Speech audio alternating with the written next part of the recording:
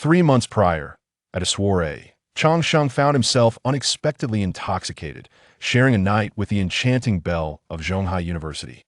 3 months later, fate entwined their paths once more within the confines of Zhonghai People's Hospital. How could this be? Pregnant after just one time? This child is mine, of course. Chapter 1. Am I really that impressive? Upon awakening, Chang Sheng felt as if a mountain rested upon him, the weight nearly suffocating. Struggling to open his bleary eyes, he was jolted into full awareness by the sight of a stunning woman draped across him. Her poise was graceful, her features exquisitely crafted like a masterwork of art, and her skin radiated a luminescent whiteness. Her hair cascaded like a waterfall, flowing across his chest, while her long legs inadvertently pinned him to the bed. What is happening? Chang Sheng's mind raced. He recalled being dragged to a gathering by his father, a place where he, unaccustomed to alcohol, succumbed to inebriation after just a few drinks. Good heavens, is that Lu Xian? The campus goddess of Zhonghai University, my idol? He struggled to piece together the fragmented memories of the previous night, but they remained elusive, muddled by the haze of alcohol. I'm finished. My image is irreparably tarnished, he lamented internally, as he pondered. Lu Xian's eyelashes fluttered, her eyes gradually opening, and their gazes met, creating an atmosphere thick with awkwardness. Suddenly, she let out a piercing scream, bolting upright and glaring at Chang Sheng, her eyes ablaze with fury, as if she could incinerate him with her gaze. Startled by her intensity, Chang Sheng instinctively averted his eyes, stopped staring. Lu Xian seized a pillow and hurled it at him with force. Dazed by the impact, Chang Sheng managed a sheepish smile, attempting to ease the tension with humor. I can't see anything. This pillow is opaque. Yet Lu Xian was unmoved by his jest. She hastily donned her clothes, a hint of panic evident in her movements. That I will take responsibility for this, Chang Sheng mustered the courage to declare. However, Lu Xian offered no reply. She silently finished dressing and exited the room without a backward glance, leaving Chang Sheng alone, his heart a tumult of emotions. He had intended to offer an explanation, yet Lu Xian had denied him even the opportunity to speak before she departed. Resigned, Chang Sheng rose to tidy up and noticed a vivid crimson stain on the white sheets, starkly conspicuous. 3 months had passed, feeling like an enduring journey for Chang Sheng. His life seemed to have returned to normal, yet deep within, an inescapable concern lingered. Today, he stood in the hospital corridor, awaiting his turn, his heart heavy with apprehension. Number 43, Chang Sheng, please proceed to consultation room 3. The mechanical voice echoed in the empty corridor. Taking a deep breath, he rose. At 183 centimeters, with a statuesque frame and handsome visage, he stood out amidst the crowd. He walked towards the consultation room with unwavering determination. Nearby, a group of nurses had already taken note of the striking young man. As he stood, they excitedly nudged one another. Let's treat ourselves to hot pot. Go get his contact info for me. One nurse whispered that I'll treat you to 2 meals. You ask him, another nurse retorted, unwilling to be outdone. Why not split the effort? We can approach him together. They conspired that let's go. The two decided to take action and approached Chang Sheng. Hello, may we exchange contact information? They summoned their courage to ask. Chang Sheng, noticing them, looked into their eager eyes and smiled. I'm sorry, but I'm taken. With that, he quickened his pace towards the consultation room. Inside, a middle-aged man clad in a white coat awaited him. Please have a seat. What seems to be the trouble, young man? The doctor inquired. Hello, doctor. I've been experiencing occasional stomach pain, Chang Sheng replied. The doctor motioned for him to extend his hand, beginning to take his pulse. After a moment, the doctor sighed, causing Chang Sheng's heart to race. Goodness. Doctor, what does that sign mean? Am I gravely ill? Chang Sheng asked, his anxiety palpable. Relax, young man. I'm just a bit fatigued from work, the doctor clarified, prompting Chang Sheng to exhale in relief. Cut back on alcohol. I'll prescribe you some herbal remedies. Just take care of yourself, avoid spicy food, and ensure you rest well. The doctor advised. All right. Thank you, doctor. Chang Sheng expressed his gratitude with a smile. Exiting the consultation room, Chang Sheng held the newly issued prescription as he made his way to the pharmacy. He muttered under his breath, I must show this to my father. He always drags me to these social gatherings. Which is more important, my life or his business project? As he passed the obstetrics and gynecology department, he inadvertently glanced inside and was startled to see a familiar yet foreign figure. There stood Lu Xian, clad in loose casual attire, her dark hair cascading casually over her shoulders, a flush on her exquisite face as she stared in disbelief at the document in her hand. Seeing her instantly brought back memories of that fateful night 3 months ago, and upon realizing she was in the obstetrics department, dread washed over him. As Lu Xian stood momentarily stunned, Changsheng approached from behind and overheard her murmur. How could this be? Pregnant after just one time? This child is mine, right? Changsheng echoed, equally astonished. As the words left his lips, Lu Xian jumped in surprise, instinctively retreating slightly. Gazing at him, her pent-up emotions erupted, tears welling in her beautiful eyes. Her sobs drew the attention of onlookers, making Changsheng the center of attention in the obstetrics department. Please, don't cry, he implored, feeling the weight of the gazes around him. If you keep crying, I'll start too. I've done you no wrong. With tears still glistening in her eyes, Lu Xian replied, You've done me no wrong? This child is yours, and you claim you've done me no harm. Changsheng was taken aback. He hadn't anticipated conceiving a child so swiftly. A whirlwind of emotions enveloped him. Surprise, responsibility, and the understanding that this situation would irrevocably alter both their lives. In that moment, Lu Xian's soft sobs mingled with an unfamiliar voice echoing in Changsheng's mind. Binding the ultimate dad system. Binding successful. Congratulations, host, for binding the ultimate dad system. The system detects that the host is about to become the father of twins, granting a novice gift package. Child-rearing startup funds. 200,000. Comprehensive pregnancy knowledge. Physique enhancement elixir. Asterisk chapter 2. Xian, I will take responsibility. Asterisk. A series of notifications resonated in Changsheng's mind, sending a shiver through him. The familiarity of the experience reminded him of the system prompts described in novels that he understood that this might herald a supernatural phenomenon.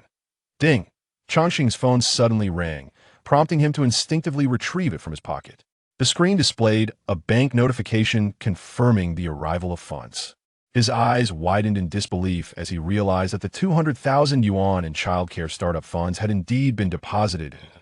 In that moment of astonishment, he felt an invisible force surging through him, as if some energy flowed within his being. Sensing this transformation, Changsheng felt a surge of joy, but before he could fully process it, he heard Liu Xuan's tearful voice softly say, Do you not believe me? If you don't, you can always take a paternity test. No, I believe you. I'm just a bit surprised. Changsheng replied, snapping back to reality, his tone imbued with both firmness and gentleness. Having received confirmation from the system, Changsheng found no reason to doubt. He simply did not know what to do next. He needed time to absorb this revelation. Shall we leave this place for now? Your crying earlier nearly terrified me. Changsheng suggested awkwardly, attempting to ease the tension in the air. Lu Xian nodded in response, choosing silence as she silently followed him out of the obstetrics and gynecology department.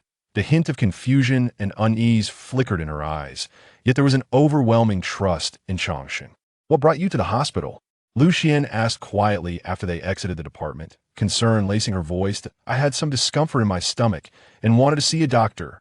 Oh, I need to grab my medication first, Changsheng stated, his voice regaining its calmness, though his heart was tumultuous. Lu Xian remained silent, trailing behind him as they approached the medication pickup window. After Changsheng collected his prescription, they left the hospital together. The corridor bustled with activity, but their thoughts were far removed from the surroundings.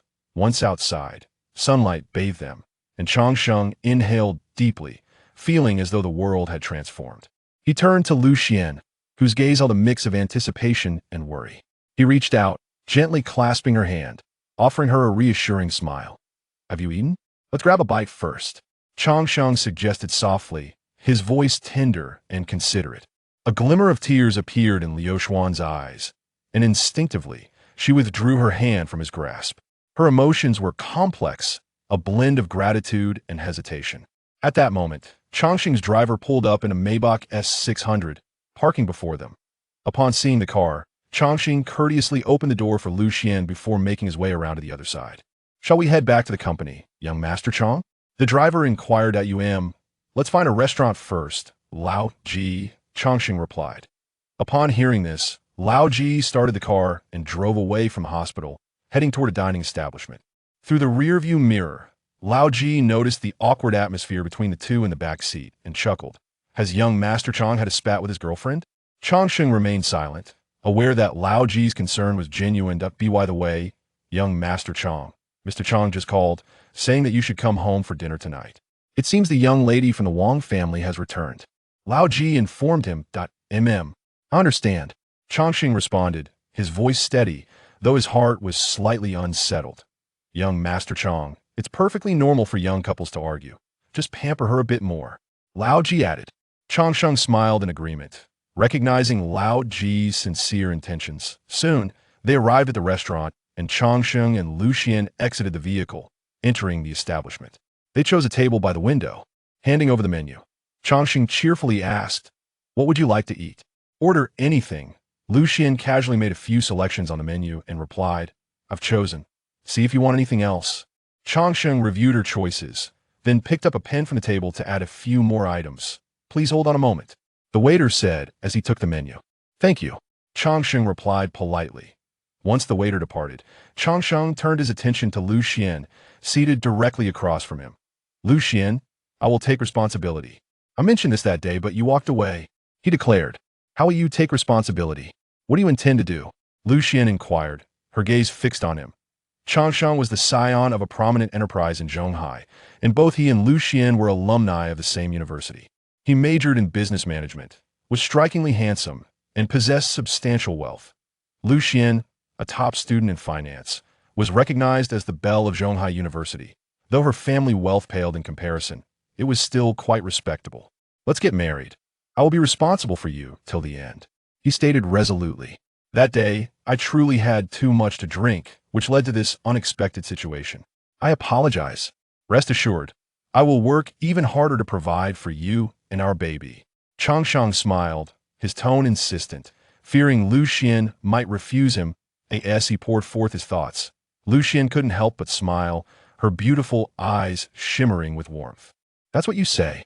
I'm not forcing you. I plan to carry the baby." She gently caressed her abdomen, her voice radiating maternal warmth and hope for the future. Chongqing gazed at Lucian, filled with affection and a sense of duty. He understood that from this moment forward, his life would irrevocably change, yet he was willing to embrace this responsibility for Lucian and their forthcoming child.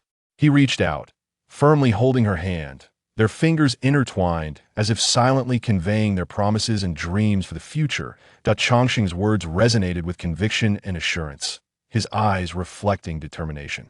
Lucian looked at him, her earlier unease gradually replaced by warmth and trust. She recognized Chongqing as a man worthy of reliance, his promises not mere words. In the midst of their conversation, the waiter arrived with the dishes they had ordered, placing them on their table. "You must be famished. Eat up." "I didn't have breakfast either and was starved after that examination." Chongqing chuckled, beginning to serve meat into Liu Xuan's bowl. Before long, they had finished their lunch and settled the bill, exiting the restaurant together. Once in the car, Chongqing remarked, "Let me take you home. Tomorrow, I'll pick you up for a comprehensive checkup." Lucian smiled in response. "All right." A smile graced Chongqing's face as well. "It seems you've made amends. As someone who's been through this, I'll advise you, young Master Chong. Treat the lady kindly." Lao Ji chimed in. Before long, Lao Ji had delivered Lucian back to her home when the system's voice echoed once more. "The host is required to take the baby for a thorough examination. For convenient travel, the host has been rewarded with a Rolls-Royce Cullinan BB edition, now parked at the host apartment. Please check." Upon hearing this, Chongqing instructed, "Lao Ji, take me back to the apartment." "Is young Master Chong not returning home tonight?" Lao Ji asked. "Why go back?" "I'm not going." Chapter 3. Mom and Dad, what are you doing here? Goodness, the system is quite user-friendly. A comprehensive examination grants me a Rolls-Royce Cullinan? If I cast my net wide, becoming the world's wealthiest seems just within reach. Warning, the host can only conceive with their destined partner to trigger a quest. Upon contemplating this, I found myself at a loss for words after hearing the system's voice. That evening, my parents called to reprimand me. "You little rascal. You didn't come home tonight. Why don't you bring a girlfriend back for your old man?" After a barrage of admonishments, I tossed my phone aside in exasperation. Moments later, when the tirade ceased, I spoke up. In a few days, I'll bring someone home. Not only that, but I'll also bring back a grandchild. With that, I ended the call. The following morning, I rose early, clutching the keys to the Rolls-Royce Cullinan gifted by the system. As I descended to the parking area, a pristine black Cullinan awaited me. Its luxurious black exterior accentuated by a golden waistline. The yellow custom interior infused the otherwise stately vehicle with a youthful vibrancy. I settled into the car and, retrieving my phone, dialed Lu Xian's number from my contacts. Hello? Lu Xian's gentle voice floated through the receiver, sounding as if she had just awakened. Have you just woken up? Yes, just now. Then I'll come to pick you up. Let's go to the hospital for a prenatal checkup. All right, Lu Xian responded, warmth spreading through her heart. She appreciated how much I cared for her and our unborn child. The Cullinan glided out from the garage and made its way along the streets of Zhonghai, drawing many admiring glances. After nearly 20 minutes, I arrived at the entrance of the community where I had dropped Lu Xian off the previous day. I sent her a WeChat message. I've arrived. Come out. In just a few moments, Lu Xian appeared at the community entrance, clad in a light blue casual outfit. Sitting in the driver's seat of the Cullinan, I watched her approach, feeling a warm surge within me. I opened the car door and stepped out to greet her. Good morning, Xian, I said gently, extending my hand to take hers. Good morning, she replied, a soft smile gracing her face. I opened the door for her, allowing Lu Xian to enter first before I made my way to the driver's seat. Starting the vehicle, I slowly drove out of the community, heading toward the hospital. Did you sleep well last night? I inquired, concern lacing my voice. Yes, not too bad, Lu Xian answered, a hint of languor in her tone. As the car cruised smoothly along the morning streets, sunlight streamed through the windows, enveloping us in a warm embrace. I occasionally glanced at Lu Xian in the rearview mirror. My eyes filled with affection. After the prenatal checkup, let us grab breakfast. I know a wonderful place, I suggested. Sounds great. I'm in, Lu Xian replied, her smile radiating joy. Upon their arrival at the hospital, Changxing carefully assisted Lu Xian out of the car, and together they entered the bustling establishment. Amidst the flow of people, both Changxing and Lu Xian exuded an air of tranquility and happiness. Throughout the prenatal examination, Changxing remained by Lu Xian's side, his gaze unwaveringly fixed upon her. After the checkup, the doctor reassured them that everything was perfectly normal and that their baby was in good health. Upon hearing this news, a sigh of relief escaped their lips, and radiant smiles illuminated their faces. Let us go and have breakfast, Changxing said, taking Lu Xian's hand as they exited the hospital together. They arrived at the breakfast shop Changxing had mentioned, which was already bustling with patrons. Fortunately, Changxing had made a reservation, enabling them to be seated promptly. What would you like to eat? The soybean milk and fried dough sticks here are particularly renowned, he offered, handing the menu to Lu Xian. I'll have a portion of soybean milk and fried dough sticks, along with some soup dumplings, Lu Xian replied, selecting a few of her favorite dishes. All right, waiter, 2 servings of soybean milk and fried dough sticks, along with 2 portions of soup dumplings, Changxing instructed the server. Their breakfast arrived swiftly, and as they savored their meal, they engaged in light-hearted conversation, relishing this rare moment of peace. Changxing, thank you, Lu Xian suddenly expressed, her eyes brimming with gratitude. What do you thank me for? Changxing inquired with a smile. Thank you for caring so much for me and the baby, and for being willing to shoulder this responsibility. Lu Xian's voice quivered slightly.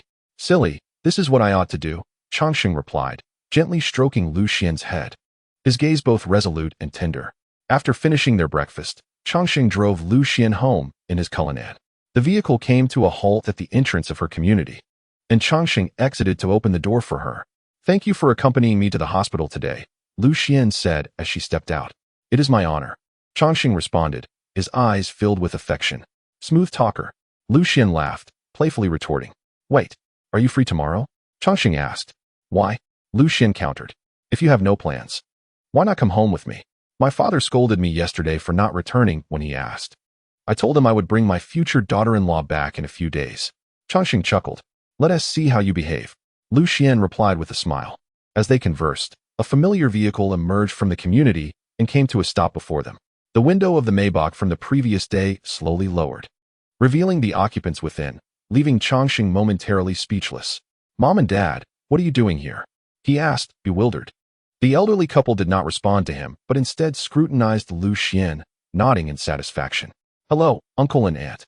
Lu Xian greeted them. "Hello, dear." Changxing's father replied with a warm smile. "Have you eaten yet, dear?" Changxing's mother inquired. "Mom, why don't you ask me if I've eaten?" Changxing interjected. "You can eat or not. It's up to you." Changxing's father spoke up. A cheerful smile spread across his face as he glanced at the young girl, Lu Xian. Beside him, "Let this lad drive you.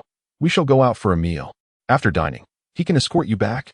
As his father's words settled, Changxing felt as though he had been completely sidelined. Nevertheless, witnessing his parents' affection for Lu Xian warmed his heart. "Mom and Dad, this is quite the surprise attack." Changxing chuckled helplessly. "What do you mean by surprise attack? Your father and I came to visit friends. Who would have known we would encounter you?" His mother shot a glance at Lu Xian, her smile radiant. "And our daughter-in-law." Upon hearing the term daughter-in-law, a blush crept onto Lu Xian's cheeks. Stealing a glance at Changxing, she found him smiling back at her. "Well then, uncle and auntie, I shall not be polite." Lu Xian replied courteously, her heart brimming with joy. All right, let us get in the car." Changxing's father urged warmly. Changxing opened the door of the Cullinan for Lu Xian, who gracefully took her seat, following his parents' vehicle closely behind. "Old G, find a good restaurant," Changxing's father instructed. "Understood, Mr. Chang," the driver, Old G, replied, starting the engine. Chapter 4. This time I was wrong. I shall dare again. Soon, the four of them arrived at an upscale restaurant near Lu Xian's home, where the elderly couple engaged Lu Xian in lively conversation, their laughter and chatter resonating throughout the dining hall, creating a particularly warm atmosphere. Their concern and affection for Lu Xian were palpable as they inquired about her recent endeavors and shared updates about the family. Changxing, on the other hand, found no opportunity to interject. He sat quietly, a smile gracing his face as he observed the interaction between Lu Xian and her family, occasionally nodding in agreement. Yet his gaze remained fixed upon her. He understood that this was Lu Xian's time with her family, and he was content to silently support her. After a delightful dinner, as they exited the restaurant and settled into the car, Lu Xian exhaled deeply, as though liberated. Turning to Changxing, she offered a grateful smile. Changxing gently took her hand, conveying unspoken comfort and encouragement. "My dear, what are you so engrossed in?" Changxing inquired playfully. As he spoke, he couldn't resist giving Lu Xian's soft cheek a gentle pinch. "Who is your dear?" Lu Xian's face instantly flushed crimson as she swatted away his teasing hand, while her other hand swiftly reached for the soft flesh at his waist, twisting it with determination. "My dear, I was wrong," Changxing exclaimed dramatically, a hint of jest in his voice. "You're still calling me that," Lu Xian retorted, increasing the pressure of her grip. Noticing her reaction, Changxing quickly grasped Lu Xian's delicate hand, smiling as he said, "This time I was mistaken. I shall dare again." Upon hearing this, Lu Xian shot him a disapproving glare before withdrawing her hand. Deep down, she understood that Changxing was merely trying to amuse her, and warmth filled her heart. "Let us go. I shall see you home," Changxing declared, starting the Cullinan once more, steering it toward Lu Xian's residential community. The residential complex is named Zhonghai Mansion, a spacious flat gifted to Lu Xian by her affluent parents. Since gaining admission to Zhonghai University, Lu Xian has resided here independently. The entrance of Zhonghai Mansion exudes an exceptional grandeur beneath the night sky as Changxing gently drives in, and the security guard courteously salutes them. Within the complex, lights illuminate the surroundings, and the glow from the greenery enhances the tranquility of the evening, creating a warm and serene ambience. Lu Xian's home is situated at the center of the community, a modern high-rise showcasing contemporary design. Changxing parks the car in the designated spot below, and the two make their way towards the elevator. Inside, silence envelopes them, punctuated only by the sounds of the elevator and their synchronized breaths. Upon reaching Lu Xian's door, Changxing unexpectedly halts, turning to face Lu Xian with a hint of reluctance in his gaze. Lu Xian seems to sense this emotion. She gently bites her lip and looks up with a smile, suggesting, "How about coming in for a while?" Changxing responds with a grin. "That sounds delightful." He pauses, then adds, "But don't twist my arm again next time. It really hurts." Lu Xian chuckles, her smile radiant in the dim corridor light. "That depends on your behavior," she teases. They exchange amused glances before Lu Xian turns to unlock her door, and they step inside. "Just yesterday, the doctor mentioned my stomach discomfort, and here you are, delivering soft meals right to my door. How wonderful," Changxing remarks with a laugh. The apartment showcases minimalist decor, impeccably tidy. Chang Sheng settles onto the sofa, casually grabbing the snacks Lu Xian had placed on the coffee table. You're quite the considerate one, aren't you? Lu Xian observes with a hint of sarcasm. Of course. What belongs to my wife is mine. Chang Sheng retorts playfully.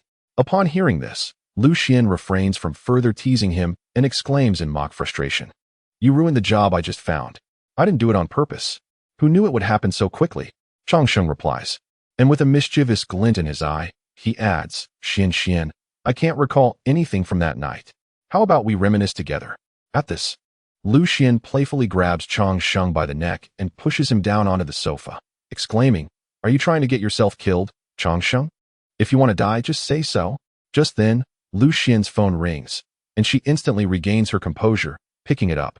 Upon seeing the caller ID, she warns, Shoo, before answering the call. Mom, what have you been up to lately? You haven't called in days. Her mother inquires. Oh, I've been busy with nothing. Really? Nothing at all. Lu Xian hastily replies. Are you really not busy? Her mother presses. No, I'm not. Lu Xian insists.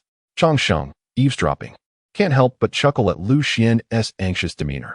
Noticing this, Lu Xian irritably pinches him at the waist. Ouch, he exclaims. Xian, have you started dating? Lu Xian's mother, having heard Chang Sheng's voice, begins to piece things together. What? Lu Xian stammers. If you're dating, that is fine. As long as you're happy. Lu Xian's mother spoke with a smile, adding that in a few days, she would have time to bring her home for a visit. Okay, I'll ask him in a bit. Lu Xian responded. All right, I won't disturb you any longer. After hanging up the phone, Lu Xian cast a fierce glance at Chang Sheng. It's all your fault. You made my mom find out. Oh dear, it was bound to happen. Let her find out. I was already prepared for a broken leg after that day. Chang Sheng replied with a chuckle. Lu Xian shot him a glare. Yet her eyes held a hint of tenderness. She understood that, regardless of what the future held, Chang Sheng would remain an indispensable part of her life. Their playful banter was perhaps a unique expression of their love. How about you come home with me tomorrow? Lu Xian inquired. Chang Sheng nodded enthusiastically, of course.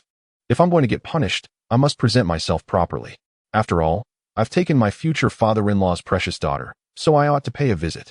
As he spoke, Chang Sheng stood up, prompting Lu Xian to say, See you tomorrow, drive safely.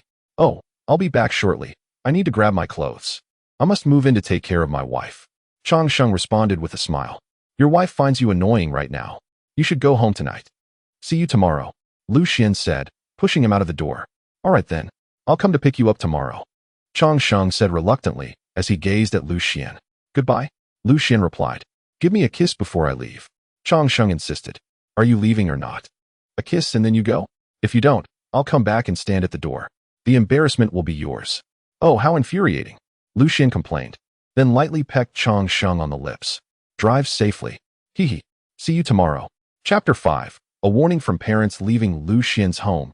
Chang Sheng drove his Cullinan, a luxurious SUV, slowly departing from the neighborhood where she lived. He navigated along the city's main thoroughfare, passing through a bustling commercial district, and eventually arrived at his upscale residential area. The architecture here was modern and opulent, each building resembling a work of art amidst the urban landscape. Chang Sheng parked his vehicle in the designated spot and noticed a familiar Maybach parked quietly nearby, his father's car, indicating that his parents were already waiting at his apartment. This realization heightened his anxiety. He recalled that yesterday's hospital checkup slips, along with Lu Xian's, had been carelessly left on the coffee table, unput away. If his parents were to see those documents, they would undoubtedly grasp the situation instantly. Chang Sheng quickly parked the car and nearly sprinted into the elevator. As it ascended rapidly, his heart raced in tandem. Soon, he reached the top floor, the most lavish penthouse in the entire residential complex, which was also his home. Upon opening the door, he found his parents seated on the sofa, leisurely sipping water, clearly having waited for him for some time. Their expressions were a mixture of anticipation and seriousness, which filled Chang Sheng with unease. Now tell us, how did you two meet? Chang Sheng's father inquired directly. Are you classmates? I am in the management department, while she is in finance, Chang Sheng replied as he attempted to maintain his composure and settled onto the sofa. You've been rather discreet for 3 months now, Chang Sheng's father remarked with a hint of jest. Chang Sheng could only muster a sheepish smile, knowing that this was not a moment for levity. His mother, however, appeared more serious as she stated earnestly, "Since she is pregnant, you must provide an explanation. Don't tarnish the girl's reputation." Upon hearing this, Changxing responded with a smile, "Mom, I understand. I have it all planned out. Tomorrow, I will visit her parents and bring some gifts. I don't have anything suitable here." "Well, go back and fetch something," Changxing's mother replied with a smile. Before inquiring further, "Do her parents know yet?" "Not yet," Changxing answered, a note of regret in his voice. "Alas, we older folks don't meddle in the affairs of youth. I actually quite like that girl. Bring her home for dinner sometime. We only just learned about this after 3 months. You sly boy, you really know how to keep a secret," Changxing's father said, balancing reproach with understanding. Hearing their son's explanation, both parents felt relieved and prepared to leave. "I'll have old G send the items over to you shortly. And let me remind you once more, Changsheng, our family does not have a habit of abandoning our responsibilities. I know how young people behave these days, but you must put an end to this." Changxing's father spoke sternly. "You know what I'm like, don't you? Now go on," Changxing said impatiently. "All right, son, your father and I think that girl is quite wonderful. Since she is already pregnant, you must give her a proper explanation. From now on, the only daughter-in-law of the Chang family can only be this girl, Lu Xian. Others need not apply. They will not cross our threshold," Changxing's mother declared. Following this, Changxing's father affirmed, "Indeed, your mother is right. Let me make it clear. If you dare to replace my daughter-in-law with someone else, you won't be welcome in our home either." With that, the couple departed from Changxing's apartment.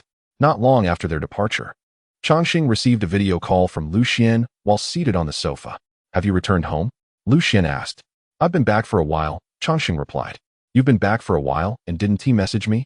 Lu Xian questioned. "My parents were here," Changxing explained. Then turned the camera to show the 2 hospital bills on the table, one for his gastric issues and the other for Lu Xian's ultrasound. "I had no one here. Who knew my parents would drop by unexpectedly?" He continued. "Did uncle and aunt find out?" Lu Xian asked softly. "Yes. It seems my parents like you quite a bit. They just warned me that our family's daughter-in-law must be named Lu Xian. If I were to change to someone else, I would not be allowed in our home. Including me." Changxing lamented. "You deserve it. You brought this upon yourself. Who told you to bully me?" Lu Xian retorted. Lu Xian chuckled and remarked, "I'll hang up now. You should get some rest." After ending the call, she lay contentedly on her bed. The following morning, Changsheng rose early, meticulously prepared breakfast, and, accompanied by his parents, brought a car full of gifts sent by old Ji the night before to Lu Xian's residence. He understood that this meeting was not merely a casual visit, but a significant step toward their future together. After breakfast, the pair began their journey to Lu Xian's hometown. Situated 2 hours away from Zhonghai City in a scenic third-tier city, where life flows at a relaxed pace. Lu Xian's parents, both professors at a prestigious university in the country, chose to return to their hometown after retirement, embracing a serene life in their golden years. "Let's go?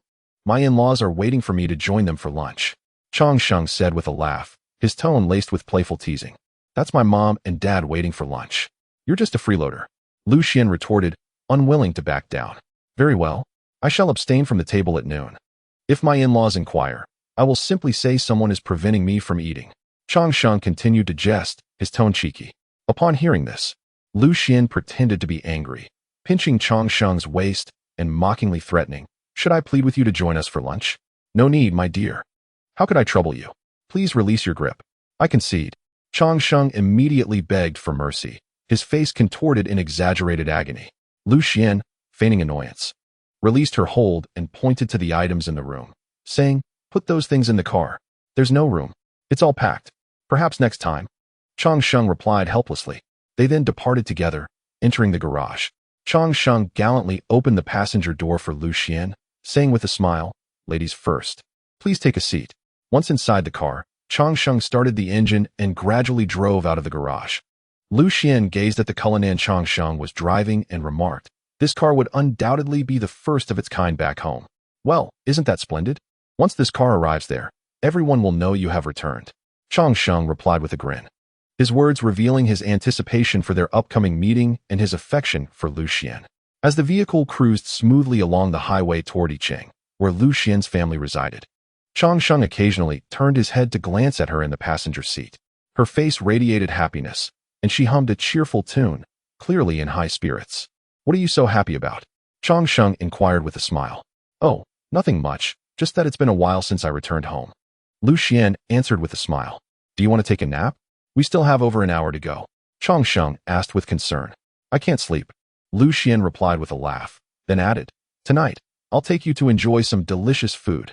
You, the young master of the Chang group, surely haven't tasted anything like it. What is it? Changsheng asked, curiosity piqued. Street-side fried skewers. You've definitely never had them. Lu Xian teased playfully. You seem to harbor a slight disdain for me. I have tasted this before, and it is truly delectable. Changsheng chuckled as he spoke, continuing. You hold our group in too high regard. It's not as exaggerated as it appears on television, where they dictate what one can and cannot eat. All right then. Lu Xian replied with satisfaction. Let me tell you, while our place may not rival Zhonghai in its splendor, I find it far more comfortable than Zhonghai. Lu Xian remarked. In Zhonghai, unless one is particularly acquainted, conversation is scarce. Here, however, it is a different story, as familiar faces abound. Lu Xian said joyfully. Along the way, she animatedly recounted tales from her childhood to Changsheng, who drove attentively, listening quietly. After 2.5 hours, the vehicle emerged from the toll station.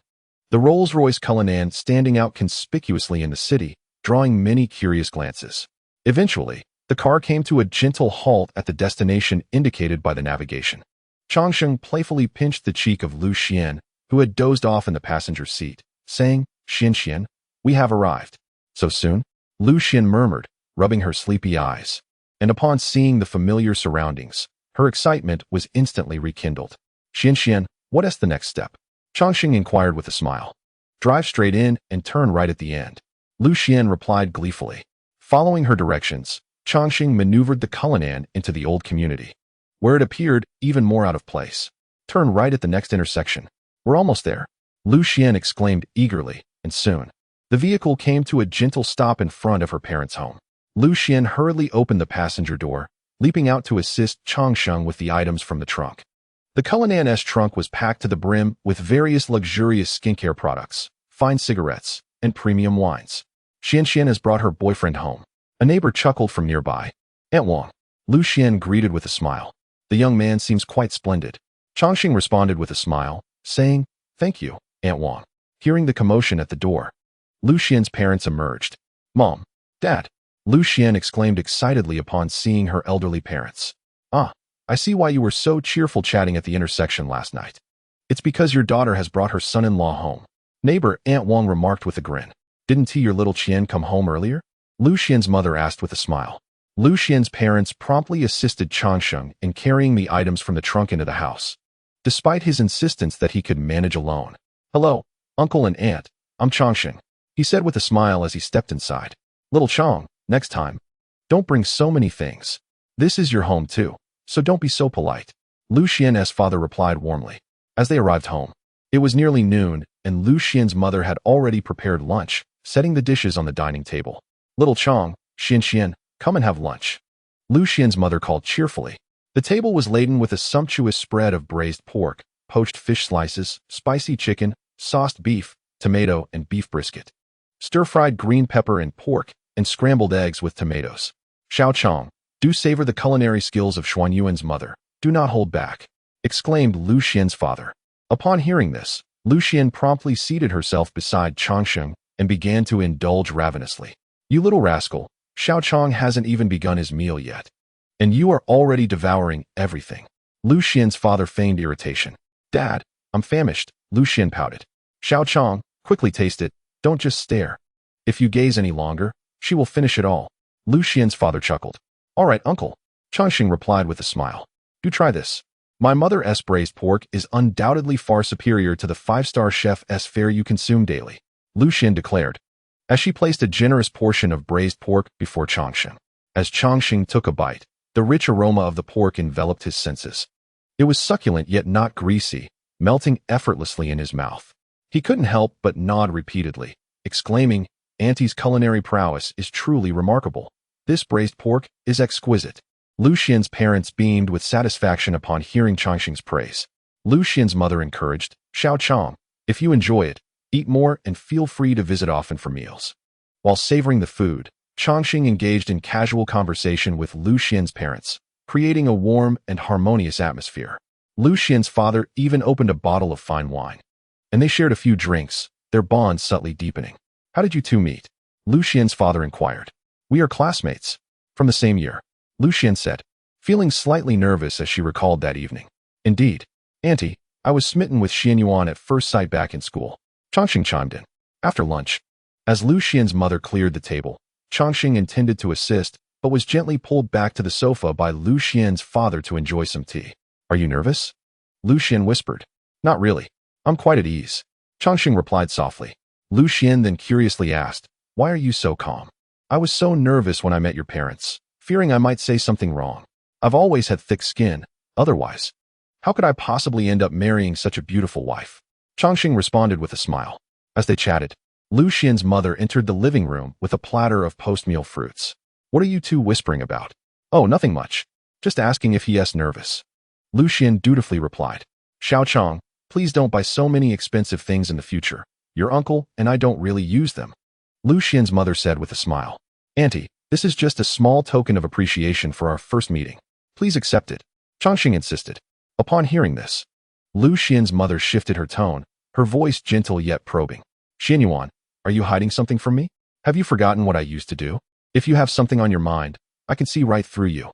Lu Xian, realizing she could no longer conceal the truth, steeled herself and revealed, Mom, I'm 3 months pregnant. Chapter 7. I'm not nervous at all. At that moment, Lu Xian's mother sat on the living room sofa, her eyes wide with shock. Filled with disbelief, her hands instinctively tightened around the edge of the sofa, as if she were striving to control her emotions. Xian, you are not joking with your mother, are you? A hint of incredulity laced her voice, as though the news had come so abruptly that she struggled to grasp it. Lu Xian lowered her head, her long eyelashes trembling slightly, her voice choked with emotion. I'm sorry, Mother. Her hands were clasped tightly together, radiating helplessness and anxiety. At that moment, Chongqing stood to the side, inhaling deeply before speaking. Auntie, I am truly sorry. It is all my fault. I am the one who got Xian pregnant. I apologize. Though his voice was low, it resonated with unwavering determination. Auntie, please rest assured, I will take good care of Xian. If you are still angry, then feel free to strike me. Chongqing continued, his demeanor earnest and his gaze resolute, as if he were assuring Lu Xian's mother that he would shoulder all responsibilities. Upon hearing this, Lu Xian's mother furrowed her brow, scrutinizing the two with a complex mix of concern for her daughter and assessment of Chongqing. Her gaze flitted between them, seemingly in search of answers. Chongqing held Lu Xian's delicate hand, offering her a sense of reassurance. After a moment, Lu Xian's mother opened her eyes, her voice tinged with a hint of anger. Xian, come in and talk to your mother. Though her tone was stern, it carried an undercurrent of care. Lu Xian glanced nervously at Chongqing, who smiled and offered her a reassuring look. Subsequently, Lu Xian followed her mother into the room. Inside, Lu Xian's mother sat at the edge of the bed, while Lu Xian stood before her, the atmosphere between them heavy with tension. Aunt Li's eyes brimmed with concern and worry, her voice trembling as she inquired, Xian, what exactly is going on? You need to explain this to your mother. Lu Xian recounted the entire tale to her mother, from their initial meeting to the unexpected pregnancy, her voice low yet imbued with resolve and determination. Mother does not oppose you having a boyfriend, but this is all happening too quickly. Lu Xian's mother responded, her tone softening, though her brow remained furrowed, the earlier severity dissipating. Lu Xian lowered her head, aware that her mother's words were laced with concern and reproach. Yet she understood it stemmed from a place of love. Mother, I know I made a mistake. Lu Xian raised her head, her gaze steady upon her mother. We will face this issue together and find a resolution. Seeing her daughter's steadfast expression, Lu Xian's mother's anger gradually faded. She sighed, her tone becoming gentler. You are both still young, and there are many things to consider. However, since this has already occurred, we must confront it together. Lu Xian's mother rose and gently embraced her daughter. I am merely worried about you, afraid you might get hurt. Lu Xian returned the embrace tightly, tears welling in her eyes. I understand, Mother, thank you. The mother and daughter conversed in the room for quite some time, and ultimately, Lu Xian's mother accepted the reality and expressed her support for their decision. She confided in Lu Xian that, regardless of what transpires, home will eternally be her sanctuary. Chongqing anxiously awaited in the living room until Lu Xian and her mother emerged from the chamber together. After inviting Chongqing to sit, Lu Xian's mother began. Xian has shared everything with me. I am well aware of the situation. You claim you wish to take responsibility. How do you intend to do so for Xian? Rest assured, Auntie, as long as you and Uncle agree, I will marry Xian immediately, Changsheng declared resolutely. Ah, young man, this decision cannot merely hinge upon my nod or your auntie's. Have your parents been informed of this matter? Lu Xian's father interjected. Uncle, you needn't worry. My parents also wish for me to bring Xian home, Changsheng replied. Then, he continued, Auntie, please entrust your daughter to me. I vow to take excellent care of Xian. Upon hearing these words, Lu Xian subtly shifted her position, moving behind Changsheng and, almost unconsciously, clasped his hand. Lu Xian's parents, witnessing their affectionate exchange, could not help but shake their heads in amusement. Xian, I harbor no intention of parting you two. I simply did not anticipate becoming a grandmother so soon. Upon hearing her mother's words, Changsheng was elated and promptly expressed his gratitude. Thank you, Annie. Meanwhile, Lu Xian, unbeknownst to herself, shed tears. Changsheng, remember what you said today. Should anything happen to our Xian in your household, I will hold you accountable, Lu Xian's mother warned.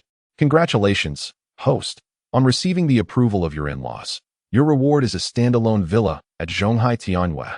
A cascade of system notifications echoed in Changsheng's mind, surprising him with the unexpected rewards. In the living room, Lu Xian's father observed the couple's nervous demeanor and could not suppress a chuckle. His voice carried a hint of levity and humor. Sit down, young Chang. When I visited your auntie, I was even more anxious than you. I too faced my share of trials back then. His words conveyed a sense of understanding and reassurance from one who had walked the same path. You've certainly found your voice now. The two children must be weary after driving all morning. Let them rest, Lu Xian's mother suggested tenderly. Nodding in agreement, Lu Xian's father gazed at her with affection. Xian, take young Chang to rest. Your mother has tidied your room in anticipation of your return. Delighted, Lu Xian nodded and took Changsheng's hand, leading him upstairs to her room in the small general's residence. Each step up the staircase felt light and filled with anticipation. Upon entering her room, Changsheng inhaled deeply, as if expelling all tension and unease with that breath. Lu Xian, amused by his demeanor, smiled. Her eyes crescent-shaped. Weren't you not nervous? Why act tough like a stubborn duck? I'm just a living person. Can't I show a little resolve?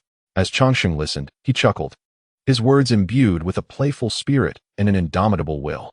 All right, you stubborn one. Tonight, you shall sleep on the floor, Lu Xian retorted, her tone laced with jest and a hint of menace.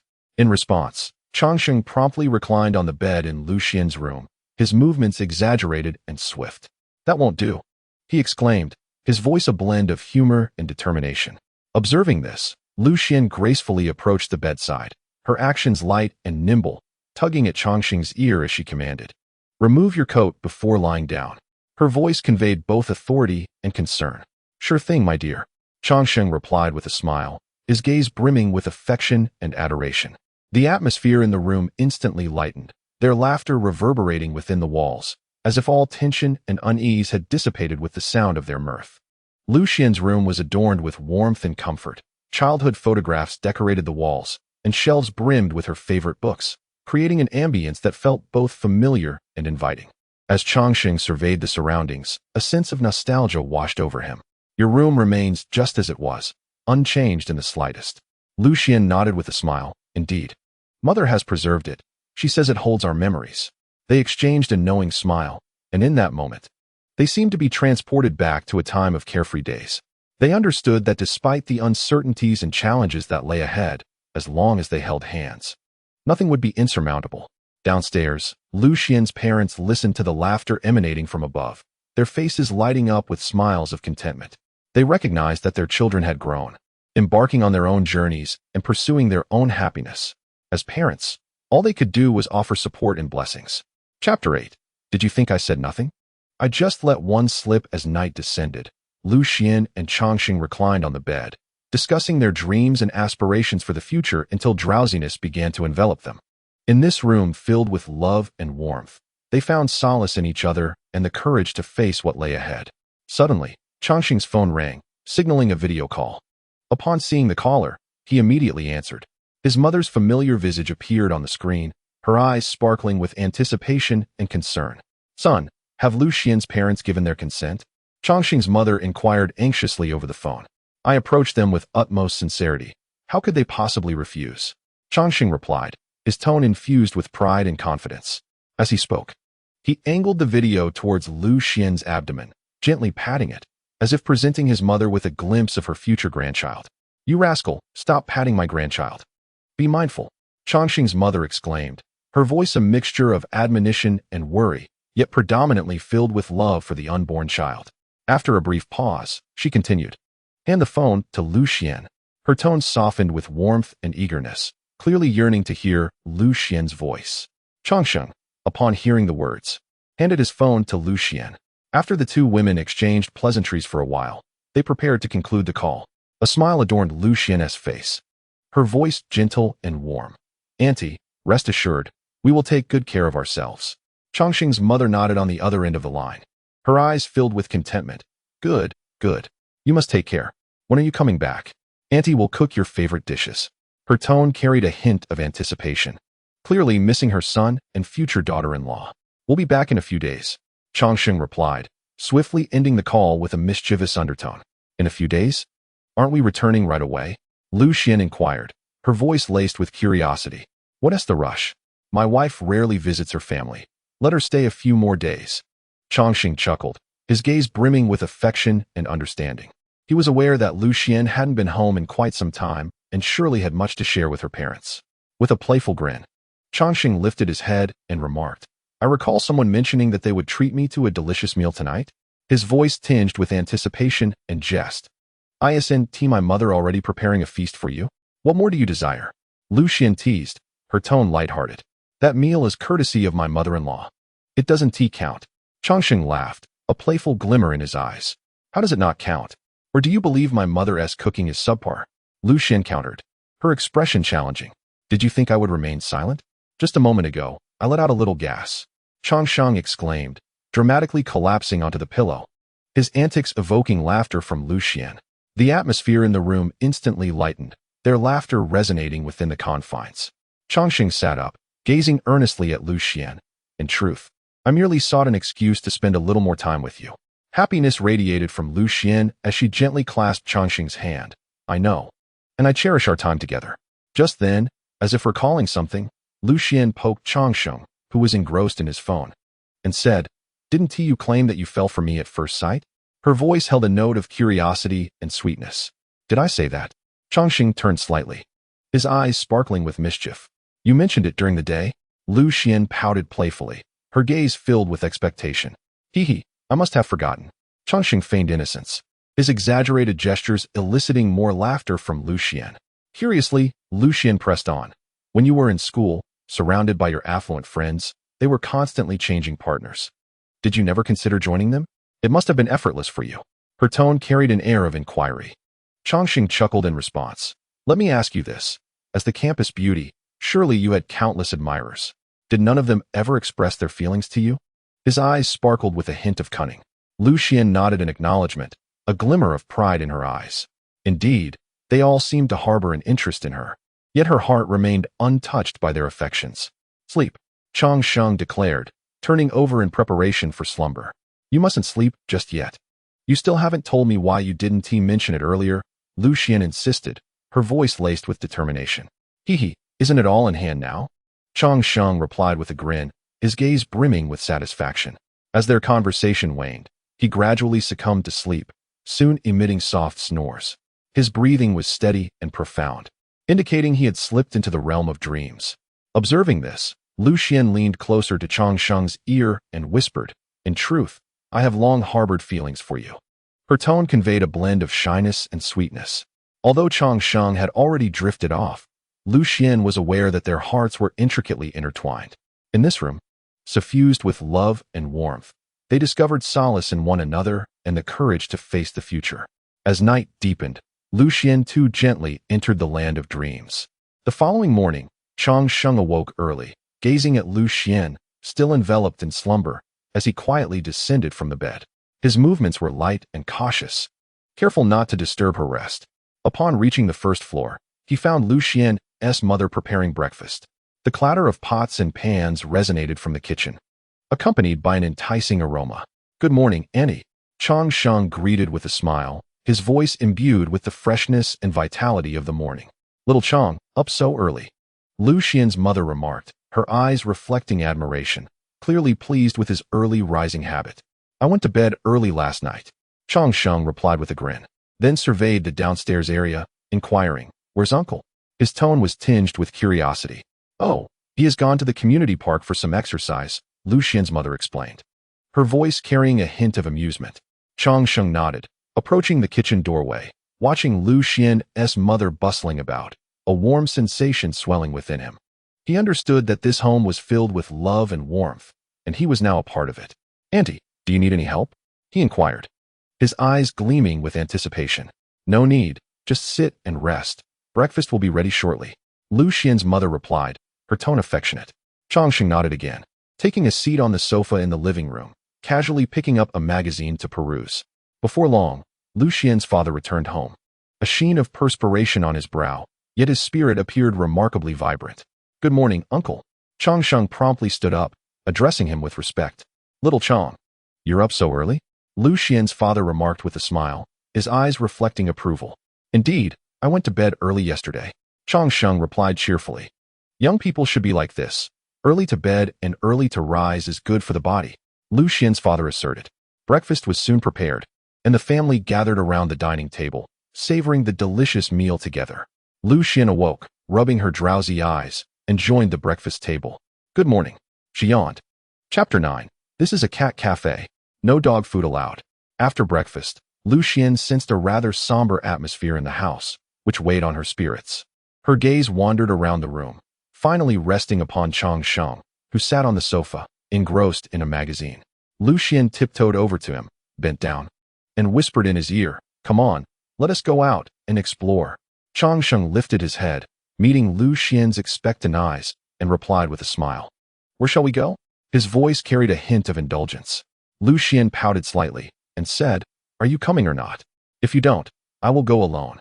Her words bore a trace of playful threat, yet her eyes shimmered with anticipation. Without hesitation, Chang Sheng set aside his book, stood up, and gently replied, "Of course. Wherever my wife wishes to go, we shall go."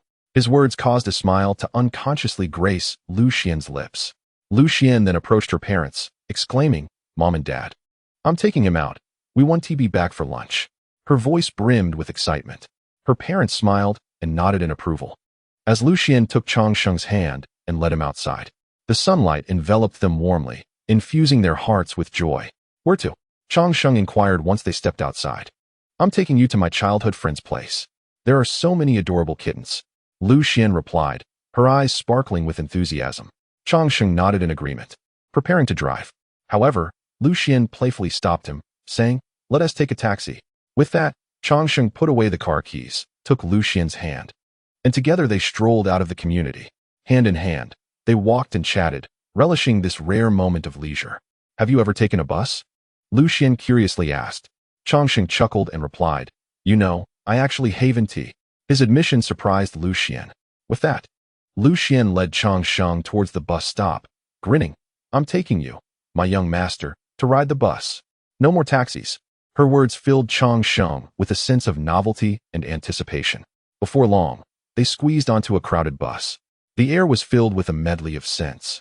Some passengers were engrossed in their phones while others whispered amongst themselves. Chang Sheng navigated through the crowd and finally found an empty spot in the corner of the bus. He gestured for Lu Xian to sit down while he stood beside her, one hand gripping the handrail and the other gently resting on her shoulder. The bus started its journey, gradually emptying with each stop. After 7 stops, they finally arrived at their destination, Changsheng Plaza, a vast shopping center that combined shopping, dining, and entertainment. Lu Xian tugged at Chang Sheng's hand, weaving through the bustling crowd until they reached a cat cafe named Cat Star. As soon as they entered, the proprietor's warm greeting resonated. "Welcome. What would you two like to drink?" The owner, a young woman, looked up and her eyes sparkled upon seeing Lu Xian. With evident excitement, she exclaimed, Xian, what brings you back?" Her voice brimmed with surprise. "I just returned yesterday. I couldn't wait to come see you today."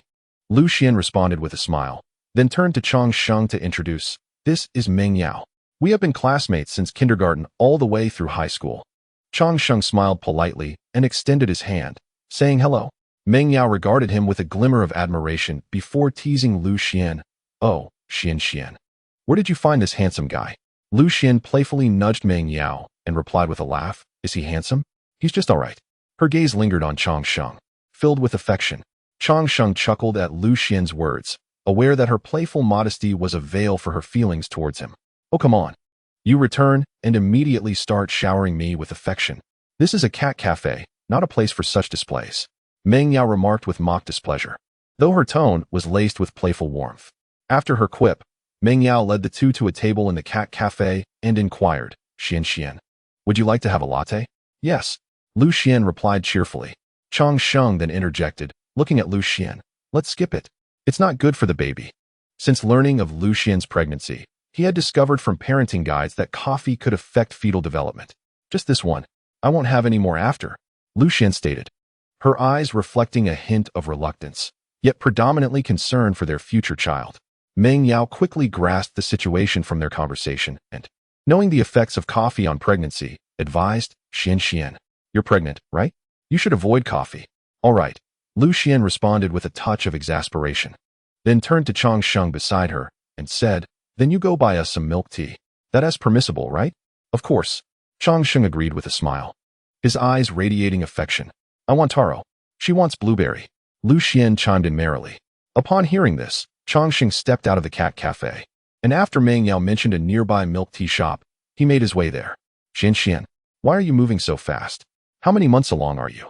Meng Yao asked, holding Lu Xian's hand, her eyes brimming with curiosity and delight. 3 months. Lu Xian replied with a smile, gently placing her hand on her abdomen, her face aglow with maternal radiance. That's wonderful. I don't even have a boyfriend, and you're already going to be a mother, Meng Yao said with a hint of envy in her voice. Lu Xian comforted her with a smile. You will have your chance. Don't rush. As the two engaged in conversation at the cat cafe, cats occasionally leaped onto their laps or nuzzled against them, creating a warm and joyous atmosphere.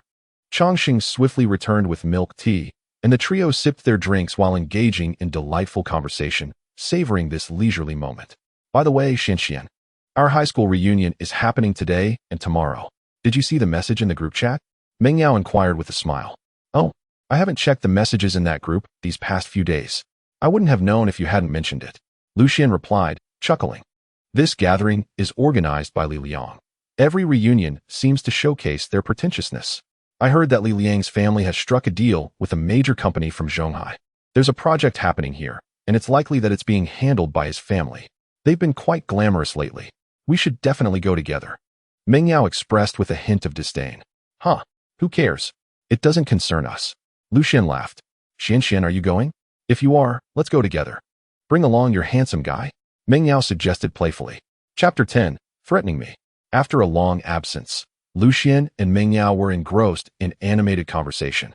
Their topics ranging from childhood anecdotes to high school graduation, reminiscing about those carefree days, their faces illuminated by joyful smiles. Changxing quietly listened from the side, occasionally interjecting but mostly smiling as he observed them. From their dialogue, he learned that Meng Yao mentioned Li Liang had once pursued Lu Xian, which piqued his curiosity about this past interest in his wife. By the way, Xian, how long do you plan to stay this time? Meng Yao asked with a gleam of anticipation in her eyes. I'll be heading back in a few days. I have some matters to attend to, Lu Xian replied, glancing at Changxing and smiling, her words revealing a sense of reliance and trust in him. I shouldn't even ask how long you're staying. You two are just flaunting your affection, Meng Yao teased, feigning exasperation, though her tone was lighthearted. Ha, you better hurry up, Lu Xian said cheerfully, causing a faint blush to rise on Meng Yao's cheeks. Whether I hurry or not, I am definitely going to be your bridesmaid when you get married, Meng Yao retorted, her gaze reflecting deep friendship towards Lu Xian. Of course, who else could be my bridesmaid? Lu Xian replied, her words warming Meng Yao's heart. Their conversation brimmed with anticipation for the future and a cherished friendship. Listening nearby, Changxing felt a warm glow in his heart as well. Time slipped away unnoticed amidst their joyful chatter, and the cats in the cafe seemed to sense the warmth, dozing on guests' laps or frolicking in the corners. In this quaint cat cafe, Changsheng, Lu Xian, and Meng Yao relished this rare tranquility and joy. Close the door. I'm treating you both to hot pot, Meng Yao declared as evening approached. her voice filled with enthusiasm and generosity. Then we won't hold back. Changsheng replied with a smile, his demeanor polite yet friendly. Don't be polite with her. It's unnecessary. Lu Xian chimed in playfully, her words laced with mischief and affection. You two are being quite unfair. Meng Yao gazed at Lu Xian and, despite a hint of complaint in her tone, her smile betrayed her indifference to it. As the trio exited the cat cafe, Meng Yao closed the door and inquired, Xian, how did you arrive? By bus. Lu Xian replied with a smile, her words imbued with a sense of pride, as if she were recounting a novel experience. All right, I'll drive you. After we finish the hot pot, I'll take you back, Meng Yao said cheerfully, her words overflowing with care and attentiveness. Before long, Meng Yao drove her car, ferrying the two to a hot pot restaurant. The establishment was alive with steam and the chatter of patrons, enveloped in the essence of vibrant life. The two began discussing the delightful new eateries that had emerged in Yicheng over the past few years, their conversation brimming with a passion for life and a pursuit of culinary delights. While they conversed, Changsheng made his way to the bar to settle the bill, subsequently sitting nearby to listen to the exchange between the two friends. His gaze radiated warmth and understanding, acknowledging that this was a means of relaxation and enjoyment for Lu Xian. At 7:30, the trio departed the hot pot restaurant. After Meng Yao drove the two back, she took her leave. Beneath the night sky, the city lights twinkled, and the streets began to empty, yet the hearts of the three were filled with warmth and contentment. My dear, are your lips tired? Changsheng playfully inquired, his tone laced with jest and concern. Why? Do you find me too talkative? Lu Xian halted, looking up at Changsheng with a playful glint in her eye. Not at all. I merely sense that you two possess an endless array of topics, Changsheng replied, his voice tinged with curiosity and comprehension. Certainly. In Zhonghai, I can hardly find anyone to confide in.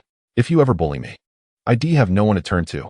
Lu Xian jested, her words carrying both humor and a hopeful anticipation for the future, alongside a deep trust in Changsheng.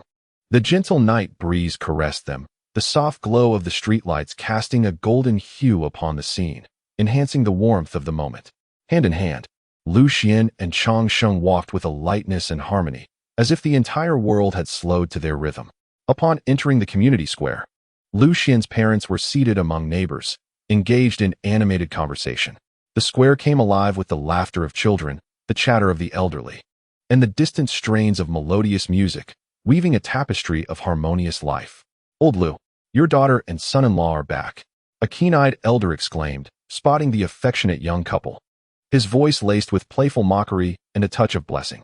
Upon hearing the elder's call, Lu Xian's gaze traversed the crowd until it landed on her parents. She smiled, grasping Changsheng's hand, and hurried towards them, courteously greeting the elderly. She then turned to her parents and softly said, Mom, Dad, we're heading back to rest now.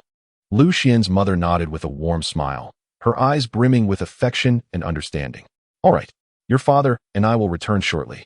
Her voice, gentle and warm, enveloped Lu Xian in a comforting embrace. After bidding farewell to their parents and neighbors, the two returned to their cozy abode. They took turns bathing, washing away the weariness of the day, and then lay in bed, savoring the rare tranquility. You're squashing my hair, Lu Xian suddenly complained with a hint of playful annoyance in her tone. Upon hearing this, Changsheng immediately recognized his oversight and carefully turned, tenderly pulling Lu Xian into his embrace, fearful of causing her any discomfort again. Hee, Changsheng chuckled, his smile tinged with both apology and affection. What are you grinning about? Lu Xian asked curiously, intrigued by his laughter. I want to tell you, Changsheng replied with a playful glint in his eyes. Fine, keep it to yourself. Just don't touch me, Lu Xian responded with a laugh. As soon as Changsheng's words fell, he felt a warm force in his arm, prompting him to hold her tighter, as if wishing to meld her into his very being. Half jokingly, half seriously, he remarked, Go ahead and call for help. Even if you summon my father-in-law and mother-in-law, it wouldn't matter. You're already disdaining me for merely smiling. His tone carried a teasing lilt, yet his eyes brimmed with affection. At this, Lu Xian shot him a glare and playfully bit down on his wrist, her teeth gently grazing his skin, a blend of reprimand and endearment. Though her actions bore a hint of force, they were devoid of true malice. I'm sorry, my dear wife, I was wrong. I won't complain anymore. Changsheng immediately begged for mercy, his voice laced with exaggerated helplessness, as if he had suffered great injustice. He only ceased his pleas once Lu Xian released her grip. When she let go, 2 rows of teeth marks adorned his wrist, tokens of Lu Xian's affection. He gazed at the imprints. While they stung slightly, they were overshadowed by feelings of joy and contentment. "That's what you get for threatening me," Lu Xian said triumphantly, her eyes sparkling with satisfaction, as if to say, "Let us see you dare do that again." Changsheng gently rubbed his wrist before reaching out to caress Lu Xian's hair, his gaze filled with love. "How could I ever threaten you? I was merely teasing," he said. Lu Xian let out a soft hum, though the corners of her mouth betrayed her with a smile. She understood that no matter what Changsheng said, his love for her was genuine. Chapter 11. This is my husband. The following day, sunlight streamed through the curtains, illuminating their cozy bedroom. The couple gradually awakened around 9 o'clock, relishing the rare leisure of the morning. Lu Xian was the first to open her eyes. She turned to gaze at the still sleeping Changsheng, her heart swelling with contentment. She reached out and gently poked his nose, and as she looked at him, a tender smile blossomed on her lips. Regaining her composure, Lu Xian quietly rose from the bed and made her way to the bathroom to freshen up. The sound of running water and the refreshing scent of toothpaste invigorated her spirit. As she was engaged in her morning routine, Changsheng gradually stirred from his slumber. "The lazy bug awakens," Lu Xian teased with a playful tone as she noticed Changsheng sleepily entering the washroom. In response, Changsheng nodded, rubbed his eyes, and joined her in the ritual of freshening up. The two exchanged a smile in the mirror, marking the commencement of a new day. "Changsheng, let's return to Zhonghai tomorrow," Lu Xian remarked while brushing her teeth. "Why not linger at home a bit longer?" Changsheng replied with a chuckle as he washed his face. "There will be plenty of time to return. Weren't you assigned to your company by uncle? Aren't you working?" Lu Xian inquired, her words laced with concern. What job could possibly outweigh the importance of having a wife? Changsheng retorted with a smile, his tone brimming with affection for Lu Xian. "That won't do. If you don't work, how will I earn money? I invested in your family's stocks. I'm still waiting for them to hit the ceiling." Lu Xian quipped, her tone playful. "All right. No wonder you studied finance. When did you make that purchase?" Changsheng responded, admiration gleaming in his eyes. "About a year ago," Lu Xian replied, a hint of pride sparkling in her gaze. Once they completed their morning routines, the couple descended to relish a lavish breakfast. Subsequently, Lu Xian busied herself with preparations. As they were set to attend a class reunion, "Mom and Dad, we're heading out. We won't be back for lunch. I'm going to meet Yao Yao for the reunion," Lu Xian cheerfully informed her parents. "Be careful on the road," Lu Xian's mother advised Changsheng. She had arranged to pick up Meng Yao shortly. Approaching 11 o'clock, they departed from Lu Xian's community and settled into Changsheng's vehicle. "My wife is simply stunning," Changsheng remarked, gazing at Lu Xian, whose understated makeup radiated a gentle elegance, enhancing her already exquisite features. Upon hearing Changsheng's compliment, Lu Xian laughed. "Of course. If you say someone else is beautiful, I shall lodge a complaint." Their conversation brimmed with sweetness and banter. Changsheng ignited the engine of the Cullinan, gliding gently out of the community. Under the sun's glow, the car shimmered brilliantly, capturing the attention of numerous passers-by. "How much did this car cost? Why are so many people staring?" Lu Xian inquired curiously. "It was over $1 million. Changsheng replied with a smile. This Cullinan was a reward from the system, equipped with luxury features and considerable value. "$1 million? Lu Xian exclaimed in astonishment. Though not particularly interested in cars, she recognized that this was a Rolls-Royce, the epitome of luxury. She had initially assumed it would cost only a few million, not exceeding 10 million. "What about the sports car you drove at school?" Lu Xian asked again. "Which one?" Changsheng countered, momentarily bewildered. As a premier second-generation heir from Zhonghai, he owned no fewer than 10 sports cars, making it difficult to recall. "The purple one. The one with the doors that open upwards," Lu Xian prompted. Changsheng reminisced about his previous drive to school in his Pagani Zonda and slowly began to speak. "The car you see could buy 5 of these." Lu Xian, taken aback, though unfamiliar with the brand, recognized from the door's design that it belonged to an unattainable echelon. "What a spendthrift." Lu Xian chuckled, her tone devoid of reproach, instead laced with a hint of affection. Before long, the Cullinan halted at the entrance of Meng Yao's residential complex. Meng Yao had been waiting at the gate, and upon seeing such a luxurious vehicle pull up, she was momentarily stunned. "Yao Yao, hurry up and get in," Lu Xian called, lowering the window and waving at Meng Yao. In response, Meng Yao, wide-eyed, opened the back door and climbed in. Chongqing instructed her on how to use the buttons on the car door to close it. Once seated, Meng Yao exclaimed in astonishment, "Wow, Xian, your companion is quite extraordinary. Keep it low-key." Chongqing replied with a smile, giving Lu Xian's leg a gentle pat. "Wife, please set the navigation. I'm unfamiliar with these roads." Lu Xian promptly activated the GPS, directing them toward the restaurant where the class reunion was being held. Throughout the journey, the trio engaged in lively conversation, eagerly anticipating the impending gathering. They soon arrived at the restaurant for the reunion, and as Meng Yao exited the vehicle, she excitedly urged Lu Xian, "Xian, have your husband wear his valuable watch or something. Let us outshine Li Liang. His pretentiousness is infuriating." Lu Xian laughed in response. "Is it really necessary? What is there to compare with him? Let us deflate his arrogant demeanor." Meng Yao continued, clearly displeased with Li Liang's ostentation. Lu Xian turned to Chongqing, half-jokingly remarking, Yao suggests you show off a bit. You heard her. Channel your spendthrift aura." Chongqing chuckled. "Wife, I aspire to be a quietly handsome gentleman. No need for that." Meng Yao, undeterred, added fuel to the fire. "Chongqing, you can be low-key with others, but he loves to flaunt. He even pursued Xian. You must give him a taste of reality." Upon hearing this, Chongqing conceded that Meng Yao had a point. He opened the armrest compartment and retrieved a Patek Philippe watch valued at over 1,000,000 yuan, elegantly adorning his wrist. "Mister, how much is that watch?" Meng Yao inquired curiously. "Just over 1,000,000, I suppose. That should suffice." Chongqing replied nonchalantly. "That's more than sufficient." Meng Yao responded with a smile. The three of them entered the restaurant together, laughing and chatting. The Patek Philippe on Chongqing's wrist gleamed with understated luxury under the lights. His demeanor and poise effortlessly exuding nobility, drawing the attention of those nearby without any overt display. Holding Lu Xian's hand, he noticed several high school classmates approaching. Recognizing Lu Xian, "Xian, it's been ages. Have you returned from Zhonghai?" A well-dressed female classmate inquired.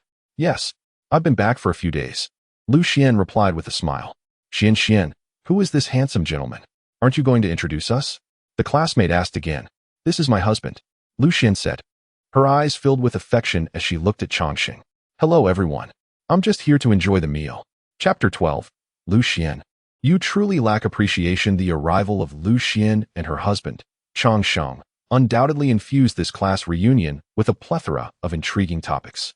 Lu Xian, once the belle of the class, has always been a subject of admiration among her male peers due to her beauty and grace.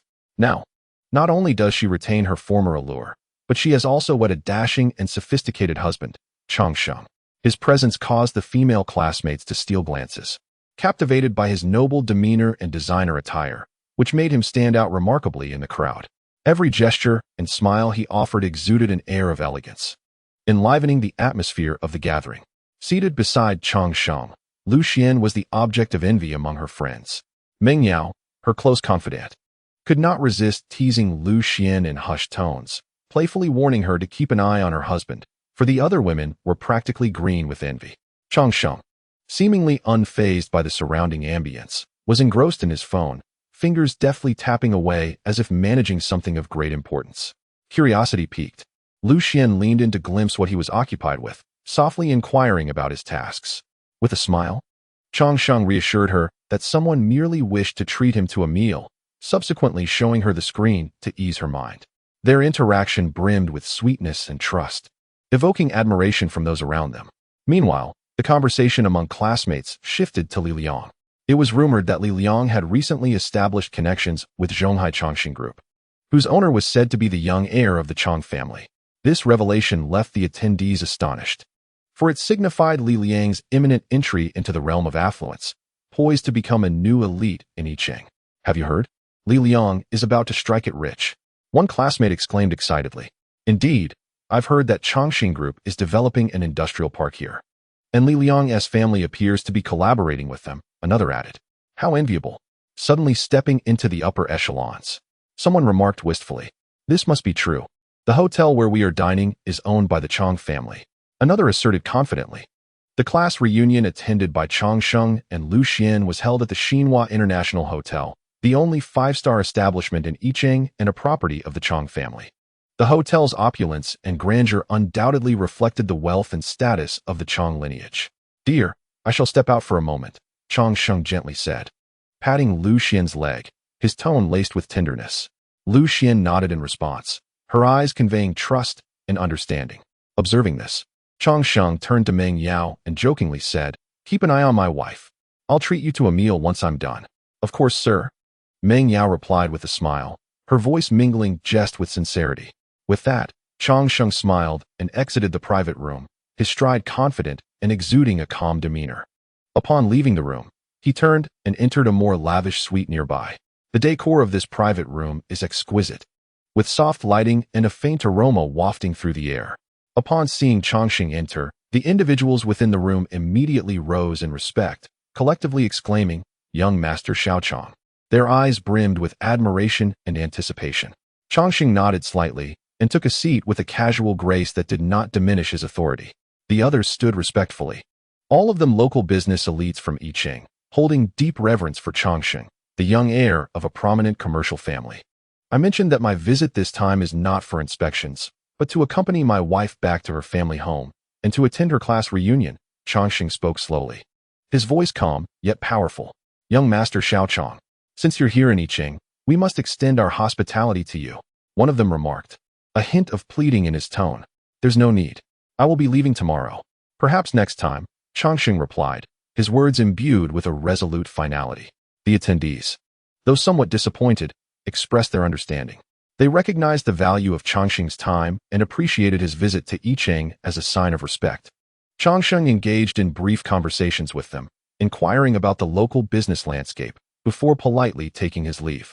He was aware that Lu Xian was waiting for him, and he wished to avoid keeping her for too long.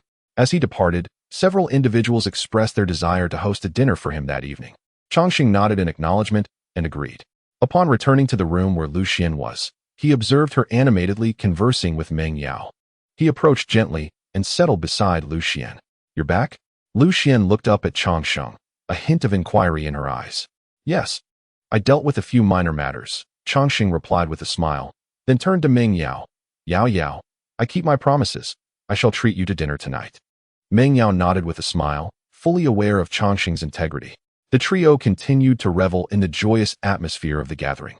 Changxing's brief absence did not diminish the spirit of the reunion, but instead intensified it upon his return. Not long after Changxing's arrival, the organizer of the gathering entered the private room, instantly becoming the focal point of conversation as many approached to curry favor. Li Liang had already heard on his way that his former goddess had come to the reunion with her husband. Seeing Changxing holding his goddess's hand ignited a flicker of anger within him. Suppressing his emotions, Li Liang feigned a smile as he approached Lu Xian and Changxing, saying, "Ah, the campus belle Lu has come with family?" "Yes, my husband accompanied me back, so I brought him along." Lu Xian responded with a smile. "We're all friends here. No need for formality. Make sure to eat well, brother," Li Liang said, his expression clearly displeased. Just as Li Liang entered, the door of the private room swung open, and several waitstaff entered carrying a bottle of Romanicani valued at over 300,000. Upon seeing the expensive wine, Li Liang's face turned pale. He recognized it immediately and realized he had not ordered it. Before Li Liang could utter a word, a nearby young man swiftly intervened, using a bottle opener to uncork the wine, remarking, "Mr. Li, you are truly gracious. It's quite unnecessary to treat us to such an expensive bottle, considering we are merely old classmates." Observing this, Li Liang's face twitched in discomfort, while others began to shower him with compliments. Meng Yao, seated beside Lu Xian, could not help but chuckle at the scene. With Li Liang's arrival, the reunion commenced, with attendees either extolling his virtues or engaging in similar flattery. Gradually, Li Liang, feeling the effects of the alcohol, approached Lu Xian with a smile, declaring, Xian, let us share a drink. It has been ages since we last met." However, Changxing interjected, stating, "My wife isn't in a position to drink. You should indulge on your own." Upon hearing Changxing's words, Li Liang's displeasure became evident under the influence of alcohol. Xian, you truly lack appreciation. Did you think I was still the same person from before? My uncle is the head of the Yicheng project team at Changxing Group, and the owner of Changxing is none other than the young master of the Chang family. With the conclusion of this project, our Li family stands among the top groups in Yicheng. Chapter 13. Your uncle has no face. What face do you seek? Upon hearing this, several classmates hurriedly intervened, urging Lu Xian, "What harm is there in sharing a drink with Li Liang? His family is soon to be associated with a major corporation. Indeed, Xian, you might find yourself needing his connections in the future. We are all classmates, after all. Extend him some courtesy. Even Wang Chongfu has little standing. Why should his nephew care for it? Does he not fear for his longevity? Chang Sheng's voice resonated within the private room. Ah, I see you did your homework before coming. You even inquired about my uncle's name? Li Liang slurred, slightly intoxicated. Without further ado, Changxing picked up his phone and quickly located a number to dial. Bring your people over, he commanded, then hung up, reassuring Lu Xian with a gentle grip on her hand. Before long, the door to the private room swung open, and several middle-aged men clad in suits entered. All prominent figures in I Ching. Young Master Chong, Wang Chongfu exclaimed. Uncle, what brings you here? Li Liang responded in astonishment. This is your nephew, is it? I heard he wishes to engage in business with our Chongqing group. Chang Sheng's voice rang out, causing Wang Chongfu to immediately panic. And no, young Master Chong, you must have misheard. That is not the case. Wang Chongfu hurriedly clarified. There is no such matter, yet I hear of it. So, there must be some intention behind it. Chang Sheng retorted, his eyes flashing with anger. With that, Wang Chongfu, in a fit of rage, slapped Li Liang, then declared, from now on, you are no longer the project leader. Go start from the bottom, cleaning toilets. Afterward, Chang Sheng gestured to another middle-aged man standing nearby, beckoning him over. From this moment forth, you are the project leader. Thank you, young Master Chong. I shall ensure your satisfaction. The man promptly replied. Moreover, you should be acquainted with this individual, Changxing remarked, directing his gaze towards Li Liang. Indeed, young Master Chong, came the reply. I understand your intent. Within 3 days, I guarantee that their family will vanish from I Ching. At these words, Changsheng cast a disdainful glance at Lu Xian's classmates, his tone laced with contempt as he retorted. Just now, you suggested that our Xian might find some use for him in the future? To be a sycophant like this is utterly unambitious. His words instilled a palpable tension among those present. Changxing then took Lu Xian's hand gently, smiling tenderly. I noticed you hardly ate. You must still be hungry. Lu Xian nodded, her eyes glimmering with a hint of gratitude. Before Changxing could speak further, one of the middle-aged men nearby interjected, Young Master Chong, the adjacent room is ready. I shall promptly have our hotel specialties served to the young mistress. With that, he ushered the couple onward. This middle-aged man, the hotel manager, exhibited profound respect and enthusiasm upon recognizing Changxing's status. Yao Yao, let us go, Lu Xian exclaimed cheerfully to Meng Yao Yao. Upon hearing this, Meng Yao Yao promptly followed, her expression one of bewilderment as she sat in another private room, gazing at Changxing in astonishment. You are the heir of the Chong family? The owner of Changxing Group? Before Changxing could respond, Meng Yao Yao muttered to herself, well, it makes sense. Driving a car worth 10 million. And the watch you casually tossed in the car is worth over 1 million. You must have quite the pedigree. Just then, she turned to Lu Xian, exclaiming in surprise. Wow, Xian, you've married into a wealthy family. Lu Xian smiled at Meng Yao Yao's remark, refraining from a direct answer, instead looking at Changxing with eyes filled with affection. Changxing gently clasped her hand, smiling at Meng Yao Yao. Whether it's a wealthy family or not is inconsequential. What matters is that Xian and I are incredibly happy together. Hearing Changxing's words, Meng Yao Yao's eyes sparkled with envy, knowing Lu Xian had found someone who truly cherished her, and someone remarkably exceptional at that. Soon, the hotel's signature dishes arrived at the table, each plate a feast for the senses, tantalizing and exquisite. Changxing and Lu Xian savored the culinary delights while engaging in pleasant conversation with Meng Yao Yao. I've treated you, fulfilling my promise, Changxing declared with a grin. Thank you, young Master Chong, Meng Yao Yao replied, beaming. Outside the room, Wang Chongfu anxiously pulled his nephew along, waiting for an opportunity to plead with Changxing. The middle-aged gentleman who had arrived earlier remained, evidently monitoring the unfolding situation. Old Lu, please, help me plead with young Master Chong, Wang Chongfu implored, a note of desperation in his voice. Absolutely not. Your own nephew has caused this trouble. Your family must handle it yourselves. I have no desire to be dragged into this, retorted the man known as Old Lu, his demeanor resolute against interceding. At that moment, Li Liang sat outside the door of the room where Changxing was, his face ashen, having realized he might be in serious trouble. Half an hour later, Changxing emerged from the room, holding Lu Xian's hand. His expression remained calm, yet a flicker of displeasure danced in his eyes. Younger Master Chong, I was wrong. I truly was wrong. Li Liang, upon seeing Chang Sheng, immediately lunged toward him, his voice tinged with a sob, clearly betraying his genuine fear. Wang Changfu also approached, pleading for forgiveness. Young Master Chang, I implore you to show mercy and spare us. Upon witnessing this, Chang Sheng kicked Li Liang aside and coldly remarked, Lu Jun, is this the best you can do? Should I reconsider your position? I apologize, young Master Chang. Lu Jun instantly understood the gravity of the situation, summoning several security personnel who unceremoniously ejected Li Liang and Wang Changfu from the restaurant. Chang Sheng, along with Lu Xian and Meng Yao, was similarly escorted out, surrounded by the guards. It was only after Chang Sheng drove away that they collectively exhaled, realizing that this incident had come to a close. As Chang Sheng's car glided smoothly along the nocturnal streets, Lu Xian and Meng Yao sat silently in the back seat. Chang Sheng glanced at them through the rearview mirror and softly reassured, it's all over now. Lu Xian grasped Chang Sheng's hand, fully aware that his actions were for her sake, her heart swelling with gratitude. Meng Yao, on the other hand, was astonished by Chang Sheng's capabilities and decisiveness. She had anticipated his considerable influence. Thank you, Chang Sheng, Lu Xian murmured. Is a mere verbal thank you all you have? No tangible actions? Chang Sheng replied with a chuckle. Wait, once you drop me off, you can indulge in your affection. Meng Yao interjected promptly. The car soon arrived at Meng Yao's residential community, where Lu Xian turned to her and said, Yao Yao, we'll head back tomorrow. We'll visit you again next time.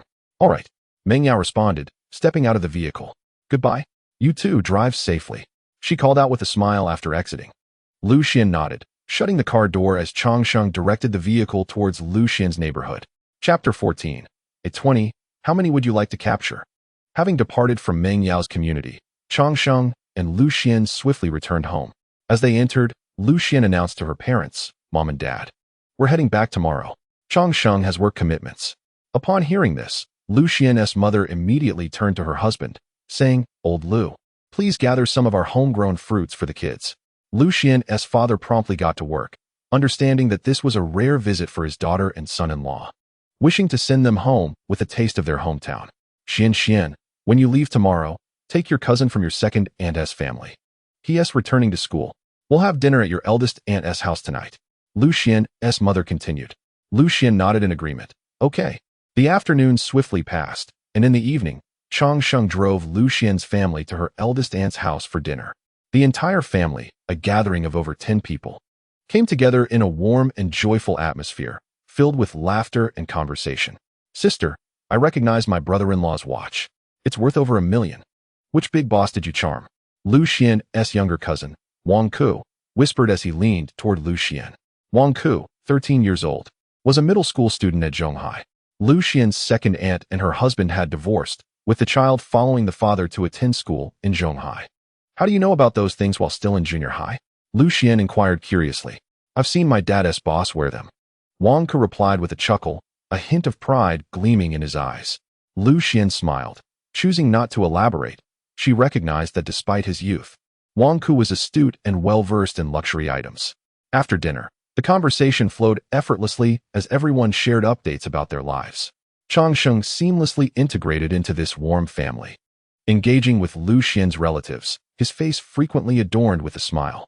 He could feel the warmth and harmony of the family, gaining a deeper understanding of Lu Xian's character and upbringing. The following day, Chang Sheng and Lu Xian, accompanied by Lu Xian's cousin Wang Ku and an abundance of local specialties, embarked on their journey back to Zhonghai. Lu Xian's parents stood at the doorstep, waving goodbye, their eyes reflecting a sense of reluctance. As the vehicle gradually distanced itself, Lu Xian glanced back at her shrinking hometown, filled with nostalgia. She understood that no matter where life took her, the love of her hometown and family would always be her steadfast support. Chang Sheng clasped Lu Xian's hand, softly assuring, we will return often. Wang Ku, perched in the back seat, excitedly leaned over the armrest towards Lu Xian, exclaiming, Sister, lend me your phone. I want to take some pictures. Lu Xian turned around, feigning annoyance with a playful smile. What are you doing? Are you asking for a beating? Wang Ku explained, no. I finally got to ride in a Rolls-Royce. I need to take a picture to brag about it at school. Lu Xian teased. Each picture costs 20. I'll deduct it from your New Year's money. How many do you want to take? Wang Ku promptly responded, forget it. I want tea, take any. You're going to cut into my few hundred yuan in New Year's money. Hearing this, Chang Sheng laughed and said to Wang Ke, I'll take your pictures for free. Thank you, brother-in-law. Wang Ke beamed. Then he playfully patted Lu Xian's shoulder, joking, Sister, why don't you break up with brother-in-law? You don't deserve him. As a younger brother, I know you well. You're lazy, love to hit, and stingy. The only thing you have going for you is your looks to win him over. Chang Sheng chuckled in response. Whoa, little brother. That's a dangerous statement. Once we reach Zhonghai, you'll be on your own. Your sister is the one I'm with. Lu Xian retorted, exasperated. Where did you learn to say such things? Wang Ke, are you asking for a beating? Wang Ke, hearing her words, tucked his legs in and cheekily replied, You want to catch me. Lu Xian threatened. I'll tell your dad to send you to my house first. You'll get a beating, and then I'll supervise your homework. Wang Ke immediately pleaded, Please, sister. I was wrong. My sister is gentle, kind, and beautiful. Lu Xian countered, You certainly weren't saying that earlier. It's too late. Chang Sheng reminded, Dear. There's a small table in the backrest for doing homework. Lu Xian promptly declared, Husband, pull over. I'll go back there to keep an eye on him. Chang Sheng stopped the car by the roadside, and Lu Xian hurried to the back seat. Lu Xian twisted Wang Ke's ear and demanded, Write it quickly. If you don't finish before we go back, be prepared for a beating. Wang Ke obediently retrieved his homework from his backpack and began to write at the small desk behind. Lu Xian admonished him, Write well? Look at your handwriting. It's as disorganized as a crab scuttling about. Wang Ke, feeling wronged, replied, I just find it puzzling. How can you and your older sister be so prone to violence and still find someone to marry? Lu Xian chuckled and threatened, If you keep talking, I'll hit you again. Wang Ke continued, Indeed, the more beautiful the woman, the more tempestuous she seems. Chang Sheng, overhearing this, couldn't help but laugh. Before long, the trio returned to Zhonghai, where Wang Ke completed his homework in the car.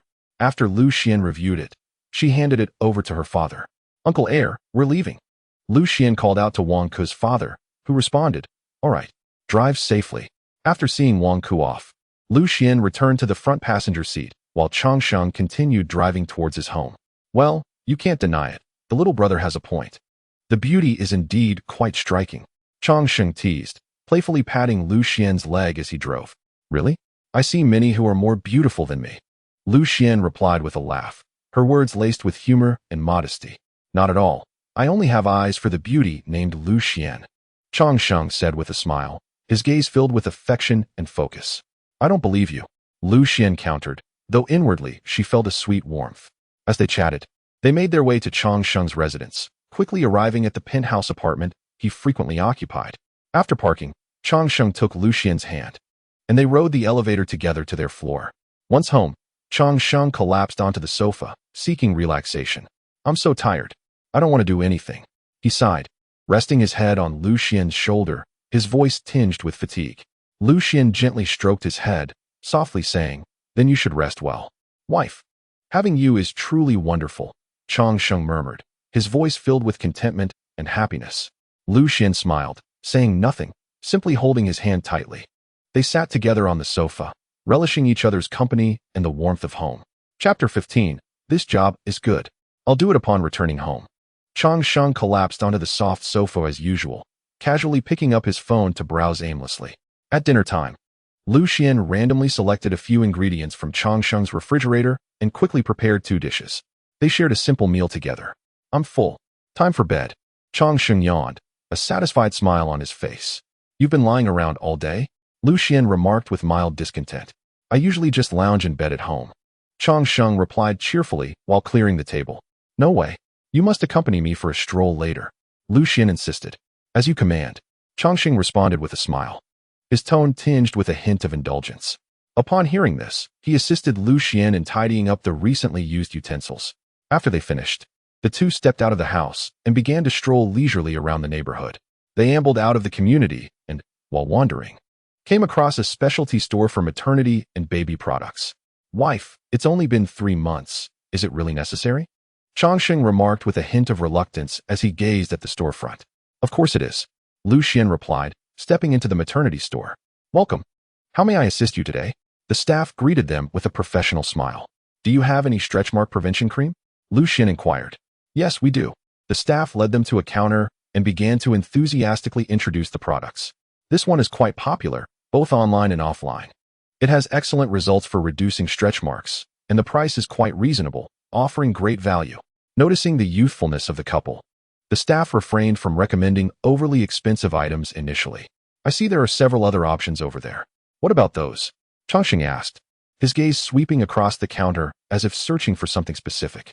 Sir, those options are indeed cheaper compared to the one I just introduced. But the efficacy is not as good, the staff explained, proceeding to describe the other products. Lu Xian listened attentively, nodding occasionally as she weighed her options. Chongqing stood by her side. Although unfamiliar with these products, he understood that whatever Lu Xian needed, it should be the best available. Is there anything with particularly good results? Price is not an issue, Chongqing stated.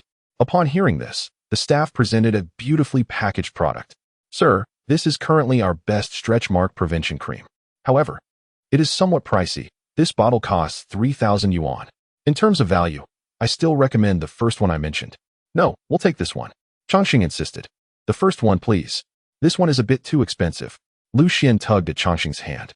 That one do. My wife deserves the best. Chongqing replied with a smile, then turned to the staff. How long will this small bottle last? Approximately a month. Pregnant women need to apply it twice a day, and consistency for over 3 months is required to see results. May I ask how many months along your wife is? The staff inquired. 3 months, Chongqing responded. Oh, that's the perfect time to start using it. Generally, these products are recommended for use after the 3-month mark, the staff explained. Let us take 5 bottles then, Chongqing decided. The staff was overjoyed, not expecting such a substantial order so close to closing time. Is there anything else you need? Chongqing asked Lu Xian. Let us take a look at maternity clothing, Lu Xian suggested. The staff immediately led them to the maternity clothing section, but after browsing for a while, Lu Xian did not find anything to her liking. Seeing this, Chongqing inquired, nothing you like? How about I take you to the mall tomorrow to look for more options? Lu Xian nodded in response. Is there anything else you wish to purchase? Chongqing inquired with a smile. No, that's all, Lu Xian replied. Let's settle the bill, Chongqing told the attendant, and then he proceeded to the checkout counter. After completing the payment, he left the maternity shop while carrying the items. The couple strolled for a while longer before returning home. Seated on the sofa, Chongqing held the newly bought protective cream and curiously asked, Xian, where is this applied? Lu Xian pointed to the area of application, and upon seeing it, Chongqing chuckled. This is great. Allow me to apply it for you. Lu Xian shot him a knowing glance. She was well aware of Chongqing's intentions. With that, Chongqing took a bottle of protective cream, and they both entered the bedroom.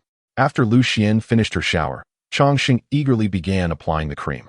Wrapped in a towel, Lu Xian emerged from the bathroom and remarked, I can reach it myself.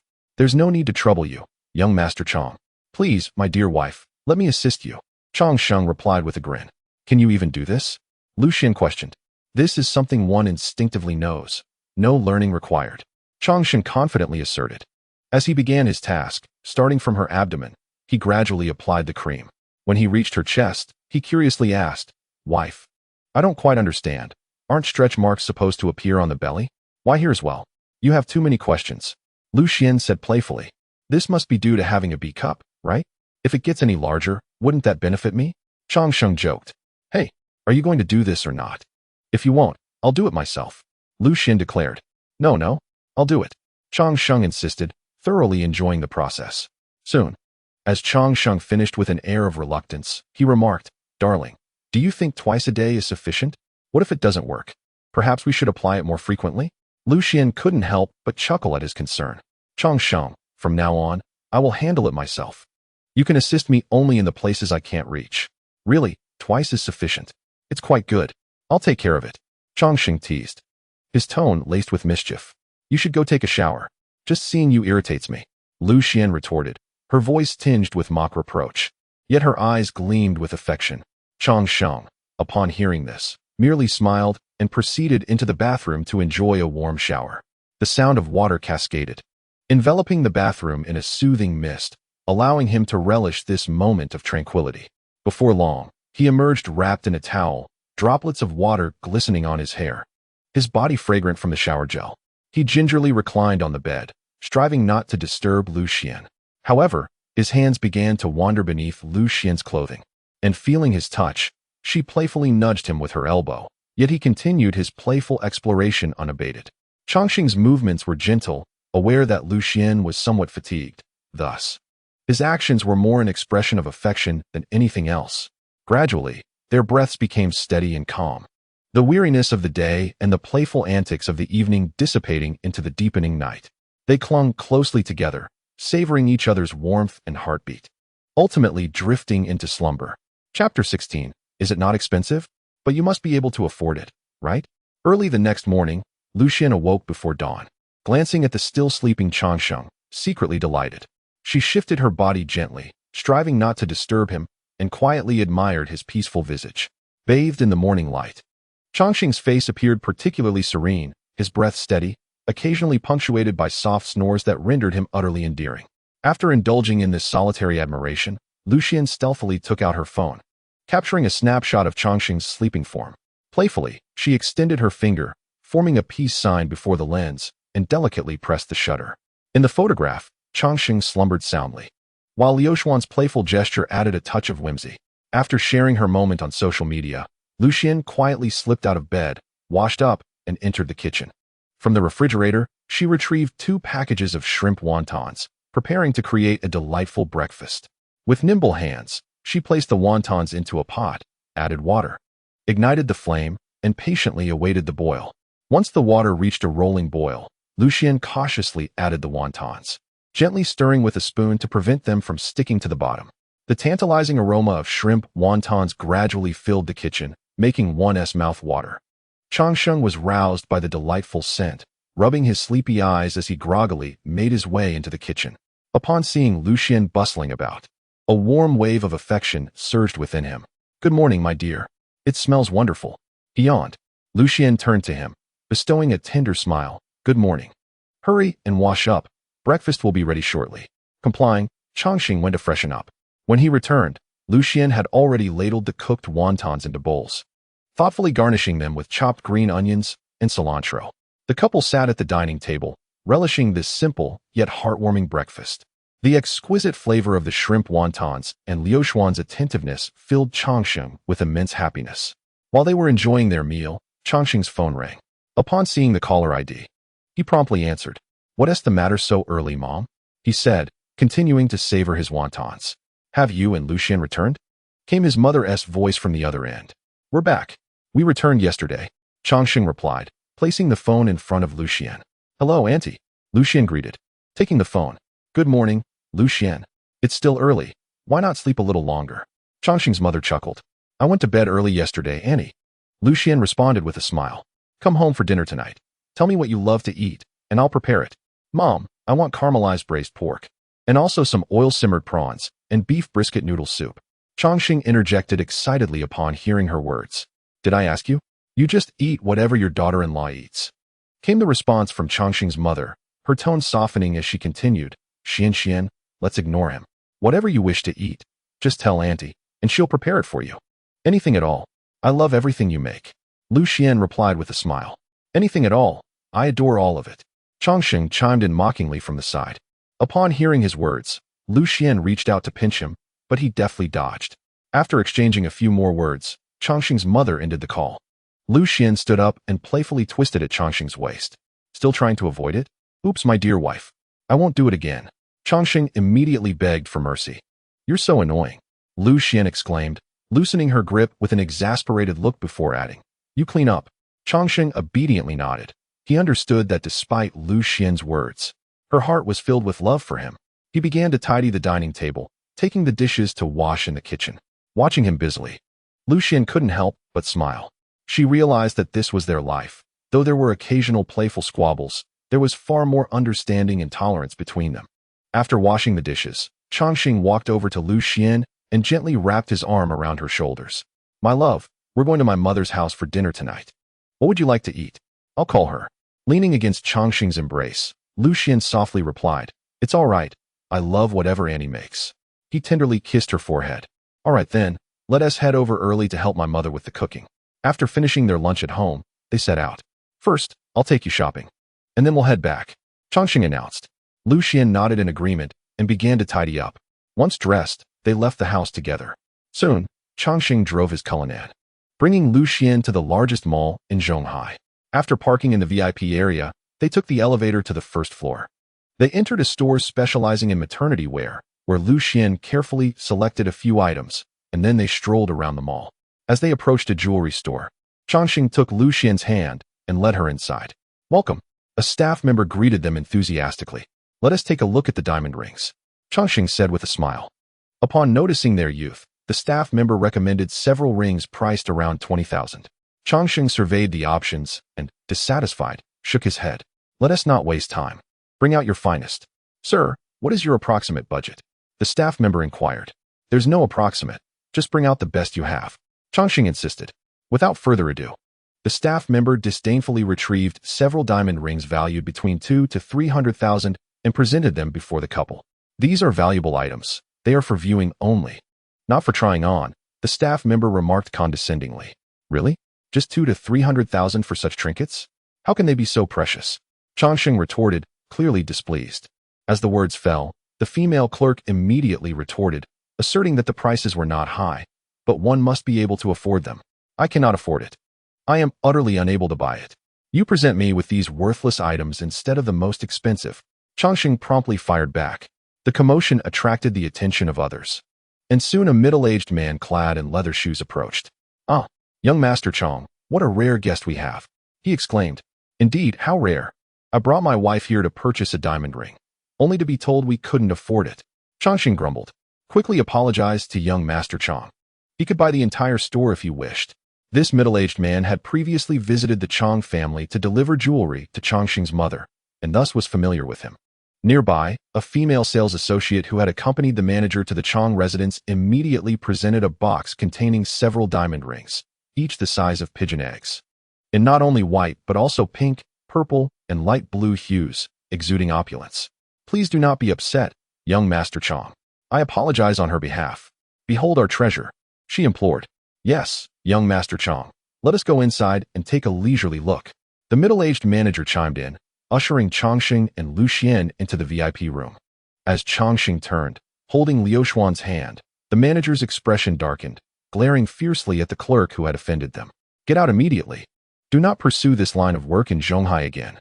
I never want to see you here." Chapter 17, one for each day. Exactly 7. Having dealt with the female clerk, the manager's demeanor transformed back to a jovial one as he followed Changxing and Lu Xian into a VIP room. "Young Master Chang, please take your time with your wife while I prepare some tea," the manager said warmly. "No need for tea, just bring 2 bottles of mineral water," Lu Xian replied. The manager hurried off to fetch 2 bottles of Filico, each valued at over 1,000 yuan, and returned to the VIP room. Upon his return, another female associate was explaining the significance of each diamond ring to the couple.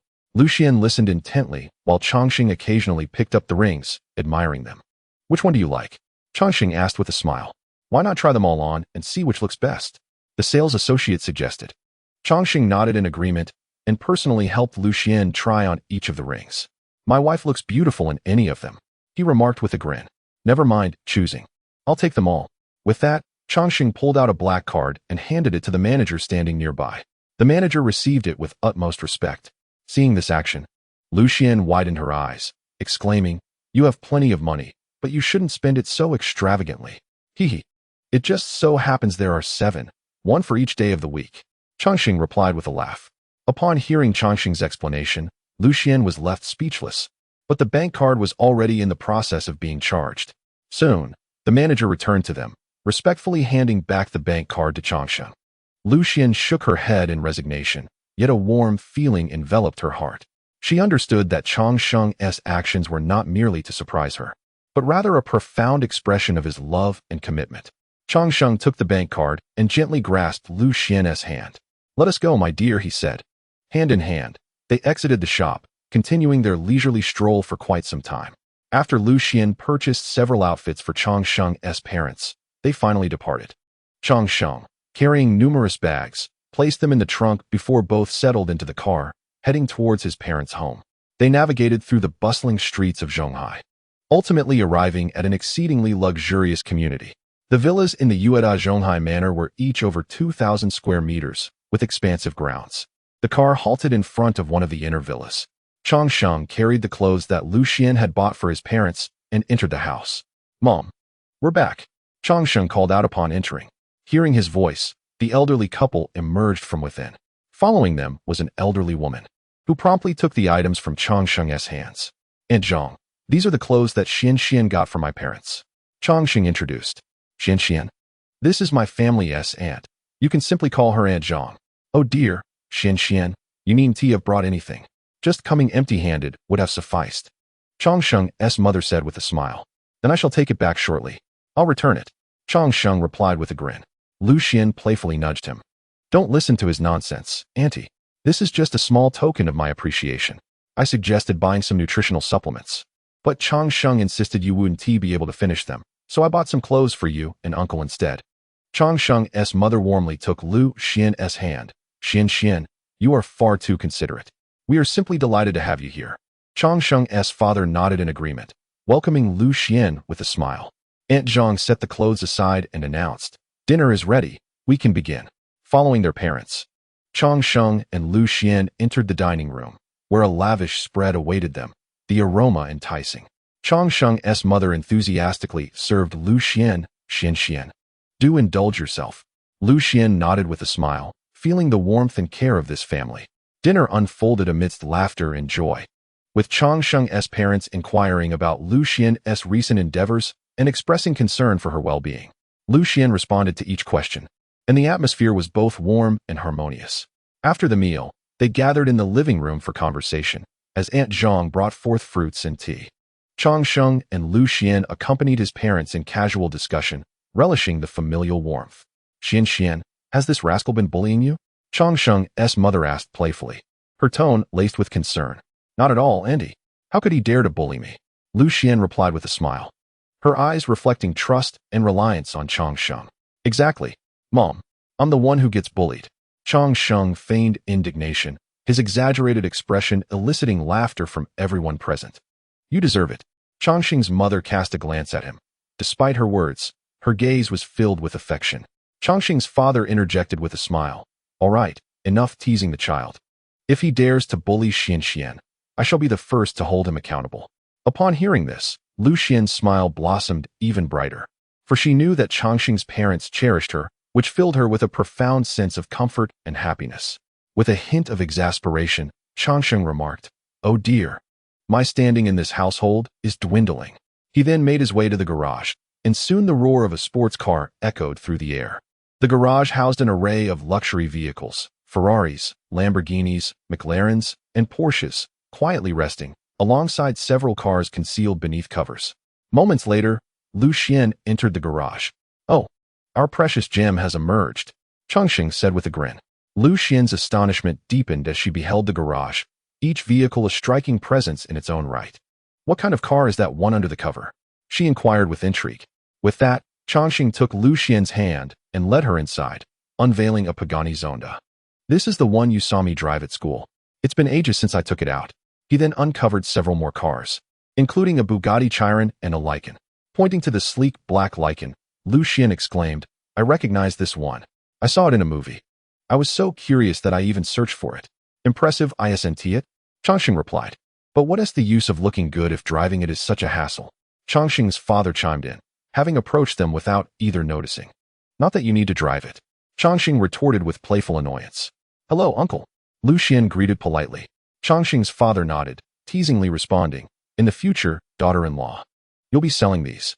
Upon hearing this, Lu Xian could not help but laugh, aware that Changsheng's father was joking.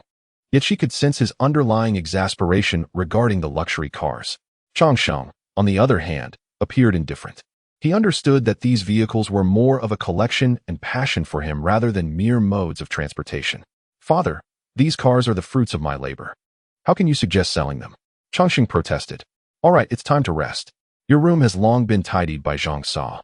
Chapter 18. The first wave of nausea after spending some time in the garage. The bond and companionship between Lu Xian and Changsheng felt especially warm in the tranquil space. Hand in hand, they took the elevator together, the doors closing slowly as the numbers illuminated and finally halted at the third floor. Changsheng opened the door to his room, with Lu Xian following closely behind. Their breaths intertwined in the air, filling the room with a sense of homely warmth. After taking a shower, Both felt the weariness of the day settle in, and they decided to rest. Lu Xian lay in Changsheng's embrace, enveloped by his warmth and the rhythm of his heartbeat. A blissful smile adorned her face, as if the entire world had transformed into a realm of sweetness. The following morning, sunlight gently filtered through the gaps in the curtains, softly illuminating Lu Xian's face. She awoke early, gazing at the still sleeping Changsheng beside her, her heart brimming with affection. She gently shook him, attempting to rouse him from his slumber. "What's the matter, Xian?" Changsheng mumbled, his eyes still shut, lost in a haze of sleep. "Nothing, just awake," Lu Xian replied softly, her voice imbued with the freshness of the morning. Upon hearing her, Changsheng buried his head further into the pillow, seemingly wishing to prolong the tranquility of sleep. However, Lu Xian was determined not to let him doze off any longer. She spoke again, "Darling, come down with me. I don't know how to speak to Uncle and Auntie." At the sound of Lu Xian's call, Changsheng finally emerged from the depths of his dreams. He opened his eyes, still clouded with drowsiness, yet they quickly gained clarity. He looked at Lu Xian, a tender smile gracing his features, and then he pouted playfully. Seeing this, Lu Xian leaned in for a gentle kiss, filled with love and tenderness. After the kiss, she encouraged, "All right, get up quickly." At her urging, Changsheng finally rose from the bed, stretching languorously before heading to the bathroom. The couple commenced their morning routine, their reflections in the mirror showcasing a harmonious and blissful image. Once they finished, they descended the stairs, where Changsheng's father was seated on the living room sofa, smoking a cigarette. Upon noticing Lu Xian's arrival, Changsheng's mother promptly nudged her husband to extinguish his cigarette. "Old Chang, listen to me, from now on. If you want to smoke, do it outside. Don't smoke around our daughter-in-law," Changsheng's mother asserted. I know," replied Changsheng's father. Then, turning to Changsheng, his mother added, "I'm telling you, your father is also talking to you. I know you smoke, but don't do it in front of our daughter-in-law. From now on, no smoking in our house. If you two want to smoke, go outside." Changsheng remained silent at this admonition. Changsheng's mother then encouraged Lu Xian. Xian, go have breakfast. Aunt Zhang has prepared it." "Thank you, Auntie," Lu Xian responded with a smile. With that, the two took their seats at the dining table and began to enjoy their meal. After breakfast, Changsheng and Lu Xian strolled hand in hand around the house, relishing the tranquility and freshness of the morning air. They wandered through the garden, admiring the blooming flowers and lush greenery, immersing themselves in the harmony of nature. After more than an hour, they returned to the villa, their spirits light and joyful. Changsheng plopped down onto the sofa, exhibiting a hint of laziness. At that moment, noticing their return, Changsheng's father spoke up, "You rascal, this afternoon take Lu Xian to see some houses. Whichever you both like. We'll get one for you as a wedding home." In response to his father's words, Changsheng chuckled and replied, "No need, just give me the cash. I've got everything ready. I'm buying at Tianyue Mansion." Changsheng's father listened attentively and earnestly remarked, "The dowry is not for you. It is for my daughter-in-law. If you are to purchase it yourself, then we shall have no further involvement. However, the title deed must bear my daughter-in-law's name." I understand. Changsheng replied with a smile, his gaze revealing both respect for his father and deep affection for Lu Xian. Shortly thereafter, Changsheng's mother joined the conversation, stating, "Old Chang, you should set aside 2 days to visit Xuan's family to propose. Although Xian is pregnant now, we must not omit any steps in the process." Changsheng's father immediately responded, "I've already arranged everything. My son's marriage is of utmost importance." The elderly couple held Lu Xian in high regard and respected her greatly. "Xian, let me tell you, the only thing lacking in my household is a pet. Otherwise, my status would be second only to that of a pet," Changsheng whispered to Lu Xian. Upon hearing this, Lu Xian couldn't help but laugh. "Xian, what has this boy said to make you so happy?" Changsheng's mother inquired with a smile. "Auntie, Changsheng just mentioned that the only thing our family lacks is a pet, and if we had one, his status would be second only to the pet," Lu Xian replied, chuckling. "Indeed, this lad possesses a fair degree of self-awareness," Changsheng's father remarked. Changsheng, upon hearing his father's words, did not respond immediately, but instead lay quietly on the sofa, casually picking up his phone and scrolling through the screen with indifference. His gaze wandered over the screen, seemingly in search of something to distract him, yet his thoughts had already drifted to Lu Xian. At that moment, Lu Xian suddenly experienced a wave of intense nausea.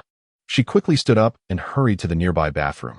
The door slammed shut with a resounding bang, followed by a cacophony of violent retching. Upon hearing the commotion, Changsheng immediately set aside his phone, and the expression of ease on his face was swiftly replaced by concern. He hurried to the bathroom door, gently patting Lu Xian's back and asking with genuine care, "What's wrong, Lu Xian? Did you eat something that disagreed with you?" From within the bathroom, Lu Xian's weak voice emerged. "I didn't eat anything out of the ordinary. I just suddenly feel unwell." After a while, Lu Xian pushed the door open, her complexion pale and beads of sweat glistening on her forehead. Observing this, Changsheng quickly assisted her back to the sofa in the living room. He rushed to the kitchen, poured a glass of warm water, and carefully handed it to Lu Xian, softly saying, "Drink some water. It might help you feel a bit better." Lu Xian accepted the glass and sipped slowly, her color improving slightly. At this moment, Changsheng's mother also approached, her expression revealing understanding as she observed Lu Xian's condition. She gently patted Lu Xian's back and spoke in a soothing and reassuring tone. "This is morning sickness, not due to eating something bad." Changsheng's mother continued to comfort her, saying, "It's quite common. It will pass in due time. What you need now is plenty of rest and to maintain a cheerful disposition." She then turned to Changsheng and advised, "Changsheng, you must take good care of Lu Xian. She needs you now." "It's all right, Xian. Auntie will send someone over to help you feel better, which should alleviate the morning sickness." Changsheng's mother comforted her further. "Thank you, Auntie. There's no need to trouble yourself." Lu Xian spoke up. As she gazed into Changsheng's steadfast eyes, her inner unease and worries gradually faded away, replaced by a warmth and anticipation. She gently nodded, and the two exchanged a smile, collectively looking forward to the beautiful times that lay ahead. Chapter 19. My dear, let me take you to Shine. Changsheng's mother, well aware of the nutritional and rest needs of pregnant women, instructed the household helper, Sister Zhong, to prepare a bowl of delicious fish soup for Lu Xian. After enjoying her lunch, Lu Xian felt a bit fatigued and retreated to her room, lying down on the bed and slowly drifting into slumber. In the afternoon, Changsheng accompanied his father as they set out for Tianyue Mansion, where a newly acquired property awaited them, recently obtained through the system. Changsheng took his father on a tour of the house, already envisioning it as their future marital home. Upon concluding the tour, he decided to transfer the property to Lu Xian's name, establishing it as their shared residence. In a half-joking manner, Changsheng said to his father, "Mr. Chang, I've purchased the house. Aren't you going to chip in for the renovations?" His words carried a hint of mischief. Upon hearing this, Changsheng's father was initially taken aback but soon chuckled, saying, "Oh, I was just about to commend you for knowing to buy a marital home. And now you want me to handle the renovations too?" His tone was tinged with playful sarcasm. Changsheng replied earnestly, "This isn't for me to live in. I refuse to believe that your grandchildren won't be living with their parents." His words revealed a hopeful anticipation for their future family. After listening to his son, Changsheng's father nodded in understanding, affirming, all right, I'll have someone transfer the renovation funds to Xianxian's account." His words conveyed a deep affection for his son and future grandchildren. However, Changsheng shook his head and said, "Just transfer it to me. My wife is pregnant and doesn't have the time to deal with these trivial matters." His tone was imbued with a sense of indulgence. In response, Changsheng's father feigned a stern demeanor and retorted, "Transfer it to you? Not a chance. You can decorate it however you please. The bare walls look quite nice. The view is expansive." His playful demeanor revealed his awareness of Changsheng's subtle intentions. After strolling around Tianyue Mansion, the duo returned home around 3 o'clock in the afternoon. As they entered, Changsheng's mother was busy hosting several managers from a jewelry store who had brought along the store's prized treasures, hoping Lu Xian could try them on to see how they looked. Spotting the two return, Changsheng's mother eagerly called out, "Son, come over and see how your wife looks in those." Changsheng walked over with a smile, admiring Lu Xian trying on the jewelry, exclaiming, "Beautiful. You look stunning even without them, but with them, you're even more radiant." His words were filled with admiration and love for Lu Xian. He took a seat beside her and gently inquired, "Why are you up? You should rest a little longer." Lu Xian softly replied, "Annie just had the therapist come over to give me a treatment. It just finished. Are you feeling comfortable now?" Changsheng asked with concern. Lu Xian nodded, a slight smile gracing her face. "Yes." Changsheng noticed a small box on the coffee table containing a jade ring and, filled with curiosity, picked it up to try it on, exclaiming with a smile, "This is splendid. It looks impressive." His mother glanced at him and teased, "If you think it looks good, Why not buy it yourself? Your mother certainly has no money for that. She then picked up an imperial green bracelet and carefully placed it on Liu Xuan's wrist, saying, "This is beautiful. Lucian should wear it. Jade is nurturing." Changsheng, observing this, playfully inquired, "Mom, didn't you say you had no money for me?" His mother chuckled in response, "Indeed, I have no money for you. But this is for my daughter-in-law. Of course, I have funds." Her words were imbued with affection for Lucian. Lucian, witnessing the interaction between mother and son, couldn't help but smile. The atmosphere is starkly different from the opulence portrayed in television dramas. It felt much more like a humble family. After presenting Lucian with several exquisite pieces of jewelry, Changxing's mother ushered the guests out. Shortly thereafter, Changxing's father emerged from his study, holding a black card, and took a seat on the sofa in the living room. "Lucian, this is the money for your wedding house purchase and its decoration. This lad has already bought the house, so I will supplement you," Changxing's father said with a grin. "Uncle, I have some money too. You can take this back?" Lucian hurriedly interjected. "Just take it. It's yours. If you feel embarrassed to accept it, just nod, and I will bear the burden of holding it." Changxing promptly placed the black card into Lucian's hands. "Thank you," Lucian replied as she took the card. "Just hold on to it. You are the great benefactor of our family," Changxing's father said with a smile. As evening descended, the sky was bathed in a gentle orange hue from the setting sun. Lucian had been feeling quite nauseous throughout the day and had little appetite by nightfall. After forcing down a few bites of bland food, she retreated to Changxing's room to rest. After dinner, Changxing leisurely lounged on the sofa in the living room, enjoying some fruit while watching television. His mother approached, gently patting his shoulder, and suggested, "Son, take your wife out for a stroll. It might stimulate her appetite." Heeding his mother's advice, Changxing immediately rose from the sofa, an apple in hand, and ascended to the bedroom on the second floor. Upon entering, he found Lucian lying on the bed. He walked over to her bedside, leaned down, and smiled, asking, "You only had 2 bites this afternoon. Aren't you hungry now?" Lucian shook her head, her voice faint. "I feel nauseous and don't want to eat." Changxing contemplated for a moment, then smiled and said, "How about I take you out for a walk? I can drive you to the snack street behind the school. There are many delicious treats there." Liu Xuan's eyes sparkled at the suggestion, and she nodded with a smile. Seeing her reaction, Changxing quickly got up from the bed, and together they took the elevator down to the basement garage of the villa. The garage was filled with a variety of luxury cars, each one quietly showcasing its unique charm. Changxing held Lucian's hand, smiling as he said, "My dear, I shall take you for a spin. Which car would you like to ride in?" Lucian glanced at the luxurious vehicles before her and replied effortlessly, "I'm fine with any. Choose whichever one you prefer." Hearing her words, Changxing led her to a Pagani Zonda. He carefully opened the door, allowing Lucian to settle inside before taking his place in the driver's seat. As he started the engine, the once tranquil supercar erupted into a powerful growl. The vehicle smoothly rolled out of the garage, with Changxing driving Lucian toward Zhonghai University. Not long after they left the villa, Changxing's phone rang. Lucian noticed the caller ID and promptly answered it for him. On the other end, his mother's voice resonated. "You rascal, taking my daughter-in-law out in that clunky car? I told you to take Xianxian out for a stroll, not to drive that thing. It's uncomfortable." Changsheng, somewhat exasperated, replied, "Mom, we're already out, let it be." He then gestured for Lucian to hang up the call.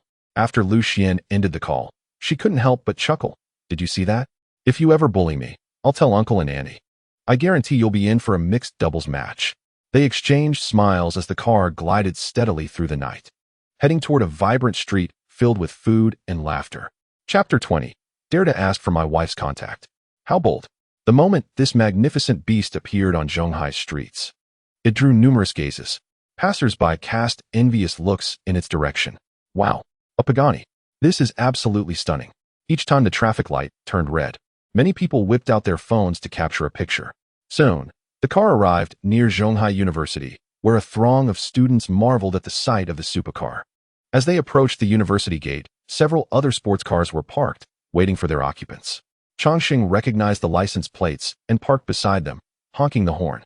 The drivers approached eagerly. Changxing rolled down the window and teased, "You all seem quite idle. Back for more charming encounters? Bro, who is this?" "It's my first time seeing you with someone," one of them remarked. "This is my wife. Just married." Changxing replied with a grin. "Hello, sister-in-law." They chorused in unison. "Hello." Lu Xian responded with a smile. Looks like you've snagged a stunning beauty without a sound, bro. Haha, we're off now. Enjoy your posing. Chongqing laughed as he drove away, heading toward the bustling snack street behind Zhonghai University. Before long, Chongqing parked the car along the roadside, and the two stepped out into the vibrant atmosphere of the snack street. The neon lights flickered under the night sky, and the aroma of various delicacies filled the air, enticing their appetites. The arrival of Chongqing and Lu Xian undoubtedly added a vibrant hue to the bustling street. Wow, truly, a beauty arriving in a Pagani, simply stunning. Someone whispered. Chongqing and Lu Xian seemed accustomed to such gazes, hand in hand, strolling along the cobbled path of the snack street. It's been a while since we last came here, hasn't it? Chongqing asked Lu Xian with a smile. Indeed, it has been quite some time, Lu Xian replied, her voice tinged with nostalgia. Darling, I want to drink milk tea. The taro flavor, Lu Xian suddenly exclaimed, her eyes sparkling with anticipation. All right, let us buy some milk tea first and sip on it while we explore. Chongqing chuckled affectionately, and they walked towards a nearby milk tea shop, still holding hands. As they queued, they were surrounded by young couples and students, their laughter and chatter creating a relaxed and joyful atmosphere. Finally, it was their turn, and they ordered their favorite flavors. Let me try yours, Lu Xian mischievously said, cradling her milk tea. Chongqing laughed as he brought his drink to her lips. She took a gentle sip and grinned. Yours is still not as good as mine. Let me have a taste, Chongqing playfully requested. Not a chance, Lu Xian giggled, playfully turning to walk away, her steps light and spirited. Chongqing quickly followed, wrapping an arm around her shoulders, and their silhouettes stretched long under the lights of the snack street. He occasionally leaned in to sneak a taste of her milk tea, while she laughed and evaded him. Their interaction brimming with sweetness and joy. The snack street was alive with a cacophony of aromas from various delicacies, tempting one to sample them all. Lu Xian's appetite seemed to awaken with these delightful scents, her curiosity piqued by every stall's offerings. That looks delicious, she exclaimed, pointing at a vendor, her eyes alight with excitement. Chongqing nodded with a smile, and they paused to purchase some snacks. Lu Xian relished a piece of stinky tofu, her face radiating satisfaction. Give me a bite. Chongqing, seeing her delight, couldn't resist wanting to taste as well. Lu Xian playfully picked a piece and carefully placed it in his mouth. As he chewed, a look of enjoyment spread across his face. They continued their leisurely stroll, savoring their food until it was nearly all gone. However, it was mostly Chongqing who helped consume the treats, seemingly more than willing to share this sweet burden with Lu Xian. Wife, shall we stop wandering? I can't eat anymore. Chongqing finally spoke, his tone lighthearted, yet slightly exasperated. Onward. Back to the palace, Lu Xian cheerfully declared, playfully poking Chongqing's cheek. I want a strawberry sundae. Please buy me one from the milk tea shop we visited earlier. Chongqing laughed and agreed, and they turned back towards their previous path. Lu Xian appeared to be in high spirits, her steps buoyant, and a blissful smile gracing her face. Upon returning to the milk tea shop and seeing the queue, Chongqing thoughtfully suggested that Lu Xian wait in the car while he went to stand in line for the sundae. My dear, would you like to wait in the car while I stand in line to buy it for you? Chongqing suggested. Lu Xian, however, chuckled and declined his kind offer, saying, No need, I want to be with you. What if you take the opportunity to flirt with some young lady while I'm not paying attention? Her words were laced with jest, yet her gaze was filled with affection. Upon hearing Lu Xian's playful remark, Chongqing responded in kind, with our looks. It's usually the young ladies who come to us. His words carried a tone of confidence, but more so, they reflected his fondness for Lu Xian. Are you really that impressive? Then hurry and queue up, Lu Xian said, cupping Chongqing's face with her hands, smiling brightly. Chongqing pointed toward a vacant spot by the entrance of the store, suggesting, Why don't you sit over there for a moment? Lu Xian nodded with a grin, and Chongqing joined the line. As Lu Xian sat waiting, her heart brimmed with joy as she watched Chongqing in line, her eyes sparkling with happiness. Before long, Lu Xian's phone rang, and upon seeing the caller ID, she eagerly answered. What is up, Yayao? Lu Xian asked with a smile. Oh my, what has our Xian been up to? You seem so happy. Meng Yao inquired curiously through the video call, noticing Lu Xian's cheerful demeanor. Of course, my husband is waiting in line to buy me a sundae, Lu Xian proudly declared, turning the camera to focus on Chongqing, who was still queuing. How shameless. You're showing off your affection even while I'm calling you. Meng Yao pretended to be annoyed, though a hint of envy lingered in her tone. After chatting for a while, Meng Yao eventually hung up. Nearby, a male college student approached Lu Xian, noticing she had finished her call. "Hello, beautiful. Could I get your contact information?" he asked. Lu Xian politely replied, "I'm sorry, but I have a husband. But look, fate has brought us together. Just add me." The young man insisted. At that moment, Changxing returned with a strawberry sundae in hand and said, "What do you say? Will you add him? If not, we're leaving." "Apologies." The young man stammered, feeling embarrassed.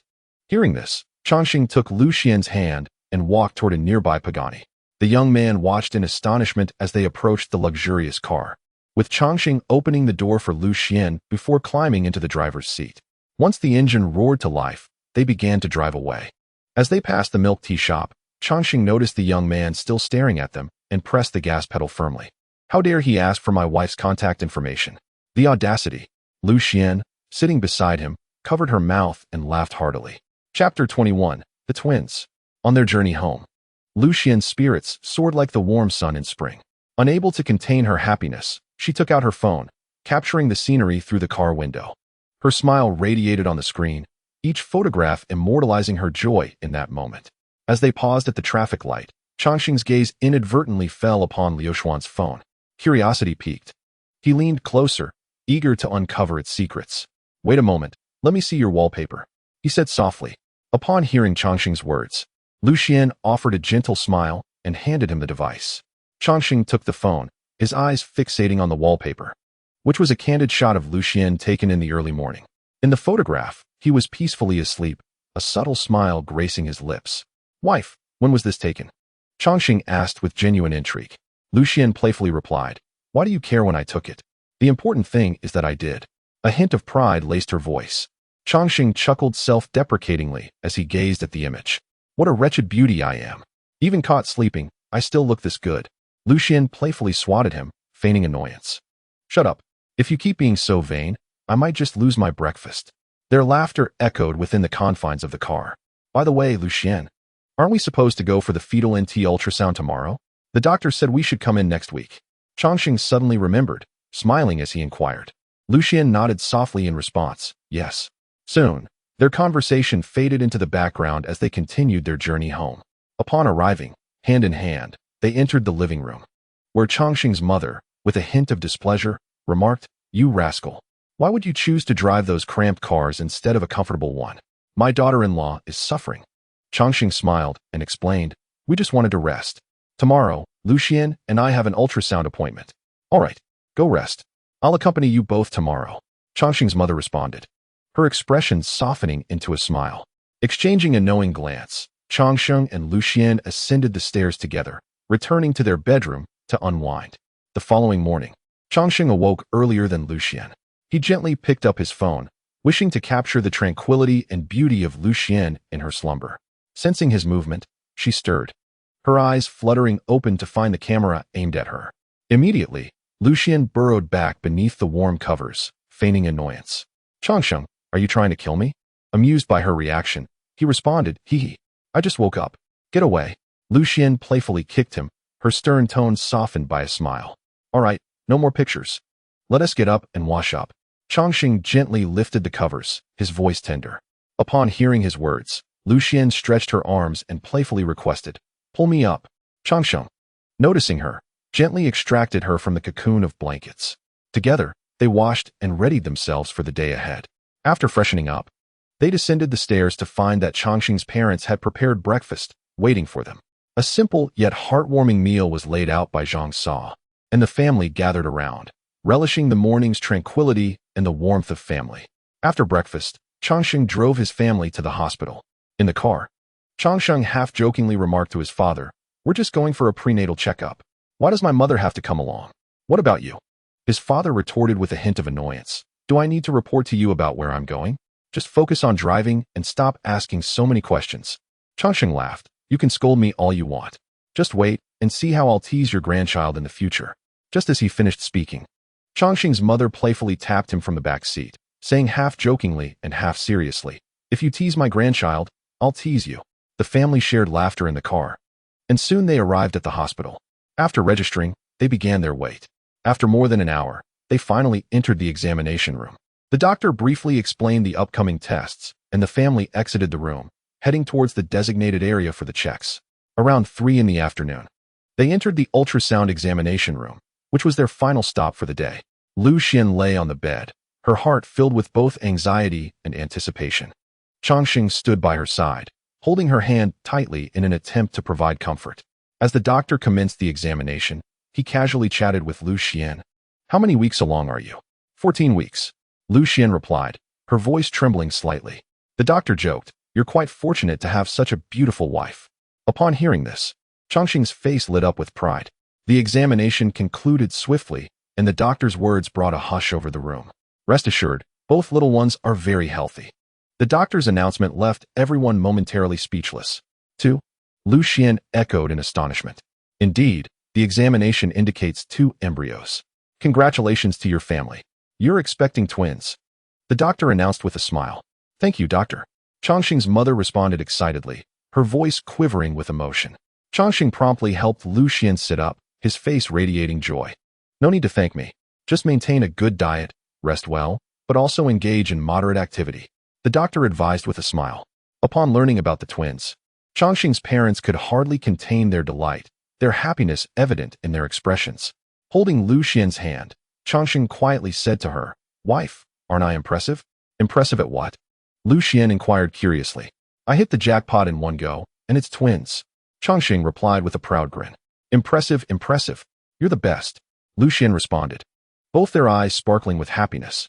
Before long, the family settled into the car, and as Changxing drove away from the hospital towards home, his mother in the back seat expressed her affection for Xian even more. Xian, when we get home, tell your parents that you're having twins, so they can share in the joy," Changxing's mother said with a smile. "Okay, Auntie," Lu Xian replied cheerfully.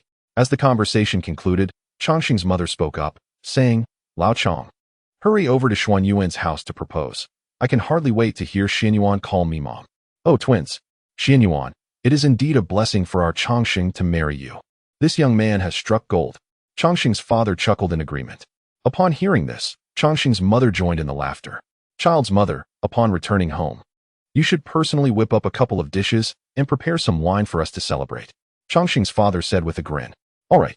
Today we'll make an exception and let you indulge a bit," Changxing's mother responded with mirth, then added, "You and your father can have a drink. Dad, why not bring out that bottle of 1980 Maodai so we can toast together?" Changxing suggested with a smile. "Fine. Today I'll let you bask in the glory of my daughter-in-law." As the vehicle slowly entered the familiar street, the family's excitement reached a crescendo. Upon opening the door, Changxing's mother eagerly rushed into the kitchen, beginning her culinary endeavors. Her movements were swift and adept, and soon the clattering of pots and the aroma of stir-fried dishes filled the air. Lu Xian sat on the living room sofa, surveying her surroundings, attempting to find something to occupy her time. She stood several times, contemplating helping in the kitchen, but was gently ushered back to the sofa by Changxing's mother each time. "Xian, seeing you so bored, would you like some entertainment?" Changxing inquired teasingly. "What mischief do you have in mind?" Lu Xian replied, her curiosity piqued. Just then, Changxing languidly reclined on Lu Xian's lap, savoring a moment of relaxation. Lu Xian looked down at him and couldn't help but laugh, teasing, "Darling, could you perhaps change your position? You spend all day either lounging in bed or on the sofa, like a great lazy bug." Changxing's father, overhearing, called out from the other end of the living room, "You little rascal, my daughter-in-law hasn't even rested yet, and here you are lying on her. You certainly need a lesson." He approached with a smile, turning to Lu Xian with a gentler tone. "Xian, why not head to your room for a bit? Also, give your parents a call to share this good news and bring them some joy." Hearing his father's words, Changxing sat up, casually picking up a cup of tea from the coffee table and taking a sip before half reclining back on the sofa, his fingers gliding across the screen of his phone, lost in his own little world. "Thank you, uncle," Lu Xian replied politely, her face beaming with gratitude. She rose gracefully and made her way to the second floor, heading towards Changxing's room, eager to convey the warmth and joy of this family to her distant parents. Upon entering the bedroom, Lu Xian gently closed the door, as if to shut out the clamor of the outside world. She lay on the bed, the soft mattress enveloping her in comfort. Taking out her phone, she dialed her mother's video call, her heart racing in anticipation of sharing this delightful news with her family. The call connected swiftly, revealing her mother's familiar face on the screen, her smile warm and inviting. Xian, what's the matter? Didn't you just get home? Why are you calling again? With a hint of curiosity and a smile, Lu Xian's mother inquired. Is your father around? Lu Xian's voice brimmed with anticipation. Yes, right here. Lu Xian's mother replied, turning the phone towards her husband. Mom and Dad, hold on tight, for I have delightful news to share. There was a playful tone in Lu Xian's voice. We're ready, go ahead. Her father replied, his voice laced with eagerness. I'm expecting twins. A radiant smile illuminated Lu Xian's face. Upon hearing this news, her parents were taken aback, her mother's voice tinged with disbelief. Xian, what did you say? Twins? Lu Xian nodded affirmatively, her smile growing even brighter.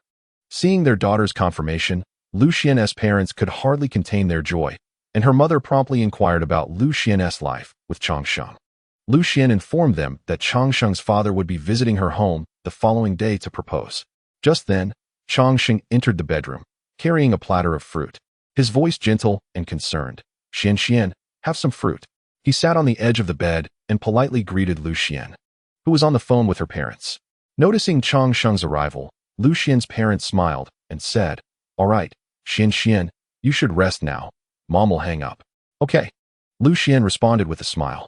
After the call ended, Changsheng forked a piece of apple and gently offered it to Lu Xian's lips. She opened her mouth, savoring this sweet moment. I don't want apple. I want cantaloupe.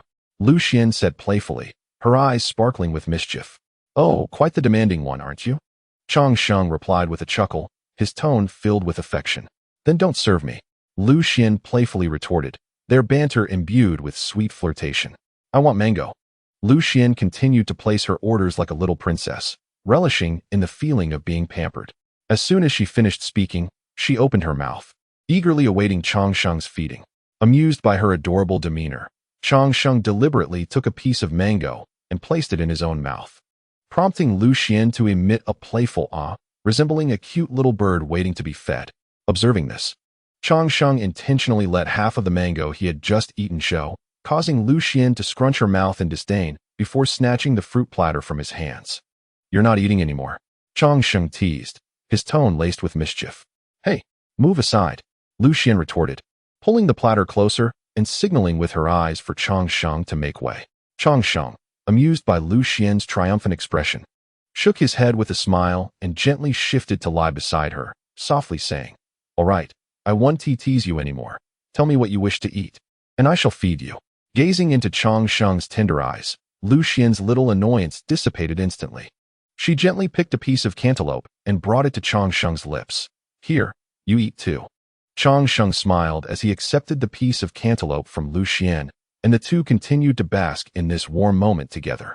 Lu Xian leaned against Changsheng's shoulder, basking in his warmth and comfort. Meanwhile, Changsheng was absorbed in scrolling through a social media app, his fingers gliding across the screen, occasionally emitting soft chuckles. After a while, Lu Xian, feeling a twinge of dissatisfaction, snatched Changsheng's phone, her curiosity leading her to discover that nearly all the accounts he followed were those of beautiful women. What are you looking at every day? 8 out of 10 are beauties. The rest are just ads and games, Lu Xian remarked, half jokingly, half seriously. Noticing the hint of jealousy in Lu Xian's expression, Changsheng chuckled and said, Don't look, dear. It'll only upset you, and being upset now is not ideal. He attempted to lighten the mood with humor. Let go. Lu Xian glared at him, feigning anger. Observing her demeanor, Changsheng immediately released his grip, and Lu Xian continued to peruse his phone, opening the favorites list to find an array of videos featuring women dancing. Who would have thought, young Master Chang? This short video app has really captivated you, Lu Xian teased, her tone laced with playful sarcasm. Upon hearing her words, Changsheng felt a chill run down his spine, acutely aware that Lu Xian was poking fun at him. My dear, I was mistaken. I won't look at them anymore, Changsheng quickly admitted, a sheepish smile adorning his face. Seeing Changsheng's expression, Lu Xian couldn't help but laugh. She recognized his sincere remorse and understood the depth of his affection for her. For the sake of our 2 little ones, I forgive you. However, before bed tonight, I want to see that your following list consists solely of men, Lu Xian declared. At her words, Changsheng felt a hint of trepidation but agreed, as the dynamics between them shifted. Lu Xian, who had once leaned on Changsheng's shoulder, now found him nestled against hers, diligently unfollowing accounts one by one. Meanwhile, Lu Xian was engrossed in her own phone, watching videos filled with pets and scenic landscapes. Look at how wholesome my feed is, Lu Xian remarked, tilting her head slightly. I have beautiful landscapes too. Chapter 23. Return to Yicheng. Lu Xian cast a sidelong glance at Changsheng, her tone imbued with teasing discontent as she slowly remarked. Then perhaps you should cuddle your phone and those landscapes tonight. Her words, while playful, also carried a serious undertone, as if testing Changsheng's response. Upon hearing Lu Xian's comment, Changsheng swiftly set aside his phone and wrapped his arms around her slender waist, speaking in a gentle yet resolute tone. In truth, I believe the most beautiful scenery is right before me. What are those things? His gaze sparkled with sincerity, clearly expressing his feelings for Lu Xian. Lu Xian's lips curved into a satisfied smile at Changsheng's words.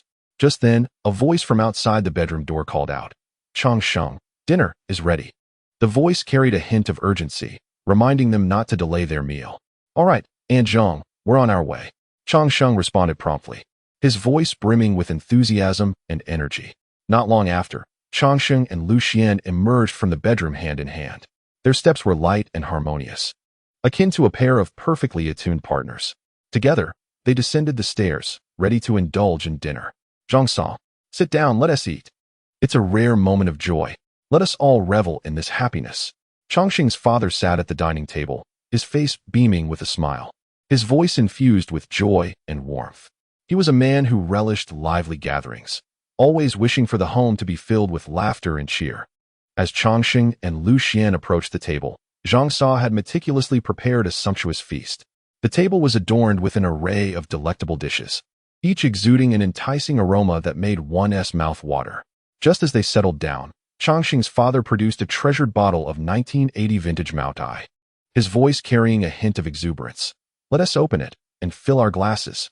His words revealed a sense of anticipation and delight, clearly indicating his long-awaited yearning for this fine spirit. Upon hearing this, a smile graced Changsheng's face as he carefully took the bottle, unscrewing the cap with a gentle twist. Instantly, a rich fragrance wafted through the air, enveloping the entire dining room. He first poured a full glass for his father, then filled his own cup, before turning to his mother, inquiring, "Mom, would you like some?" His voice carried a note of concern, evidently attentive to his mother's feelings. "You too enjoy it. I'll pass," Changsheng's mother replied with a smile, her voice laced with tenderness and affection, clearly content with this warm family moment. As dinner progressed, the table gradually became immersed in laughter and merriment. After the two men finished the first bottle of Maotai, Changsheng fetched another, and it wasn't until they had consumed 2 bottles that they felt satisfied. With each round of drinks, the atmosphere grew increasingly vibrant, and everyone's spirits lifted. As night fell, Changsheng, feeling slightly tipsy, lay down on his bed in a blissful haze. Lu Xian, gazing at him, wore a satisfied smile. She understood that today was a significant day for Changsheng, and he needed ample rest to prepare for the important moments that awaited him the following day. Early the next morning, Changsheng was roused early. This day held great significance for him. He quickly completed his morning routine, and after breakfast, the Chang family's chauffeur drove a luxurious Maybach, carrying Changsheng's parents, while another driver navigated Changsheng's Cullinan, both heading towards Yicheng. Changsheng's vehicle led the way, with his parents closely following in the Maybach. Seated in the back, Changsheng dozed off throughout the journey, and just as they were about to exit the highway, Lu Xian gently awakened him. "We're almost there. Wake up.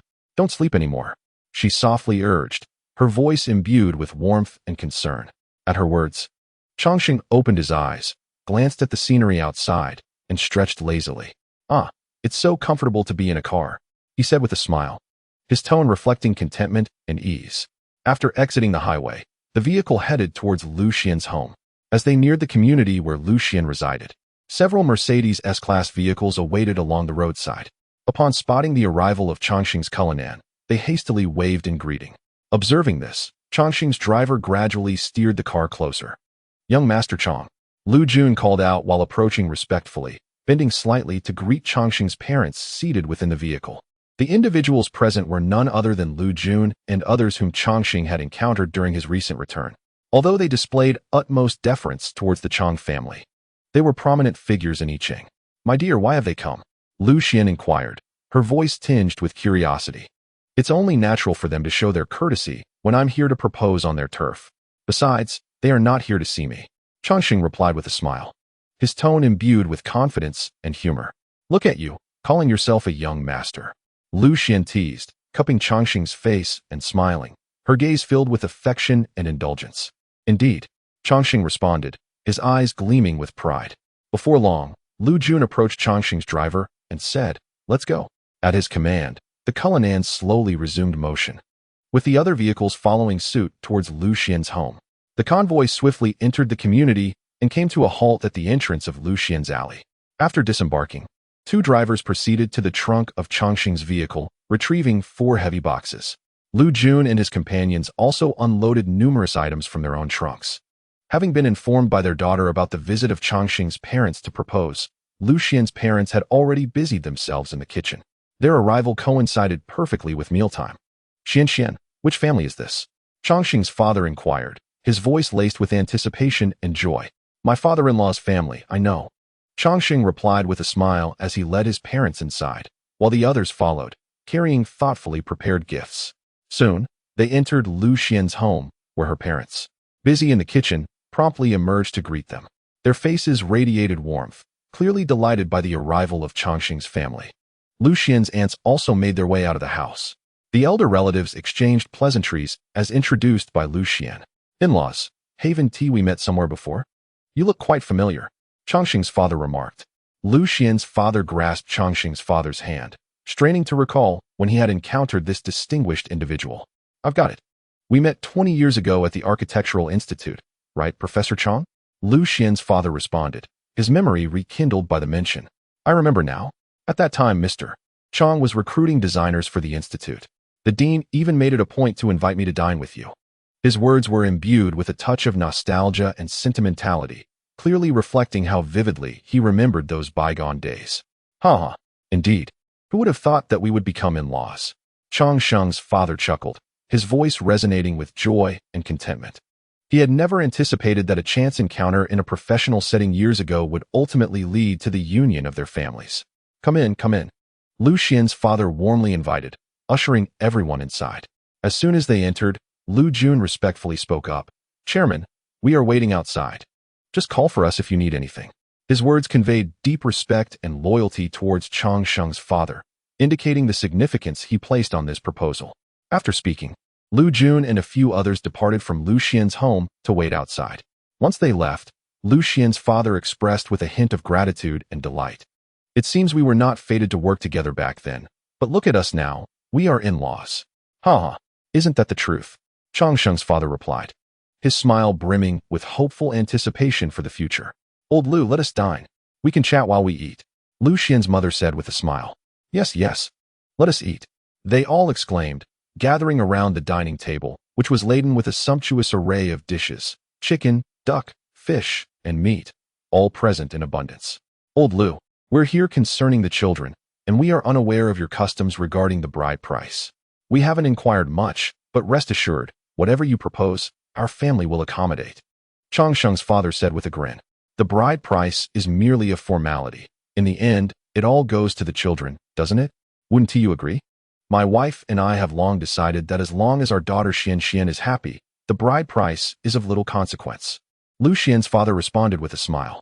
Xian's father, we understand your sentiments. We all wish for the happiness of these two children. After all, didn't ancient traditions emphasize grand weddings? Changxing's mother added with a smile. Upon hearing this, Changxing's father directly stated, "Old Lu, we have prepared a cash gift of 3,888,000 to be shared among the 3 families, and the wedding gifts are also ready. How does that sound?" After listening, Lu Xian's father took a sip of tea and replied, "As long as the children are happy together." Changxing's mother, upon hearing this, immediately patted Changxing, who was busy peeling shrimp for Lu Xian, who was still unaware of what was happening. "You rascal, call out to them," Changxing's father remarked. At this, Changxing promptly set down the shrimp he had yet to finish peeling and raised his glass, saying, "Dad, Mom." Lu Xian, observing Changxing's actions, also lifted her cup of tea and addressed Changxing's parents as Dad and Mom. Both sets of parents beamed with delight upon hearing this. "Now that we have settled the matters concerning the children, Brother Chang, I still owe you a personal favor. Allow me to express my gratitude today." Lu Xian's father said with sincerity and appreciation in his voice. Hearing this, Mr. Chang chuckled and glanced at Mr. Lu, saying, "Is that so?" His words were laced with a touch of jest and ease, clearly indicating the amicable rapport between them. Indeed, had you not lured away the designer from our courtyard, Xuanchuan's mother would not have transferred over. Mr. Lu responded with a smile, his tone imbued with nostalgia and sentiment, evidently recalling that bygone era with vivid clarity. "Ha! Then you owe me a celebratory feast. On the day these two children wed, you must raise a glass in my honor," Mr. Chang's father remarked jovially, his voice resonating with anticipation and joy, clearly looking forward to the children's wedding. Mr. Lu's father responded with a grin, "That is a certainty. I shall ensure to toast you several times then." As the two families continued to indulge in the sumptuous lunch, the atmosphere at the dining table was warm and harmonious. They discussed the children's futures, sharing in each other's joys and expectations. Changsheng and Lu Xian sat nearby, their hands clasped tightly together, their eyes brimming with dreams of a blissful future. As the dinner drew to a close, the parents lingered in conversation for a while longer before reluctantly bidding farewell. Changsheng and Lu Xian stood at the door, watching their parents depart. Just before getting into the car, Mr. Lu turned back to Changsheng, saying, "Changsheng, do take good care of our Xian. She is my precious daughter." Changsheng solemnly nodded. "Rest assured, sir, I will." "Old Lu, you need not worry. If this lad causes Xian any distress, I shall administer a lesson on your behalf."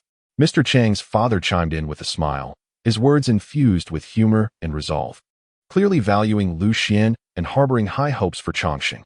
The crowd waiting outside approached as they saw the Chang family emerge. Lu Jun assisted Mr. Chang into the car, which then retraced its path. Changsheng and Lu Xian stood at the entrance, waving goodbye until the vehicle vanished from sight. They understood that today's farewell was but a temporary parting. In the near future, they would reunite to celebrate Changsheng and Lu Xian's wedding.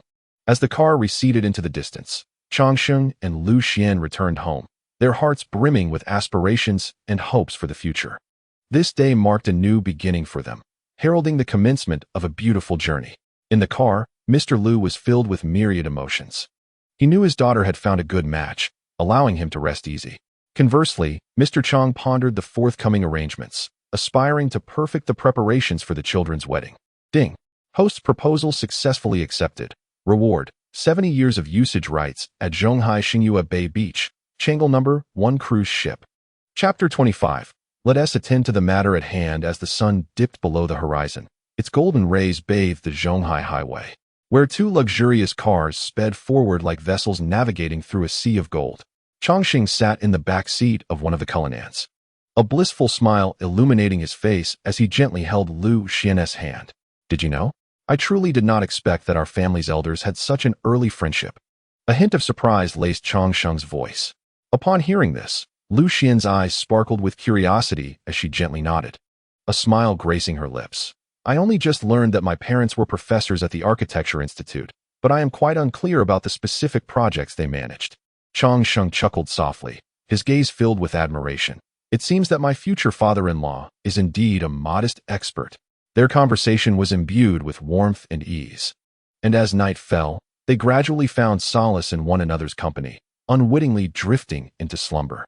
When they opened their eyes once more, the vehicle had smoothly entered the opulent Chang residence.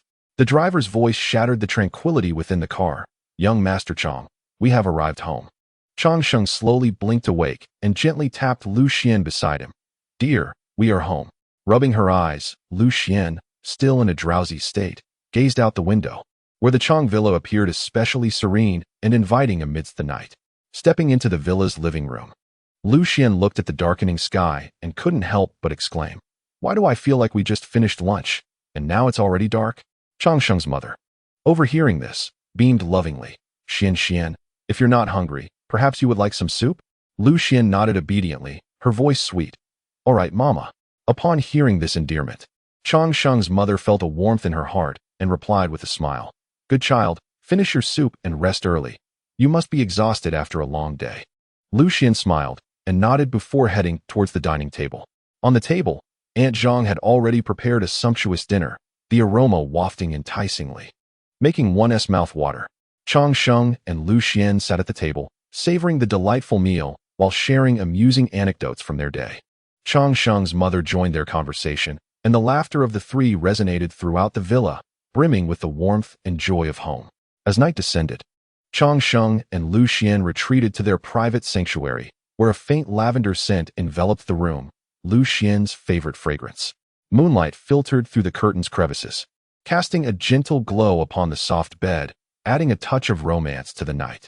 Chang Sheng noticed Lu Xian fixated on her phone screen, wearing a blissful smile, and could not contain his curiosity. "What has you grinning like that, my dear?" As soon as he spoke, Lu Xian swiftly shut her phone screen, her eyes twinkling with mischief. "This is a secret among my close friends. You mustn't peek." Chang Sheng was amused by her antics, feigning disappointment with a sigh. "What could possibly be so amusing to make you smile like that?" Lu Xian, unable to resist his mock dismay, giggled, playfully poking his cheek. "This time, I will let you see." She reopened her phone and accessed a group chat containing only her closest friends. Leaning in to take a look, Chang Sheng found the chat brimming with laughter and joy. The friends in the group are fervently discussing the gathering scheduled for tomorrow. Half-jokingly, they urge Lu Xian to treat them, teasingly mentioning the culprit responsible for her pregnancy. Chang Sheng, observing the light-hearted banter, can't help but chuckle along, sensing the anticipation for the impending event. "It seems we have a formidable challenge ahead of us tomorrow," he quips, his eyes sparkling with excitement. Lu Xian, however, stifles a yawn, placing her phone aside. She turns to face Chang Sheng, saying, "Let's talk about tomorrow when it arrives. For now, I simply wish to relish this tranquil evening." Chang Sheng nods in agreement, extending his arms to gently envelop Lu Xian in an embrace. Together, they lie quietly, savoring each other's warmth and heartbeat, as the moonlight bathes the room in a cozy serenity. Sunlight filters through the curtains, softly illuminating their faces, rousing them from slumber. They awaken almost simultaneously, exchanging smiles that silently communicate their shared anticipation for the significant moment ahead. After getting out of bed and freshening up, they descend the stairs to breakfast. At the table, Chang Sheng's mother has prepared a sumptuous meal, complete with steaming milk, golden fried eggs, and crispy toast. Seated together, Chang Sheng and Lu Xian bask in the warmth of family time. Following breakfast, Chang Sheng's mother approaches them with an unmistakable joy, holding the household registration book. Her smile radiates hope and happiness, as if she has long awaited this moment. "Dear, you must go handle the official paperwork shortly," she playfully suggests. "What's the matter?" Chang Sheng asks nonchalantly while munching on fruit, his attention still captivated by the morning news on television. His mother, instead of answering directly, places the registration book before him, her eyes twinkling with delight. "Go and get your marriage certificate with Xian Xian." Taken aback for a moment, Chang Sheng quickly grasps his mother's intent. He nods, a shy smile gracing his face. Observing her son's reaction, his mother beams even brighter. "Make sure Xian Xian dresses up beautifully. This is a lifelong commitment." With that, she turns her gaze to Chang Sheng, teasingly adding, "You should also spruce yourself up. You're a fine young man, yet you always appear so lethargic." Amused by her words, Chang Sheng stands up, taking Lu Xian's hand as they ascend to the second floor. He has already moved Lu Xian's wardrobe over, and now she stands before the closet, meticulously selecting her attire for the day. Chang Sheng enters his dressing room, with Lu Xian following suit, and together they pick out suitable outfits. Under Lu Xian's guidance, Chang Sheng swiftly dons a tailored suit. Standing before the mirror, he admires his reflection, the ensemble accentuating his handsome features, exuding an aura reminiscent of a charismatic CEO. Lu Xian gazes at him, her eyes sparkling with admiration, and nods in approval, exclaiming, "Yes." Quite dashing. Chang Sheng smiled confidently upon hearing Lu Xian's praise, replying, "Of course, we are born with beauty." Lu Xian responded with a playful, "Yes, yes, yes," as she squatted down to adjust the hem of Chang Sheng's trousers. After a simple tidying up, Lu Xian stood up and cheerfully asked, "Shall I do your makeup?" Forget it, let's skip that." Chang Sheng chuckled in response. Before long, Lu Xian had changed into a pristine white shirt paired with a modestly colored short skirt, enhancing her already ethereal charm. Chang Sheng gazed at Lu Xian in her new attire, exclaiming, "Wow, you look stunning." "It's all right, just SOSO," Lu Xian replied with a smile. As they drove smoothly through the streets of Zhonghai and his Cullinan, the towering buildings and bustling streets gradually faded behind them. They discussed their future, mapping out a shared life, with each topic brimming with hope and sweetness. Upon arriving at the Civil Affairs Bureau, they found a long queue at the entrance. New couples beamed with happiness, some whispering to each other, others capturing memories and photographs. Changsheng and Lu Xian joined the line, hand in hand, occasionally exchanging glances that reflected their mutual excitement. Time slipped away quietly as they waited, and after an hour and a half, they finally completed all the necessary formalities. When they emerged from the hall, the sun shone brightly, and a gentle breeze caressed the air. Changsheng held Lu Xian's hand tightly, each of them now possessing a bright red marriage certificate, a testament to their love and the beginning of their new life together. Suddenly, Changsheng halted, pulling Lu Xian into an embrace. Waving the marriage certificate playfully, he exclaimed, "We've got it. Do you know?" His voice carried a hint of mischief and pride. Lu Xian looked up at him, her eyes sparkling with laughter. And then? Changsheng grinned and continued, "Then, if you pinch me again, you'd better watch out." As soon as the words left his mouth, Lu Xian's hand darted to his waist, giving it a sharp twist. "Does it hurt?" she inquired playfully, a glint of mischief in her eyes. "Ouch. Yes, it hurts. I was just joking. Dear wife," Changsheng immediately pleaded, his expression exaggerated and comical. Upon seeing his reaction, Lu Xian released her grip, and he seized the opportunity to clasp her hand within his own. "Now, let's see how you can pinch me," Changsheng declared triumphantly, lightly pinching Lu Xian's waist, mimicking her earlier action. "Does it hurt?" Lu Xian burst into laughter at his antics and pretended to scold him. "You better sleep with your eyes open tonight, Changsheng. What are you planning?" Changsheng loosened his grip, smiling as he tightly held one of Lu Xian's hands with his other. "You're being so cheeky every day." Lu Xian laughed. "Call me hubby and let me hear it." Changsheng whispered. "Hubby," Lu Xian echoed in a soft voice. "Lately, my ears have been a bit off. I can't hear you." Changsheng chuckled. As they spoke, the two approached the car and took their seats. With Changsheng in the driver's seat, smiling as he remarked, "I didn't hear you earlier. Please call me again." "Husband, husband, husband," Lu Xian called out, her voice growing louder with each utterance. Hearing Lu Xian's affectionate words filled Changsheng's heart with joy. Finally, that's more like it. With a satisfied smile, he started the engine and gently drove out of the Civil Affairs Bureau's parking lot. The vehicle glided smoothly along the city streets, sunlight streaming through the windows, enveloping them in warmth. From time to time, Changsheng turned his head to gaze at Lu Xian, his eyes brimming with love. "Darling, where shall we go now?" he inquired, his tone laced with tenderness. Lu Xian pondered for a moment before responding with a smile. "Let us go to the seaside. I want to see the ocean." "What a splendid idea." Changsheng readily agreed, knowing Lu Xian had always cherished the sea, relishing the boundless sensation it offered. As the car navigated through the city, the towering skyscrapers gradually receded, giving way to lush green fields and distant rolling hills. They conversed and laughed along the way, sharing amusing anecdotes and cherished memories, while time slipped away unnoticed. At last, they arrived at the shore. The salty sea breeze mingled with the rhythmic crashing of waves against the shore. Hand in hand, they strolled along the sandy beach, savoring the delicate grains beneath their feet and the gentle caress of the ocean wind. "Look over there at the seagulls," Lu Xian exclaimed, pointing excitedly at the distant birds in flight. Following her gaze, Changsheng beheld a flock of seagulls soaring above the water, diving and soaring freely. "Indeed, they are beautiful," he mused, turning to gaze deeply at Lu Xian. "But in my eyes, you are even more exquisite." Upon hearing this, a soft blush crept across Lu Xian's cheeks as she nestled into Changsheng's embrace. Together, they sat in tranquil silence, gazing at the vast ocean and attuning to each other's heartbeat. In that moment, it felt as though they were isolated from the world, existing solely for one another. The sea breeze, the waves, the seagulls, and their love painted a picturesque tableau. Under the golden sunlight, the breeze gently brushed against Lu Xian and Changsheng's faces, their steps light and joyful. As they drew nearer, the majestic Chang Lu cruise ship, anchored at Xingyue Beach, became increasingly striking. The enormous vessel cast a shadow across the sand, resembling a colossal steel beast quietly guarding the waters. Lu Xian gazed upon the magnificent cruise ship, her eyes sparkling with curiosity and excitement. Playfully tugging at Changsheng's sleeve, she asked, "Husband, whose is this Chang Lu cruise ship? Why has it been docked here for years?" The world of the wealthy is truly perplexing.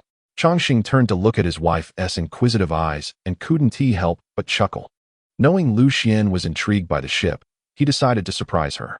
Gently wrapping his arm around her shoulders, he said mysteriously, "Darling, would you like to go aboard and take a look? I am aware of the identity of the vessel's owner." Lu Xian's eyes sparkled with excitement as she exclaimed, "Really? If it's convenient, I would certainly love to take a look. I have heard this is the largest cruise ship in the country." Changsheng nodded with a smile, retrieving his phone from his pocket and dialing a number. A respectful voice answered on the other end, "Young Master Chang. I am at the Changle. Please have the captain of the cruise ship come over, as I wish to take my wife out for a stroll." A hint of undeniable authority resonated in Changsheng's voice. "Understood, young Master Chang. We shall be there shortly." The voice on the other end was prompt and decisive. After hanging up, Changsheng took Lu Xian's hand, and together they walked towards the boarding ladder. Lu Xian suddenly halted, her curiosity piqued. "You wouldn't tell me that the Xingyue Bay beach is also yours, would you?" Changsheng chuckled with pride, a mischievous glint reflected in his eyes. "What do you think? Impressive, isn't it?" Shortly thereafter, the person in charge of Xingyue Bay Beach hurried over with several staff members. Upon seeing Changsheng and Lu Xian, they quickened their pace, their faces beaming with smiles. "Young Master Chang, we apologize for keeping you waiting," the person in charge said respectfully. Changsheng nodded slightly, then turned to Lu Xian, gently saying, "Let us go up and have a look. My wife wants to see." "Certainly, young Master Chang. Please, young Master Chang's wife," the person in charge immediately complimented, leading them aboard the cruise ship. As soon as she stepped onto the deck, Lu Xian was awestruck by the opulence and grandeur of the vessel. She surveyed her surroundings, noting the exquisite wooden flooring and the intricate sculptures and artworks adorning the space. She could easily envision the magnificent parties and banquets that had once taken place here. Observing his wife's excitement filled Changsheng's heart with a profound sense of satisfaction. He gently clapped his hands, addressing the staff. "Set sail, let us take a spin. Staying anchored here is rather dull." "At once, young Master Chang. Preparations are underway." The staff responded promptly, beginning to busily attend to their tasks. Chapter 27. The Vengeful Heart of a Husband. Changsheng nodded slightly, a barely perceptible smile gracing his features. He gently held Lu Xian's hand, a warm and steadfast strength that seemed to convey boundless reassurance. The two walked side by side along the deck, the wooden planks creaking softly beneath their feet, harmonizing with the gentle lapping of the waves, creating a symphony of maritime serenity. Lu Jun stood a short distance away, his gaze lingering on the pair for a moment before he quietly turned away. He understood that at this moment, Changsheng and Lu Xian required their own space. Their emotional exchange did not necessitate the intrusion of others. Thus, he chose to respect their privacy and discreetly stepped aside. On the deck, Changsheng and Lu Xian stood by the railing, gazing out at the boundless sea. The surface of the water shimmered with golden reflections under the setting sun, reminiscent of countless coins dancing upon the waves. In Lu Xian's eyes, the breathtaking scenery was reflected, and her voice carried a hint of playful mockery as she quietly remarked to Changsheng, "They say the wealthy know how to indulge, yet here you are, with such a grand cruise ship docked, and it remains dormant." Upon hearing this, Changsheng simply smiled, a glimmer of mischief dancing in his gaze. He turned to Lu Xian and earnestly replied, "Who says it's not operational? We've been planning to put this cruise ship to good use for quite some time." His words were laced with an air of mystery, as if alluding to a grand scheme in the works. Lu Xian, intrigued by his statement, felt her curiosity piqued, her eyes sparkling with anticipation. Just as she was about to inquire further, the ship's engine rumbled deeply, and the vessel began to glide smoothly away. The sea breeze grew stronger, embracing them with its distinctive salty essence. Lu Xian's long hair danced in the wind, her tresses flowing like black silk, occasionally brushing against Changsheng's cheek, evoking a gentle tickle and an indescribable sense of intimacy. The two stood quietly on the deck, savoring the movement of the cruise ship and the caress of the sea breeze, their hearts seemingly sailing toward distant horizons alongside the vessel. The world around them appeared to fade into tranquility and remoteness at that moment, leaving only the two of them and the vast ocean. As the cruise ship gracefully departed from Xingyue Bay, discussions online surged like tumultuous waves. The photograph of Changsheng, the heir of the Chang Group, alongside a mysterious beauty emerging from the Civil Affairs Bureau, coupled with the news of the Changlu cruise ship's relaunch, detonated across social media like two explosive charges. Enthusiasm regarding these revelations escalated rapidly, with an avalanche of speculations and comments inundating the digital sphere. Some marveled at Chang Sheng's understated demeanor.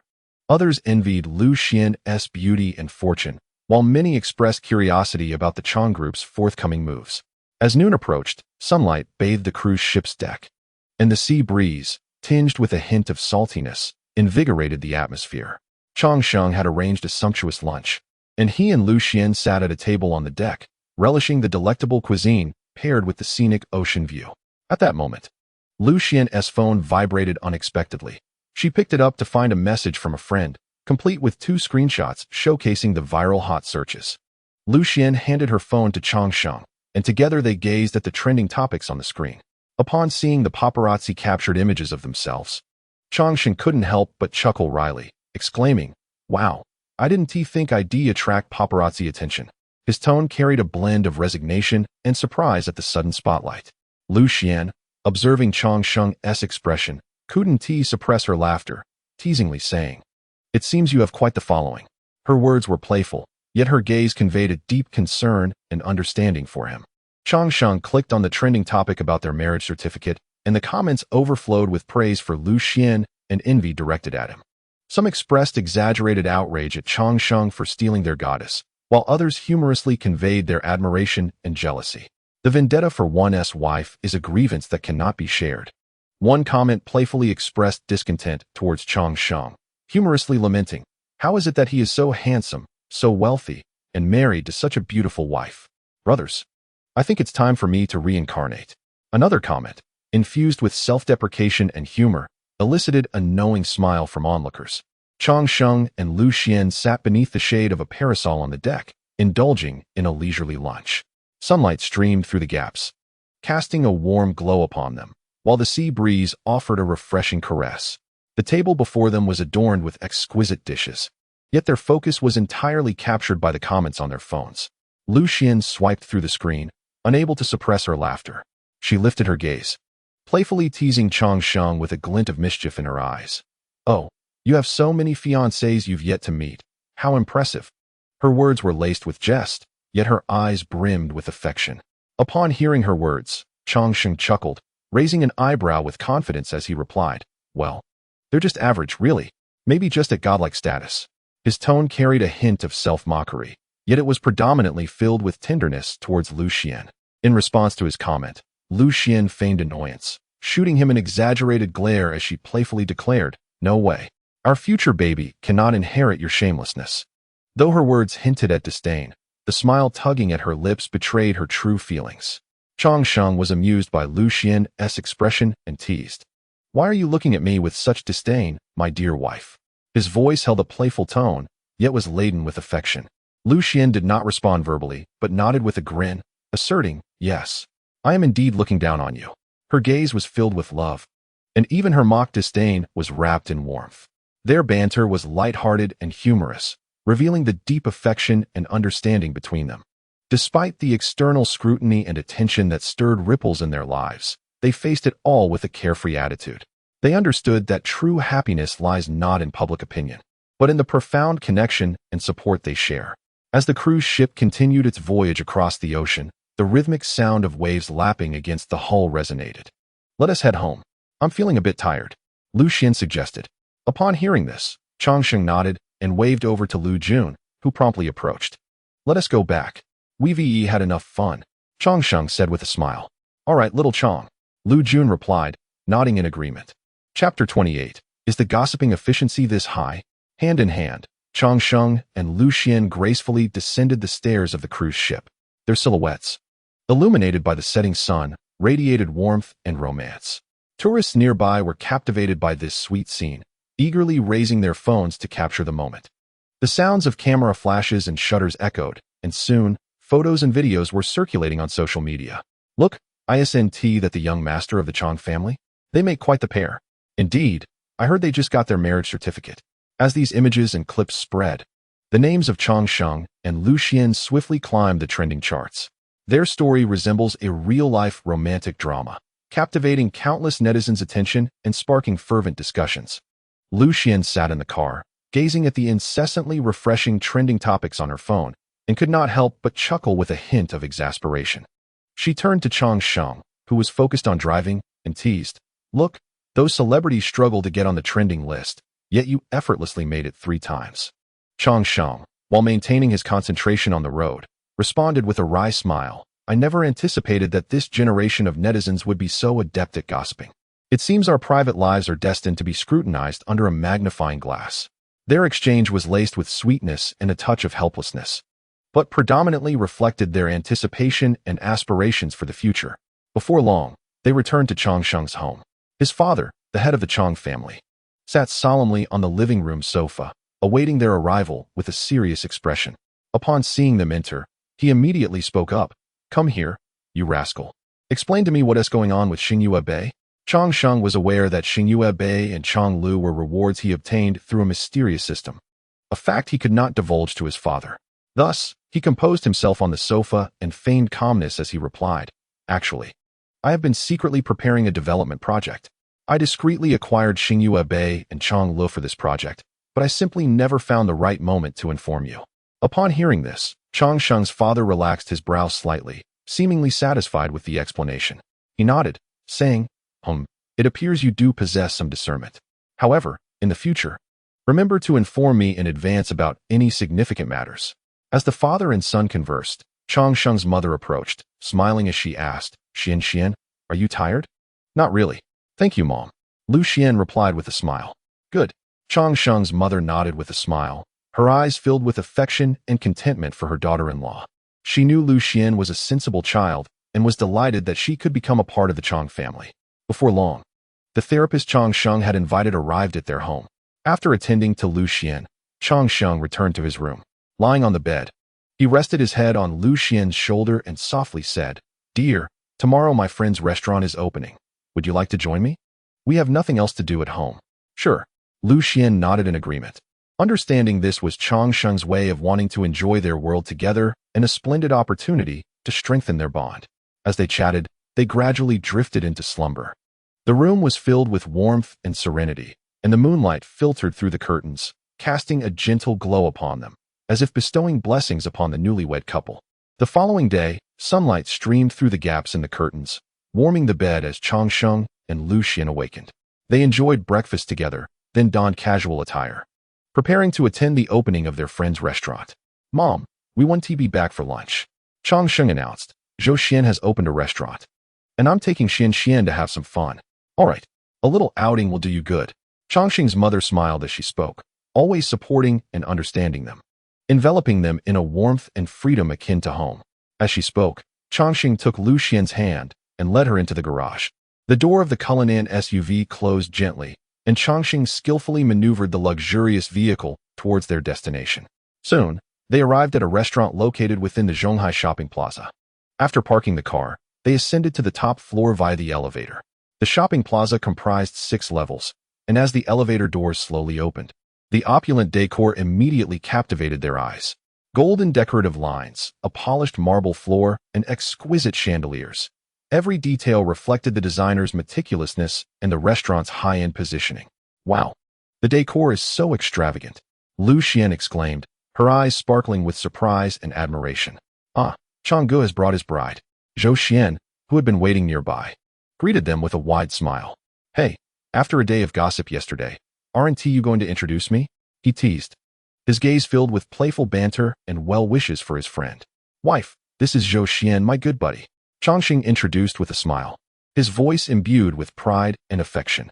Wow, when did you hide such a beautiful wife? Zhou Xian joked, his words laced with compliments for Lu Xian's beauty. Keep it low-key. With a wife as stunning as mine, of course, I have to keep her under wraps.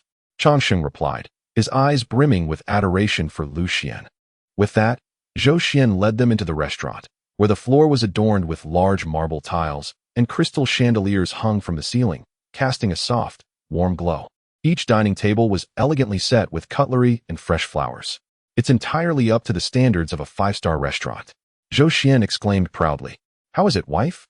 Chang Sheng asked with a smile, his eyes reflecting anticipation and inquiry. Lu Xian nodded with a smile. Well, Changgu, why don't you and your wife explore while I greet some others? I want to interrupt your time, Zhou Xian said with a grin. All right, go ahead and be busy. Chang Sheng nodded in response. As Zhou Xian departed, Chang Sheng led Lu Xian to the restaurant's terrace, the venue prepared for the day's opening, adorned with an array of pastries. Changsheng casually picked up a piece of crystal cake and handed it to Lu Xian.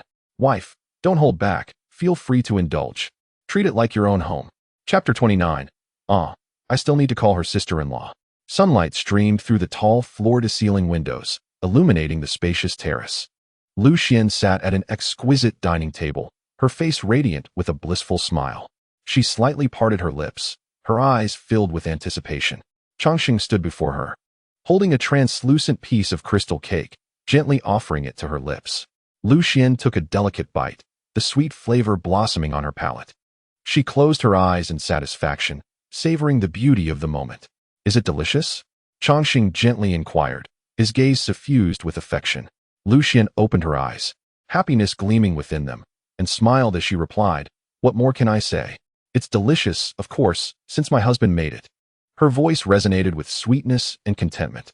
As time progressed, an increasing number of guests gathered on the terrace to partake in this grand opening ceremony. Many among them were old acquaintances of Changsheng, who approached him warmly, their curiosity piqued by Lu Xian, the lady of the Chang family.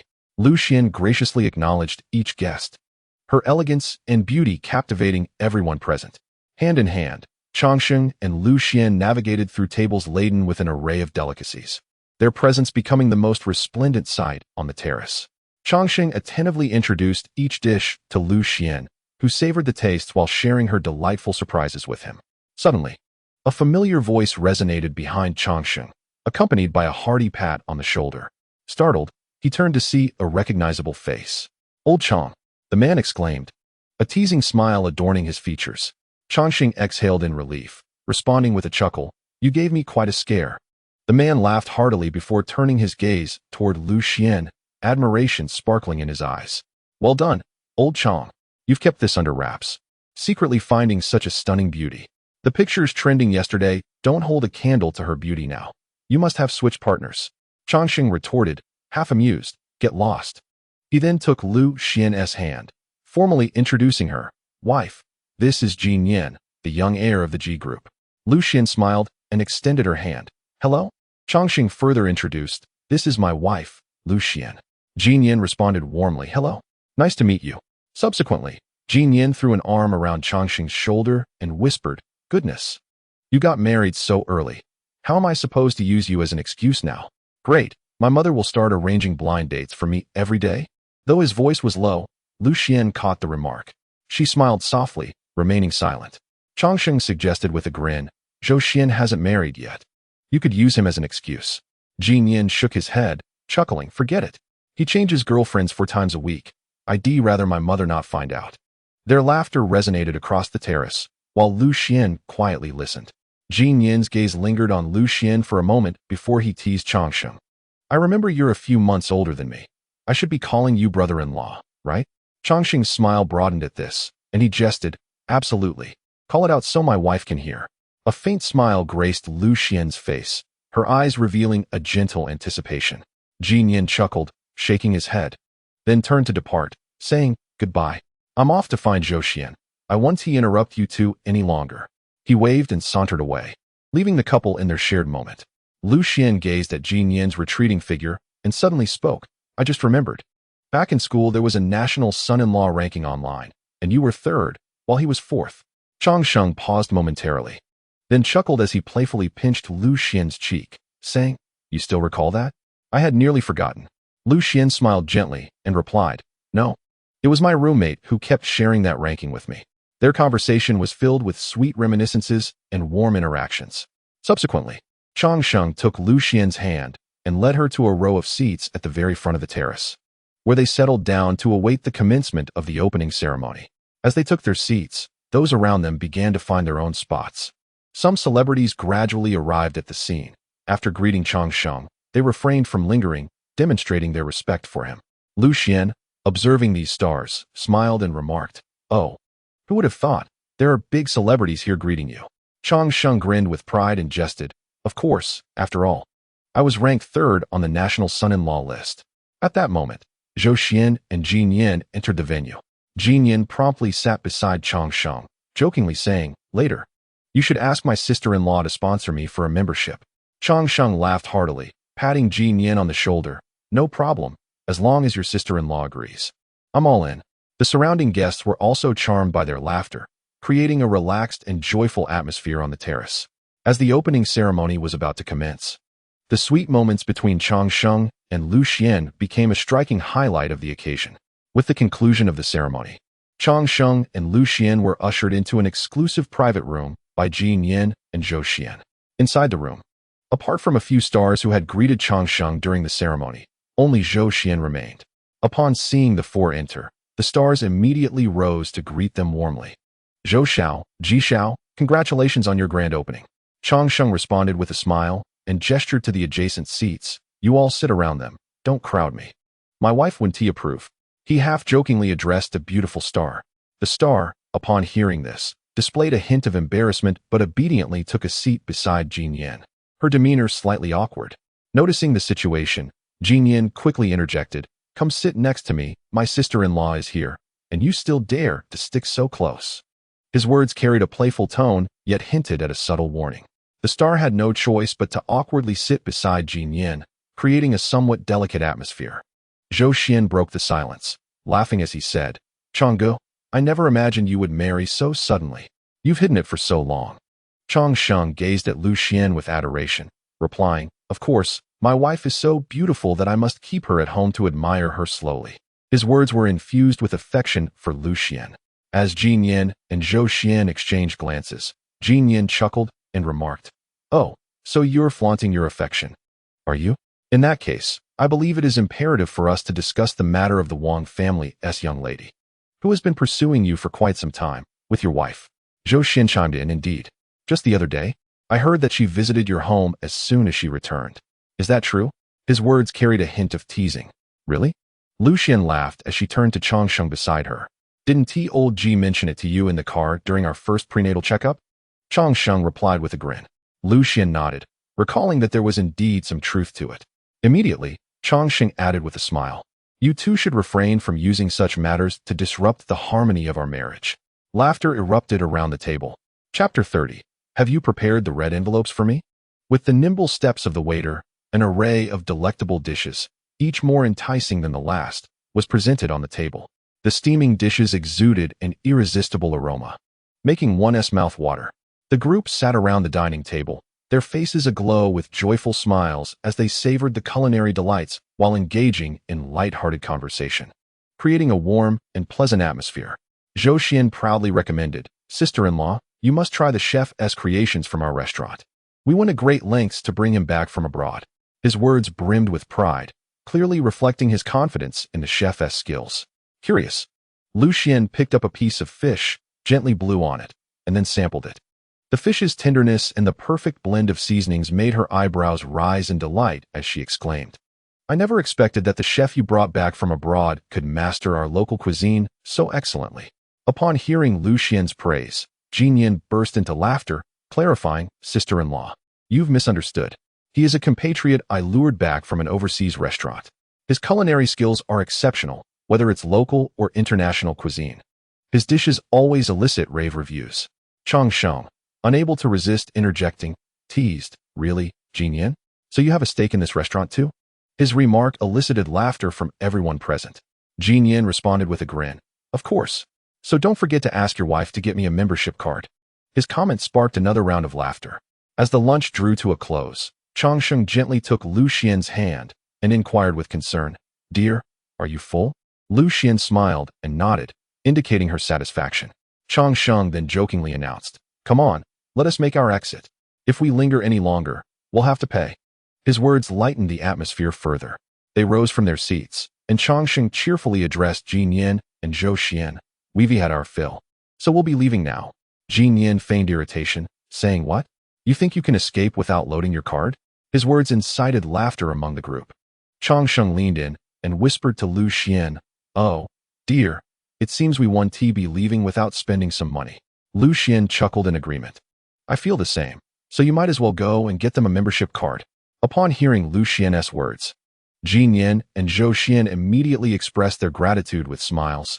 "Thank you, sister-in-law." Zhou Xian playfully tugged at Changsheng, leading him toward the front desk with a mischievous grin, as if embarking on a light-hearted prank. As they walked, he jovially exclaimed, "Come on, General Chang. It's time to settle the bill." His tone brimmed with jest, clearly relishing this delightful moment. Upon reaching the front desk, Zhou Xian turned to the staff, adopting a slightly authoritative tone, and commanded, "Please prepare a diamond card for my brother Chang." His words conveyed a sense of camaraderie with Chang Sheng and pride in the establishment. Chang Sheng chuckled helplessly and feigned indignation, saying, "I can't believe this. You just can't help but squeeze me dry." His remark elicited laughter from those around them, creating a cheerful atmosphere. Despite his mock complaints, Chang Sheng produced his black card and swiped it. Turning to Zhou Xian and Jin Yin, half jokingly and half seriously, he remarked, "You two better prepare a wedding gift and a baby gift for me since my wife is 4 months pregnant." Jin Yin immediately retorted, "Wow, old Chang, you're so quick." Zhou Xian, "Hurry and refund him. We don't need that membership card." His quip sent Chang Sheng and the surrounding crowd into fits of laughter. Chang Sheng responded with a playful grin, "Too late. Even if I cancel, you're still giving me gifts." His words further lightened the mood. Afterward, he took Lu Xian's hand and they exited the restaurant. In the elevator, Lu Xian couldn't contain her laughter. Curiously, Chang Sheng inquired, "Wife, what is so funny?" Lu Xian replied with a smile, "I've heard you are quite the playboy, and it seems that is true. You need a celebrity just to have dinner." Her teasing tone, however, was laced with affection and pride for Chang Sheng. He chuckled and clarified, "Not me, that is all them." His response only made Lu Xian laugh more heartily. Lu Xian stood on her tiptoes, cradling Chang Sheng's face, and affectionately stated, "That is why I'm happy. My husband is different from others." Her words filled Chang Sheng with warmth and joy. Lu Xian continued, "Since we're at the mall, let us go shopping." Her eyes sparkled with anticipation. "Sure." Chang Sheng replied with a smile, gently kissing her forehead. Their sweet interaction infused the elevator with love. As they stepped out of the elevator, hand in hand, they began to joyfully explore the mall. Lu Xian led Chang Sheng, their strides easy and intimate. She guided him into an exquisitely decorated men's clothing boutique, where soft lighting illuminated a diverse array of garments, from casual to formal wear. "I'm going to buy you a few outfits," Lu Xian asserted with unwavering determination, her smile radiating warmth and affection. Chang Sheng replied with a laugh, "But I have plenty of clothes. Why buy me more?" Yet, Lu Xian remained resolute, responding playfully, "No way, you'll wear what I choose for you." Her words revealed her care and desire to be involved in every aspect of his life. They began to sift through the clothing, with Lu Xian's discerning eye quickly selecting several pieces, which she then held up against Chang Sheng to gauge their fit. She carefully examined each garment, ensuring they would accentuate Chang Sheng's character. "No, this one is not appealing." Lu Xian shook her head, as her discerning taste sought the perfect piece. She continued to weave through the racks, her fingers gliding over rows of clothing in search of the next potential choice. "Darling, you should try on this shirt and this short-sleeve t-shirt," Lu Xian said with a smile, holding up the 2 items. Upon hearing her, Chang Sheng nodded and stepped into the fitting room, emerging shortly thereafter. Lu Xian nodded in satisfaction, then instructed, "Change into the shirt so I can see. And also try on these 2 pairs of pants." Obediently, Chang Sheng changed and tried them on, earning another approving nod from Lu Xian. Just as she turned to head to the checkout, Lu Xian spotted a suit nearby and pulled Chang Sheng over. "You looked quite handsome in a suit the last time I saw you," she remarked with a smile, but quickly placed a finger over Chang Sheng's lips. "Don't say anything. You'll start to praise yourself again." Chang Sheng chuckled in response, "You truly know me well, my dear." Lu Xian shot him a playful glare as she draped the suit over Chang Sheng, measuring it against him. "Never mind. You look like a salesman in this." Chapter 31, Darling, you must treat me to barbecue later. Chang Sheng couldn't help but laugh at Lu Xian's words. His smile was warm and confident, with a hint of mischief in the creases around his eyes. As he chuckled, he teased, "With my looks, how could I possibly resemble a salesman?" His tone was playful, yet underscored by a self-assuredness regarding his appearance. Upon hearing this, Lu Xian's eyes sparkled with pride. She tilted her head slightly, as if silently proclaiming her triumph. Turning to a nearby attendant, she elegantly declared, "Check, please." Her voice was clear and melodious, imbued with an undeniable authority. Observing Lu Xian's triumphant demeanor, a warm sensation surged within Chang Sheng. He gently placed the suit back on the rack, then took Lu Xian's hand as they walked toward the front desk together. "I'll cover the clothes, and you must treat me to barbecue later. I'm feeling quite peckish." His eyes twinkled with anticipation, as if he could already savor the enticing aroma of grilled delicacies. Upon hearing this, Lu Xian's eyes curved into crescent moons. All right, my dear can have whatever he desires. Her tone was laced with affection, clearly unable to resist Changxing's request. Soon, they completed their purchase and walked out of the store hand in hand, their spirits lifted by this small interaction. Within the shopping mall, they continued to wander, occasionally selecting various items. Their smiles and carefree strides drew the attention of those around them, as if the very air surrounding them was imbued with a sweet fragrance. After completing their shopping, they placed their numerous bags into the trunk of their car. Hand in hand, they then entered the cinema within the mall. The lighting in the theater was soft, and the scent of popcorn wafted through the air. They found their seats, settled in, and prepared to enjoy the film that was about to begin. The passage of over 2 hours of cinematic experience seemed to vanish in the blink of an eye. As the theater lights illuminated once more, Lu Xian and Changsheng emerged from the screening room hand in hand. Lu Xian cradled a half-full bucket of popcorn, gently shaking it to produce a faint rustling sound. Changsheng, with a satisfied smile adorning his face, softly inquired, "Darling, where shall we indulge in some barbecue?" Lu Xian, momentarily pulled back to reality by his question, furrowed her brow slightly as she mentally searched for a suitable location. After a brief contemplation, her eyes brightened as she exclaimed, "How about the barbecue stall near Central Park? I remember it being quite delectable. I used to frequent it with friends." A hint of nostalgia colored her voice, clearly indicating her fond recollection of the stall's flavors. "Sounds great," Changsheng readily agreed, his tone revealing a spark of anticipation. He cherished Lu Xian's suggestion. The ambience of Central Park was delightful, and the evening's lights and gentle breeze always imparted a sense of tranquility and relaxation, promising a splendid dinner ahead. Before long, they arrived at the parking area. Settling into the car, Changsheng expertly ignited the engine, and they smoothly navigated out of the parking lot, en route to the barbecue stall Lu Xian had recommended. Their conversation flowed effortlessly, sharing amusing anecdotes, enveloping the car in a light-hearted atmosphere. As they drove, the city's clamor gradually faded into the background, giving way to the serene beauty of Central Park. Changsheng soon located a suitable parking spot, and together they descended from the vehicle, hands intertwined, making their way towards the barbecue stall. Beneath the night sky, the stall was enveloped in swirling smoke, the glowing embers illuminating the busy grill masters, while the air was infused with a tantalizing blend of spices and grilled meats, making one's mouth water. Shortly after they settled in, a server from the stall enthusiastically delivered their ordered barbecue. Skewers of lamb and beef, grilled chicken wings, and vegetables emanated an irresistible aroma from the charcoal, stirring their appetites. Just as they were about to indulge, Lu Xian's phone unexpectedly rang, displaying a video call. Upon seeing the caller ID, she promptly answered, her face lighting up with a warm smile. On the other end of the line, Changsheng's mother beamed with joy, inquiring with genuine concern about Lu Xian's dinner plans. "What would you like for dinner, my dear? I can have Aunt Zhang prepare something for you." Changsheng's mother expressed her care. Hearing his mother's voice, Changsheng couldn't resist chiming in playfully, "Mom, we're having barbecue out here. You all enjoy your meal." His mother's expression shifted from delight to worry upon hearing this. "Oh my, try not to indulge in too much smoky food. It's not good for the baby." "Lu Xian, you must understand this isn't a usual circumstance. You can eat as you please normally, but now you are about to become a mother." Her tone held a note of reproach, yet it was imbued with profound concern for Lu Xian and the unborn child. Lu Xian, upon hearing this, felt her smile falter slightly. She recognized that Changsheng's mother meant well, yet she yearned to relish the occasional indulgence. Changsheng noticed Liu Xuan's embarrassment. He gently patted her hand and said to his mother, "All right, Mom, I understand. Let's hang up." With that, he delicately pressed the end call button. After ending the call, Changsheng turned to Lu Xian and smiled reassuringly. "Don't worry, Mom is just concerned about you. It's fine for us to indulge occasionally. We'll just be more mindful next time." Hearing his words, Lu Xian felt a slight alleviation of her tension. She nodded, and the two resumed enjoying their barbecue dinner. Under the warm glow of the barbecue stall's lights, Liu Xuan's smile radiated a gentle warmth, her eyes sparkling with satisfaction.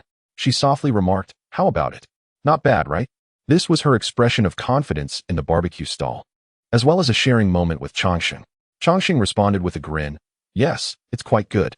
A hint of mischief danced in his smile as he picked up a perfectly grilled lamb skewer and gently offered it to Liu Xuan's lips. This gesture was filled with affection and care. He cherished witnessing the happiness on her face as she savored her food. Liu Xian slightly parted her lips and cautiously took a bite of the lamb skewer, the savory flavor of the meat intertwined with the smoky aroma of the charcoal, instantly bringing a satisfied smile to her face. This smile was the best response to Changsheng and a splendid praise for the meal. Changsheng, captivated by Liu Xuan's smile, felt a warm surge in his heart. He softly said, "Dear, next time I'll sneak you out for a meal without letting Mom and Dad know." His voice carried a playful tone, underpinned by deep affection for Liu Xian. Upon hearing this, she shook her head with a smile. "No more for me. I'll wait until after the baby is born." Her tone was imbued with determination. However, Changsheng playfully protested, "That won't do.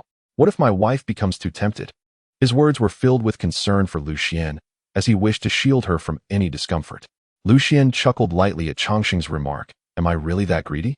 Her playful banter was laced with the enjoyment of his affection. Changsheng laughed self-deprecatingly. "Hee, I seem to have forgotten who is craving this barbecue." His words elicited a laugh from Liu Xian, who playfully huffed before continuing to relish the delectable barbecue.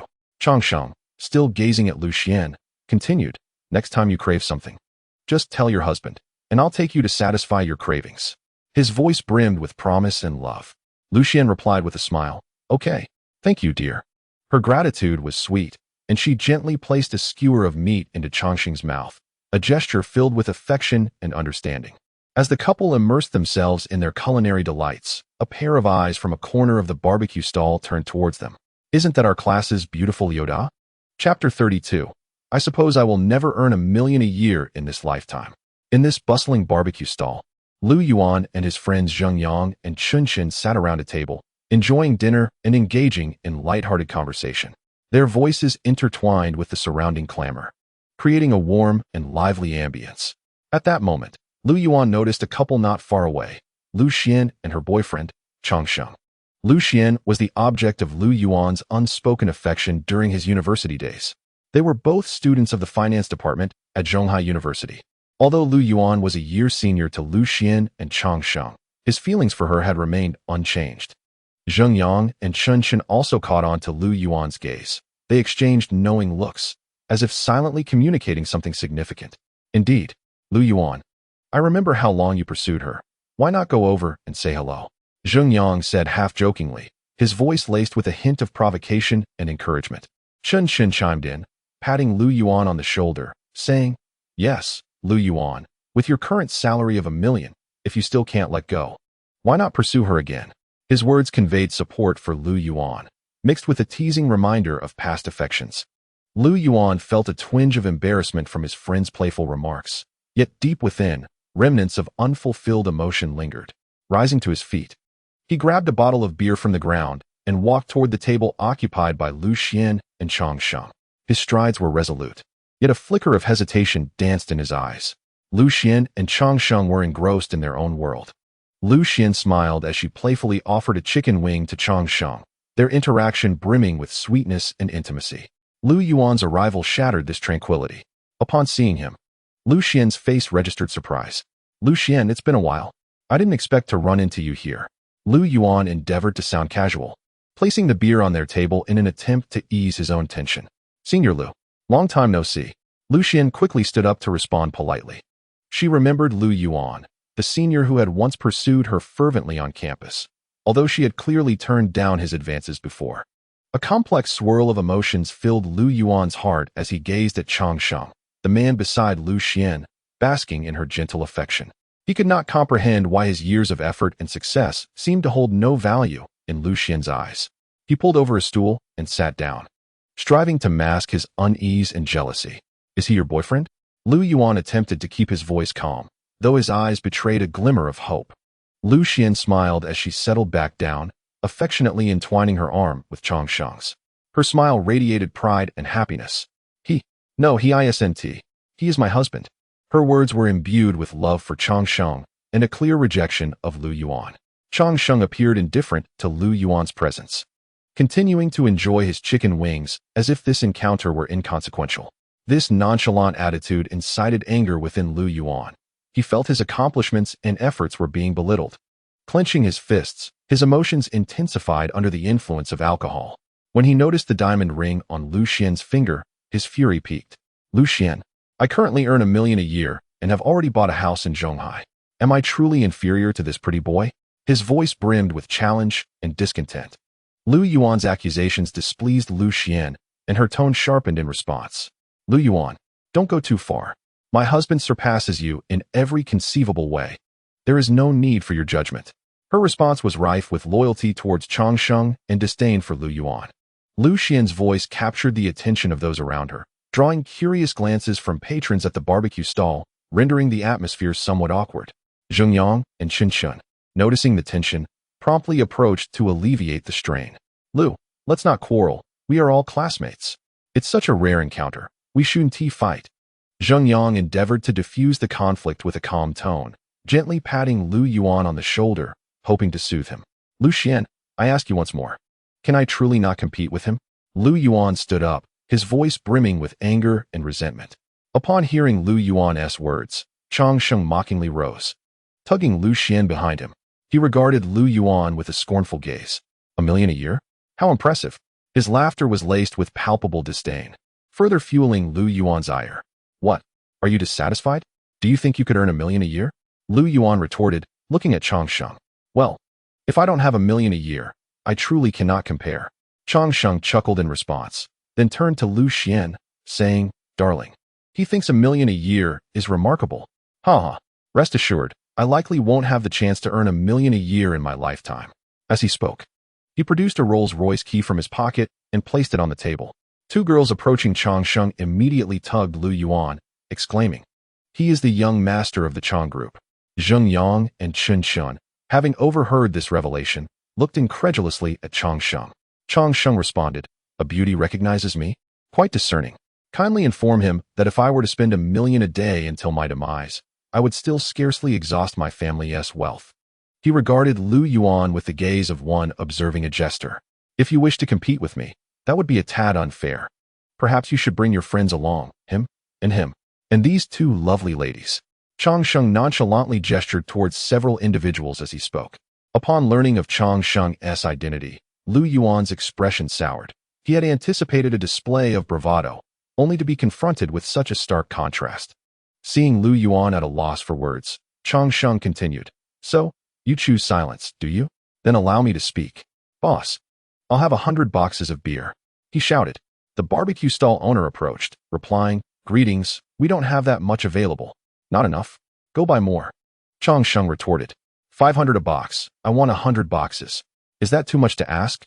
He inquired of the stall owner. I'll bring over what we have. The rest I will fetch right away. The stall owner's eyes gleamed with excitement. Let me scan your payment. Don't think I'm planning to run off. Changsheng remarked, pulling the payment device from the stall owner's neck and scanning it for the barbecue costs. Boss, the barbecue is on me. The stall owner declared. All right, 500 a box. That's 50,000 for 100 boxes. The payment is completed. Quickly, go fetch it for me. Changsheng commanded. Upon receiving the notification of payment, the barbecue stall owner immediately sprang into action. Changsheng, with a mocking glance at Lu Yuan, remarked, Did you not come here with a bottle of wine? If you wish to put on airs, then do so to the fullest. I present you with two choices. One is to consume this 100 boxes of wine and retain your proud annual salary of $1 million. The other is for you to turn and leave this place. After all, they are not your friends, are they? Do not expect to find work in Zhonghai, including you. I assure you, you won't even find a place to sweep the streets. With a pronounced derision in his gaze, Changsheng settled down slowly, wiping his hands with a napkin, and, taking hold of Lu Xian's hand, disdainfully declared, I grant you 10 minutes to contemplate. After 10 minutes, I shall assume you have chosen the latter. Chapter 33, The $1 Million Clown. Such a rarity.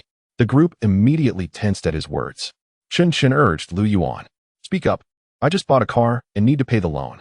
Lu Xian, seated beside Changsheng, anxiously grasped his hand and whispered, Let us go home.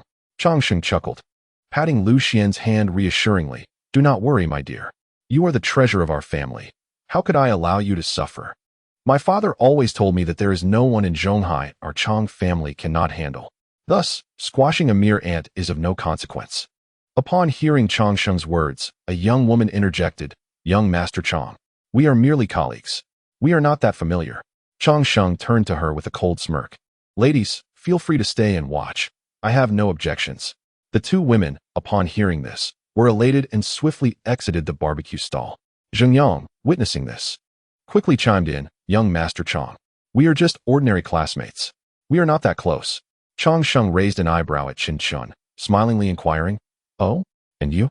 After a moment's hesitation, Qin Chun murmured, "We are also just ordinary classmates. Not that familiar." Lu Yuan regarded the two with a complex expression, stating, "You." Zheng Yang promptly interrupted, "Lu Yuan, let us not stay in touch from now on. We do not know each other." Chang Sheng coldly scrutinized the pair, taunting, "Do not know each other? If that is the case, you may leave." Exchanging glances, Chun Chun and Zheng Yang lowered their heads and hastily departed the barbecue stall. Leaving Lu Yuan standing alone, his countenance darkened. As the two exited, Chang Sheng laughed, "A clown. $1 million clown. Such a rarity indeed. Lu Yuan, is it? Never mind. I shall show mercy. You have 1 day to vacate Zhonghai. Do not return henceforth. After a day, I would not mind assisting your departure. Likewise, your return would be inconsequential. However, you better have a background that could compel me to relent." Lu Yuan's face turned ashen, his fists clenched tightly.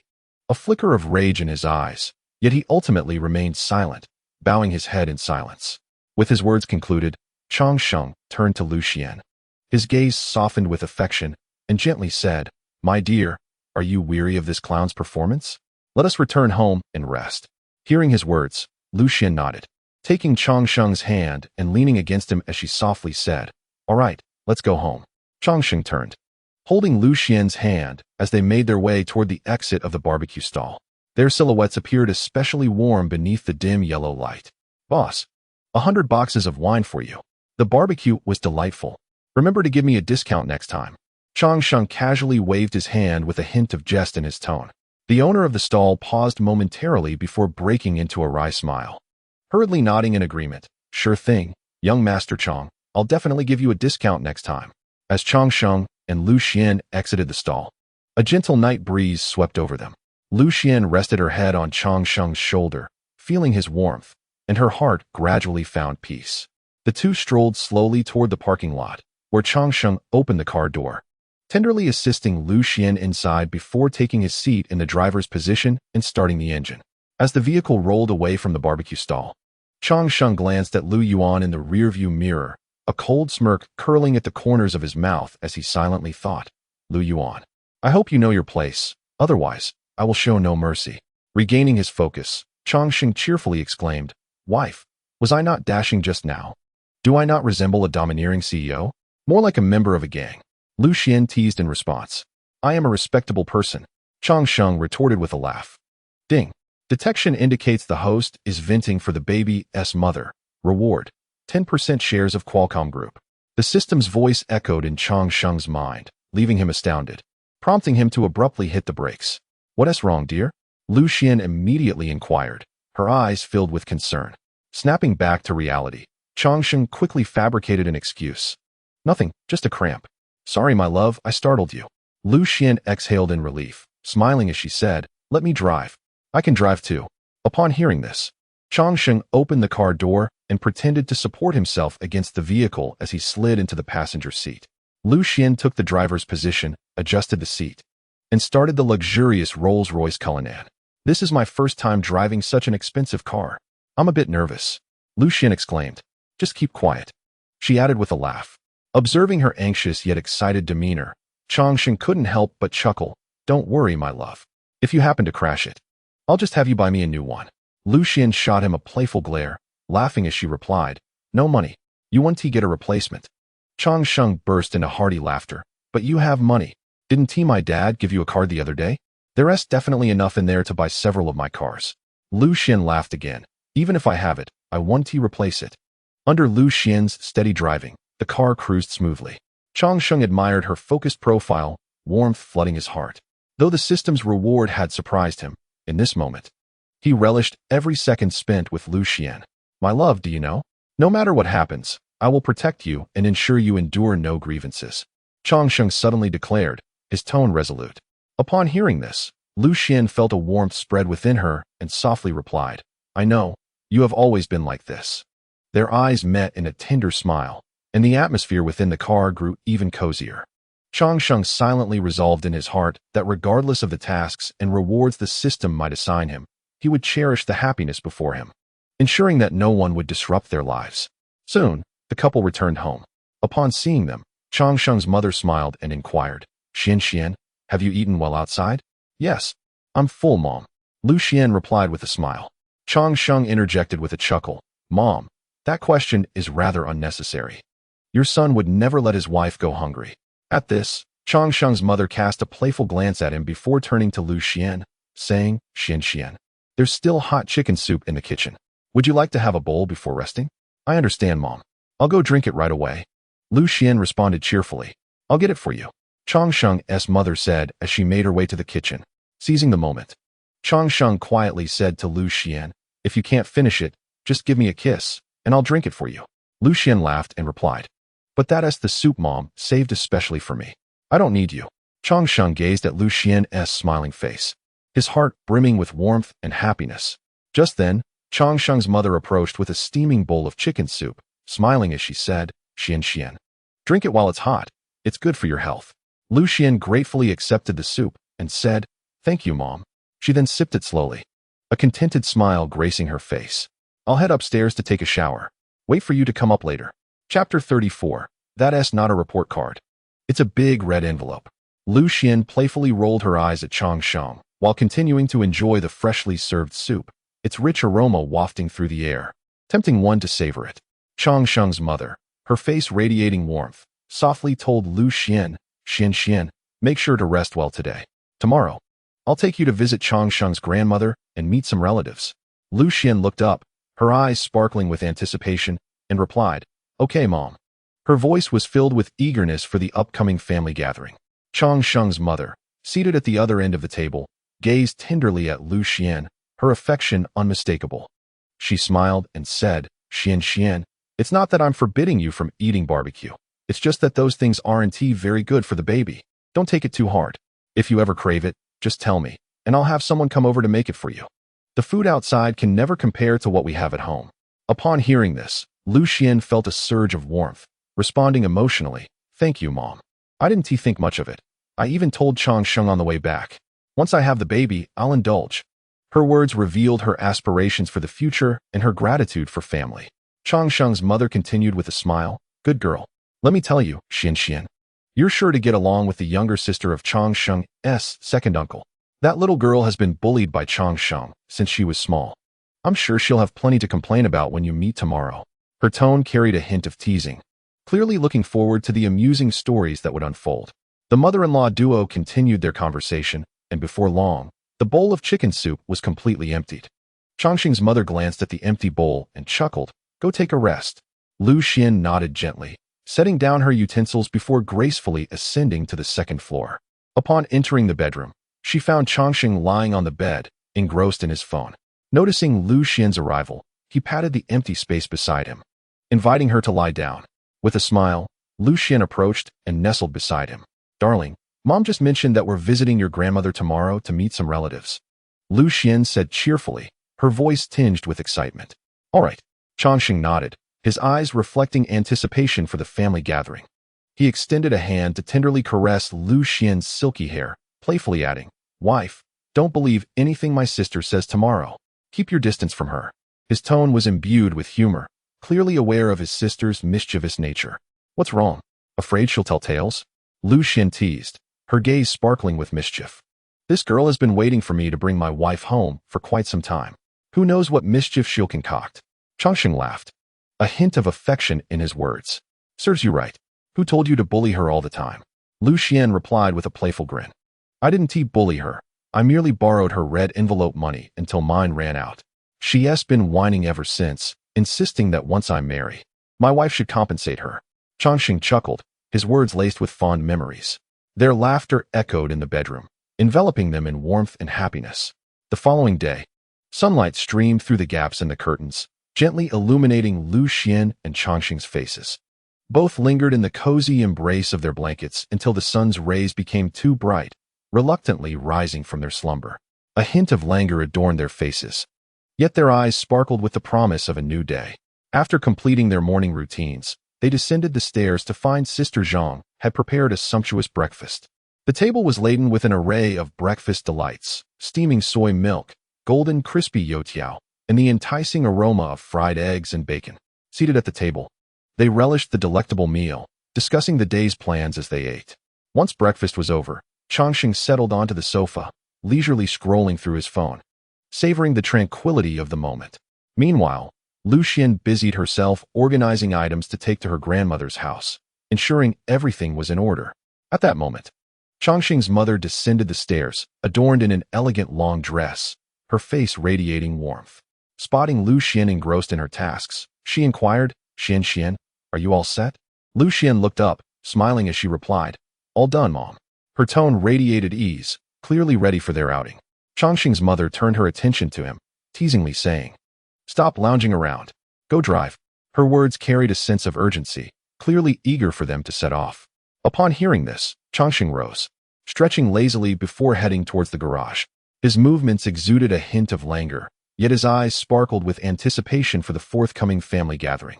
Sliding into the car, Changxing ignited the engine and inquired, where's Dad? His voice bore a trace of concern, evidently attentive to his father's whereabouts. Changxing's mother, seated in the rear passenger seat, fastened her seatbelt and replied, your father went to the office. Old G will accompany him this afternoon. Her tone was calm, clearly well informed about her husband's schedule. Ding. The system announced that the host would introduce his mother to the family, rewarding him with the Zhonghai Twin Towers. Upon hearing the system's voice, Changxing felt an inexplicable thrill, realizing he could trigger a system reward. Regaining his composure, he gently pressed the accelerator, and the vehicle glided smoothly out of their villa community, heading towards the estate in the outskirts of Zhonghai. Xian, did you bring the prenatal checkup report? Changxing suddenly recalled something as he drove, turning to Lu Xian with a touch of concern in his eyes. Lu Xian, somewhat puzzled, replied, what do you need that for? She found Changxing's sudden mention of the report perplexing. Changxing chuckled, explaining, we can't forget that. It's a big red envelope. His words carried a playful tone, clearly indicating his familiarity with family customs and the generosity of the elders. You child, you've already driven out, and now you want to go back. Changxing's mother interjected with a laugh, her tone a mix of exasperation and amusement at her son's unexpected whim. It's hard-earned. I must seize this opportunity for a big red envelope from Grandpa and Grandma. Changxing exclaimed with a grin, mischief glinting in his eyes, evidently looking forward to the amusing interlude during the family gathering. Lu Xian, upon hearing this, smiled gently, warmed by Changxing's humor and love for family. Leaning back in her seat, she gazed out at the scenery, her heart brimming with excitement for the impending family reunion. Before long, Changxing parked in front of their home, quickly disembarking to fetch the prenatal report. Moments later, he returned, the report in hand, wearing a triumphant smile. I'm going to stick this report on my forehead. He jested, his exaggerated gesture eliciting laughter from Lu Xian and his mother. The car was filled with joyous laughter as the family continued their pleasant journey towards the estate. Chapter 35. Grandma, focus on the essentials. The car glided smoothly through the bustling streets of Zhonghai City, the towering buildings gradually receding into the distance, replaced by the tranquility and expansiveness of the countryside. As the journey progressed, the urban clamor was supplanted by the refreshing essence of nature, soothing the spirits of its passengers. Before long, they arrived at the estate meticulously crafted by Changxing's father for the elder, a serene oasis far removed from the city's hustle. The grand gates of the estate swung open, and the vehicle entered, as if crossing into another realm. In this idyllic setting, there are no towering skyscrapers nor flickering neon lights. Instead, one is greeted by lush, verdant fruit trees standing silently along the roadside, swaying gently in the breeze and exuding a subtle fragrance of ripening fruit. As the vehicle ventures deeper into the estate, the grandeur of a wealthy household gradually unfolds. A magnificent six-story villa comes into view, majestically positioned at the heart of the estate, seemingly serving as the guardian of this land. The villa's exterior is adorned with exquisite stonework, glistening softly under the sun's warm embrace. In front of the villa lies a meticulously tended garden, bursting with a vibrant array of flowers that bloom in a riot of colors. Filling the air with an enchanting aroma, and adding a lively splash of color to the estate. Directly opposite the villa, a large pond glimmers with ripples, home to many resplendent koi fish. They glide leisurely through the water, occasionally darting swiftly, infusing the tranquil estate with a sense of vitality. Oh, it's rare to see Zhonghai so enthusiastic. She must have arrived quite early today, Chongqing remarked with a chuckle upon spotting a Porsche 911 parked ahead. His tone carried a hint of teasing, yet it was predominantly imbued with warmth and affection for his family. After all, it took a while for her to wait for you to bring your wife back. Wouldn't it be natural for her to come early to report? Chongqing's mother chimed in, her voice brimming with joy and anticipation. Her words conveyed her fondness for Zhonghai and a warm welcome for the new family member. With the sound of vehicles outside, a striking figure emerged before the villa, beaming as she approached the car. Zhonghai appeared particularly enchanting in the sunlight, her smile reminiscent of the gentle warmth of a spring sun. After Chongqing's mother disembarked, Zhonghai approached her with a cheerful greeting, Annie. Her voice was melodious and vibrant, radiating youthful energy. You look even more beautiful, Yaya, Chongqing's mother exclaimed, her gaze reflecting her affection for Zhonghai. In response, Zhonghai turned towards Lu Xian, playfully taking her hand and saying, Hello, sister-in-law.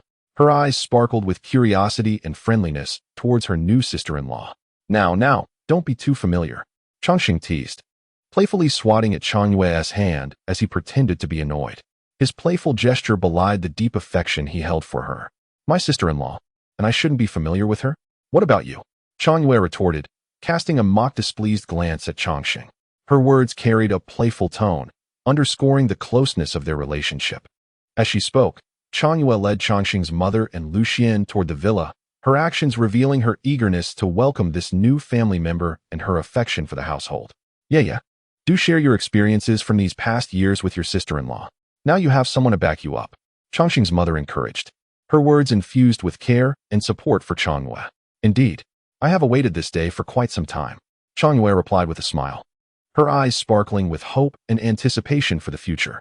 Chongqing silently followed behind the three individuals, stepping into the villa. A hint of helplessness lingered in his gaze, yet it was overshadowed by the warmth and happiness emanating from this family. He understood that with Lu Xian's arrival, this household would become even more complete and joyous. At that moment, his grandparents emerged, their eyes brimming with anticipation for their grandson and curiosity about their granddaughter-in-law. Chongqing's mother cheerfully remarked, Mom and Dad, why are you out here? We've brought you your granddaughter-in-law. Chongqing's grandmother gazed at Lu Xian, her eyes sparkling with affection, her smile warm and inviting. She immediately took Lu Xian's small hand, gently caressing it, as if conveying her welcome and fondness for the new granddaughter-in-law. Grandpa, Grandma. Lu Xian greeted the elders with a sweet smile. Oh, what a lovely child, Chongqing's grandmother replied, her voice filled with pride and joy. Grandma, please sit down with Grandpa. I have something to show you, Chongqing said with a hint of mystery, signaling for his grandparents to take their seats. Oh, teasing your grandparents, are you? Chongqing's grandmother playfully chided, yet her eyes were filled with love for her grandson. Then, with great care, Chongqing retrieved 2 red marriage certificates from his pocket, testaments to his love for Lu Xian and the beginning of their new life together. Upon seeing the certificates, Zhonghai teased, I thought it was something big. Your wedding certificate was trending the day you got it. We already knew. Her words carried a playful tone, yet also revealed her pride in her brother. Is there anything else to show us? If not, go on with your business. I want to get to know my granddaughter-in-law. Chongqing's grandmother feigned indifference, though her eyes betrayed her anticipation for the surprises to come. Chongqing clapped his hands in delight, then produced a prenatal checkup report, placing it before his grandmother. Mischief danced in his eyes, clearly indicating that an even greater surprise was on the horizon. Curiously, Zhonghai snatched the report, and upon reading its contents, exclaimed in astonishment, Well, look at you, Chongqing. You work fast. Her tone was teasing, yet it could not mask her congratulations on her brother's impending fatherhood. Get out of here. Chongqing laughed in mock annoyance, reclaiming the report from Zhonghai and handing it to his grandparents. As his grandmother accepted the report and examined its details, her smile radiated even brighter. She patted Lu Xian's hand, her voice trembling with excitement. We are going to have a great-grandchild so soon. Her words were filled with joy and anticipation.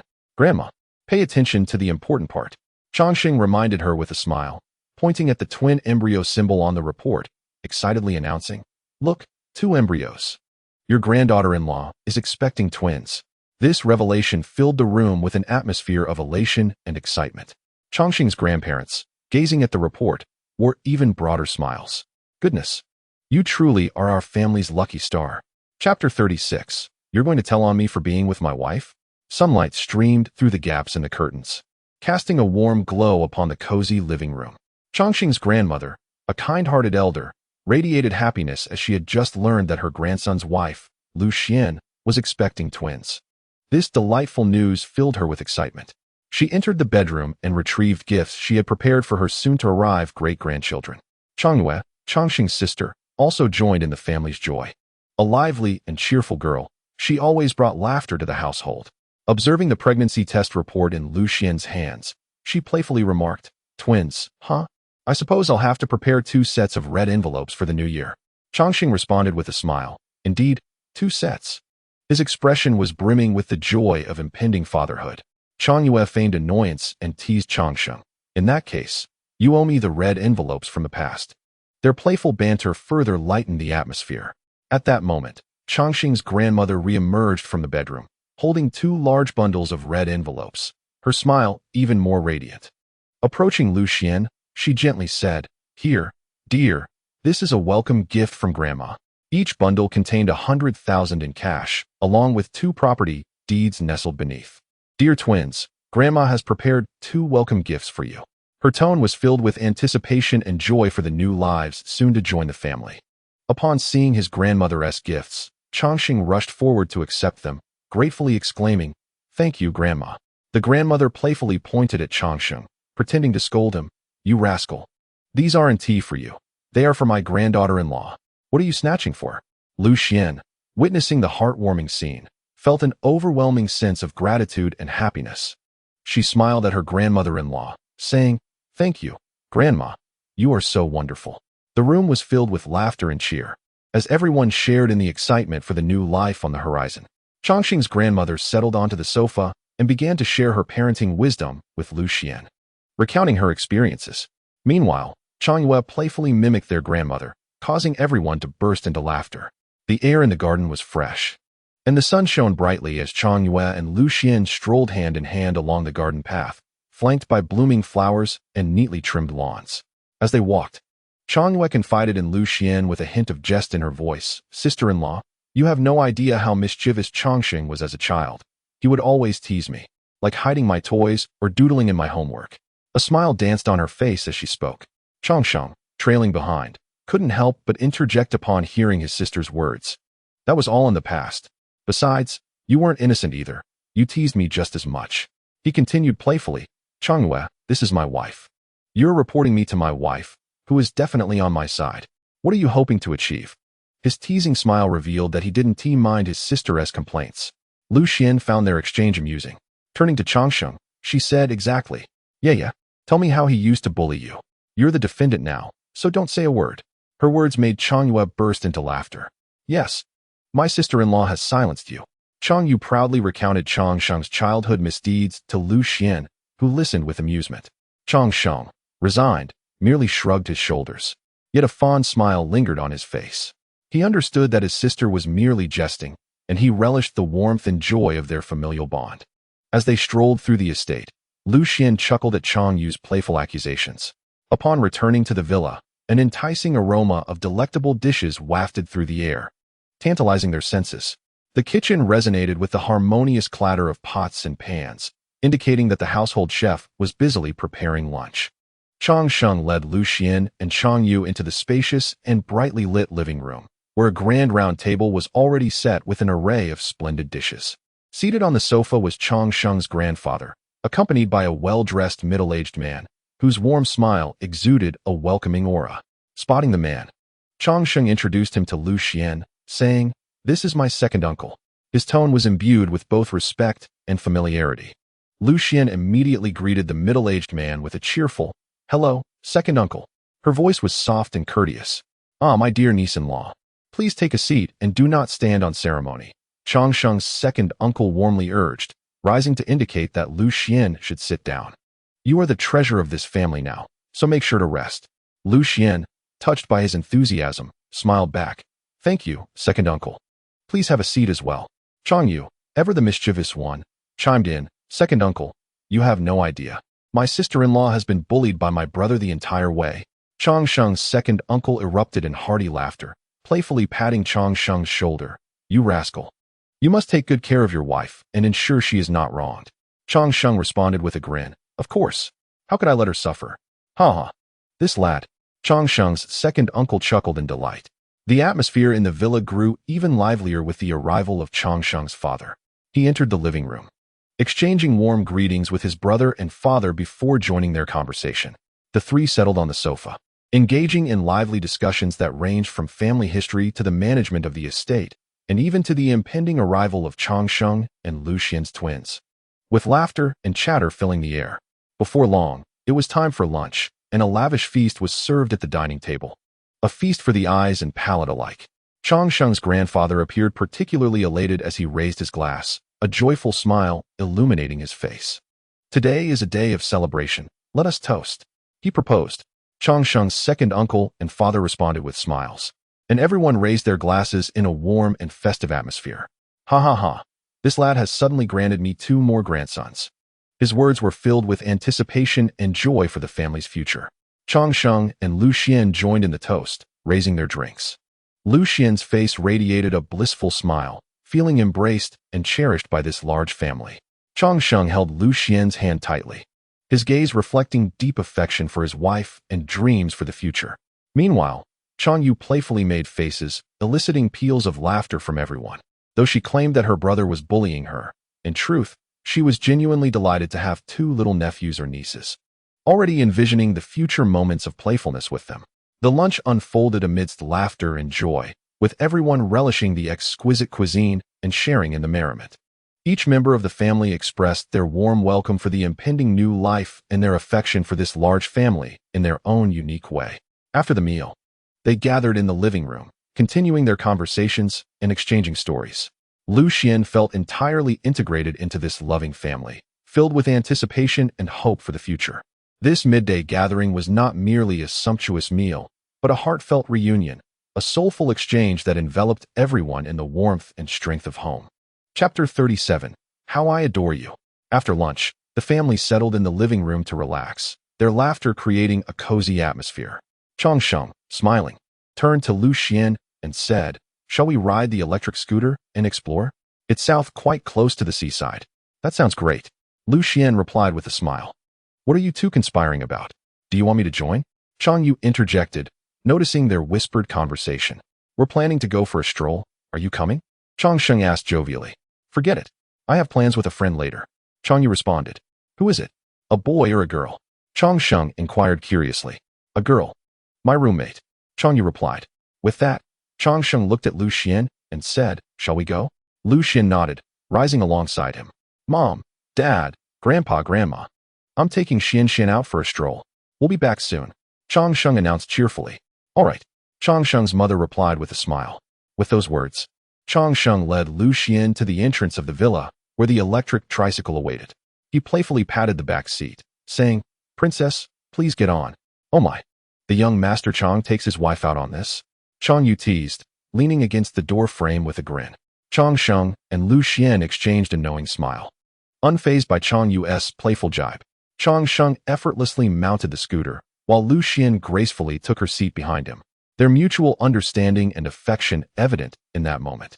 This is the most environmentally friendly mode of travel, and we can enjoy the sea breeze. How wonderful. Changsheng replied to Changyu, a hint of mischief in his tone. Lu Xian joined in the banter, gently tapping Changsheng's shoulder, saying, "Your brother is being romantic, you wouldn't understand." "Haha, all right. I admit this is indeed quite romantic," Changyu chuckled, shaking her head, her eyes revealing envy for her brother and sister-in-law. Changsheng started the electric scooter, which smoothly rolled out of the villa's gate, heading towards the seaside. The afternoon sun bathed them in warmth and comfort. Changyu watched them depart before turning back to the living room, ready for her own rendezvous with her roommate. She understood that her brother and sister-in-law needed some time alone to relish their world together. The electric vehicle glided slowly along the path of the estate, flanked by lush trees and blooming flowers. As they exited the manor, The electric tricycle traversed the streets of the Zhonghai suburbs. Changsheng remarked with a smile. We're almost at the seaside. I used to come here often with Changyue. With each advance of the tricycle, they drew nearer to the shore, the sea breeze carrying a subtle hint of salt, causing Lu Xian's long hair to dance in the wind. Lu Xian closed her eyes, embracing the caress of the ocean breeze, her heart filled with ease. It's been ages since I've felt this relaxed, she said, laughing as she wrapped her arms around Changsheng's neck. The electric vehicle continued its smooth journey towards the sea, the afternoon sun radiating warmth while the gentle wind added a touch of comfort to their little excursion. Changsheng and Lu Xian reveled in this tranquility and freedom, as if the entire world had slowed down, leaving only the two of them amidst the breathtaking natural scenery. Indeed, this place is truly beautiful. I used to come here with Changyue to collect seashells and catch crabs, Changsheng reminisced, a hint of nostalgia in his voice. However, being here with you today feels even more special. Hearing his words, a warmth surged within Lu Xian. She tightened her embrace around his neck, her cheek resting against his back, feeling his warmth and heartbeat. I'm also so happy to share these wonderful moments with you, she softly replied, her voice brimming with joy. As they approached the shoreline, the sound of the waves grew clearer. The electric vehicle finally reached the beach, and Changsheng brought it to a stop. Together, they strolled towards the sandy shore, where various shells were scattered, and the waves gently lapped against the shore, producing a soothing murmur. Lu Xian released her grip on Changsheng's neck, and they walked hand in hand on the beach, the soft sand beneath their feet and the vast ocean stretching before them. The sea and sky blended seamlessly, with the sunset casting a golden glow on the water's surface, shimmering beautifully. This place is simply enchanting. I can already envision our future children playing here, Lu Xian mused, her eyes sparkling with anticipation. Changsheng grasped Lu Xian's hand tightly, his gaze resolute yet tender. We will have many such beautiful moments together, and I will do everything in my power to fill our family with love and joy. They found a clean patch of sand to sit on, quietly watching as the sun sank slowly below the horizon, painting the clouds in hues of gold and orange, while seagulls soared freely above. As they sat on the beach, Lu Xian leaned against Changsheng's shoulder, savoring the present moment. Thank you, my love. Her voice carried a barely perceptible tremor, her gratitude evident. Changsheng adjusted his posture slightly to better hear her words. Huh, what did you say? I didn't catch that. He feigned ignorance, unable to suppress a smile. Never mind if you didn't hear. Lu Xian pretended to be annoyed, but the glimmer of laughter in her eyes betrayed her true feelings. I really didn't hear you. Changsheng insisted playfully, his gaze filled with mischief. You truly didn't hear? Lu Xian smiled, her voice soft yet laced with a hint of challenge. Darling, could you repeat that? Changsheng asked with a playful grin, his eyes brimming with affection. I said it. You are a fool, Lu Xian retorted, albeit without real anger in her tone. You're deceiving me. That isn't what you just said, Changsheng countered, a note of triumph in his voice. Didn't you hear me? Lu Xian raised an eyebrow, her gaze mischievous. Changsheng gently squeezed Lu Xian's hand, his voice turning tender and sincere. I heard you. I heard you say thank you. I thank you as well, for making my life so beautiful. A wave of warmth surged through Lu Xian's heart as she clasped Changsheng's hand tightly, their fingers interlocking. We are each other's fortune, are we not? She whispered. Changsheng nodded, a tone of conviction in his voice. Indeed, we are each other's fortune, and I shall cherish every moment we share.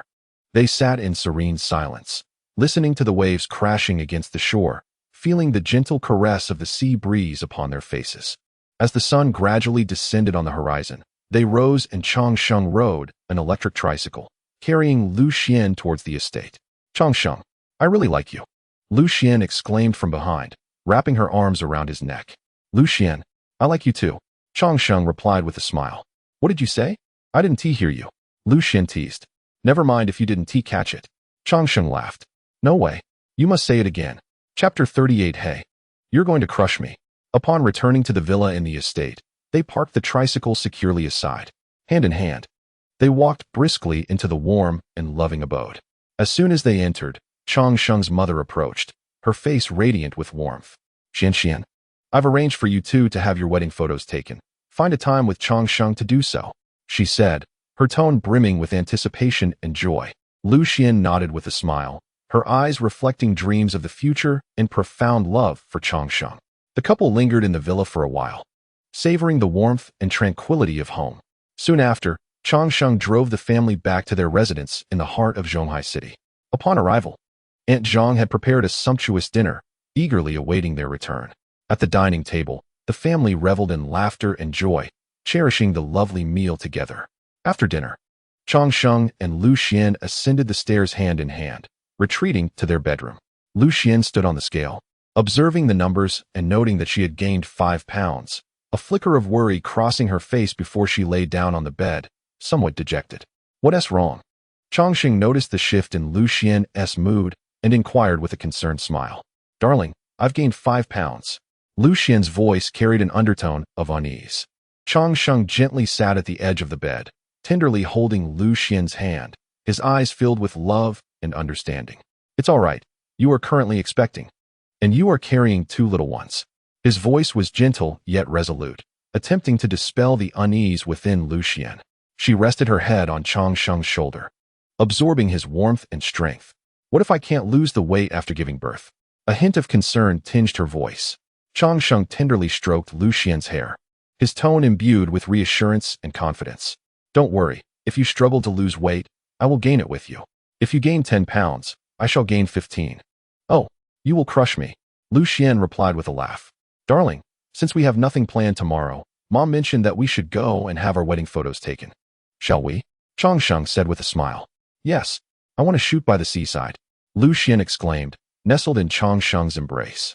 Wherever you wish to go, we shall go, Changsheng responded with a grin. Gradually, the couple drifted into slumber amidst the tranquility of the night. As dawn's light filtered through the curtains, it gently illuminated the bedroom floor, heralding a new day filled with hope and vitality.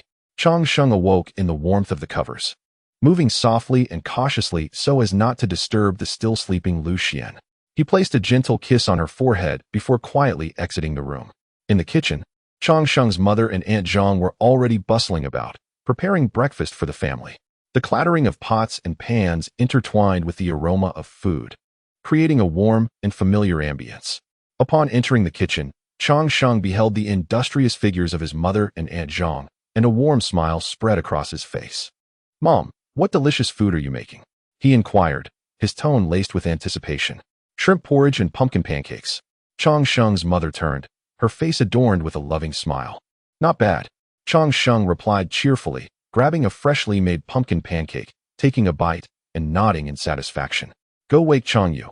Breakfast will be ready soon, his mother instructed while continuing her tasks. Wasn't she out having fun yesterday? Why is she back at our place? Changsheng asked, a hint of confusion in his voice.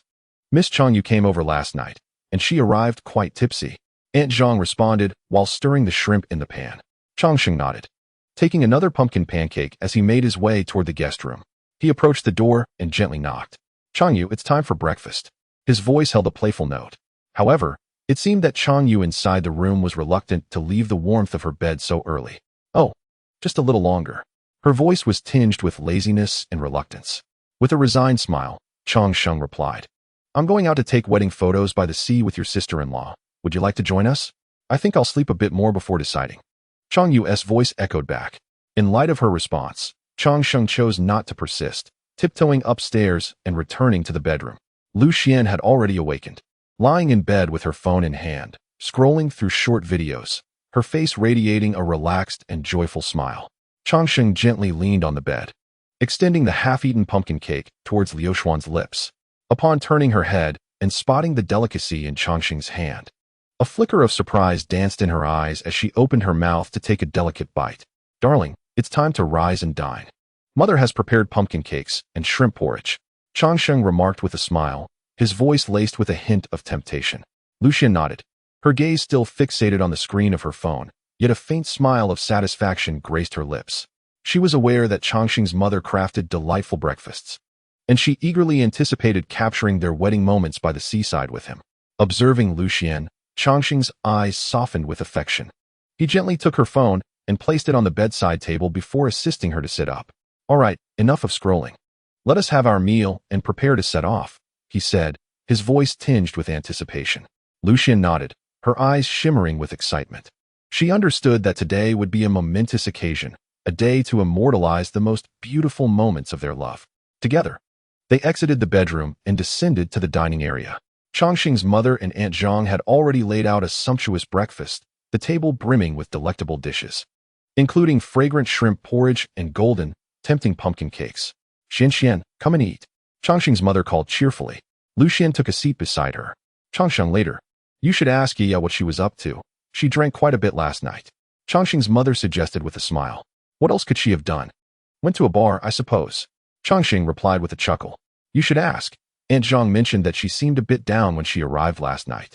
She broke up and went to the bar to drown her sorrows, I guess. Chongqing remarked nonchalantly. You, my son, should inquire about your sister's activities last night. Why so much chatter? His mother chided. Mother, I will ask her shortly. Aren't you the one who arranged for me and Chongqing to take wedding photos? If she's feeling down, we can take her out to cheer her up. Lu Xian replied with a smile. My daughter-in-law is quite understanding. Chongqing's mother exclaimed with delight. Chapter 39. Sister-in-law, he must be hiding secrets. By nearly 10 o'clock, Chang Yue emerged from her room, still bleary-eyed. She rubbed her eyes and yawned, clearly not fully awake yet.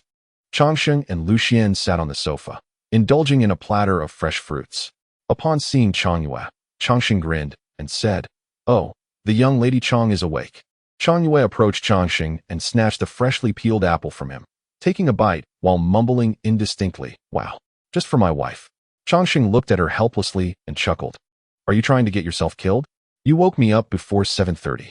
Chang Yue playfully punched him twice, grumbling, Seriously, I called you for breakfast, and now it's a crime? Auntie told me to wake you up. Go hit her. I'll just hit you. He retorted. Chang Yu spoke up, glancing around the house and noting the absence of others. Before inquiring again, where are my aunt and uncle? Your aunt has gone out to enjoy time with friends, and your uncle has left for the office, Chongsheng replied. Turning to Lu Xian, Chang Yu said, Sister-in-law, you should get up. I wouldn't want you to accidentally harm yourself. With that, she grabbed a cushion and pressed it against Chongsheng's head. Lu Xian, witnessing the playful exchange, chuckled and shifted a bit, observing the brother and sister's antics. You're interrupting my beautiful dreams. Chang Yu exclaimed, feigning annoyance. Dear, save me, came Chongsheng's muffled voice from beneath the cushion. I can't see. Lu Xian laughed. After playfully striking Chongsheng a couple of times, Chang Yu finally calmed down and asked, What were you saying this morning about going out to sea? Chongsheng adjusted his tousled hair and replied, I'm going with your sister-in-law to take wedding photos. Would you like to join us? Oh, then I shall accompany my sister-in-law, Chang Yu said with a smile, her eyes sparkling with anticipation. At that moment, Lu Xian interjected, Chang Yu, you must help me choose wisely. I don't want your brother to make any poor decisions. Rest assured, sister-in-law, I will certainly help you select a stunning wedding dress. Chang Yu promised, patting her chest. Upon finishing the apple she had snatched from Chongsheng, Chang Yu tidied up briefly, and the three of them stepped out of the house. Driving the luxurious Cullinan, Chongsheng soon arrived at Xingyue Bay, where his mother had arranged for the wedding photo studio to be waiting. As they approached the Changla ship, they saw a dozen staff members loading exquisite wedding gowns aboard. Is this ship truly yours, brother? When did you purchase it? Chang Yu asked in astonishment. Why does it matter when I bought it? Chongsheng replied, holding Lu Xian's hand. Sister-in-law, you must keep a close watch on him from now on. When you both made headlines for getting your marriage certificate, there was another trending topic about the two of you sailing on this very ship. I could hardly believe it was my brother S. He must be hiding many more assets. Chang Yu exclaimed. Come now, go away. From whence you came, return. Chongsheng retorted, pulling Chang Yu away from Lu Xian in annoyance. See, sister-in-law, he won't let me speak. He must have secrets. Chang Yu quickly chimed in. Do you? Lu Xian teased, smiling at her husband. Of course not. I am just a simple and honest child. Chongsheng chuckled. With that, the three boarded the Changla ship. Upon seeing them, Lu Jun respectfully greeted, Young Master Chang. Young Mistress. Miss Chang, are you all set? Is the wedding dress studio finished loading? Chongsheng inquired. There are still a few gowns yet to be brought aboard. Lu Jun replied. Nodding, Chongsheng said, I'll take them for a little tour, then we will set sail shortly. Chang Yu, brimming with excitement, gazed around in awe, exclaiming, This ship is incredibly luxurious. Brother, you truly spared no expense. Lu Xian, gently linking her arm with Chongsheng's, added, Darling, you have put so much thought into these wedding photos. Chongsheng responded with a smile, As long as you like it. The trio strolled around the deck, admiring the ship's amenities and the breathtaking scenery. Chang Yu occasionally took out her phone to snap photos, boasting on social media, "Look at my brother's luxurious yacht. Aren't you envious?" Lu Xian watched Chang Yu's excitement with a smile, her heart brimming with happiness. Shortly thereafter, the staff announced that all the wedding dresses had been moved aboard, prompting Chang Sheng to lead Lu Xian and Chang Yu back to the deck in preparation for departure. With a command from the captain, the Chang Lu Hao gently departed from the dock, setting sail into the depths of the ocean. Chang Sheng wrapped his arm around Lu Xian's shoulder and softly said, "Dear, let us relish this wonderful time together today."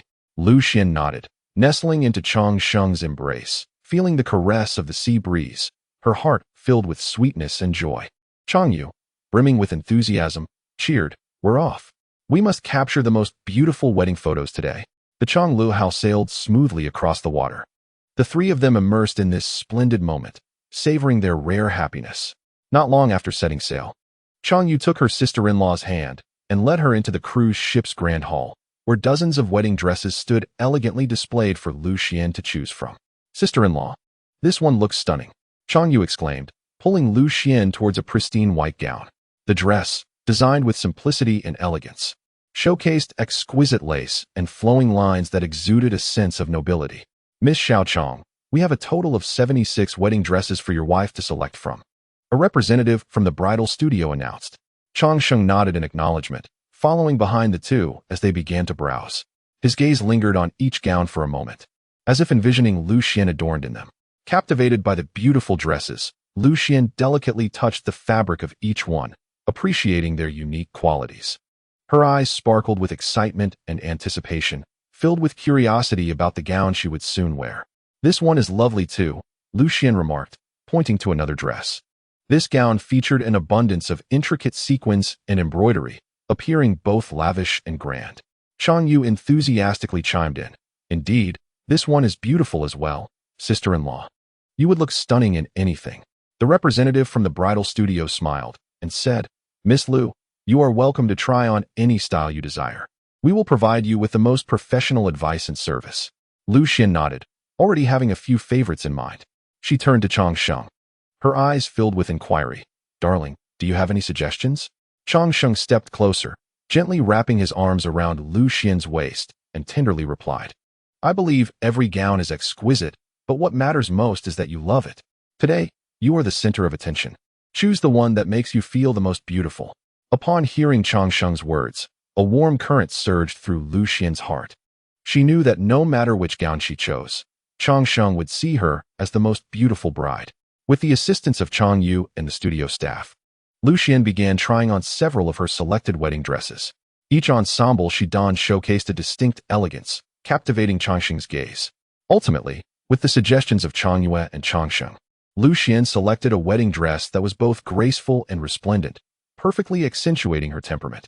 Standing before the mirror, she beheld her reflection, her face radiating with a blissful smile. "This is the one," Lu Xian softly declared, aware that she had made the right choice. Chang Sheng stepped forward and tenderly kissed Lu Xian's forehead, exclaiming, "You are truly stunning, my bride." Chang Yue joyfully applauded from the side, declaring, "Sister-in-law, today you are undoubtedly the most beautiful bride." After finalizing the wedding dress, the trio continued to relish this splendid day aboard the cruise ship, eagerly anticipating the forthcoming bridal photo shoot. Chapter 40. Are they still bullying you? You're lucky they're not bullying you. Lu Xian and Chang Yue stood before rows of exquisite clothing racks, their eyes wandering over an array of suits. Each piece, meticulously crafted by top designers, emanated a unique charm and an air of luxury. The soft lighting bathed these garments, as if shrouding them in a veil of mystery, awaiting the discerning eye of a fortunate individual. Chang Yue picked up a deep blue suit and held it against Chang Sheng, her eyes sparkling with playful mischief. Seemingly challenging Lu Xian's aesthetic sensibilities, she half-jokingly suggested, "Sister-in-law, why not let him choose any random one? My brother looks good in anything." Chang Sheng, hearing this, felt a mix of exasperation and amusement, recognizing his sister's penchant for teasing him. He sighed lightly and replied in a relaxed tone, "Could you possibly have a bit more faith in your brother? I am already handsome, you know." Chang Yue burst into laughter at his retort, her eyes crescent-shaped with glee, her smile revealing a row of pearly whites. "Huh, you get all huffy just because I called you chubby," she teased, her tone imbued with the warmth of sibling camaraderie. Meanwhile, Lu Xian observed quietly, her gaze lingering on each suit as she sought the one that would best complement Changxing. Her fingers glided over the fabric, appreciating the texture and cut of each piece. Finally, her eyes settled on a deep gray suit, which she felt would exquisitely enhance Changxing's aura. Lu Xian picked up the suit and handed it to Changxing, her eyes brimming with anticipation. Changxing took the suit and entered the fitting room shortly after. He emerged clad in the deep gray ensemble. Standing before Lu Xian and Chang Yue, he flashed a confident smile and inquired, "Darling, am I handsome?" Lu Xian gazed at Changxing, a hint of awe flickering in her eyes. As she attentively adjusted his attire, she responded with a smile, all right, you are the most handsome." Her voice was infused with love and pride, as if at that moment, he was the only one in her world, and indeed, he was the most handsome. "Chang Yue, what were you up to last night? Aunt Zhang mentioned you returned home in a foul mood. What happened?" Changxing asked with a teasing tone, as if he had already surmised his sister's activities from the previous evening. Chang Yue sighed, a flicker of resignation crossing her eyes. "Yesterday, while engaged in leisure, my mentor abruptly informed me that my thesis had not passed. Instantly, my enthusiasm dissipated." Her voice, tinged with palpable disappointment, marred what was to be a flawless evening.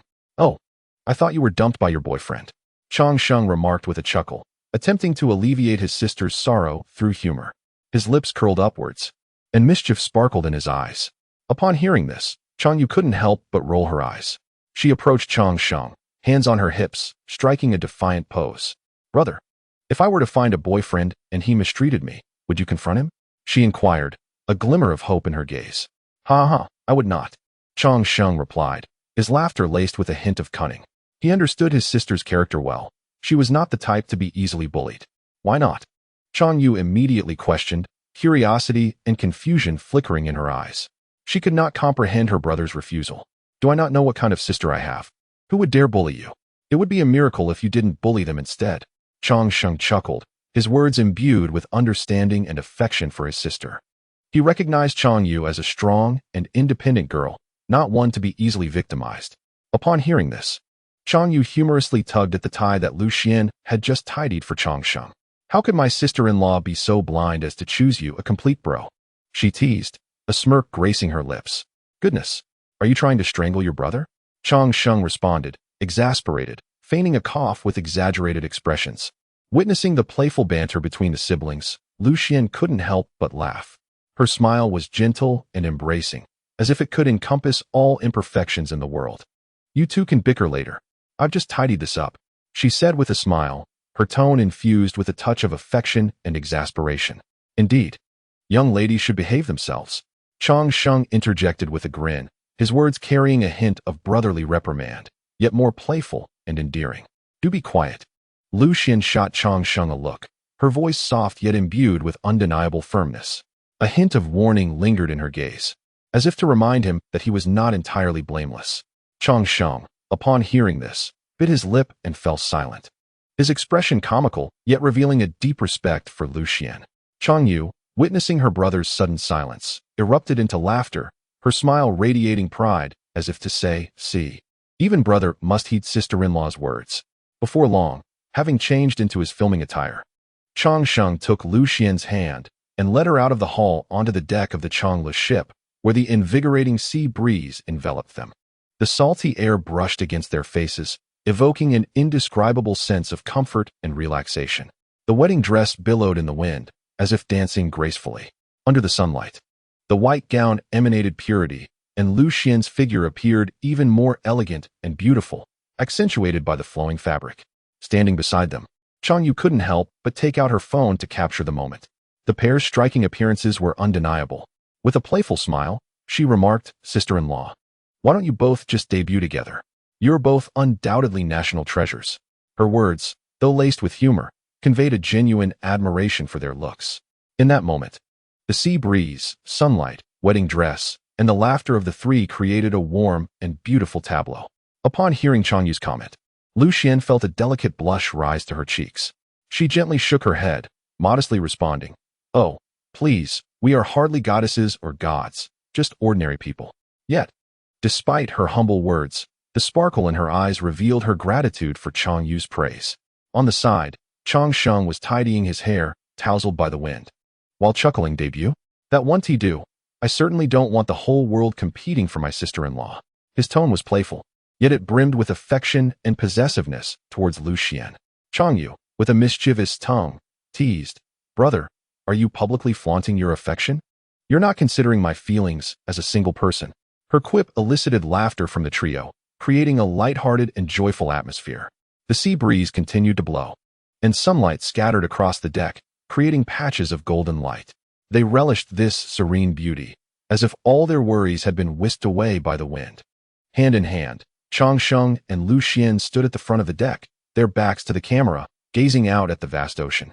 While Chang Yu captured this beautiful moment on her phone. "Come on, smile," she directed, and as Chang Sheng and Lu Xian exchanged a loving gaze, their smiles brimmed with affection and understanding. Chang Yu swiftly pressed the shutter, immortalizing this tender scene. "Look how beautiful this photo is," Chang Yu exclaimed, excitedly showcasing the image on her screen. In the photograph, Chang Sheng and Lu Xian seemed to merge with the sea, framed by an endless expanse of blue ocean and sky, their joyful figures taking center stage. Chapter 41. Dad, is the food you made edible? As the setting sun cast its golden glow over Xingyue Bay, the Changlu yacht gently docked at the pier. For Chang Sheng, Lu Xian, and Chang Yu, this day had been one filled with busyness and laughter. They had captured numerous sets of wedding photos aboard the yacht, each one preserving their youthful faces and sweet love. Although she was not the bride of the day, Chang Yu donned a wedding dress to shoot alongside Lu Xian, as if rehearsing for her own future blissful moment.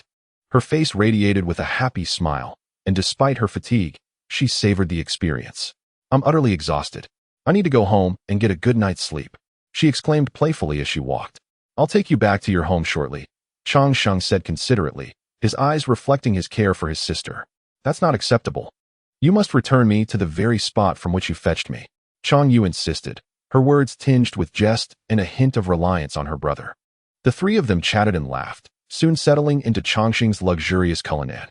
Changxing and Lu Xian occupied the back seat, relishing the rare moment of tranquility, while Changyue, feeling somewhat aggrieved, sat in the driver's seat, feigning complaints.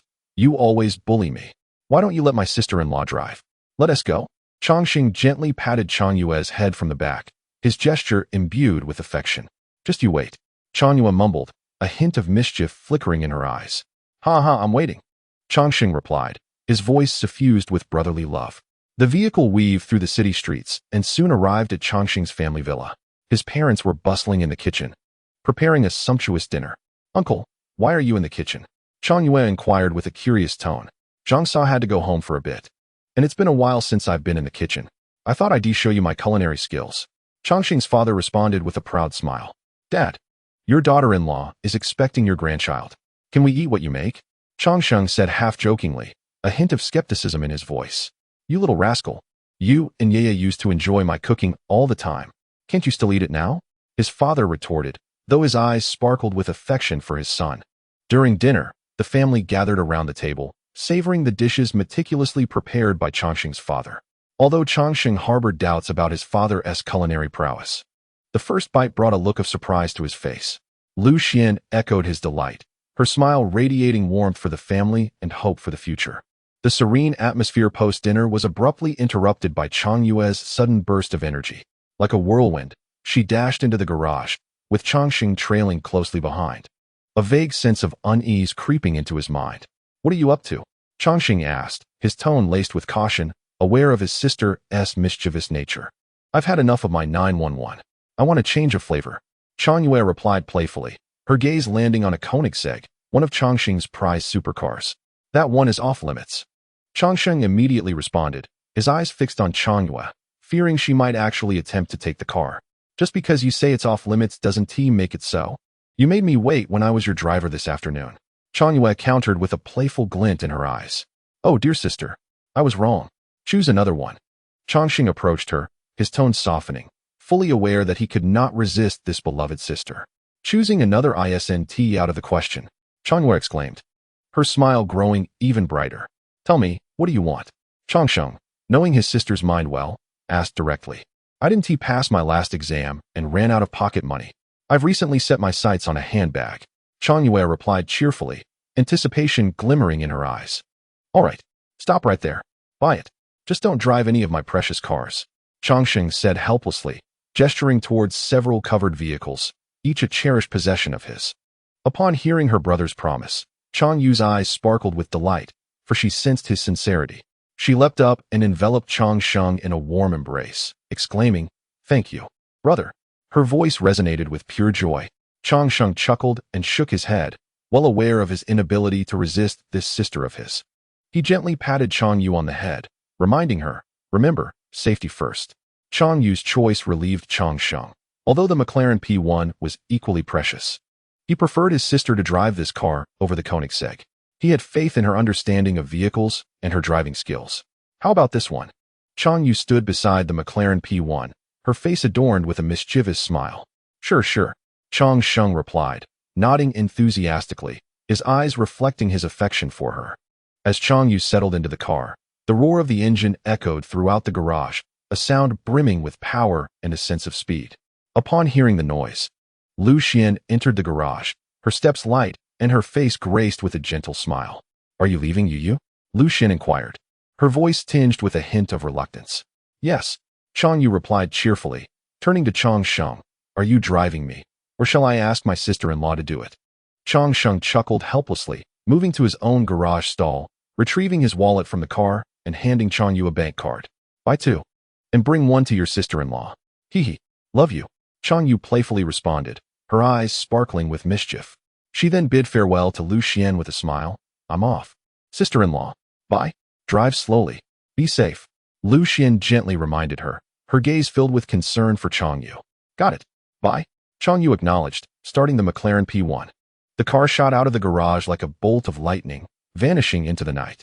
Changsheng and Lu Xian stood at the garage entrance, watching Chang Yu depart. The night breeze caressed them, bringing a hint of coolness, yet their hearts were warmed. Beneath the starry sky, Chang Yu drove the McLaren P1 out of the garage, her spirits as radiant as the night itself, while Changsheng stood at the threshold, bidding farewell to his sister. This day was filled with laughter and warmth. A true testament to familial love. What were you saying about buying something? Bringing me one too? Lu Xian inquired. Changsheng smiled, explaining. Chang Yu mentioned she had her eye on a bag, but said she was out of money, so I told her to buy two and bring one to you. Chapter 42. Touching my wife is not a crime. Lu Xian gently pushed open the grand door of the villa, and a wave of warmth enveloped her. She was warmly grasped by her mother-in-law and seated on the spacious, sunlit sofa of the living room. Sunlight streamed through the floor-to-ceiling windows, casting a glow on the exquisite carpet, while a subtle floral fragrance filled the air, creating an atmosphere of harmony. Xian, have you eaten well? Changsheng's mother inquired with genuine concern, her eyes brimming with affection for her daughter-in-law. Lu Xian smiled and replied, Mom, I'm full. That's wonderful, Changsheng's mother continued. Next time you wish to eat something, just tell me. I used to be quite the cook. Her words were imbued with pride and anticipation. All right, Mom, I will. Lu Xian replied with a smile, feeling the warmth and affection radiating from her mother-in-law. Changsheng sat nearby on the sofa, casually fiddling with his phone, occasionally glancing up at his wife and mother, his eyes reflecting satisfaction and happiness. He knew that this family was his strongest support. At that moment, Changsheng's father emerged from the study, his voice steady and powerful. Changsheng, come to the company with me on Monday. What for? Changsheng asked with curiosity. Their SA board meeting on Monday. You need to make an appearance. This company will eventually be yours. If you don't show up, how will the people below know who you are? Changsheng's father patiently explained. Changsheng chuckled and confidently remarked, who knows? Perhaps on that day my Changsheng group will manage to acquire the Chang family business. Upon hearing this, Changsheng's father couldn't help but laugh. Don't forget, the Changsheng group is fully funded by your mother. You're merely a figurehead. What as hers is mine? Changsheng playfully retorted. Changsheng's father shook his head, chuckling as he recalled. You seem to have forgotten that you once begged your mother not to join the Chang family business, wanting to start your own venture. At this moment, Changsheng's mother joined the conversation, her curiosity piqued. Son, I heard you acquired Xingyue Bay along with the Chang Le cruise ship docked there? Yes, indeed. Changsheng nodded affirmatively. Listen here, I don't meddle in your business affairs, but you must remember, Xian is the eldest daughter-in-law of our Chang family. Never hide anything from her. If I find out you did, I assure you, I will stand up for my daughter-in-law. Chongqing's father spoke sternly, yet his eyes were filled with affection. Listening to these words, Lu Xian felt a warm tide swell within her. Overwhelmed, tears began to stream down her face. Thank you, Dad. Thank you, Mom. Seeing Lu Xian's tears, Chongqing's mother quickly grabbed a tissue from the coffee table to help her wipe them away. Don't cry, don't cry. Such a good child. Old man, why say such things in front of the child? Don't you know your daughter-in-law is carrying your grandchild? Chongqing's mother rebuked. Xianxian's emotions are very important right now. In response, Chongqing's father smiled and said, I will certainly be more careful next time. If my daughter-in-law is having twins, I couldn't be happier. The family continued their delightful conversation in the living room, sharing amusing anecdotes and future plans. Time slipped away in their joyful exchange until the night fell, and they realized it had grown quite late. The young couple bid farewell to their family and returned to their bedroom. Chongqing casually reclined on the bed, a toothpick in his mouth, appearing utterly relaxed. Lu Xian gently reminded him, change your clothes before lying down. Her voice was tender and filled with care.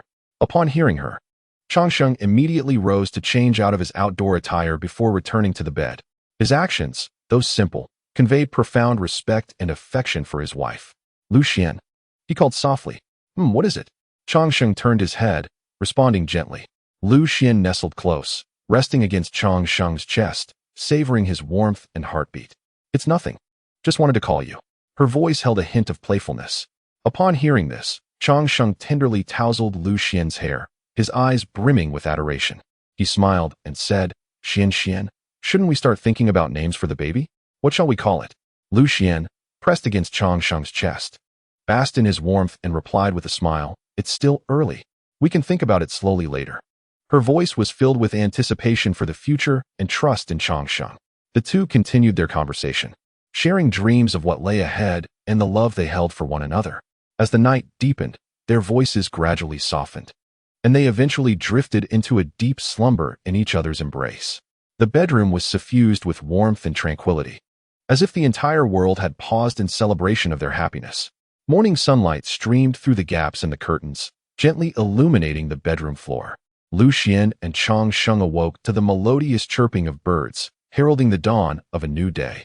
Aren't you getting up? Lu Xian turned to see Chongqing still lounging in bed, her eyes sparkling with mirth. Not yet. I want to hold my wife a little longer. Chongqing replied playfully, his voice infused with affection for Lu Xian. If you don't get up, I will. Lu Xian feigned annoyance, though the smile on her lips betrayed her true feelings. Oh, come on. Just a little longer. Chongqing whined, reaching out to gently tug at Lu Xian's clothing. What are you lying around for? To let your greedy hands take advantage? Lu Xian teased, her eyes glinting with mischief. Wife, why do I feel like you've gotten bigger here? It must be my skilled hands. Chongqing joked, playfully pinching. Are you out of your mind? Haven't you had enough? Lu Xian retorted, though her smile revealed her lack of objection to his endearments. I'm not breaking any laws by touching my wife. I'm not touching anyone else. Chongqing continued to tease Lu Xian, his voice laced with pride. Who else do you want to touch? Are you touching others? Lu Xian asked, pretending to be serious. But she knew Chongqing was merely jesting. Oh, I was just making a metaphor. Look at my timid self. Who else would I dare touch? Chongqing explained with a laugh, his gaze filled with deep affection for Lu Xian. Lu Xian shot him a playful glare, then removed his hand from her body and placed it on her own chest, saying, You can touch yourself. Her words were imbued with jest, yet underscored her love for Chongqing. Chapter 43. Husband. I think I'm going into labor. As the days passed and the due date approached, Lu Xian's belly swelled like an inflated balloon, and her body grew heavier. To ensure the safety of both mother and child, she checked into the hospital a week before her due date, preparing to welcome 2 new lives into the world. In the hospital ward, Chongqing remained by Lu Xian's side, his hand gently resting on her round belly, feeling the life within. Although the due date had passed by 4 days, the 2 little ones seemed to be relishing their final moments in their mother's womb, occasionally kicking and stretching, much to Chongqing's surprise and anticipation. Oh my, these little ones are quite lively, Chongqing remarked with a smile, his voice brimming with the joy and excitement of impending fatherhood. Standing nearby, Chongqing's mother watched her son and daughter-in-law with affectionate eyes. Just don't let them be as mischievous as you were as a child. They should take after Xianxian a bit more. That way, you two will have less to worry about. Her words carried a blend of hope for her grandchildren and fond memories of her son's childhood antics. Lu Xian's mother, also present, chuckled at Changxing's mother's remarks and added, "Oh dear, don't say that. Xian only settled down after growing up. She was like a little boy when she was young, always bouncing around." Her comment elicited laughter from everyone present, creating a warm and joyful atmosphere. The two families felt a deeper bond forming due to the impending arrival of new life, each expressing their love and concern for Lu Xian and the soon-to-be-born twins in their own way. As night fell, both sets of parents departed the ward to allow Lu Xian some rest.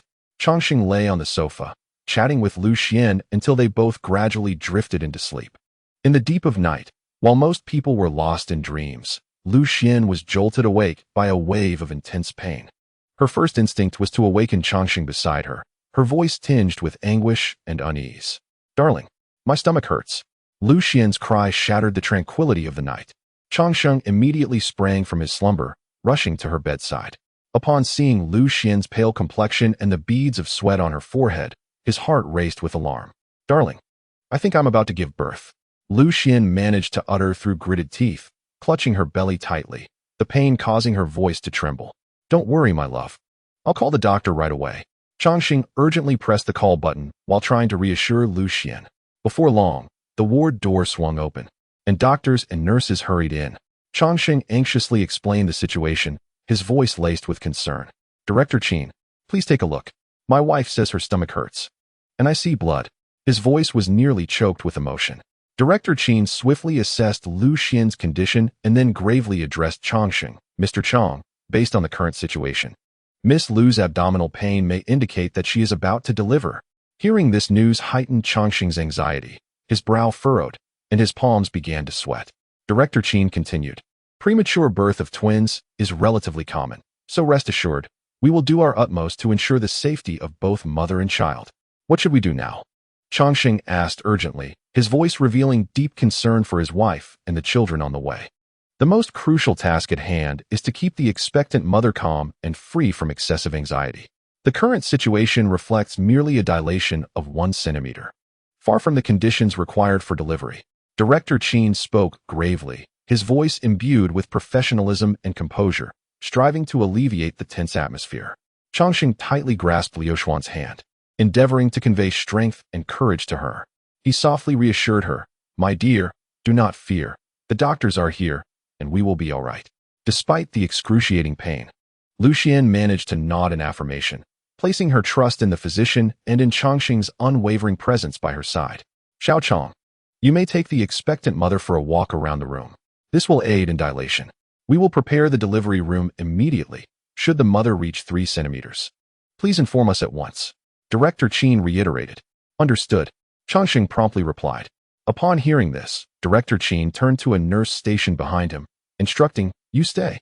The nurse nodded in compliance and, along with Changxing, assisted Lu Xian to rise from the bed and walk about the ward. Amidst his anxiety and concern, Changxing swiftly made a phone call, his voice urgent yet clear, conveying the significance of the imminent moment. On the other end, his mother, upon receiving the news, immediately expressed her intention to rush to the hospital alongside Liu Xuan's father, her tone filled with care and urgency. "What? Your father and your father-in-law, and I will be there shortly. Tell Lu Xian not to worry," Changxing's mother said quickly before hanging up, evidently preparing to leave at once. Setting down the phone, Changxing returned to Liu Xuan's side, supporting her as they paced the ward, hoping to alleviate her discomfort. The minutes felt interminable as they awaited the arrival of their parents. However, after 20 minutes, both sets of parents arrived at the ward, their faces etched with concern and anticipation. "My love, shall we take a moment to rest?"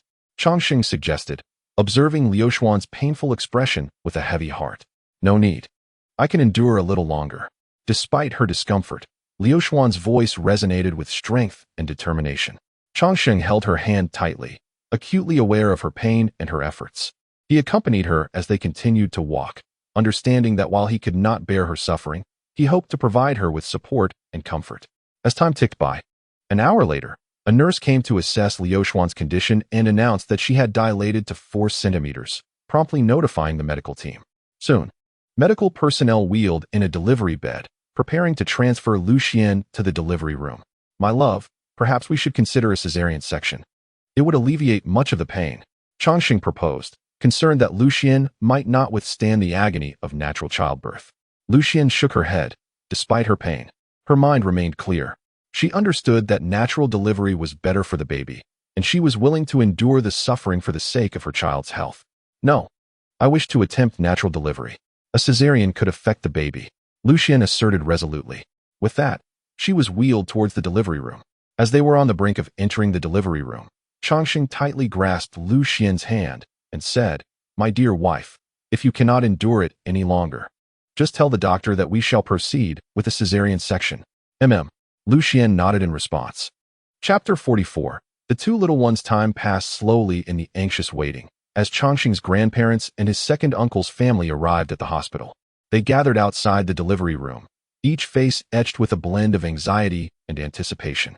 The door of the delivery room remained firmly shut, leaving them in the dark about the unfolding events within, forced to wait in silent hope. Changxing paced back and forth at the entrance, his gaze frequently darting towards the closed door, his heart heavy with concern for both Lu Xian and the child soon to be born. Observing his agitated demeanor, Changyue could no longer contain herself and urged, "Brother, why don't you sit for a while? Your incessant pacing makes us all anxious." She attempted to coax Changxing into a state of relaxation. He halted, letting out a helpless sigh. "Not a single doctor has come out to share any news. My heart is in turmoil." His voice was laced with endless worry. Changyue reassured him, "No news is the best news. What good does your impatience do? After all, it is not you who is giving birth." Her words, though blunt, were undeniably true. Changxing's grandmother joined in the gentle persuasion, "Dear, please sit down and wait patiently." Her tone was soft and filled with affection, aiming to soothe his restless spirit. As time continued its relentless march, another hour slipped by. Changxing's second uncle glanced at the clock and then addressed Changyue. "Yeah, why don't you step out and fetch some breakfast?" He understood that regardless of how long they had to wait, everyone needed to sustain their energy. "Oh, I shall go right away," Changyue promptly replied. Knowing this was a small way she could contribute to the family, she swiftly left the hospital, heading to a nearby breakfast shop, hoping to bring warmth and comfort to her anxious kin. The family outside the delivery room continued to wait, their hearts filled with blessings for Lu Xian and the twins. Though they could not enter the room, their spirits were intertwined with Lu Xian's, eagerly anticipating the arrival of new life. Changyue returned hastily, her arms laden with an array of breakfast items, a testament to her thoughtfulness. Approaching her grandparents with a smile, she spoke with genuine concern, "Grandpa, Grandma, I brought some millet porridge and soup dumplings. Please have some." Changxing's grandmother gazed at her granddaughter with tender affection and smiled, suggesting, "Yeah, why don't you serve your brother first? Let him eat something. There's plenty for everyone. I bought a lot." As she spoke, she placed a cup of millet porridge and several dumplings on a nearby bench, ensuring that there was enough for all. Next, she turned to Changxing and Lu Xian's parents, politely inviting them to partake in the meal. "Uncle, Aunt, you should eat something as well." Although Lu Xian's mother was filled with anxiety, she smiled and gently declined. "Thank you, dear, but I cannot eat." Understanding her concerns, Changyue softly encouraged, "Aunt, please eat a little. If my sister-in-law knew you were hungry outside, it would surely trouble her heart." Her words were laced with concern for Lu Xian, subtly revealing her hope that the elders would maintain their strength to better support Lu Xian. After speaking, Changyu approached Changsheng and gently tugged at his sleeve, urging him to come over. "You should let my uncle and aunt share some food with your father-in-law. We have been waiting outside." Her tone carried a hint of command, yet it was predominantly infused with familial care. Listening to his sister, Changsheng nodded and stepped forward to his parents, offering a cup of millet porridge and a bun to Lu Xian's mother, his smile conveying a touch of reassurance. "Mom, Yu is right. Let's eat something." With Changsheng's encouragement, the family waiting at the delivery room door began to partake in breakfast. As moments ticked by, the atmosphere outside the delivery room grew increasingly tense. They anxiously awaited news, their hearts heavy with concern for Lu Xian and the twins. 10 hours of waiting felt to them as though it spanned a decade. Finally, around 11 o'clock, the delivery room door slowly opened, shattering the long-standing silence. 2 nurses emerged, cradling 2 infants, their arrival igniting excitement among everyone present. "Who among you is Lu Xian's family?" one nurse inquired, her voice piercing the tense atmosphere with clarity. "We are," Changsheng immediately rose and hurried forward, his voice brimming with urgency and anticipation. After meticulously verifying the family information, the nurse's face broke into a warm smile. Congratulations. A pair of twins. I'm holding the girl. 5 pounds 2 ounces, born at 11:17. Another nurse added, I'm holding the boy, 4 pounds 9 ounces, born at 11:46. The family quickly gathered around, their eyes alight with joy and curiosity. The two nurses proceeded to check the infant's limbs before the family, ensuring everything was in order, then smiled and said, the babies are healthy, and they are quite complete. As Changsheng gazed at the newborns, his heart surged with excitement and gratitude. Yet his primary concern remained Lu Xian's condition. He promptly inquired, Nurse, where's my wife? How is she? Mrs. Lu is doing very well.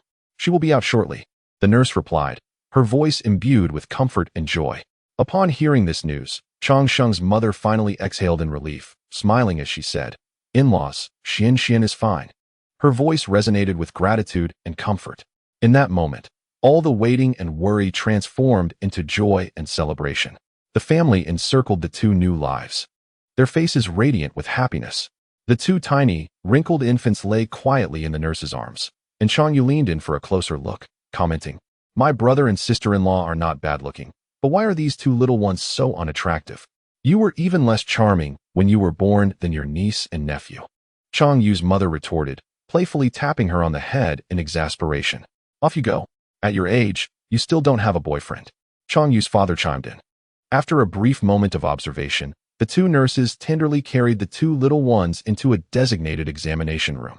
Almost 20 minutes later, the delivery room door opened once more, revealing Lu Xian, who was gently wheeled out alongside her two newborns. Her delicate visage was notably pale, and her gaze reflected a profound weakness. Upon seeing Lu Xian's condition, Changsheng hurried over, clasping her hand tightly and expressing his heartfelt concern. My dear wife, you have endured so much. Hearing his words, Lu Xian managed a faint smile, lacking the strength to utter a reply. Chapter 45. Xine and Zayu. Lu Xian's pallor and the toll of childbirth rendered her particularly frail. The nurses meticulously returned her to the ward, the soft sound of the bed wheels echoing through the quiet corridor. Changsheng followed closely, his face etched with worry and compassion. He settled beside Lu Xian's bed, holding her hand firmly, his gaze both gentle and resolute, as if wishing to impart warmth and strength to her. Time flowed silently, and about an hour later, the two nurses reappeared, cradling the two newborns with utmost care, cautious not to disturb the fragile lives they held. They entered the room quietly, approaching Lu Xian's bedside before gently placing the infants on either side of her. Rest assured, family members, both little ones are in good health.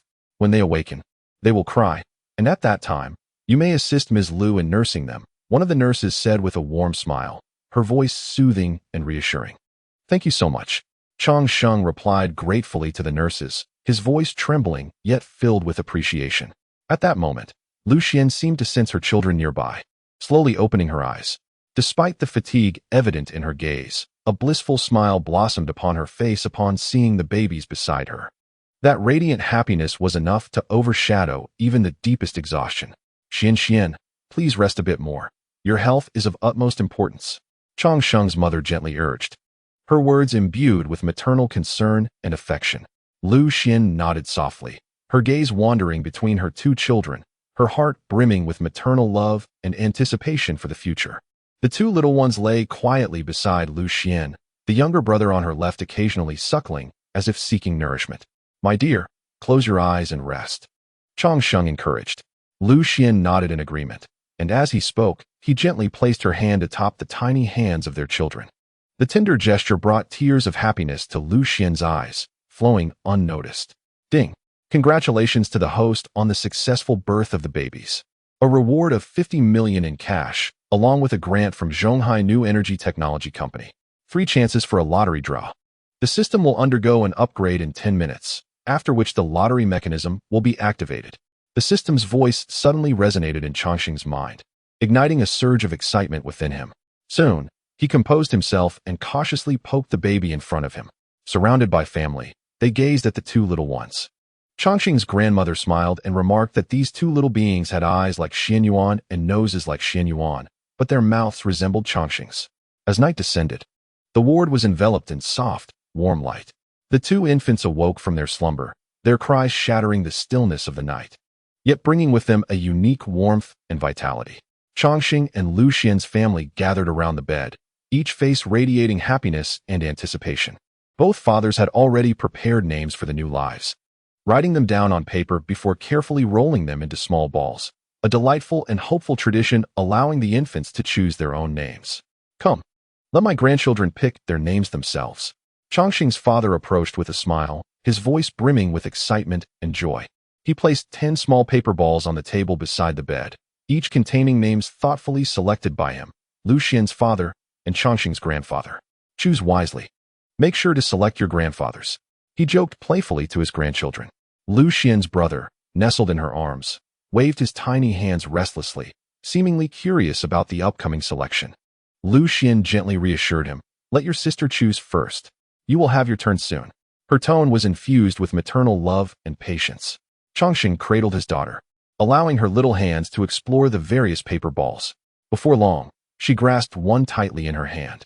"I got one," Lu Xian's father exclaimed, his voice tinged with excitement. "Come, let Grandpa see whom you've chosen." Chongqing's father smiled as he took the small paper ball from her hand. Upon opening it, he discovered the name Cinny written inside. "My little great-granddaughter has chosen me." Chongqing's grandfather beamed more brightly at the sight. He gently took the little Cinny from Chongqing's arms, softly calling her name, "Cinny." The infant seemed to understand, reaching out her tiny hand, prompting laughter from the family, filling the ward with a joyful atmosphere. "Now for the great-grandson," Lu Xian's father declared with a grin, extending the few small paper balls in his palm towards Lu Xian. The little one in her embrace eagerly grabbed at the balls, quickly seizing one. "Ziyu," Lu Xian's father announced as he opened the paper ball. "Ha ha ha, yet again. My grandfather has chosen." Chongqing laughed joyfully at the scene. "Well, now you two don't have to fight over it. They're both from the old man." Lu Xian's mother chimed in with a teasing yet satisfied tone. This small ritual not only bestowed names upon the two little ones, but also brought forth an abundance of laughter and warmth to their family. The atmosphere in the hospital room was warm and tranquil. After a brief family gathering, Chongqing tactfully noticed the weariness of the elders. He gently suggested that they return home to rest, while he chose to stay behind to accompany Lu Xian and the two newborns. "Darling, would you like to eat something?" Mother prepared a delightful egg custard, Chongqing said with a tender smile, his voice imbued with care. The egg custard was a dish that Lu Xian adored, specially made by Chongqing's mother, being both nutritious and easily digestible. "Yes, I'm hungry," Lu Xian replied with a smile, her voice still tinged with a hint of weakness. Yet her expression radiated happiness and contentment. After giving birth, she indeed felt a pang of hunger, and the family's concern, along with Chongqing's attentiveness, enveloped her in warmth. Chongqing retrieved a small thermos from the side, containing a golden, delicate egg custard.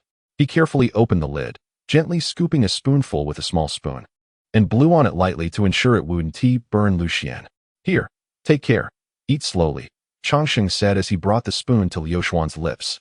She slightly parted her mouth, delicately accepting the spoon. One spoonful after another, Chongqing patiently fed Lu Xian with gentle and meticulous gestures, each small action revealing the profound love he held for his wife. The soft lighting in the room cast a serene glow, while the two little ones peacefully slumbered beside Lu Xian, allowing Chongqing and Lu Xian to savor this simple yet heartwarming moment. This night marked a beginning filled with love and hope for their small family. Chapter 46. They won't be cute when they cry. In the hospital room, the two little ones peacefully slept in their stroller, their breaths steady and soft. Chongqing and Lu Xian conversed in hushed tones, their dialogue rich with affection and humor, an intimate secret shared between them, a sweet moment forged through their experiences together. "Darling, which side are you leaning on? It's been days since I've held you to sleep," Chongqing playfully exclaimed, his voice laced with mischief and longing. Wishing to draw as close as possible to his wife on this special night, to envelop her in warmth and comfort. Lu Xian shifted slightly, glancing at Chongqing with a smile. "With such a little bed, you still want to squeeze in." Her words carried a playful jest, yet also an understanding and acceptance of Chongqing. "Hee. I've been on the sofa for several nights." Chongqing feigned grievance, his expression and tone eliciting laughter from Lu Xian. "Yes, you've had it the toughest." Lu Xian responded with a smile, her words overflowing with gratitude and acknowledgement for Changsheng's efforts. "My wife is the one who has truly endured," Changsheng replied with a grin, his eyes reflecting admiration and affection for Lucian. Lucian smiled softly, gazing at the two little ones nestled in the stroller, her eyes filled with happiness and satisfaction. "They are quite adorable when they're quiet, but once they start crying, they won't be so cute," she remarked with a hint of humor, revealing her anticipation and preparation for the life ahead. "Darling, did you see? Our parents were so happy today that they couldn't stop smiling," Changsheng said with delight, his voice brimming with joy and pride. "Your words are as sweet as honey," Lucian replied with a smile, her tone laced with playful teasing, yet brimming with affection for Changsheng.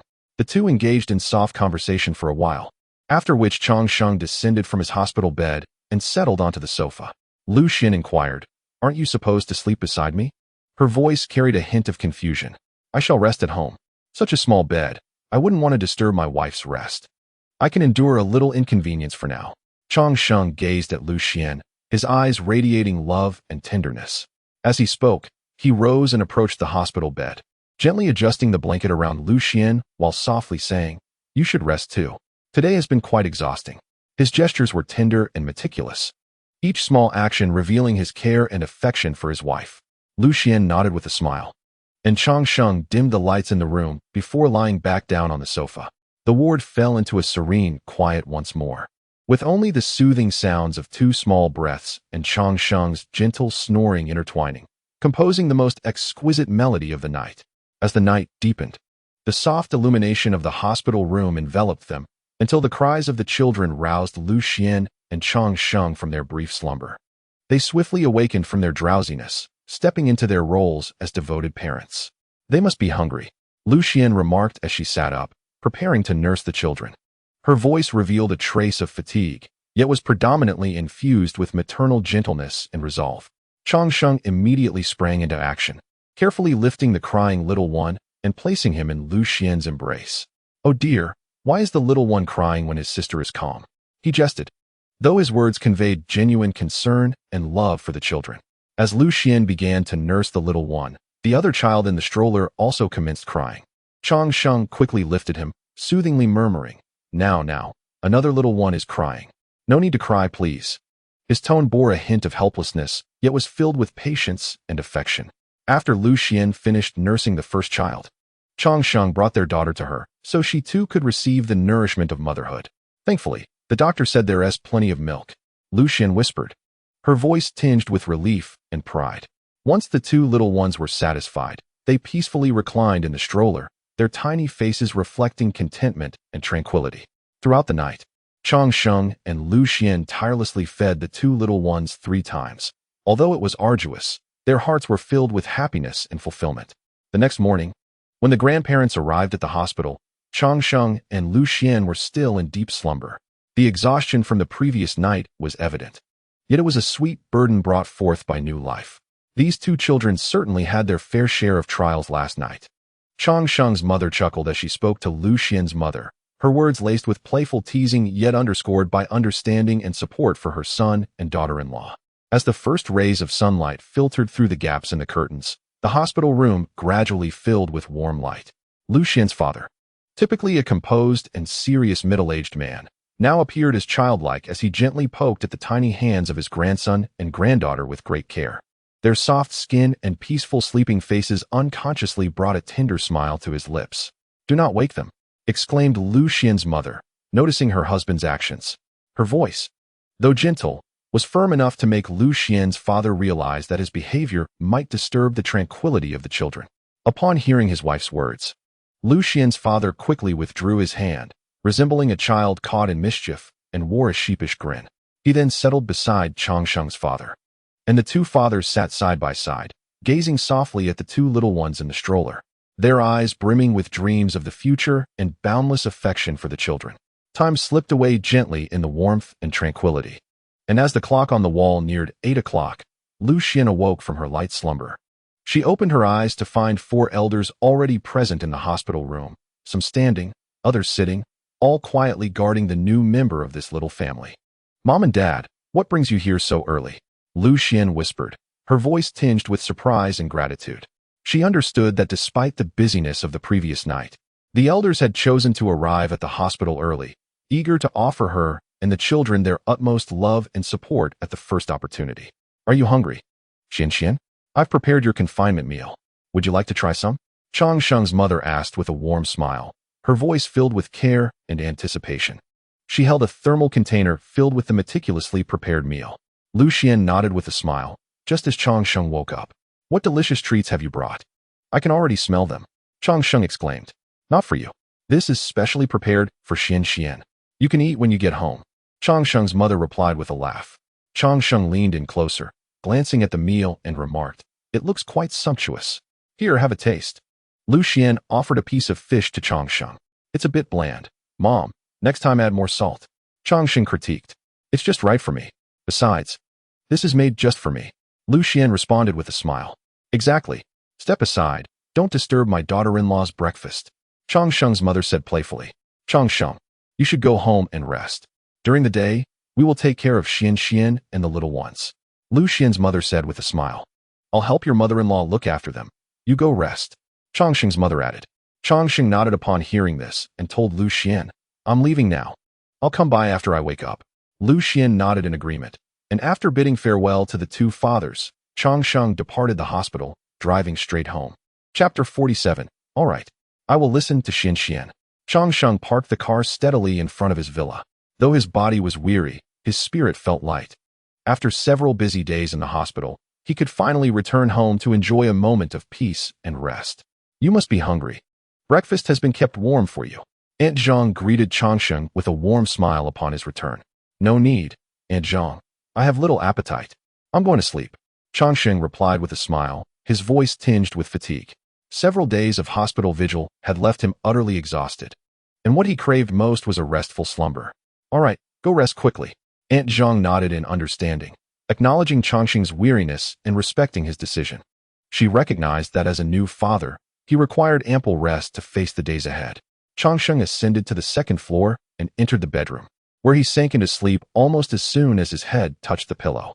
His body and spirit desperately needed this moment of tranquility. Time passed in silence until 3 in the afternoon, when he finally awoke from his slumber, feeling significantly refreshed. He walked to the window, drew back the curtains, and let sunshine fill the room. Then, he descended the stairs and found Aunt Zhong busily working in the kitchen. Aunt Zhong, what delectable dish are you preparing? Changsheng inquired with a curious and expectant tone. I'm making confinement meals for Xian. This Crucian carp soup is just perfect for her. Aunt Zhong replied with a smile, her voice brimming with concern for Lu Xian. Crucian carp soup is a traditional postpartum dish, rich in nutrients and beneficial for recovery after childbirth. Then Aunt Zhong turned to Changsheng and asked with concern, You must be hungry after your nap. Shall I prepare a bowl of noodles for you? She always displayed such thoughtfulness, caring not only for the lady of the house, but also for its gentleman. Changsheng nodded in agreement. Sure. Thank you, Aunt Zhong. After finishing the noodles prepared by Aunt Zhong, Changsheng felt his strength returning. He approached the kitchen where Aunt Zhong was still busy and made a small request. Aunt Zhong, could you make tomato beef brisket tomorrow? It's been ages since I've had your delicious tomato beef brisket.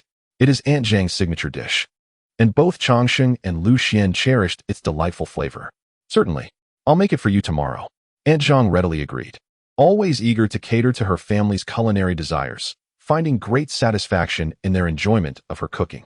Thus, days passed, and before long, it was the 4th day post-delivery for Lu Xian. Under the doctor's guidance and her diligent care, Lu Xian's recovery was progressing remarkably well. She was now able to get out of bed and engage in light activities. That afternoon, as per his routine, Changsheng visited the hospital after completing his sleep.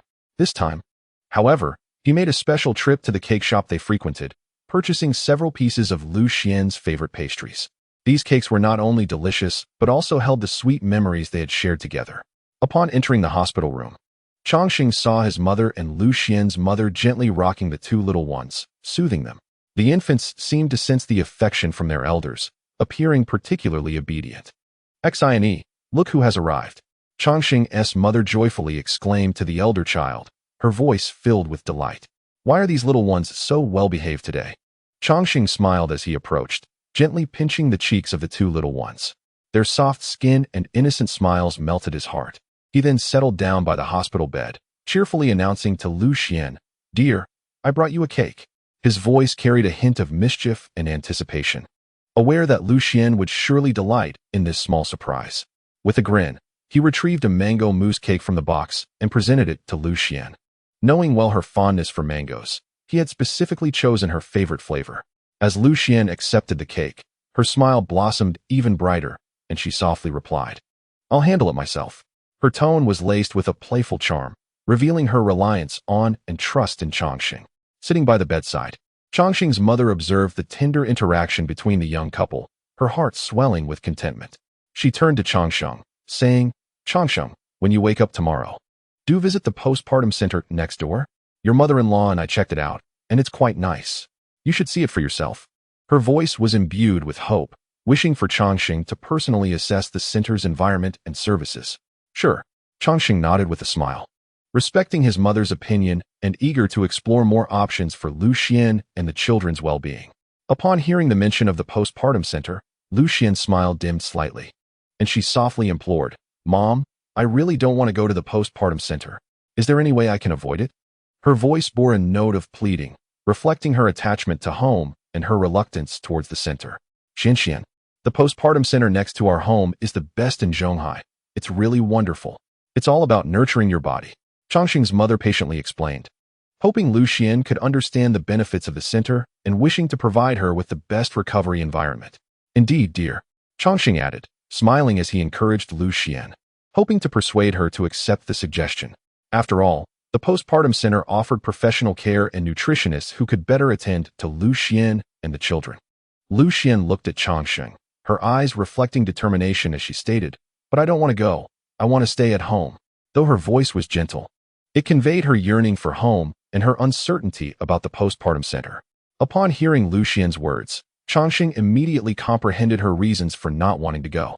He understood that she longed to be at home, to experience its warmth and comfort, and to interact more freely with family.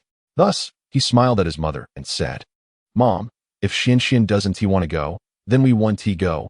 We can invite the caregivers here instead." His words were filled with understanding and support for Lu Xian, revealing his willingness to make compromises for her comfort. "All right, we'll listen to Xian."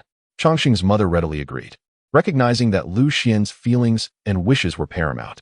As long as Lu Xian felt comfortable and happy, everything else was secondary. "Give me a bite." Chongqing smiled at Lu Xian, his eyes sparkling with mischief and eagerness. Hearing this, Lu Xian used a small spoon to lift a piece of cake and feed it to Chongqing.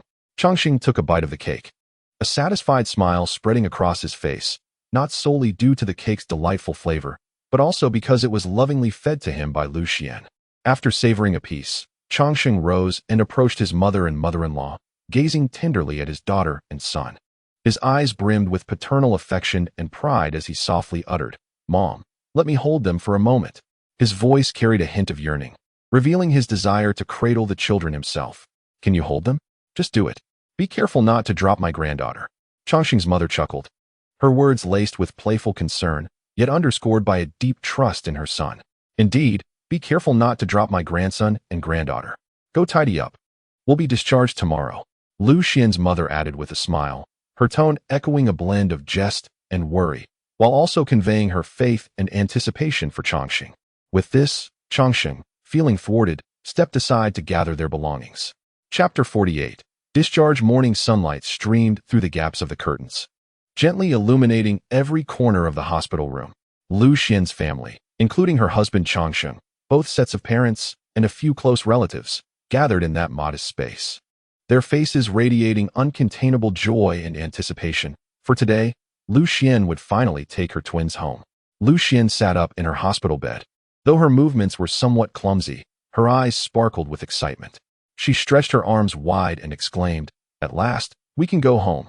Her voice brimmed with longing for home and a yearning for freedom. "Remember to rest while once you're home," Chongqing's mother, a gentle and attentive woman, softly reminded her, her gaze filled with concern and affection for her daughter-in-law. "I understand, Mom," Lu Xian replied with a smile, her expression revealing gratitude towards her mother-in-law and eagerness for the new life that awaited her. Shortly thereafter, Director Qin from the obstetrics department arrived at the ward. With a smile, she addressed Chongqing's mother, "Mrs. Chong, be sure to allow the new mother plenty of rest once she is home. Most importantly, Remember to ensure she nourishes herself and does not overexert. Of course. Thank you, Director Qin. Changxing's mother responded gratefully.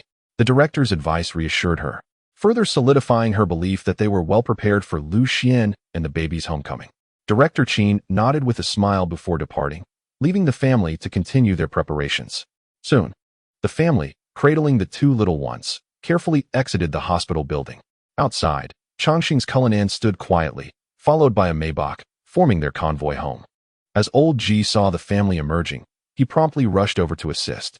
Skillfully, he loaded various items into the trunks of both vehicles. Changsheng then drove the Cullinan, carrying Lu Xian, his mother, and her mother, as they slowly made their way home, while the grandfathers settled into the back of the Maybach, following closely behind. The vehicle came to a halt in front of the villa, and Aunt Zhang promptly emerged upon hearing the commotion. Her gaze fell upon the two little ones cradled by Changxing's mother and Liu Xuan's mother, and a warm smile graced her face as she approached, examining the two new lives with great care. Cinny, Ziyu, we are home, Changxing's mother declared joyfully, her voice brimming with happiness and contentment. She and Liu Xuan's mother entered the villa, cradling the infants, each step taken with utmost caution. My dear son, Xian, do take a moment to rest, Changxing's mother remarked with a gentle smile. Her words conveyed profound affection for her son and daughter-in-law. Nodding in agreement, Lu Xian and Changxing ascended the stairs and entered the bedroom. The spacious room, already ample, now accommodated two cribs, enveloping the space in a warm and relaxed atmosphere. Lu Xian and Changxing reclined on their soft bed, a sanctuary that had witnessed their love and the dawn of a new chapter in their lives. Lu Xian held Changxing tightly, her embrace a testament to her reliance on and gratitude for her husband. Changxing tenderly stroked Liu Xuan's silky hair, his touch gentle and rhythmic, akin to comforting a warrior who had just endured a formidable challenge. You've worked hard, my dear, he whispered. Although simple, his words were infused with profound love and deep understanding of everything Lu Xian had experienced. Lu Xian slightly lifted her head, closing her eyes as she basked in the tranquility and bliss of the moment. Her heart overflowed with gratitude towards Changxing, coupled with anticipation for the future. Suddenly, Changxing felt a sharp pain in his shoulder, drawing in a sharp breath, yet he soon burst into laughter. He realized it was Lu Xian's playful way of expressing her emotions, mischievous, yet filled with affection. What's that for, my love? I did nothing wrong. Changxing feigned grievance, his voice laced with mirth. The day you gave birth nearly killed me. What's wrong with a little bite? Lu Xian retorted playfully, her tone tinged with mischief and affection. Was that bite sufficient? Should I prepare for a few more? Changxing chuckled, willing to accept any form of punishment Lu Xian deemed fit, as long as it brought her joy. That's enough. Lu Xian rested her head on Changxing's chest, her voice soft and content. She continued, darling, do you know what I was thinking when I was giving birth? What were you thinking? Changxing asked with curiosity, eager to understand her thoughts during that challenging moment. I was contemplating how to bite you back. Lu Xian laughed, her words eliciting a chuckle from Changxing. Did that bite provide the relief you sought? Should I prepare for more? He inquired, ready to be a conduit for Liu Xuan's emotions if it would ease her discomfort. Let us take our time with the biting. Whenever you upset me, I shall nibble a bit more. Lu Xian jested, her words lightening the mood between them. Well then, should I offer my heartfelt thanks to my wife for her restraint today? Changxing jestingly remarked, eliciting a laugh from Lu Xian. Indeed, why not? She responded with a smile, her voice brimming with happiness and contentment. The light in the room gradually softened, enveloping the bedroom in a tranquil and serene atmosphere. Lu Xian shifted her position, seeking a more comfortable pose. Her body sprawled languidly across the bed, exuding relaxation and ease. One hand casually rested on Changxing, while a leg lightly pressed against him. This small gesture of possessiveness revealing her reliance and affection for him. Once my confinement is over, I intend to indulge in all the delectable foods I've missed. Lu Xian exclaimed excitedly, her eyes sparkling with anticipation. For a new mother who had just experienced childbirth, the dietary restrictions during her recovery left her yearning for those scrumptious dishes. Whatever my wife wishes to eat, I shall accompany her, Changxing replied with a smile, his gaze filled with tenderness. He understood the hardships Lu Xian had endured and was eager to fulfill her every little desire. I also want to go shopping, Lu Xian continued, her voice tinged with mischief. Bye. I shall procure anything for my wife. Changxing wholeheartedly agreed, willing to support every decision she made, as long as it brought her joy. Lu Xian softly acknowledged this and then closed her eyes. Her breathing gradually steadied, and she soon drifted into slumber. Changxing quietly watched Lu Xian's serene sleeping face, his heart overflowing with love and gratitude. He gently adjusted his position to ensure Lu Xian's comfort and then slowly closed his own eyes, ready to savor the tranquility of the morning. Chapter 49. System Upgrade Successful. Lottery commences. Sunlight filtered through the crevices of the curtains, stealthily entering the room and casting a warm glow on the inviting bed. In the midst of this serenity, Changxing awakened, his eyes slowly opening to behold Lu Xian's peaceful visage. She lay quietly in his embrace, a satisfied and blissful smile gracing her face. As if even in her dreams, she could sense this warmth. Changxing carefully shifted, wary of disturbing Lu Xian's sweet dreams. He cautiously sat up, his movements as gentle as a silent dance. His gaze lingered tenderly on Lu Xian's face for a moment before he gradually rose, preparing to embark on a new day. Just as he reached for the bedroom door, a familiar voice echoed in his mind. Ding! System upgrade successful. Detection of host accompanying the baby and mother during discharge. Reward, latest energy technology. Lottery opportunity, 3. This sudden announcement momentarily halted Changxing's actions, a satisfied smile curling at the corners of his mouth. Without hesitation, he opened the door and stepped outside with a light-hearted stride. System lottery, he called out, a hint of anticipation in his voice. As his words resonated, a spinning wheel, visible only to him, materialized before his eyes, adorned with various prize icons that began to whirl rapidly. The wheel gradually decelerated, eventually coming to a halt at a designated spot. Congratulations, host, on acquiring the physique enhancement potion and 2 luck points. Upon hearing this outcome, Changxing couldn't help but chuckle in resignation. He inquired of the system. So, luck points indicate that nothing was drawn, right? The system's response was succinct and clear. Indeed, host. Accumulating 100 luck points will trigger a guaranteed grand prize. Changxing chose not to dwell on the system's response. He was confident that one day he would draw the prize he desired. As he descended the stairs, he spotted his mother and Lu Xian's mother playfully embracing 2 little ones in the living room. The sound of their laughter filled the entire room, while both mothers wore expressions of indulgence and joy, as if cradling the most precious treasures in the world. Changxing's father and Lu Xian's father stood to the side, their gazes revealing a longing, yet hesitant to approach. They yearned to hold the 2 little ones, but feared that their clumsy movements might disrupt their play. Changxing observed this scene and couldn't help but smile. He approached the 2 mothers and said, "Mom, you both have been holding them all afternoon. Look how eager our dads are. Let them hold the little ones for a while." His words elicited laughter from both mothers. Changxing's mother glanced at his father with a teasing smile and quipped, "Hold what? Your dad hardly ever held you. Can he even hold them?" Lu Xian's mother joined in the playful banter, laughing as she remarked, "Exactly. Xian's dad barely held her. He wouldn't know how to hold a child." Changxing's mother replied with a grin, "Later, when Xian's mom and I go to prepare dinner, we'll let you both have your fun. You can hold them." Lu Xian's mother nodded in agreement, her eyes brimming with affection for the little ones. Chanyue entered the villa, laden with bags, her face alight with excitement and satisfaction. Her steps were lively, as though she had just accomplished a significant task. Observing his sister's demeanor, Changxing curiously asked, "What did you buy?" Chanyue plopped down on the sofa, catching her breath before proudly declaring, "I bought clothes for the 2 little babies.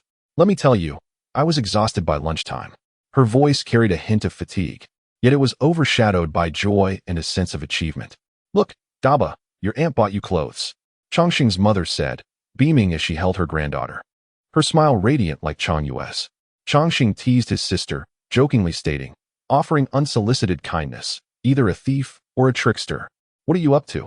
His words made Changyue feign anger, turning to Changxing's father and pouting, "Uncle, look at my brother.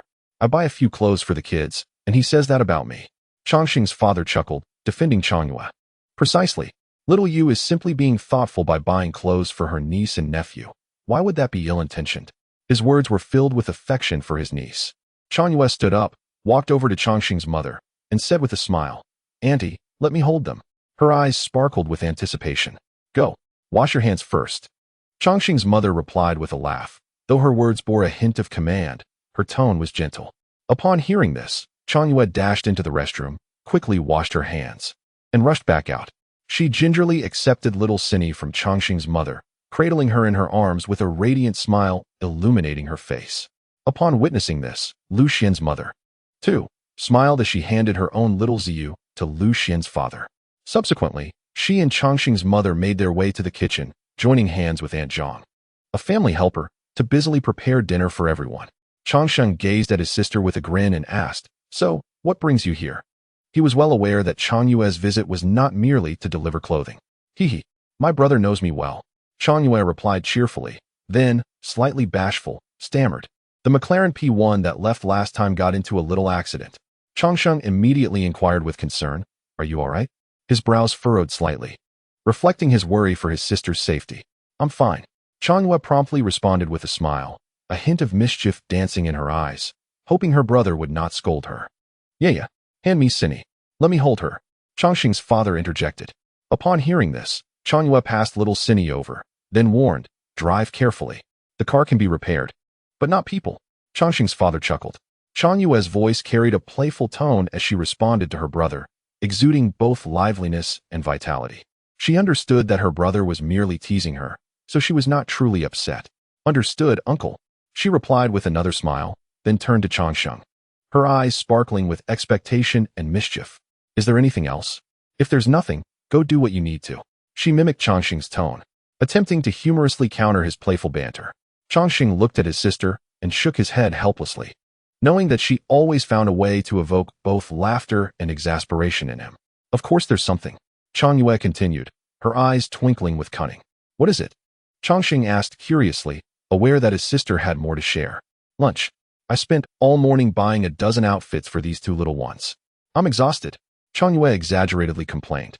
Yet her tone lacked any genuine fatigue, brimming instead with a sense of accomplishment. She retrieved a small cotton jacket styled like a Tang suit from the bags, along with a matching little tiger hat, showcasing them to Changxing. "Look, this is what I bought for my niece. Isn't it adorable?" Her eyes sparkled with pride, clearly pleased with her choice of gifts. Changxing couldn't help but laugh at the exquisite little jacket and the charming tiger hat. He could easily envision how adorable little Cindy would look in them. "Indeed, quite adorable. You have a good eye." Chapter 50. Playful banter with my sister. Changxing carefully balanced the postpartum meal prepared for Lu Xian, treading lightly up the stairs. He understood that Lu Xian required a special diet after childbirth. Thus, this meal was meticulously crafted to be both nutritious and light. Upon pushing open the bedroom door, he found the two little ones peacefully slumbering in their crib, their cherubic faces adorned with angelic smiles. He approached the bedside, gently seated himself, and began to feed Lu Xian with great care, spoonful by spoonful. His actions were tender and meticulous, each movement revealing his profound love for his wife. "Is it delicious?" Changsheng inquired with a smile, his eyes brimming with anticipation. "Absolutely. You should try some," Lu Xian responded with a grin, her voice imbued with contentment and joy. Changsheng, curious, took a bite of the confinement meal and immediately sensed its blandness. "How bland," he remarked, furrowing his brow, evidently unaccustomed to such nearly salt-free fare. "It's fine," Lu Xian replied with a smile, having grown accustomed to the simplicity of the confinement diet, understanding that it was for her and the baby's well-being. "Dear, if you crave anything, just let me know, and I will secretly bring it back for you," Changsheng said with a smile, expressing his willingness to do anything for Lu Xian, even if it meant bending a few rules. While they were conversing, Chang Yu tiptoed in, holding the baby clothes she had meticulously chosen for the little ones. "Sister-in-law, look at the clothes I bought for the two little darlings. Aren't they adorable?" she said softly, her voice laced with excitement and anticipation. Lu Xian turned her head, and, upon seeing the clothes in Chang Yu's hands, her eyes sparkled with delight. "Wow, they are so cute," she exclaimed, clearly pleased with Chang Yu's selection.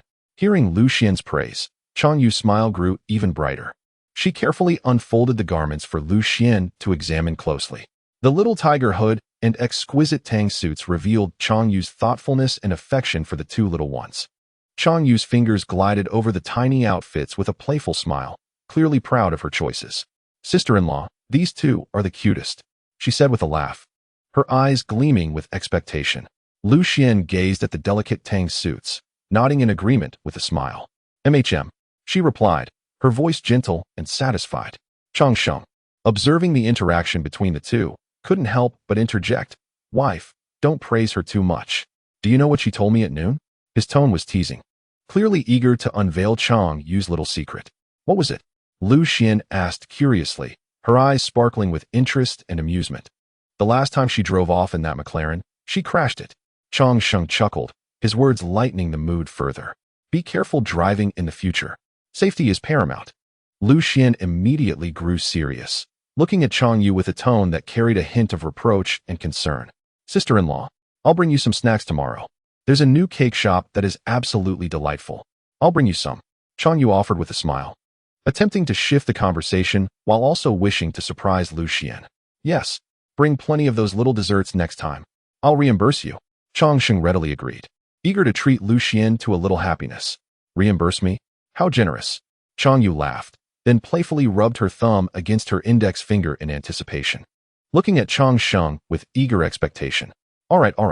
I'll transfer the money to you right away."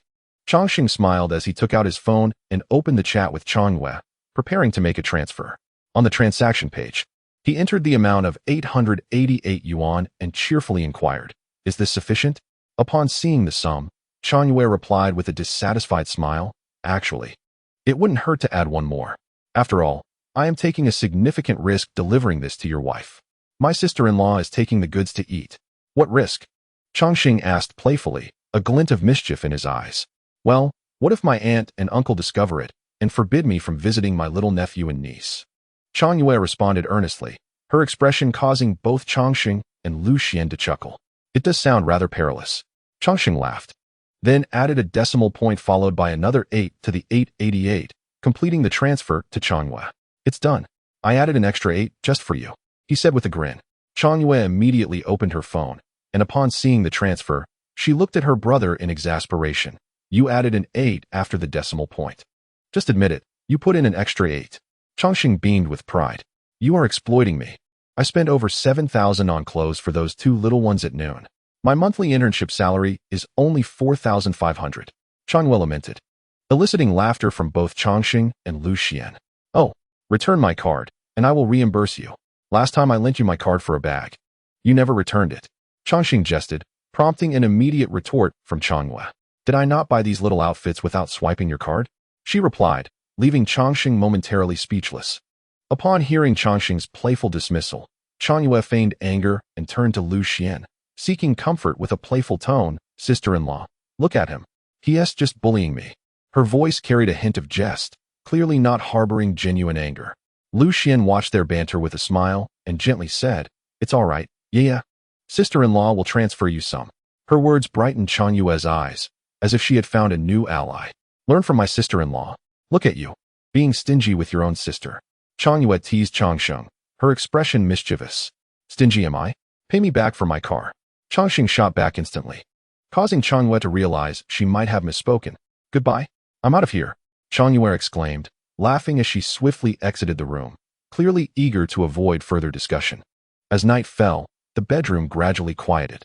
After feeding the two little ones, Lu Xian's gaze fell upon the clothes that Chang Yue had purchased, and she couldn't help but exclaim, "Darling, you must admit, these outfits that Yaya bought are quite adorable, especially this little Tang suit. Indeed, they are rather charming." Chang Sheng replied with a smile, his eyes reflecting admiration for his sister. He understood that while Chang Yue could be mischievous at times, her concern and affection for family were genuine. Lu Xian continued to sift through the tiny garments, her smile blossoming ever more radiantly. She could envision the two little ones adorned in these outfits, undoubtedly exuding an endearing charm. Raising her gaze to Chang Sheng, her eyes brimmed with affection and gratitude. Chapter 51. The following morning, sunlight filtered gently through the curtain seams, casting a warm glow upon Chang Sheng's face, rousing him from his slumber. Upon opening his eyes and basking in the comforting light, he felt an exceptional uplift in his spirits. Rather than springing from bed, Chang Sheng reached for his phone resting on the bedside table, beginning to peruse the short videos populating his social media feed. Captivated by the delightful array of engaging clips, he occasionally chuckled softly. Lu Xian gradually emerged from her dreams, rubbing her eyes and noticing Chang Sheng intently focused on his phone screen. Curiosity piqued, she leaned closer, discovering a series of captivating videos featuring beautiful women. With a gentle smile, She playfully tugged at Chang Sheng's ear, teasingly remarking, "Ah, indulging in a plethora of beauty videos, are we?" Startled by Lu Xian's playful gesture, Chang Sheng quickly regained his composure, turning to her with a grin. "Dear, these are merely system recommendations." His eyes sparkled with a hint of innocence and mischief. Lu Xian raised an eyebrow, responding with a playful tone. "Oh, recommendations, you say?" The likes are accumulating quite rapidly. Her voice carried a teasing lilt, yet she bore no genuine ire. Realizing the need for clarification, Chang Sheng promptly shut off his phone and turned to Lu Xian earnestly. "Truly, they are recommendations. Liking things is a commendable habit, is it not?" He endeavored to diffuse the slight awkwardness with humor. Feigning annoyance, Lu Xian playfully pouted. "Humph, I'm not listening." Her expression and tone betrayed no real discontent. She was merely jesting with Chang Sheng. Understanding her playful intent, Chang Sheng chuckled and continued, "What's the matter? Didn't a teacher once tell you that life requires a pair of eyes adept at discovering beauty? Right, dear?" He sought to justify himself with this reasoning. Lu Xian erupted into laughter at his words, responding, "Oh, you certainly have a knack for finding beauty." Her gaze was filled with love and a hint of indulgence. Seizing the moment, Chang Sheng grinned. "Indeed. How else would I have discovered you?" Their light-hearted exchange was abruptly interrupted by the sound of a baby's wail. Chang Sheng promptly set aside his phone, leaping from the bed and hastening to the crib, where he tenderly lifted the crying infant into his arms. He gently rocked the little one, attempting to soothe the distress, before carefully handing the child to Lu Xian.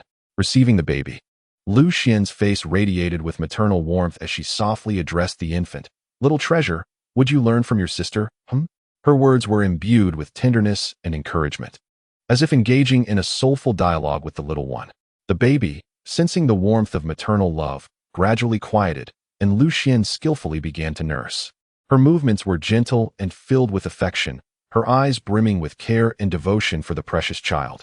After feeding the baby, Lu Xian looked up at Chang Sheng with a playful smile and said, "Darling, the baby is hungry, and I am too." Her voice carried a hint of tenderness, prompting Chang Sheng to smile in return. He responded with warmth, "Aunt Zhang must be preparing it now. I'll go check." His words reflected a sense of responsibility for his family and a deep concern for Lu Xian. He gently kissed her forehead before turning to leave the bedroom, his steps light as he descended the stairs. Downstairs, Aunt Zhang was diligently setting breakfast on the dining table, while Chang Sheng's mother emerged from the kitchen, carrying a tray. Upon seeing her son, she smiled and said, "Perfect timing. Chang Sheng, this is breakfast for Xian Xian. Please take it up for her." Chang Sheng took the tray and, filled with curiosity, inquired, "What did you make?" His eyes sparkled with anticipation. "Wontons and shrimp porridge." His mother replied, a satisfied smile gracing her face. "All right, I'll deliver it to Xian Xian right away," Chang Sheng said, carefully carrying the steaming shrimp porridge and wontons toward the bedroom. His steps were steady, his heart brimming with love for his wife and family. Chang Sheng's mother watched her son's retreating figure, her eyes filled with pride. She then remarked, later, "Bring the two little ones down so you both can take a break." Her words were laced with genuine concern for her son and daughter-in-law. "Okay," Chang Sheng replied as he made his way to the bedroom. Upon entering the room, Lu Xian immediately caught a whiff of the enticing aroma and curiously asked, "What's for breakfast? It smells so good." "It's wontons and shrimp porridge," Chang Sheng answered, carefully placing the tray on the bedside table. His movements were gentle and considerate, ensuring the tray was stable to avoid disturbing Lu Xian and their little one. Next, Chang Sheng lifted the steaming bowl of wontons, spooned a bite, blew gently to cool it, and offered it to Lu Xian. She smiled and took a bite, her face radiating happiness. The little one, who had been nursing, seemed to be drawn in by the delightful scent, pausing to curiously turn his head. His wide eyes sparkled with wonder as his tiny hands waved in the air, expressing his curiosity about the world. "Let us wait a bit longer to eat. The little one isn't nursing anymore," Lu Xian said gently, her voice imbued with maternal love and a hint of playfulness. Upon hearing her, Chang Sheng immediately understood her meaning, placing the wontons back on the tray before turning to Lu Xian with concern. "Do you need any help?" Lu Xian continued, "Darling, could you check if the older one is awake?" Her voice was filled with anticipation, clearly attentive to every little movement of their children. Chang Sheng promptly moved to the other crib, discovering that the little one had indeed awakened, making adorable sounds as if straining to assert his presence. His cuteness was irresistible, evoking an overwhelming desire to scoop him up and shower him with affection. "Is he awake?" Lu Xian inquired playfully, her tone teasing. "Awake, busy with important matters." Changxing gazed affectionately at his daughter lying in the crib, humorously responding with words brimming with love and indulgence. Lu Xian, with a mixture of helplessness and amusement, looked at Changsheng and said, "Darling, could you please change to Bao?" Her voice carried a tinge of request. He gently lifted Bao, preparing to replace her soiled diaper, and playfully remarked to his little girl, "Cindy, you must use your pocket money to treat Daddy to a lavish meal in the future." As soon as he spoke, the little one began to wail, seemingly expressing her discontent. "Oh dear, are you reluctant to spend money on Daddy?" Changxing chuckled. With that, he carried the tiny tot into the washroom to clean her up. Not long after, he had finished changing her and was now pacing back and forth in the bedroom with her in his arms. Lu Xian, cradling the other little one, watched as she fell asleep after a satisfying meal. "Give her to me," Lu Xian said. Upon hearing her request, Changxing handed over their daughter, continuing to nourish the other. "This little one sleeps soundly after a good feed," Changxing remarked with a smile. "Indeed, just like you. Once well fed, you sprawl out on the sofa." Lu Xian replied with a grin. Chapter 52. Wrong. It slipped out unconsciously. In a cozy home, Bao sat on Lu Xian's lap, engrossed in suckling at her breast. Occasionally, her eyes would lift, curiously observing her surroundings. Lu Xian noticed Bao's gaze and gently patted her back, smiling as she said, "Let us not look at Daddy." Her voice was tender and filled with love, providing Bao with a sense of security. Meanwhile, little Cindy was captivated by the dialogue between Lu Xian and Changxing, her bright eyes sparkling with curiosity. Lu Xian, noticing this, cheerfully said, "Mommy will stop talking now. Cindy, it's your turn to nurse." Upon hearing Lu Xian's words, Changxing approached and sat beside her. Sensing her father's presence, little Cindy paused her feeding and turned her head, gazing at him with her clear, bright eyes. Changxing was enchanted by her gaze and reached out to gently pinch Cindy's tiny foot, a small gesture filled with paternal affection. Amused by her father's antics, Cindy turned back to look at Changxing once more. Lu Xian, witnessing this scene, playfully nudged Changxing and feigned annoyance, saying, "Could you let Cindy finish her meal first? If you keep teasing her, I might just have to scold you." Her words were laced with mirth. Clearly devoid of actual anger, she was merely relishing this warm, familial moment. Changxing chuckled and withdrew his hand, aware that Lu Xian was only jesting. As he watched Lu Xian with their two children, his heart swelled with happiness and contentment. Before long, Bao had also eaten her fill. Changxing took her in his arms, but the little one showed no signs of wanting to sleep, blinking her eyes wide open, taking in everything around her. Changxing gently swayed the little one in his embrace within the bedroom, his steps steady and rhythmic, his secret to lulling children to sleep. The little one's eyelids began to grow heavy, yet she still fought to keep them open, unwilling to miss a single moment. Lu Xian sat gracefully on the bed, savoring her breakfast, her gaze occasionally drifting from her meal to her husband and children, a blissful smile illuminating her face. At that moment, Chang Yu burst into the room with an air of vitality, shattering the tranquility of the space. He peered in curiously and, with a cheerful demeanor, entered, inquiring, "Are the little ones still awake?" His voice was imbued with exuberance, invigorating those around him. Changsheng glanced at his sister, teasingly remarking, "What brings you here again?" His words were laced with playful sarcasm. Unfazed, Chang Yu approached him, gently poking his niece's cheek with a finger, declaring, "I came to see the two little ones. Not to see you." His banter elicited laughter from Changsheng, who recognized his sister's genuine affection for the children. Changsheng then asked, "Didn't you say your internship salary was 4,500? Aren't you working today?" Chang Yu responded with a laugh, "Brother, today is Saturday. Have you become so accustomed to being a capitalist that you forgot about weekends?" His words made Changsheng realize he had indeed become overly absorbed in work, neglecting the fact that it was the weekend. Chang Yu then produced a box of small cakes from behind him, placing it on the bedside table, and cheerfully announced to Lu Xian, sister-in-law, "I brought you some cakes. I had them made fresh this morning." Lu Xian looked up, her mouth still full of wontons, and responded with a grateful smile, "Thank you, yeah." Her expression radiated warmth, touched by his thoughtful gesture. Changsheng, cradling little Xine, approached and teased, "You're not a capitalist, yet you had someone wake up early to make you cakes?" Chang Yu laughed in reply, explaining, "What do you mean? That shop opens early to sell egg cakes. His gaze returned to his niece in Chang Sheng's arms, and he extended his hands, tenderly asking, "Brother, may I hold her?" His eyes sparkled with anticipation and affection, clearly revealing his heartfelt adoration for the little ones. Chang Sheng carefully passed little Xian Yi to Chang Yu, his eyes reflecting trust. Chang Yu received the child, her arms trembling slightly, betraying her nervousness and excitement in this new role.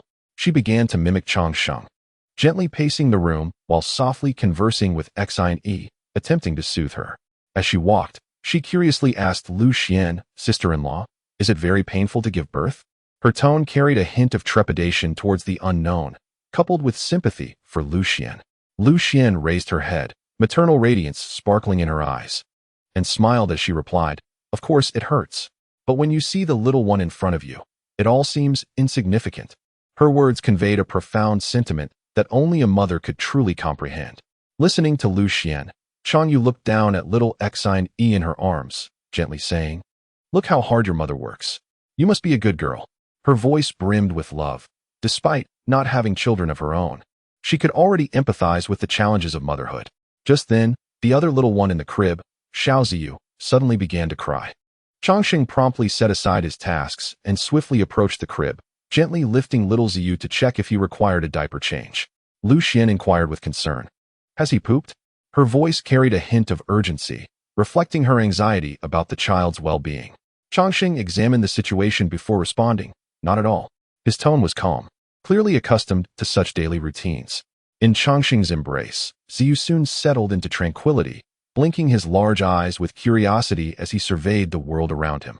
Changxing softly patted Ziyu's back, conveying warmth and comfort through his broad palm. Ziyu blinked at his sister, who was cradled in Chang Yue's arms, his gaze fixed upon her. Noticing her nephew's attention, Chang Yue smiled and leaned closer. "Do you want your aunt to hold you? Go ahead and take him. It will save me and your sister some trouble." Changxing chuckled in response. "Oh no, such an important task should not be entrusted to me." Chang Yue quickly retorted, Yeah. Which company are you interning at?" Lu Xian asked curiously. "I'm interning as an assistant at Star Emperor Brokerage." Chang Yue replied with a smile. "Come on, tell the truth. Did you join this company just for the sake of idol chasing?" Changxing teased. "Just you and my sister can know. Don't tell my dad." Chang Yue insisted. "A hush fee. If you don't give me something, I'll tell uncle too." Changxing laughed. "I have no money, but you can't have my life." Chang Yue responded, unfazed by her brother's playful threat. "Wow, you've become quite stingy for a babysitter." Changxing remarked instinctively. As soon as he spoke, Lu Xian playfully smacked his arm. "Could you refrain from using foul language in front of the baby?" "I was mistaken. It slipped out." Chapter 53. It's been a while since we kissed. My lips feel a bit dry. The bedroom was filled with laughter as Changxing and Chang Yue enjoyed intimate moments with the two little ones. Their parents, along with the children's grandfather and maternal grandfather, were instantly excited upon seeing the children being held and rushed over. Each of them cradled a little one, their faces radiant with joy. Although the little ones were still quite small, they seemed to sense the love of their family, and their occasional cries became the most melodious music within the household. However, the little ones appeared to possess a particular dependency on being held. Once set down, they would begin to wail. Even in slumber, they required a tight embrace to feel at ease. This necessity kept their caregivers perpetually vigilant, ensuring the children felt secure and comfortable. While Chang Yue adored the little ones, the incessant cries eventually became too much for her, prompting her to seek an excuse to leave. She recognized that she was not yet ready to confront such challenges, yet she believed that, with time, she would become stronger and more patient. After dinner, the little ones were carried back to the bedroom. Changxing and Lu Xian each held one child, seated on the bed. The two little ones widened their eyes, curiously gazing at one another as if communicating in their own whimsical manner. Changsheng softly addressed his daughter in his arms, saying, "This is your sister. From now on, if she is ever bullied, you must protect her, do you understand?" His words were imbued with hope for his daughter and a profound sense of familial responsibility. The little one seemed to grasp her father's words. Her eyes blinked playfully, and suddenly, Changsheng felt a warm sensation in his abdomen. "Oh dear, the baby has wet himself." He quickly stood up, cradling the little one. Lu Xian, hearing the commotion, touched the bed and realized that only Changsheng had been soiled. The sheets remained untouched. She breathed a sigh of relief and chuckled, "Fortunately, it only got on you." No need to change the sheets. Lu Xian swiftly placed their daughter on the bed and took their son from Changsheng's arms, holding him tenderly. Meanwhile, Changsheng hurriedly tidied himself up and changed his clothes. As night fell, Lu Xian first fed their daughter, then cradled Xiao Ziyu to nourish him. Changsheng walked around the bedroom with their daughter, gently soothing her to sleep. Before long, the little one finally drifted off peacefully in her father's embrace. In this loving household, the tranquility of the night enveloped them in warmth and relaxation. After tending to the children, Lu Xian finally found a moment for herself. She made her way to the bathroom, quickly freshened up, and then reclined on the bed, ready to savor this rare leisure time. Changsheng, seeing his wife in such a state, couldn't help but call out playfully, "Wife." His voice carried a hint of mischief and anticipation.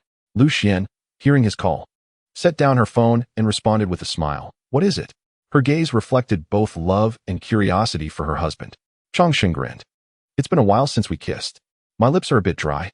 His words were laced with jest, but revealed a deeper yearning for intimacy with his wife. Lu Xian laughed at his remark, placing her phone aside, cupping Changsheng's face in her hands, and scrutinizing him closely before saying with a smile, "They are indeed a bit dry. How about some lip balm?" Her suggestion was tinged with playful teasing, yet it stemmed from genuine concern for her husband. Changsheng replied with a chuckle, "I believe lip balm 1T quite resolved this issue." His eyes sparkled with affection and desire for her. Lu Xian understood his implication. She gently leaned in and bestowed a soft kiss upon his lips, a kiss brimming with love and tenderness. Changsheng felt her affection envelop him, drawing her into a warm embrace, their foreheads touching as he laughed. "We just brushed lips. They're still a bit dry." His playful tone was underscored by a deeper longing for his wife. Lu Xian, smiling, leaned in once more, kissing Changsheng again, this time with greater passion and duration. In this serene night, their love deepened with each kiss, their souls intertwining in that moment. The cries of children and the busyness of daily life faded into the background, leaving only the rhythm of their heartbeats and breaths in that small bedroom, where they discovered their own happiness and tranquility. The first rays of morning sunlight filtered through the curtains, gently illuminating the bedroom, infusing this peaceful space with a touch of vitality. In each other's embrace, Changsheng and Lu Xian awoke, their bodies closely intertwined, as if silently conveying their mutual dependence and affection. Lu Xian slowly opened her eyes, and the first sight that greeted her was Changsheng's face. Bathed in the soft morning light, his features appeared particularly serene, with deep, steady breaths.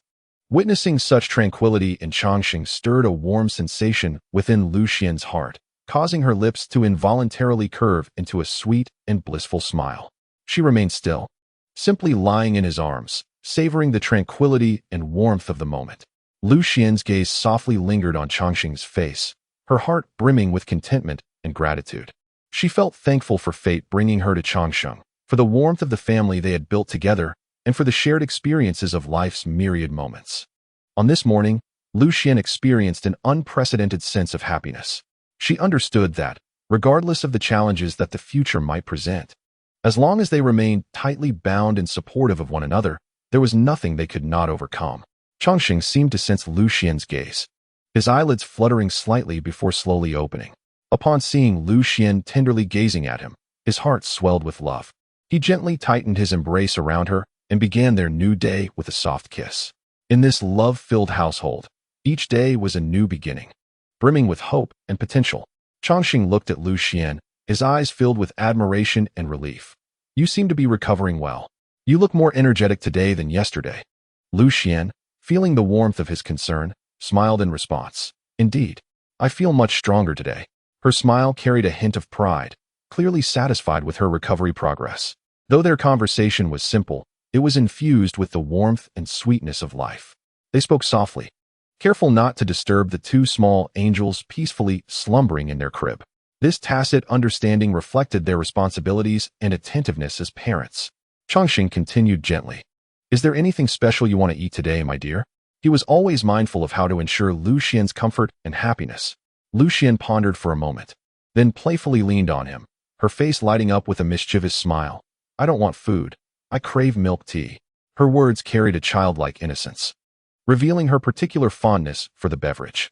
Upon hearing Lu Xian's desire, Changsheng immediately responded with a smile. "All right, I'll go out and fetch some for you." After indulging in a moment of affection, they both rose to head to the bathroom to freshen up. After completing their morning routine, they left the bedroom and descended the stairs, where Chongqing's mother and Lu Xian's mother were seated on the sofa, enjoying fruit and chatting. Upon seeing the couple, Chongqing's mother immediately smiled and remarked, "Xian looks like she's recovering quite well today. Indeed, she appears much more vibrant than yesterday." Lu Xian's mother echoed with a smile. Ding! The baby has been born for a week, rewarding the host with 3 lottery chances. The sudden voice of the system echoed in Chongqing's mind. Upon hearing it, he paid little heed, smiling as he entered the restroom on the first floor. System. Lottery. Chongqing felt a surge of excitement as he stepped inside. The lottery is in progress. Please wait. Within a few breaths, the system's lottery page announced, "Congratulations, host. You have received a mysterious gift package. Current reward, a Gulfstream 500 private jet. The aircraft is stationed at Zhonghai International Airport." Upon hearing the system's reward, Chongqing could hardly contain his joy. After calming himself, he made his way to the living room, where Aunt Zhong had prepared breakfast. Just as he sat down to eat, the cries of 2 little ones echoed from upstairs. Lu Xian immediately sprang up and dashed toward the second-floor bedroom, followed closely by Chongqing's mother and Lu Xian's mother. "Chongqing, you'll have to attend the group's mid-year summary meeting for me. I'm off fishing with your father-in-law." "No time," Chongqing's father said with a smile. "You're skipping work, and you want me to go? You're off enjoying yourself?" Chongqing replied, his voice tinged with dissatisfaction and helplessness. "What's the matter? Just stand in for my grandchildren. That is all you need to do." Chongqing's father chuckled, his eyes glinting mischievously, seemingly relishing the playful banter of family life. Chongqing sighed, recognizing he could not refuse his father's request. After all, familial harmony was paramount. All right, I'll go in a bit," he acquiesced, his tone laced with resignation. After the family finished breakfast, Chongqing and Lu Xian returned to their bedroom. Lu Xian entered the room and began searching through Chongqing's wardrobe for a suit she had previously purchased for him. Once he was dressed, Lu Xian carefully arranged his attire, her movements tender and meticulous, leaving no detail overlooked. Shortly thereafter, she looked at Chongqing, a satisfied smile gracing her lips. The frog has turned into a prince." Chongqing's smile radiated with confidence, his eyes sparkling as if to proclaim, "I was always a prince." He stood relaxed, seemingly ready to embrace the challenges that lay ahead. Lu Xian gently shook her head, a teasing smile playing on her lips. "Cut it out. Don't be so full of yourself." Her playful banter was endearing, the couple's interaction infused with the delightful nuances of marital affection. "Come on, Mr. Chong. I'm going to be a little pampered wife at home." Lu Xian continued her teasing, her words brimming with support and trust in Chongqing, while also reflecting her anticipation and contentment in their family life. "Goodbye. I'll bring you back some milk tea," Chongqing replied, his smile warm with affection. Knowing Lu Xian's fondness for the beverage, this small promise was his token of love for her. Lu Xian gently patted Chongqing's shoulder, encouraging him with, "Go on, my prince." Her gaze was filled with love and support, confident that Chongqing would excel.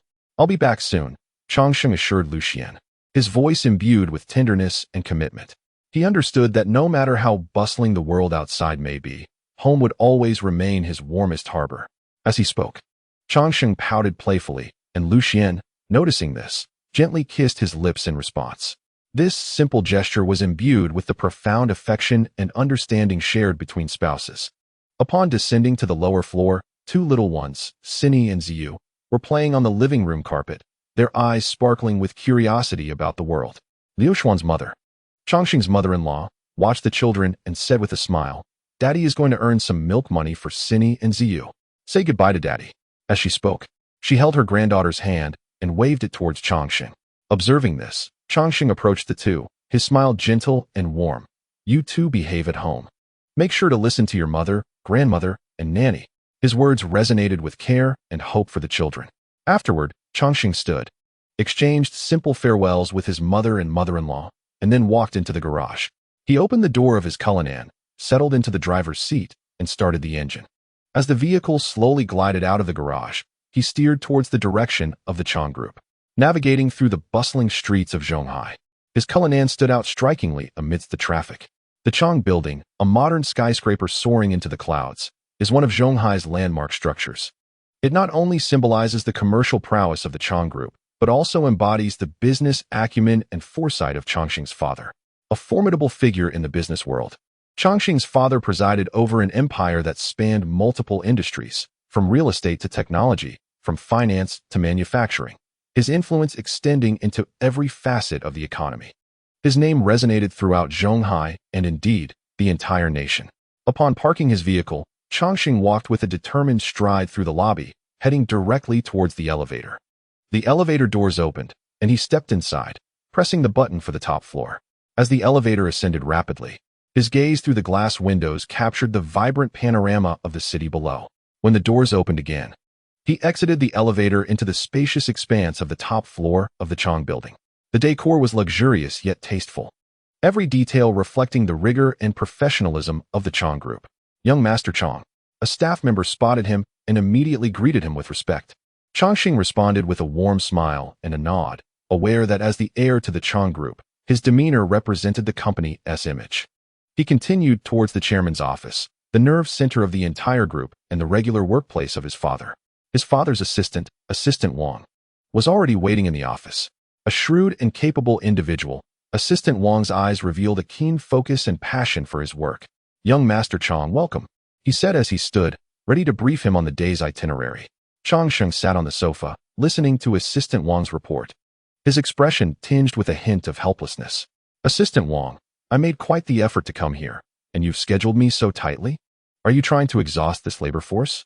His words carried a playful tone, yet were underlined by a serious commitment to his work. Young Master Chang, ever since your wife gifted the chairman with grandchildren, he scarcely visits the company. It's only a matter of time before the reins are in your hands. You should acclimatize yourself in advance. Assistant Wang replied with a smile, his words infused with encouragement and expectation. A man in his 30s, Assistant Wang was well-versed in the operations of the Chang Group, serving not only as a trusted aide to Changsheng's father, but also as a mentor to Changsheng in the realm of business. Chapter 55. The newly minted young general is quite impressive. In the spacious and luminous office of the chairman, sunlight streamed through the expansive floor-to-ceiling windows, casting a warm and dignified glow upon the exquisite furnishings. Changsheng and Assistant Wang had just concluded their brief pleasantries when Assistant Wang politely exited the office, leaving Changsheng alone to bask in the tranquility. Settled on the soft sofa, Changsheng's gaze fell upon the documents delivered by Assistant Wang. He casually flipped through a few pages, seemingly familiar with the content, and soon returned the files to the desk. A subtle contemplation flickered in his eyes, as if he were pondering deeper matters. Before long, Assistant Wang gently knocked on the door, his voice shattering the serenity of the office, reminding Changsheng of today's main event, the mid-year summary meeting. Rising, Changsheng adjusted his attire and followed Assistant Wang, the two exiting the office together. As they traversed the bustling office area, Changsheng's presence immediately captured the attention of numerous new employees. Whispers filled the air, brimming with curiosity and admiration. Who is that? So handsome. Assistant Wang is right behind him. A young female intern couldn't help but exclaim softly. That's our young Master Chang. He hasn't been around much, so you may not recognize him.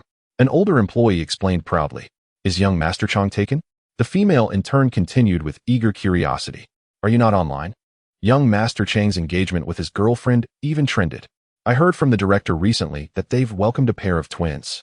The older employee shared the latest gossip in hushed tones. How wonderful. That means she's stepping into a wealthy family. And twins. Her status must be rock solid.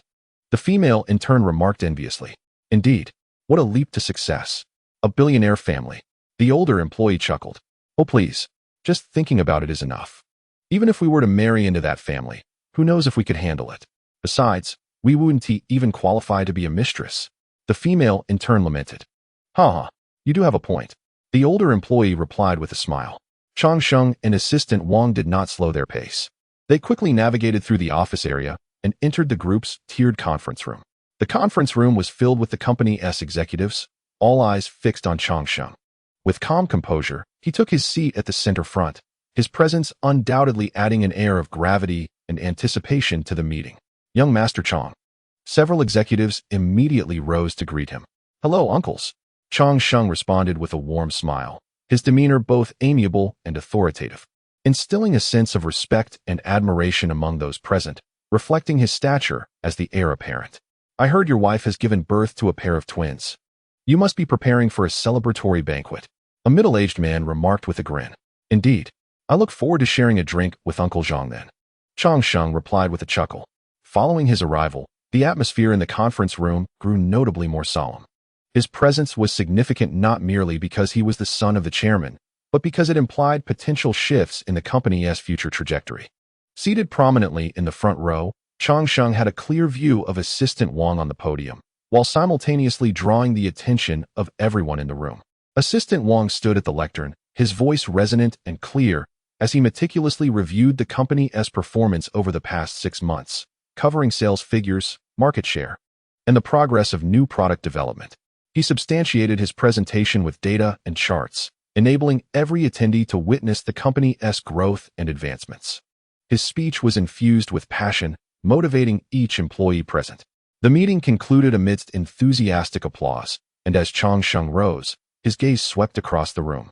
Recognizing the trust and expectations of the employees, he understood that from this day forward, he would no longer be a mere observer, but an integral part of the team. During lunch, Assistant Wang escorted Changsheng into the company canteen. This marked Changsheng's first genuine encounter with the company culture and the daily lives of its employees. The canteen was spacious and well-lit, its decor modern yet inviting, where employees enjoyed delightful meals and relaxed conversations. Changsheng observed the diverse array of dishes available, from traditional Chinese stir-fries to Western-style steaks, reflecting the company's commitment to employee welfare and a quality lifestyle. Assistant Wang led Changsheng to the serving counter, pointing out the various delicacies. This is your first visit to our group's canteen, right? How do you find the taste? His smile conveyed a hint of pride, as this was part of his responsibility, and he hoped Changsheng would appreciate the effort put into it. With a smile, Changsheng responded, Assistant Wang, do we have a light schedule for the afternoon? His tone was relaxed, suggesting he did not feel anxious about the upcoming engagements. Of course we do. Assistant Wang replied cheerfully. This afternoon, producer Lin from Xinhuang Entertainment, along with their popular young star, will be coming to discuss investment matters, as arranged by old Master Chang. This will help you gradually familiarize yourself with the company's operations. His words hinted at high expectations for Changsheng to quickly integrate into the company and shoulder greater responsibilities. Changsheng, hearing this, remarked with a touch of exasperation. I can't believe it. He's only in his 50s, right in the prime of his career. Why is he thinking about retirement so soon? His words carried a sense of perplexity towards his father, yet also revealed a profound sense of responsibility towards the family business. Assistant Wang chuckled and remarked, You only dare to speak like this because of your close relationship with him. He knew that Changsheng shared a strong bond with his father, allowing for such light-hearted banter. Changsheng continued, Indeed, the old man is thriving. Today, he even went fishing with my father-in-law. That's why I'm here. I had hoped to stay home and care for the kids. Soon, after their lunch, Changsheng returned to his office on the top floor and took out his phone to initiate a video call with Lu Xian. The call was promptly answered, revealing Lu Xian holding their eldest child. Cindy, look, Daddy is calling, Lu Xian said with a smile. The little one, upon hearing the voice, turned towards the phone. Changsheng chuckled. Is the little one asleep, my dear? Yes, I just fed him, and he fell asleep right after. The eldest is still awake though. Lu Xian replied with a grin. I can't return this afternoon. I have matters to attend to. The old man is idly fishing while I'm left to work. Changsheng exclaimed with a humorous complaint. Hang in there, Xiao Chong. Lu Xian encouraged with a smile, and then continued, Darling, do you know what our little one did at noon? What did he do? Changsheng asked, amused. While I was cooking, I was holding him in the kitchen, and he managed to accurately relieve himself while still a good distance from the pot. Lu Xian laughed. Ah, the brand new little general is indeed quite effective. Changsheng responded with laughter. Chapter 56. No matter what you say, I will not go today. Upon hearing this, Lu Xian said with a gentle tone, All right, you should take a break. I need to soothe the eldest to sleep. Her words were laced with tenderness and care. Understanding that Changsheng might have a busy day ahead and needed rest, Changsheng nodded, exchanging a brief yet meaningful conversation with Lu Xian over the video call, filled with mutual understanding and camaraderie. After hanging up, Changsheng felt a wave of relaxation wash over him. He reclined on the sofa, closed his eyes, and soon drifted into slumber. Time passed unnoticed as he slept soundly until Assistant Wang's voice roused him from his dreams. He opened his eyes to find Assistant Wang standing before him, a serious expression on his face. Xiao Chong, representatives from Xinhuang are here. Our colleagues from the investment department are already in the conference room. The urgency in Assistant Wang's voice jolted Changsheng awake, prompting him to rise, adjust his attire, and ensure he appeared alert and ready. Changsheng followed Assistant Wang swiftly to the conference room, his determined stride reflecting the importance he placed on the forthcoming meeting. Inside, representatives from Xinhuang Entertainment and colleagues from the Chong Group's investment department awaited their arrival. Upon seeing Assistant Wang and Changsheng enter, they immediately stood to show their respect. As Changsheng stepped inside, he spotted his sister, Changyue, seated in a corner of the room, a smile gracing her face. Her presence brought him a pleasant surprise. He had not anticipated her involvement in this meeting. Xiao Chong, the colleagues from the investment department greeted him with voices filled with respect and anticipation. The representatives of Xinhuang Entertainment greeted Changsheng, accompanied by members of the investment department, their eyes betraying a hint of surprise and excitement. They realized that this meeting was not merely an ordinary business discussion, but rather a significant encounter with the future heir of the Chong Group. Changsheng responded to their greetings with a smile, his gaze sweeping across the conference room before he turned to the representatives of Xinhuang Entertainment, extending his hand in a welcoming gesture. His demeanor was both friendly and professional, instilling a sense of comfort and respect in everyone present. As the meeting commenced, Changsheng attentively listened to the representatives from Xinhuang Entertainment as they introduced their projects. He occasionally posed questions, demonstrating his keen interest in the intricacies of the projects and his meticulous approach to investment decisions. Changyue sat beside the popular young star, idly flipping through a folder in front of her, appearing quite bored. Changsheng noticed his sister's disinterest as she was merely accompanying the leaders of the internship company without any significant purpose. He smiled at her, prompting Changyue to return his gaze with a rolled eye. Observing this, Changsheng chuckled. Well then, the one sitting there nearly asleep. Why don't you share the highlights of your film? He gestured towards Changyue. In response, she shot him an annoyed glare, baring her teeth in a mock growl. Rising from her seat, she approached the projector and awkwardly began her presentation. Changsheng listened intently, while Changyue's eyes, whenever they flicked towards him, were laden with an unmistakable murderous intent, as if she could slay him with her gaze. Little Changyue's business acumen still requires refinement. Assistant Wang whispered to Changsheng. No worries. The trouble lies with Xinhuang, not us, Changsheng quietly replied, eliciting a chuckle from Assistant Wang. Soon, Changyue completed her presentation. But the representative from Xinhuang had already darkened in countenance. Let us wrap this up, Changsheng said with a smile, preparing to leave. Upon hearing this, the Xinhuang representative's expression soured completely, yet he managed to force a smile as he addressed Changsheng. Little Chong, we hope to have the Chong Group's involvement in our production. Changsheng nodded in acknowledgement and turned to a nearby staff member, instructing, please escort them out. The staff member smiled and said to the Xinhuang representatives, this way, please. Changsheng smiled at Changyue, who was radiating an aura of malice, as if she wished to eliminate him. Exiting the conference room, the Xinhuang representative remarked, this is our company's project. How can you be so unfamiliar with your own part? Changsheng recognized that his sister was about to receive a reprimand and called out, Changyue, after this, go buy a milk tea for your sister-in-law and take it home. I won't. You go yourself. Changyue retorted immediately. I am the client, Changsheng said, wrapping an arm around Changyue with a smile. You're so annoying. You only know how to bully me. You can say whatever you want. But I am not going today, Changyue exclaimed, fiercely stepping on Changsheng's foot. Ouch, that hurts. Changsheng immediately cried out in pain. Serves you right. May it hurt you more, Changyue retorted, feeling somewhat vindicated. If you refuse to go shopping, I shall not sign the document. I will shatter your little plans. Changsheng threatened with a smile. Fine. You are quite ruthless, Changsheng. Just wait until I tell my sister-in-law about this. Changyue replied irritably, storming into the elevator. The members of Xinhuang were taken aback upon hearing their exchange, astonished that this intern assistant had such a formidable background. As Changyue haughtily entered the elevator, Changsheng turned to the person in charge of Xinhuang, his expression becoming more serious. You were right earlier. My sister is new to this job and unfamiliar with many things, so please be accommodating. Young Master Chong, you are too courteous. The person from Xinhuang awkwardly responded, his demeanor visibly unsettled by Changsheng's sudden shift in attitude. Changsheng surveyed the Xinhuang employees present, his tone calm, yet imbued with an undeniable authority. If Changyu falters in her duties, feel free to chastise her. However, remember this, if you dare to exploit my sister, I assure you that I will ensure both you and the entire Xinhuang will face dire consequences.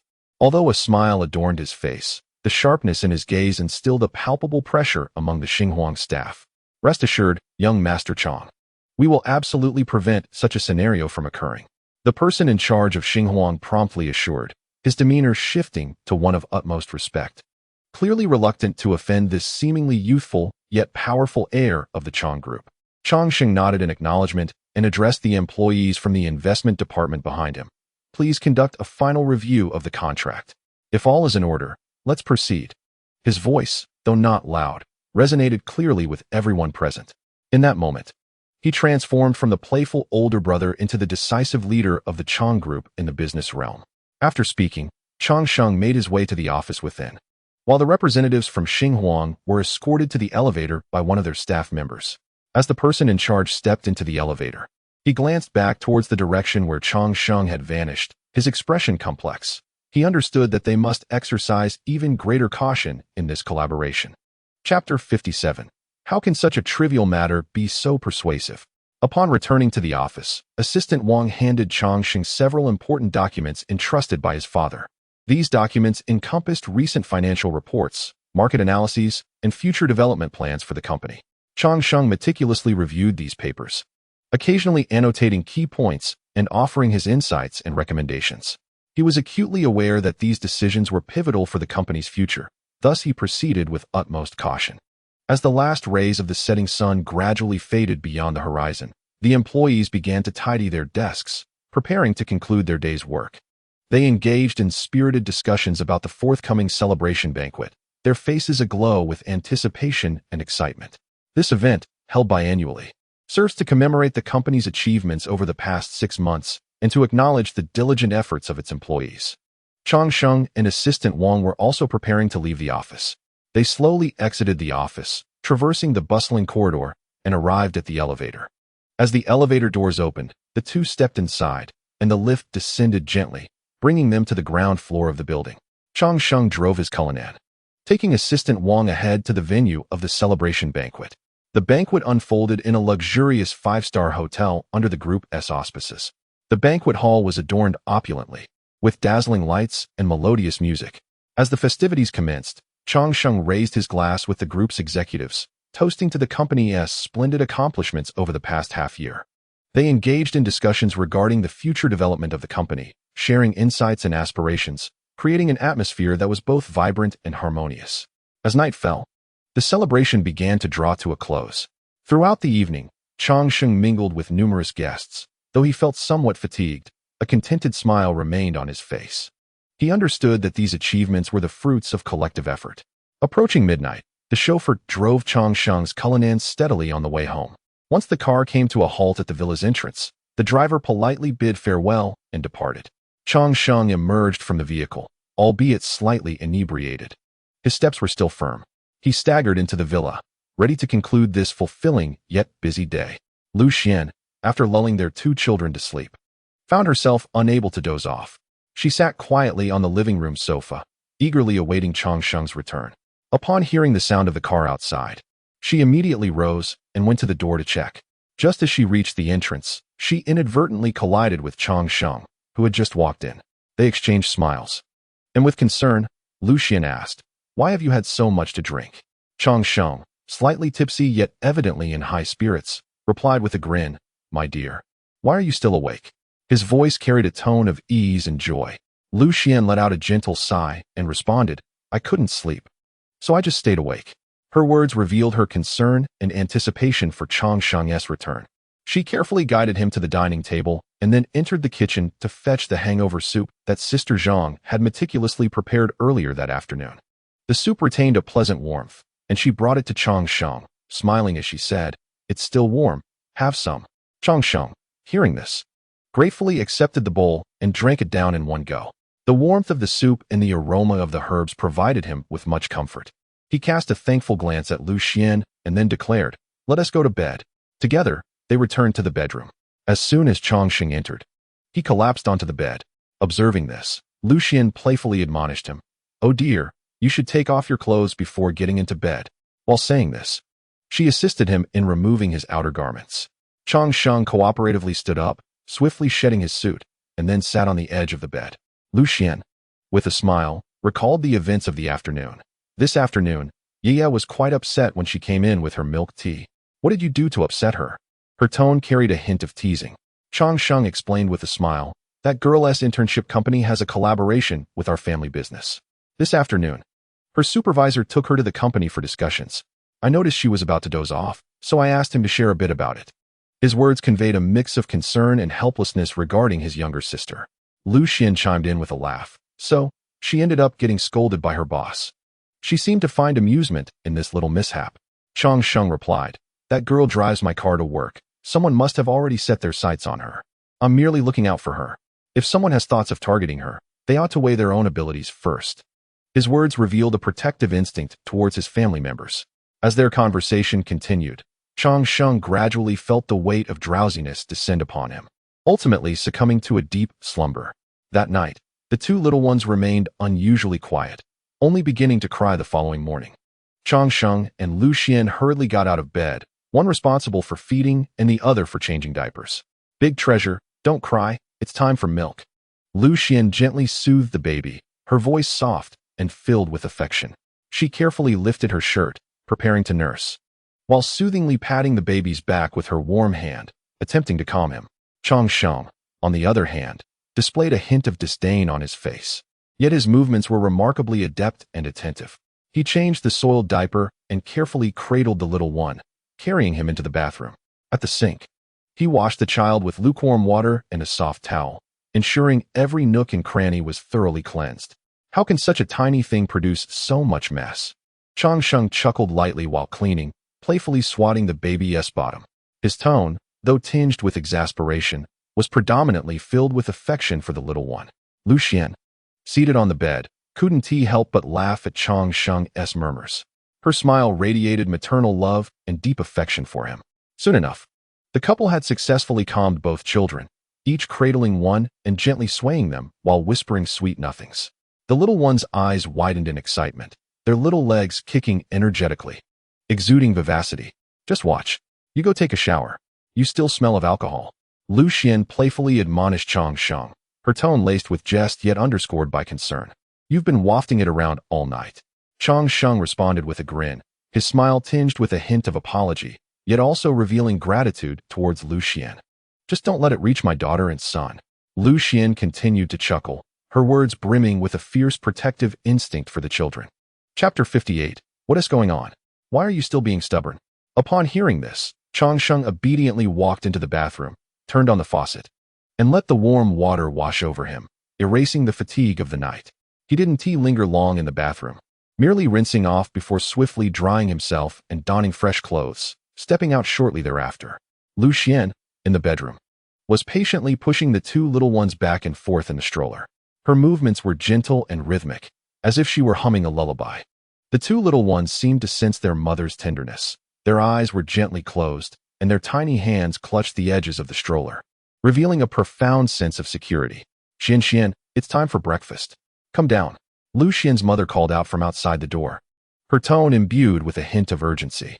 Upon hearing this, Lu Xian and Chongqing exchanged a knowing smile, aware that this was a cherished moment of familial warmth not to be missed. Together, they carefully pushed the stroller, taking great care not to disturb the serene slumber of the two little ones as they stepped out of the bedroom. Once downstairs, the two infants remained adorably nestled in the stroller, their curious eyes exploring the surroundings. Seated at the dining table, Chongqing wore a radiant smile of contentment as he gazed at the little ones, gently remarking, "You two have been so well behaved today, not a single cry or fuss." His words were laden with pride and affection for the children. Soon, the family gathered around the table, delighting in a sumptuous breakfast. After the meal, Chongqing's father and Lu Xian's father each cradled one of the little ones, strolling back and forth in the living room, their faces adorned with blissful smiles. The infants appeared to share in this joy, their eyes sparkling with curiosity and excitement, their their tiny hands occasionally waving as if engaging in a silent conversation with the adults. Following breakfast, a wave of drowsiness washed over Chang Sheng, prompting him to stretch lazily and yawn widely. With a playful tone, he declared, "I'm feeling sleepy again. I think I'll take a quick nap." His face bore a relaxed smile, as if he found humor in the sudden onset of fatigue. Lu Xian, overhearing him, couldn't help but chuckle, teasing, "The sleepyhead strikes again." Her voice was filled with endearment and jest, clearly accustomed to Chang Sheng's little habit. Chang Sheng merely smiled in response, offering no rebuttal. He ascended to the second-floor bedroom, removed his outer garments, and lay down, closing his eyes in an attempt to drift back into slumber. However, despite his physical weariness, his mind remained unusually alert, making it impossible to fall asleep. System. Did I not acquire top-notch culinary skills earlier? He pondered internally, seemingly in search of some elusive answer. Yes, host.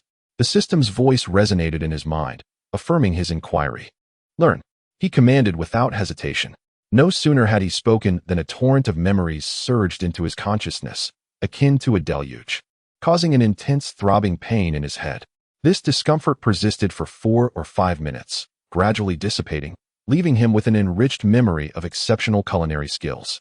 Chang Sheng felt his curiosity ignited anew, propelling him to sit upright in bed, an eager impulse driving him to return downstairs. "You weren't going to take a nap?" Lu Xian exclaimed with a surprised laugh upon seeing Chang Sheng descend the stairs. "I lay down but found I didn't want to sleep." Chang Sheng replied with a grin, excitement glimmering in his eyes as he made his way into the kitchen. Upon seeing the stoves and kitchenware, he was immediately enveloped by a sense of familiarity, as if he had cooked here countless times before. "Can you cook?" Lu Xian inquired with a curious smile as she noticed Chang Sheng entering the kitchen. Upon hearing her question, Chang Sheng became aware that he might have come across as somewhat abrupt. He quickly fabricated an excuse, responding with a smile. "I learned a bit while I was at home, but I never kept it up." His words carried a hint of modesty, attempting to conceal the sudden emergence of his culinary skills. "Is that true? You can cook?" Lu Xian exclaimed with surprise and curiosity evident in her eyes, clearly astonished by the prospect of Chang Sheng's culinary prowess. "Wait, dear husband, allow me to showcase my skills." Chang Sheng replied confidently, a glint of challenge illuminating his gaze. His words exuded a self-assurance, as if he could already envision himself successfully completing a dish. "All right, why don't you fry an egg? I'm afraid if you attempt something else, it might not turn out well, and that would waste ingredients." Lu Xian remarked playfully, her eyes sparkling with both jest and anticipation. While her words were laced with humor, they also reflected her concern for Chang Sheng, not wanting him to feel disheartened by any potential failure. "How about a bet?" Chang Sheng proposed with a grin, his smile radiating ease and confidence. "Bring it on. Who's afraid?" Lu Xian responded, her demeanor equally relaxed, clearly exhilarated by the unexpected wager. "What shall we bet on?" "My dear wife?" Chang Sheng asked with a twinkle of curiosity in his eyes, eager to learn the specifics of their bet. "Let me think for a moment." Lu Xian pondered, her eyes narrowing slightly as she considered an appropriate wager. "You think it over," Chang Sheng replied, moving toward the refrigerator and swiftly retrieving several eggs. His movements were both quick and adept, indicative of his familiarity with the kitchen. "I've got it. If you cook well, I shall treat you to a foot massage," Lu Xian declared playfully, her voice tinged with mischief, clearly pleased with this wager. "Then I want a lovely technician to pamper me," Chang Sheng replied with a chuckle, his words playful yet underscored by a serious undertone regarding their bet. "All right, and if you lose?" Lu Xian inquired with a playful glint in her eye, eager to discover what Chang Sheng would propose as a penalty. "I shall buy you a handbag," he responded, his words revealing both affection and generosity toward Lu Xian. "Excellent," Lu Xian affirmed with a smile, her expression brimming with happiness and contentment. With that, Chang Sheng commenced his culinary endeavor, drawing upon his memory of exquisite cooking techniques. His movements were fluid and practiced, each step appearing so natural and seamless. As Lu Xian watched him deftly crack the eggs against the edge of the pan before skillfully transferring them into the skillet, she gasped in astonishment. "Wait, husband, you truly can cook? Prepare to treat your husband to that foot massage," Chang Sheng declared triumphantly, his voice infused with confidence and pride, his eyes sparkling with the light of victory, as if he had already foreseen the outcome of their bet. "Not playing anymore," Lu Xian teased, feigning reluctance. "What is this? Why are you backing out?" Chang Sheng inquired with a laugh. Humph. All interpretive rights are reserved for me. Chapter 59. Do you see? It's edible. Upon hearing Lu Xian's words, a wave of inexplicable grievance surged within Chang Sheng. His eyes revealed a hint of hurt as he gazed silently at Lu Xian, seemingly seeking an explanation. Finally, he could no longer restrain himself and spoke. Darling, how could you do this? His voice trembled slightly, clearly an effort to suppress his emotions. Lu Xian, observing Chang Sheng's aggrieved expression, could not help but chuckle. With a light step, she approached him, gently wrapping her arms around his neck. Her face adorned with a mischievous smile as she softly inquired, "What have I done?" Her voice, soft and laced with teasing, seemed to challenge Chang Sheng's reaction. Chang Sheng was amused by Lu Xian's antics. He shook his head, a hint of a helpless smile gracing his lips as he replied, "You are being unreasonable." His words carried a tone of affection, indicating he was not genuinely upset. Upon hearing Chang Sheng's remark, Lu Xian's laughter blossomed even brighter. She playfully pushed him away, crossing her arms and raising an eyebrow as she mockingly declared, "Well, what are you going to do? Go find someone to reason with." Her eyes sparkled with a challenging gleam, clearly not intending to let Chang Sheng off easily. Chang Sheng found himself both amused and exasperated by Lu Xian's words. He gently pinched her cheek, the smile on his face growing more radiant. Half jokingly, he queried, "Where should I go to reason? Should I tell my father-in-law that I want to wash my feet, but my wife won't let me? Or should I tell my own dad?" His tone was lighthearted, demonstrating his acceptance of Lu Xian's playful banter. Lu Xian's delight only intensified at Chang Sheng's words. She lightly pushed his hand away, her smile radiating warmth like the spring sun. With a playful retort, she said, "Hey, stinky husband, you can tell anyone you want." Chang Sheng, unable to contain his laughter, looked at her with eyes full of affection and tolerance. He shook his head gently and replied with a smile, "Fine. Who can blame you? You are my wife after all. I forgive your childishness." His words conveyed deep love, as if to say he would unconditionally support and accept Lu Xian, regardless of her actions. Lu Xian's eyes curved into crescents as she playfully blinked and said, "Thank you, hubby, but shouldn't you check on your fried egg? If it burns, you'll be in trouble." Her words bore a hint of challenge, seemingly testing Chang Sheng's culinary skills. Reminded by Lu Xian's words, Chang Sheng snapped back to attention, swiftly turning to inspect the frying pan. He discovered the egg was nearly done. With nimble movements, he carefully scooped the fried egg onto a plate, its golden surface exuding an enticing aroma.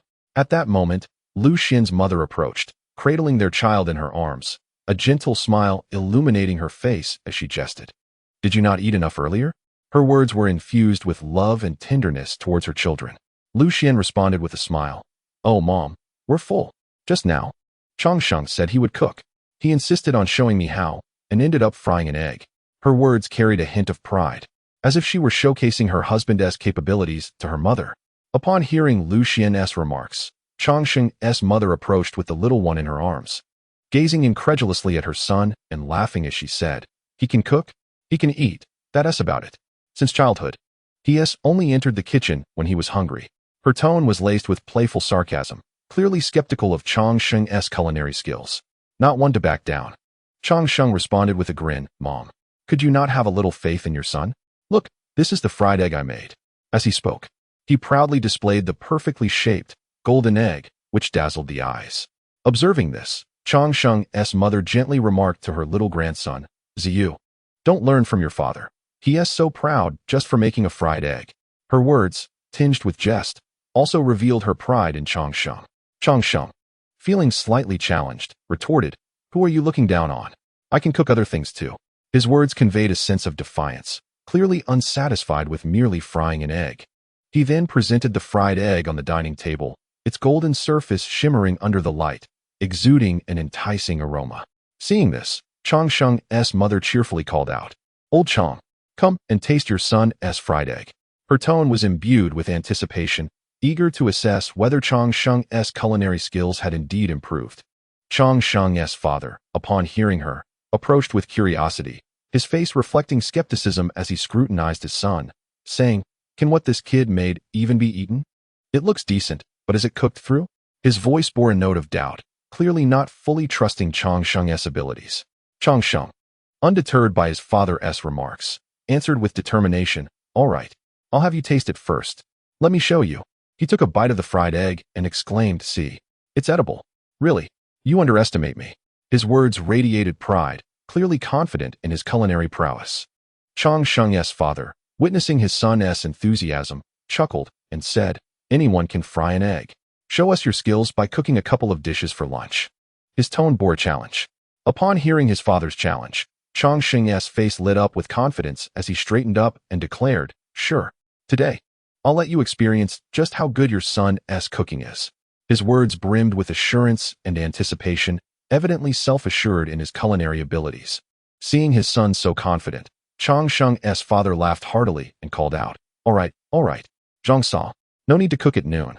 Let this kid take over. Let us see what he is capable of." His voice was playful yet supportive of his son. Encouraged by his father's backing, Chang Sheng felt even more invigorated.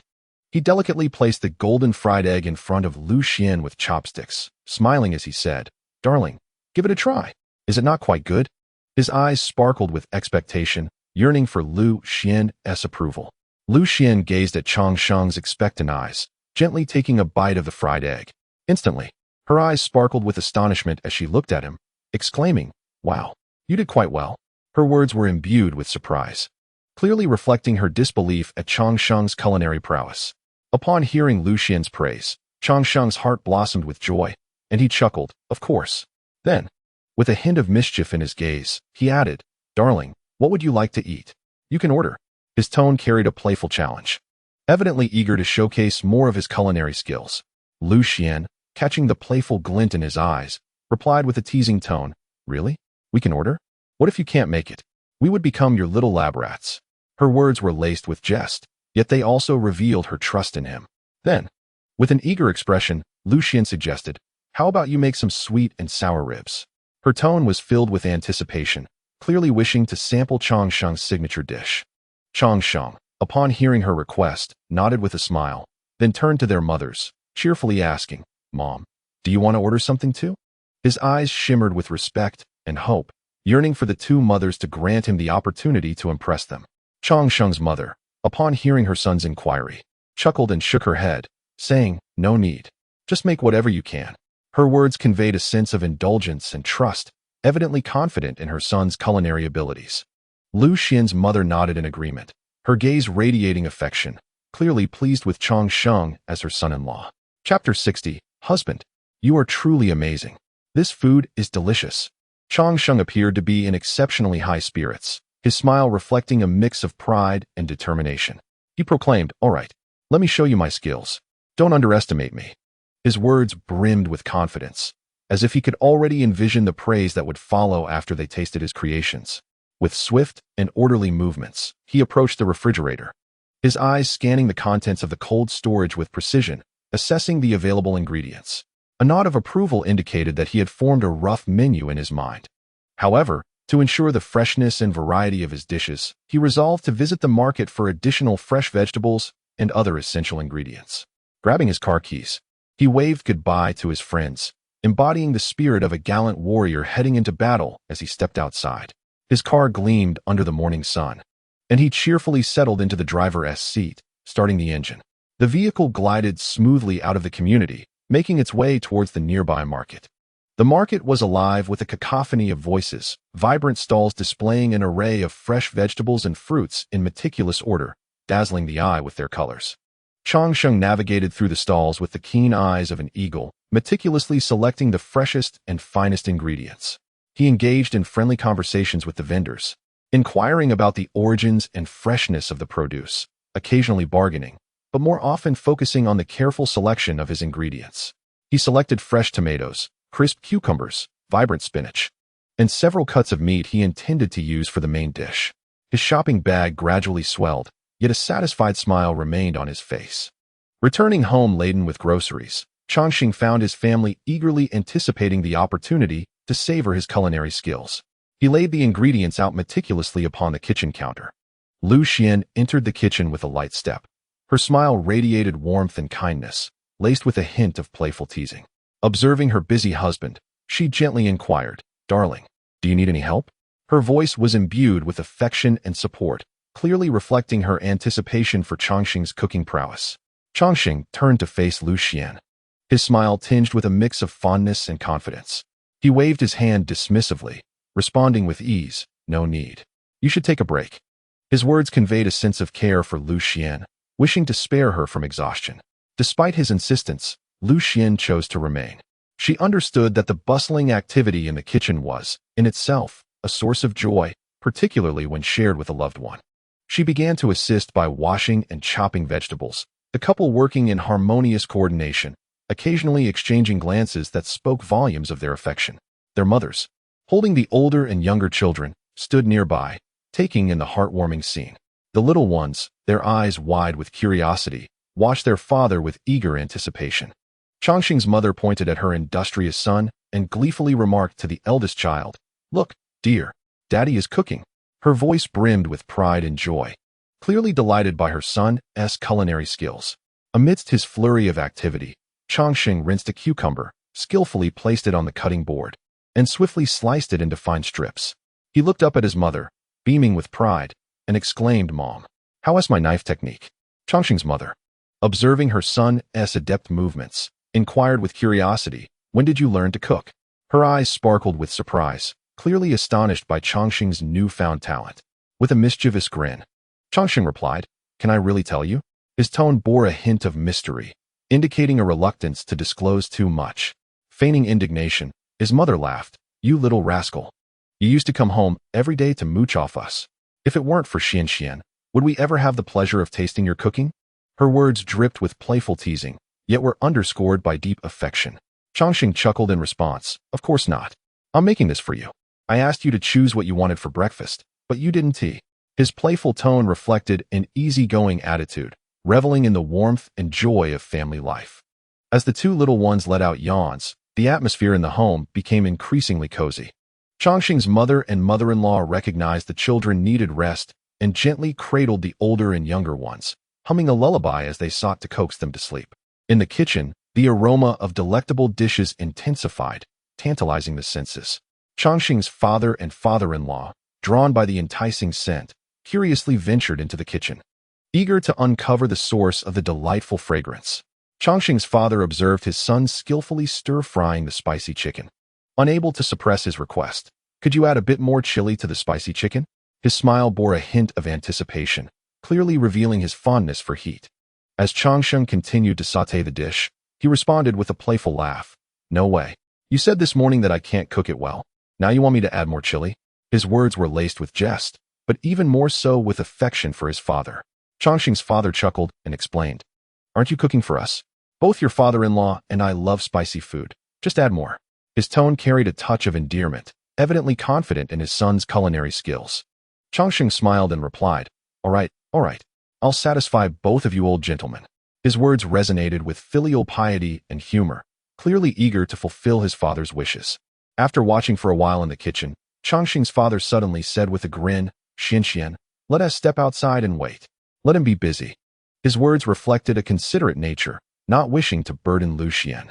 Lu Xian responded with a smile, "It's fine, Dad. I'll help him a bit." Her insistence revealed a desire to collaborate with Changxing in preparing the meal. Changxing, in turn, affectionately urged Lu Xian, "No need, my dear. You should rest." His tone was tender, wishing to spare her from undue toil.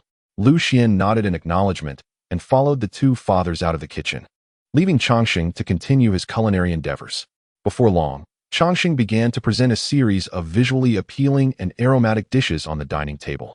Observing this, Lu Xian stepped in to assist, and the two worked in harmony, swiftly arranging the delectable offerings. Lu Xian joyfully called out, "Mom and Dad, dinner is ready. Changxing has prepared it." Her voice brimmed with delight and pride, clearly eager for everyone to savor the feast. Upon hearing her call, the four elders promptly took their seats at the dining table, their gazes drifting over the array of dishes, their faces alight with contentment. Changxing's father cheerfully said, "Changxing, go fetch that bottle of Wulianye from the second shelf of the cabinet. I want to share a drink with your father-in-law." His words were infused with eagerness. He swiftly made his way to the cabinet, retrieved the bottle, and brought it to the table, pouring generous servings for his father and father-in-law. Changxing then took his seat and cheerfully remarked, "Parents, dear wife, why aren't you eating? Do you not trust my cooking skills? Let me have you taste the dishes." At this, the family laughed and began to use their chopsticks. Lu Xian took a bite of the sweet and sour ribs before her and exclaimed, "Husband, you're amazing. This is delicious." Chongqing's father sampled the spicy chicken and chuckled, "Not bad. From now on, let Xian handle the cooking. Just let Chongqing take care of it." Chongqing's mother added with a smile, "Xian, I believe your father is right. From now on, you should let Chongqing do the cooking." Chapter 61. Full Moon Reward. Lu Xian sat on the sofa in the living room, the cheerful banter of her in-laws echoing in her ears, and her gaze instinctively fell upon Chongqing. Chongqing sat beside her, a cooking book in hand, a relaxed smile adorning his face. He lifted his gaze to meet Lu Xian's, his eyes brimming with affection and promise. "I will cook," Chongqing declared with unwavering warmth. He continued, "I'll make sure Xian and the children grow plump." His words were infused with a profound sense of responsibility for his family and a deep love for Lu Xian. Upon hearing this, Chongqing's mother interjected, "It's fine if Ziyu gets a bit chubby, but not for Cinny. Our Cinny must look beautiful." Her tone carried a hint of jest, yet it was laced with genuine anticipation and concern for her granddaughter's future. Lu Xian's mother joined the conversation with a smile, adding, "Exactly. Don't let her get too plump. If she gets any bigger, we won't be able to carry her." Her words conveyed a desire for the children's healthy growth, while also revealing her trust in Chongqing's culinary skills. Gathered around the dining table, the family relished the dishes that Chongqing had meticulously prepared, engaging in lively banter. Though his culinary skills were not professional, each dish was a testament to his love and care for his family. The children savored every bite, their laughter and praises filling Chongqing with immense satisfaction and pride. After lunch, Chongqing's parents and Lu Xian's parents exchanged casual conversation in the living room before retreating to their respective rooms for an afternoon nap. Chongqing and Lu Xian then took the children back to the bedroom. They gently rocked Ziyu and Cinny in their arms, soothing them to sleep with tender voices. "You must sleep well at night, my son. Did you hear that?" Chongqing whispered to Ziyu, his tone playful, yet filled with paternal affection. Lu Xian softly addressed Cinny. "Did you hear Daddy? You must sleep well tonight." Her voice was gentle, yet resolute, as she wished for their children to comprehend their parents' struggles and sleep soundly. Their words hinted at a touch of helplessness. The couple had indeed been wearied by the children's nighttime cries. Yet, their gazes held no complaint, only boundless love for their children and hopeful aspirations for the future. As days passed, on the morning of the 30th day since the birth of their two little ones, Chongqing was once more awakened from slumber by the sound of the system. Ding! "Congratulations, host. Your two little treasures have reached their 1-month milestone. You were awarded 10 consecutive draws and a cash reward of 20 million renminbi. The sudden announcement reverberated in his mind, jolting him awake as if he had stepped into a void. Lu Xian, nestled in his embrace, stirred from her sleep, bleary-eyed, and inquired, "What's wrong, dear?" Nothing. Chongqing quickly replied in a hushed tone. Carefully, he withdrew his hand and quietly rose, leaving the bedroom to enter the study on the second floor, where he settled onto the sofa. "System, initiate the 10 consecutive draws." Chongqing's voice resonated in his mind. As he spoke, the system's wheel materialized before him, spinning repeatedly, until the rewards were finally calculated. Ding! Congratulations to the host for winning shares in China Ocean International Airlines through the system lottery. Additionally, congratulations on receiving a reward settlement critical hit card. The host has earned a golden reward, and the luck value has been reset to 0. Currently, the luck value stands at 0. Chongqing's emotions oscillated like a roller coaster, abruptly pulled back to reality by the cries of the children. He hurried back to the bedroom, where he found Lu Xian already tending to the little ones. "Dear, please feed the baby with formula," Lu Xian said with a hint of helplessness. Upon hearing this, Chongqing immediately sprang into action. He skillfully picked up the bottle, measured out an appropriate amount of formula, added warm water, and gently shook it to ensure the powder was thoroughly dissolved. Before feeding the baby, he habitually tested the temperature on his wrist to ensure it was not too hot, so as to avoid scalding the delicate mouth of the infant. The moment the baby encountered the bottle, the cries ceased instantly, and the little mouth greedily suckled, eyes half closed, appearing utterly content. Chongqing, witnessing the baby calm down, felt a wave of relief wash over him. Lu Xian's milk supply had long been insufficient, now providing nourishment only twice a day for the two little ones, with formula supplementing the rest. "It's your fault." The two little ones woke up before they even fell asleep. Lu Xian playfully chastised Chongqing. though there was no genuine reproach in her gaze, merely the light-hearted banter typical between spouses. "My apologies, dear." Changsheng chuckled, aware of Lu Xian's struggles, especially during the nights when the children cried. "I'm hungry," Lu Xian murmured softly, her voice laced with a hint of coyness. "I heard Aunt Zhang was cooking when I went out, so it should be ready soon," he reassured her. Knowing that Lu Xian was particularly prone to hunger during her nursing period, Lu Xian nodded and then mentioned today's plans. "Mom said today is the baby's 1-month celebration, and we need to take a family photo with the 2 little ones." After feeding the children, they finally settled down. Seizing the opportunity, the couple quickly freshened up to better care for the children and prepare for the day's activities. Once they had completed their grooming, each took a child in their arms and descended the stairs. Lu Xian's mother, upon seeing the children, immediately beamed with maternal affection. She extended her arms, eagerly wanting to hold the eldest. "Come here, let Grandma hold you," Lu Xian's mother said softly, taking the eldest from Lu Xian's embrace, her face radiating indulgence. Lu Xian's father was equally engaged, taking the youngest from Changsheng, who waved his tiny hands animatedly in his grandfather's arms, exuding liveliness. "Ziyu seems particularly spirited today," Lu Xian's father remarked with a smile, observing the baby's vivacity. Lu Xian, hearing her father's words, playfully poked the baby's cheek, responding, "He's just been fed, of course he's lively." Her voice brimmed with maternal love and pride. Before long, Aunt Zhang finished preparing breakfast. Lu Xian's parents placed the 2 little ones in the living room's crib, and the family began to enjoy their meal together. "Changsheng, you will go pick up your grandparents shortly," Changsheng's father remarked with a smile. "Sure, I'll head over once I finish eating," Changsheng replied. Chapter 62, My Dear Husband. I am absolutely delighted today. After breakfast, without a moment's delay, he drove to the countryside estate to fetch his grandparents. They had an important family event scheduled today, a family portrait session. Meanwhile, Changsheng's family was bustling with preparations, readying themselves to meet Changsheng and his grandparents at the photography studio. The children, donned in carefully selected outfits, excitedly discussed the upcoming photo session. As it approached 10 o'clock, the arrival of Chang Yue's family enlivened the atmosphere at the studio. It was at that moment that Changsheng, accompanied by his grandparents, reached their destination. The photographer had been waiting at the entrance for some time. Upon seeing Changsheng's family, he warmly welcomed them and guided them into the meticulously arranged shooting area. The venue was adorned with a cozy ambience, featuring a large plush teddy bear at its center, its soft fur and endearing expression inviting hugs. Surrounding the teddy bear were colorful building blocks, adding a whimsical touch to the scene. As soon as the 2 little ones entered the space, their eyes sparkled with curiosity, captivated by the novelty of their surroundings. Today, the children behaved exceptionally well, free from any tantrums, much to the adults' relief. Lu Xian and Changsheng gently placed the children on the plush carpet in the center. The children eagerly propped themselves up, their eyes wide with wonder. The photographer seized this moment, capturing every instant of the children's exuberance. Through his lens, their innocent smiles and lively movements were perfectly immortalized. Changsheng's grandfather watched with joy, a beaming smile lighting up his face as he exclaimed, "Ha! My 2 little great-grandchildren." His voice resonated with pride and delight. As the shutter clicked repeatedly, the 2 little ones were continually recorded on camera. "What an adorable pair of twins," the photographer remarked with a smile. After photographing the children, the family gathered for a group portrait, with the 2 little ones nestled in the embrace of their great-grandparents, each face radiating happiness.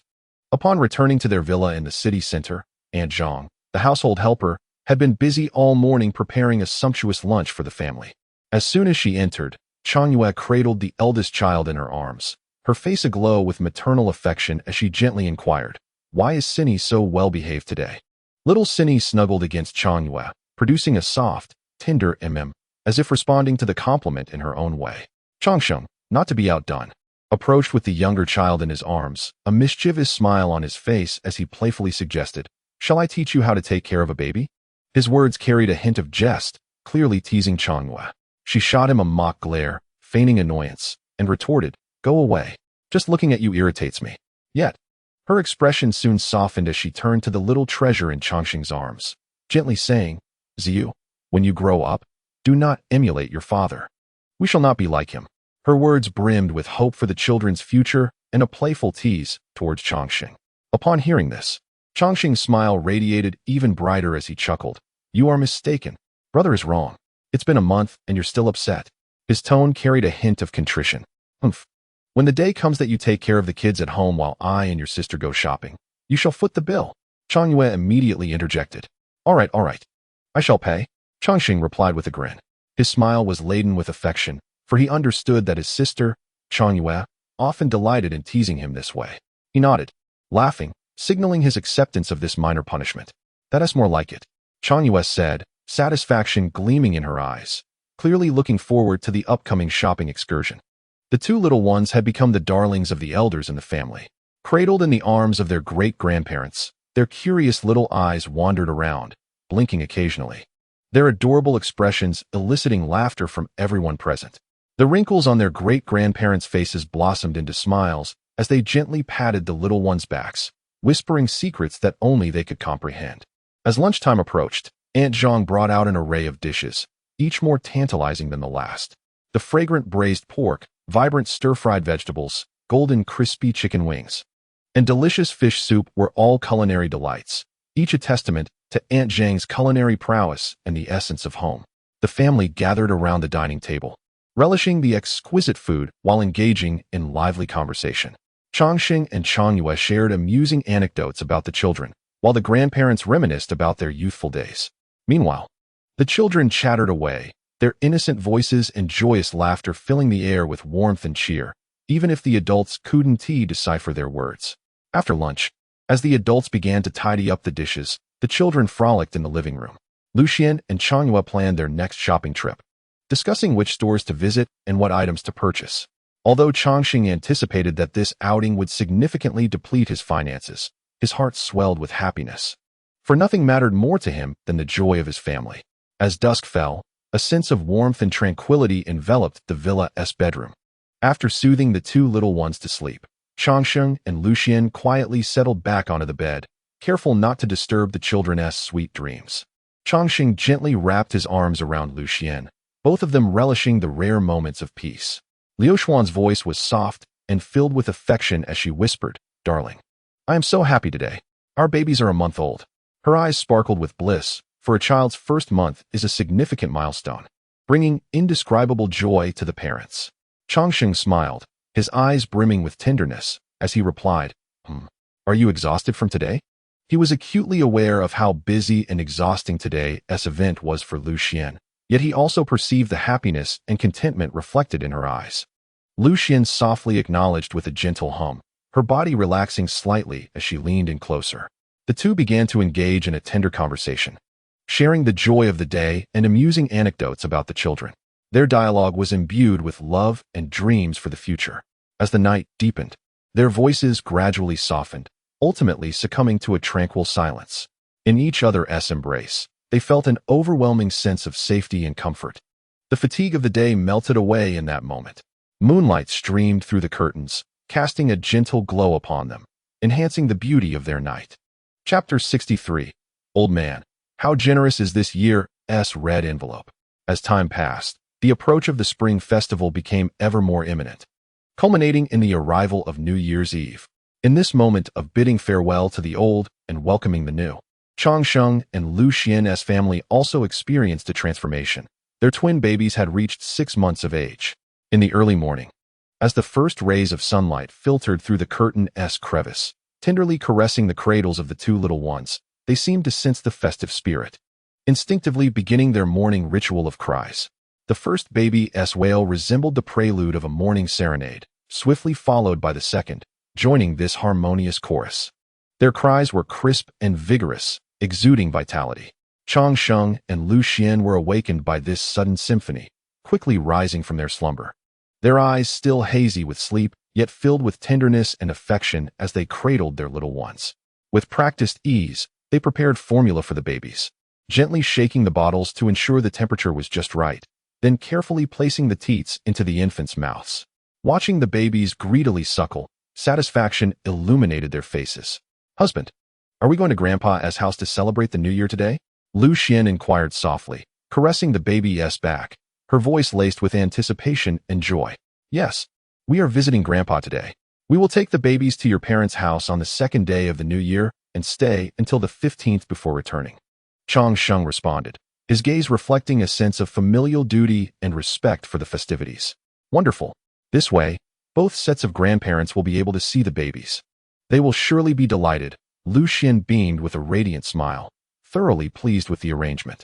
Before long, the two little ones were well fed, their tiny bellies round and content, emitting cooing sounds as if celebrating this special day in their own way. Their large, curious eyes surveyed the world around them, small hands waving intermittently, seemingly expressing their wonder and excitement for this new realm.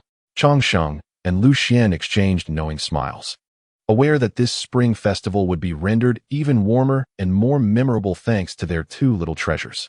They busily prepared the essentials for their visit to Grandpa's house, all the while silently wishing for a new year filled with greater happiness for their family and the healthy, joyful growth of their little ones.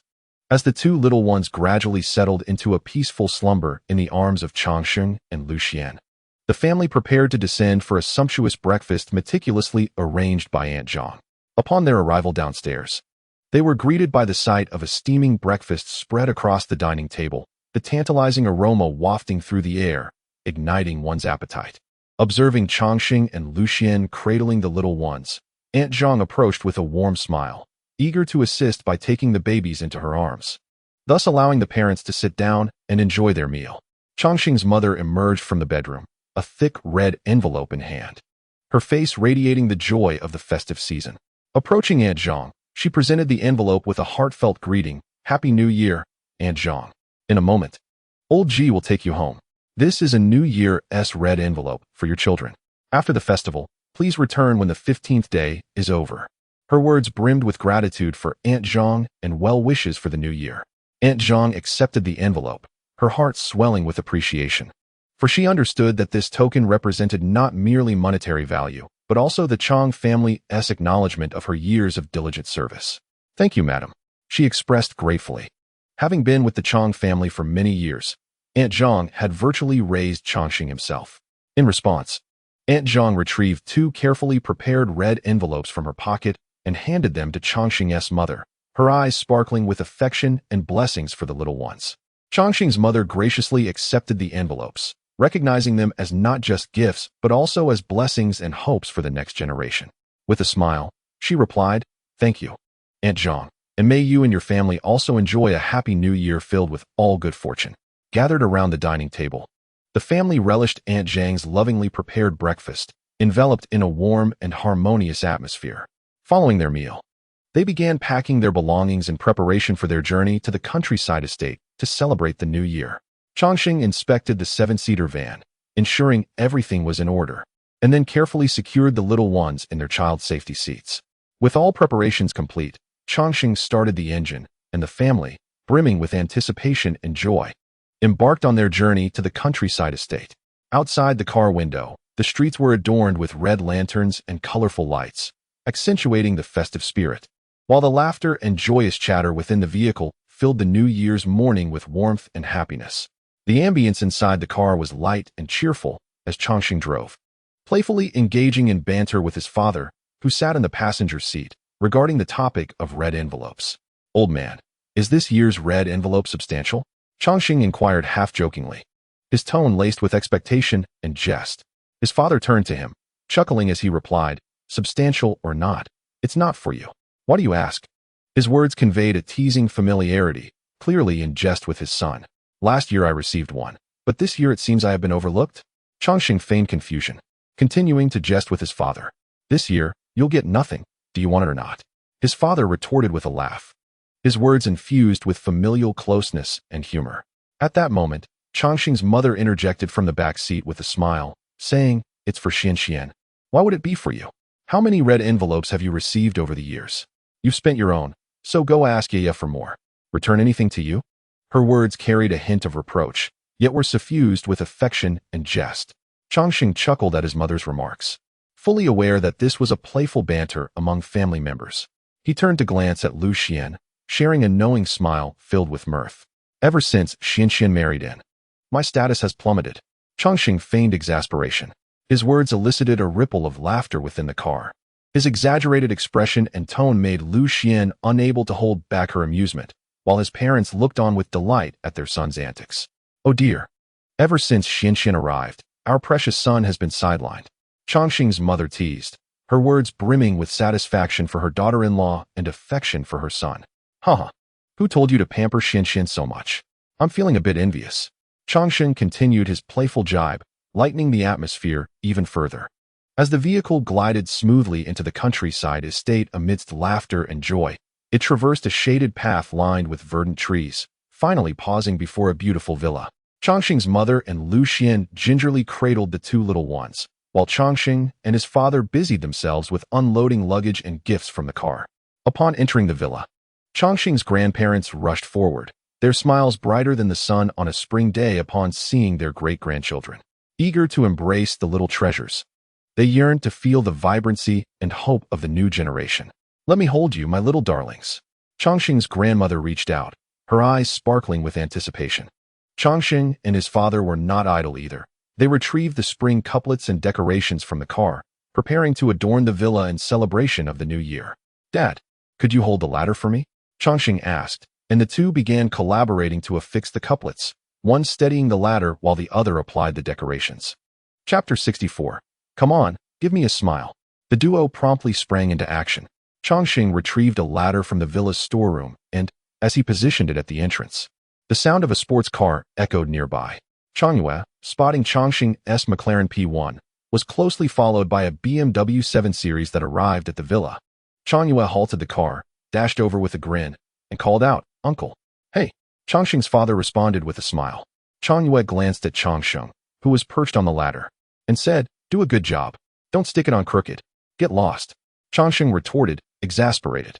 With a playful huff, Chongyue dashed into the house. While his parents approached carrying some gifts, Chongqing descended from the ladder, warmly greeting, "Second uncle, second aunt." Chongyue's parents responded with smiles, and together they assisted in moving the items from the car into the house. Soon after, Chongqing, his father, and his second uncle began to hang the spring couplets. In no time, the couplets were beautifully affixed to the villa's entrance. The content of the Spring Festival couplet is imbued with auspiciousness and celebration. The upper line reads, "The dragon dances across the heavens to welcome 100 blessings," and the lower line states, "The phoenix soars across the seas to embrace 1,000 fortunes," with the horizontal inscription declaring, "The dragon and phoenix present auspiciousness." This couplet was meticulously crafted by Chongqing's grandfather to commemorate the arrival of the twins, Zioxinyi and Zaiziu. The dragon and phoenix depicted in the couplet not only symbolize good fortune and nobility, but also signify the hope and future of the new generation within the family.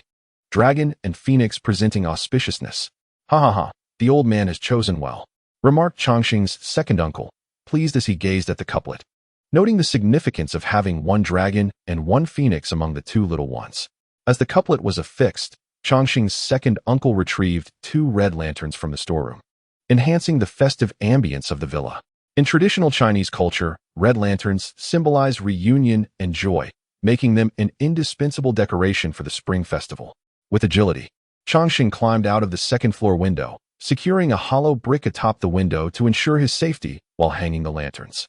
His movements were deft and swift, clearly indicating his familiarity with such family activities. Chongyue, cradling the eldest, Zioxinyi, stood before the villa, his gaze fixed on Chongqing as he hung the lanterns, directing loudly, "Shift it a bit to your left, it's too far out." His tone was laced with jest, yet it conveyed a genuine concern for the lantern's positioning. Upon hearing Chongyue's guidance, Chongqing promptly adjusted the lanterns, ensuring they hung correctly and symmetrically. Once finished, he turned to Chongyue for confirmation, asking, "Is it all right?" "Perfect. Come down," Chongyue replied, his voice imbued with a sense of ease and joy. Upon receiving Chongyue's affirmation, Chongqing carefully climbed back into the villa through the window, his steady movements showcasing his adeptness at such tasks. Back inside, Chongyue continued to stroll with Zioxinyi in front of the villa, playfully teasing his niece as he said, "Call out for your aunt. Tomorrow, you'll receive a big red envelope." His words radiated affection and anticipation for his little niece. Zioxinyi, nestled in Chongyue's embrace, babbled enthusiastically, her expressions reflecting curiosity and excitement despite her inability to speak. Her tiny hands waved about, seemingly responding to Chongyue's playful banter in her own delightful manner. Lu Xian emerged from the villa, cradling Zaiziu, her face aglow with happiness. She gazed at the newly affixed couplet and said to Zaiziu, "Daddy, Grandpa, and second Grandpa have put up the couplet. Doesn't it look lovely?" Her voice was gentle and filled with love. And although Zaiziu was too young to grasp the significance of the couplet, Lu Xian's words resonated with respect for and the passing down of traditional culture. Zaiziu, nestled in his mother's arms, emitted cooing sounds, seemingly responding to her words in his own charming way. At that moment, Changxing also stepped out of the villa, his face lighting up with a warm smile upon seeing Lu Xian and Zaiziu. The moment Xiaoxinyi spotted her father, she reached out her tiny hands, yearning for him to hold her. Changxing approached Changyue with a smile, playfully declaring, "My daughter is calling for me, not you." His words were laced with jest and the proud affection of a father. Upon hearing Changsheng's words, Changyu feigned displeasure, playfully pinching little Xianyi's nose and laughingly declaring, "Humph, tomorrow I shall give a red envelope to your brother, not to you. You want to seek your aunt." Her words carried a hint of jest, but were imbued with a deeper affection for little Xianyi. The light-hearted pinch elicited a delightful giggle from Xianyi, her laughter ringing clear and melodious, infusing their family reunion with even more joy. Changsheng took little Xianyi into his arms gently, planting a tender kiss on her cherubic cheek, his eyes brimming with paternal love. As midday approached, the family gathered around the dining table to share a modest meal. Following lunch, Changsheng and Lu Xian retreated to their room with the two little ones, embarking on their daily caregiving routine. After feeding the infant Ziyu and Xianyi, the little treasure, Ziyu, swiftly drifted into slumber, his tiny hand tightly clenched and a look of contentment gracing his face. Changsheng and Lu Xian sat on the bed, observing as the elder treasure, Xianyi, gazed wide-eyed. Lu Xian could not suppress her playful jest, remarking, "It seems little treasure has taken after you. So lazy." Her comment drew a chuckle from Changsheng. "Indeed, my son must certainly be following in my footsteps," he replied with a smile. Upon hearing her mother's words, Xianyi babbled excitedly. Lu Xian, grinning, added, "Xianyi takes after mommy. Diligent and beautiful." Her words further thrilled Xianyi, her eyes sparkling with curiosity and joy. Changsheng gently poked Xianyi's chubby little face with his finger, encouraging her, "Give a smile, my dear." This gesture and his words evoked a sense of paternal affection within Xianyi, causing her eyes to widen with curiosity as she gazed up at him. Lu Xian, cradling Xianyi, playfully stated, "You must call our names before we grant you a smile, right?" Her words sent Xianyi into a fit of excitement, her body wriggling as she seemed to search for the source of the sounds. Noticing their daughter's reaction, Changsheng laughed, urging, "Xianyi, give daddy a smile." Hearing her name, Xianyi opened her mouth, babbling a couple of sounds before yawning and slowly closing her eyes. Before long, she nestled into Lu Xian's embrace and drifted off to sleep. The room was suffused with a tranquil and warm atmosphere as Lu Xian carefully placed the elder treasure, Xianyi, into the crib, ensuring her comfort and safety. Subsequently, she tiptoed back to the larger bed, lying down beside Changsheng to relish this moment of serenity. Lu Xian rolled over, resting atop Changsheng, her movements graceful and filled with affection. She playfully patted his cheeks and, with a mischievous smile, declared, "You just had our daughter smile for you. Now it's your turn to smile for me." Her eyes sparkled with humor and love. Changsheng, amused by his wife's playful antics, responded with a smile, "What's in it for me, dear wife?" His words bore a hint of anticipation and jest, clearly relishing the light-hearted exchange with his beloved. Lu Xian, smiling, insisted, "You must smile first." Her voice carried a note of playful coaxing, clearly enjoying this flirtatious banter between them. With affectionate indulgence, Changsheng gazed at his wife and replied, "All right, I shall smile for my wife." As he spoke, Lu Xian planted a kiss on his lips, and gradually, the two succumbed to sleep. Chapter 65. Prepare a spicy fish head for me to taste. Sunlight filtered through the gaps in the curtains, spilling into the warm bedroom, as the lazy afternoon hours quietly slipped away in the embrace of two slumbering figures. After a little over an hour, Changsheng and Lu Xian gradually awakened from their dreams. Changsheng rubbed his eyes, rose from the bed, and stretched with a grand yawn, a satisfied smile gracing his face as he remarked, "What a delightful nap." Lu Xian, gently stirring from the bed, responded in a husky voice, "Mm." She gracefully descended from the bed and approached the crib, her gaze softening as she watched the two children still lost in slumber. Her eyes brimmed with maternal affection and adoration. Witnessing the serene faces of her little ones melted her heart. The two tiny beings were deeply asleep, their little mouths occasionally mimicking sucking motions, as though they were savoring delicacies in their dreams. Unable to resist, Lu Xian chuckled softly. "Darling, look at them, even in sleep. They are enjoying their grandmother's milk." Her voice was filled with indulgence and joy. Upon hearing his wife's words, Chang Sheng joined her at the crib, gazing fondly at their daughter and son, his eyes alight with mirth. These little ones must be dreaming of a grand feast. His words conveyed boundless affection for their children. Observing his wife's gentle profile, Chang Sheng softly inquired, "My dear, what would you like to eat? I shall personally cook for you shortly." His tone was imbued with tenderness and a willingness to provide for his family.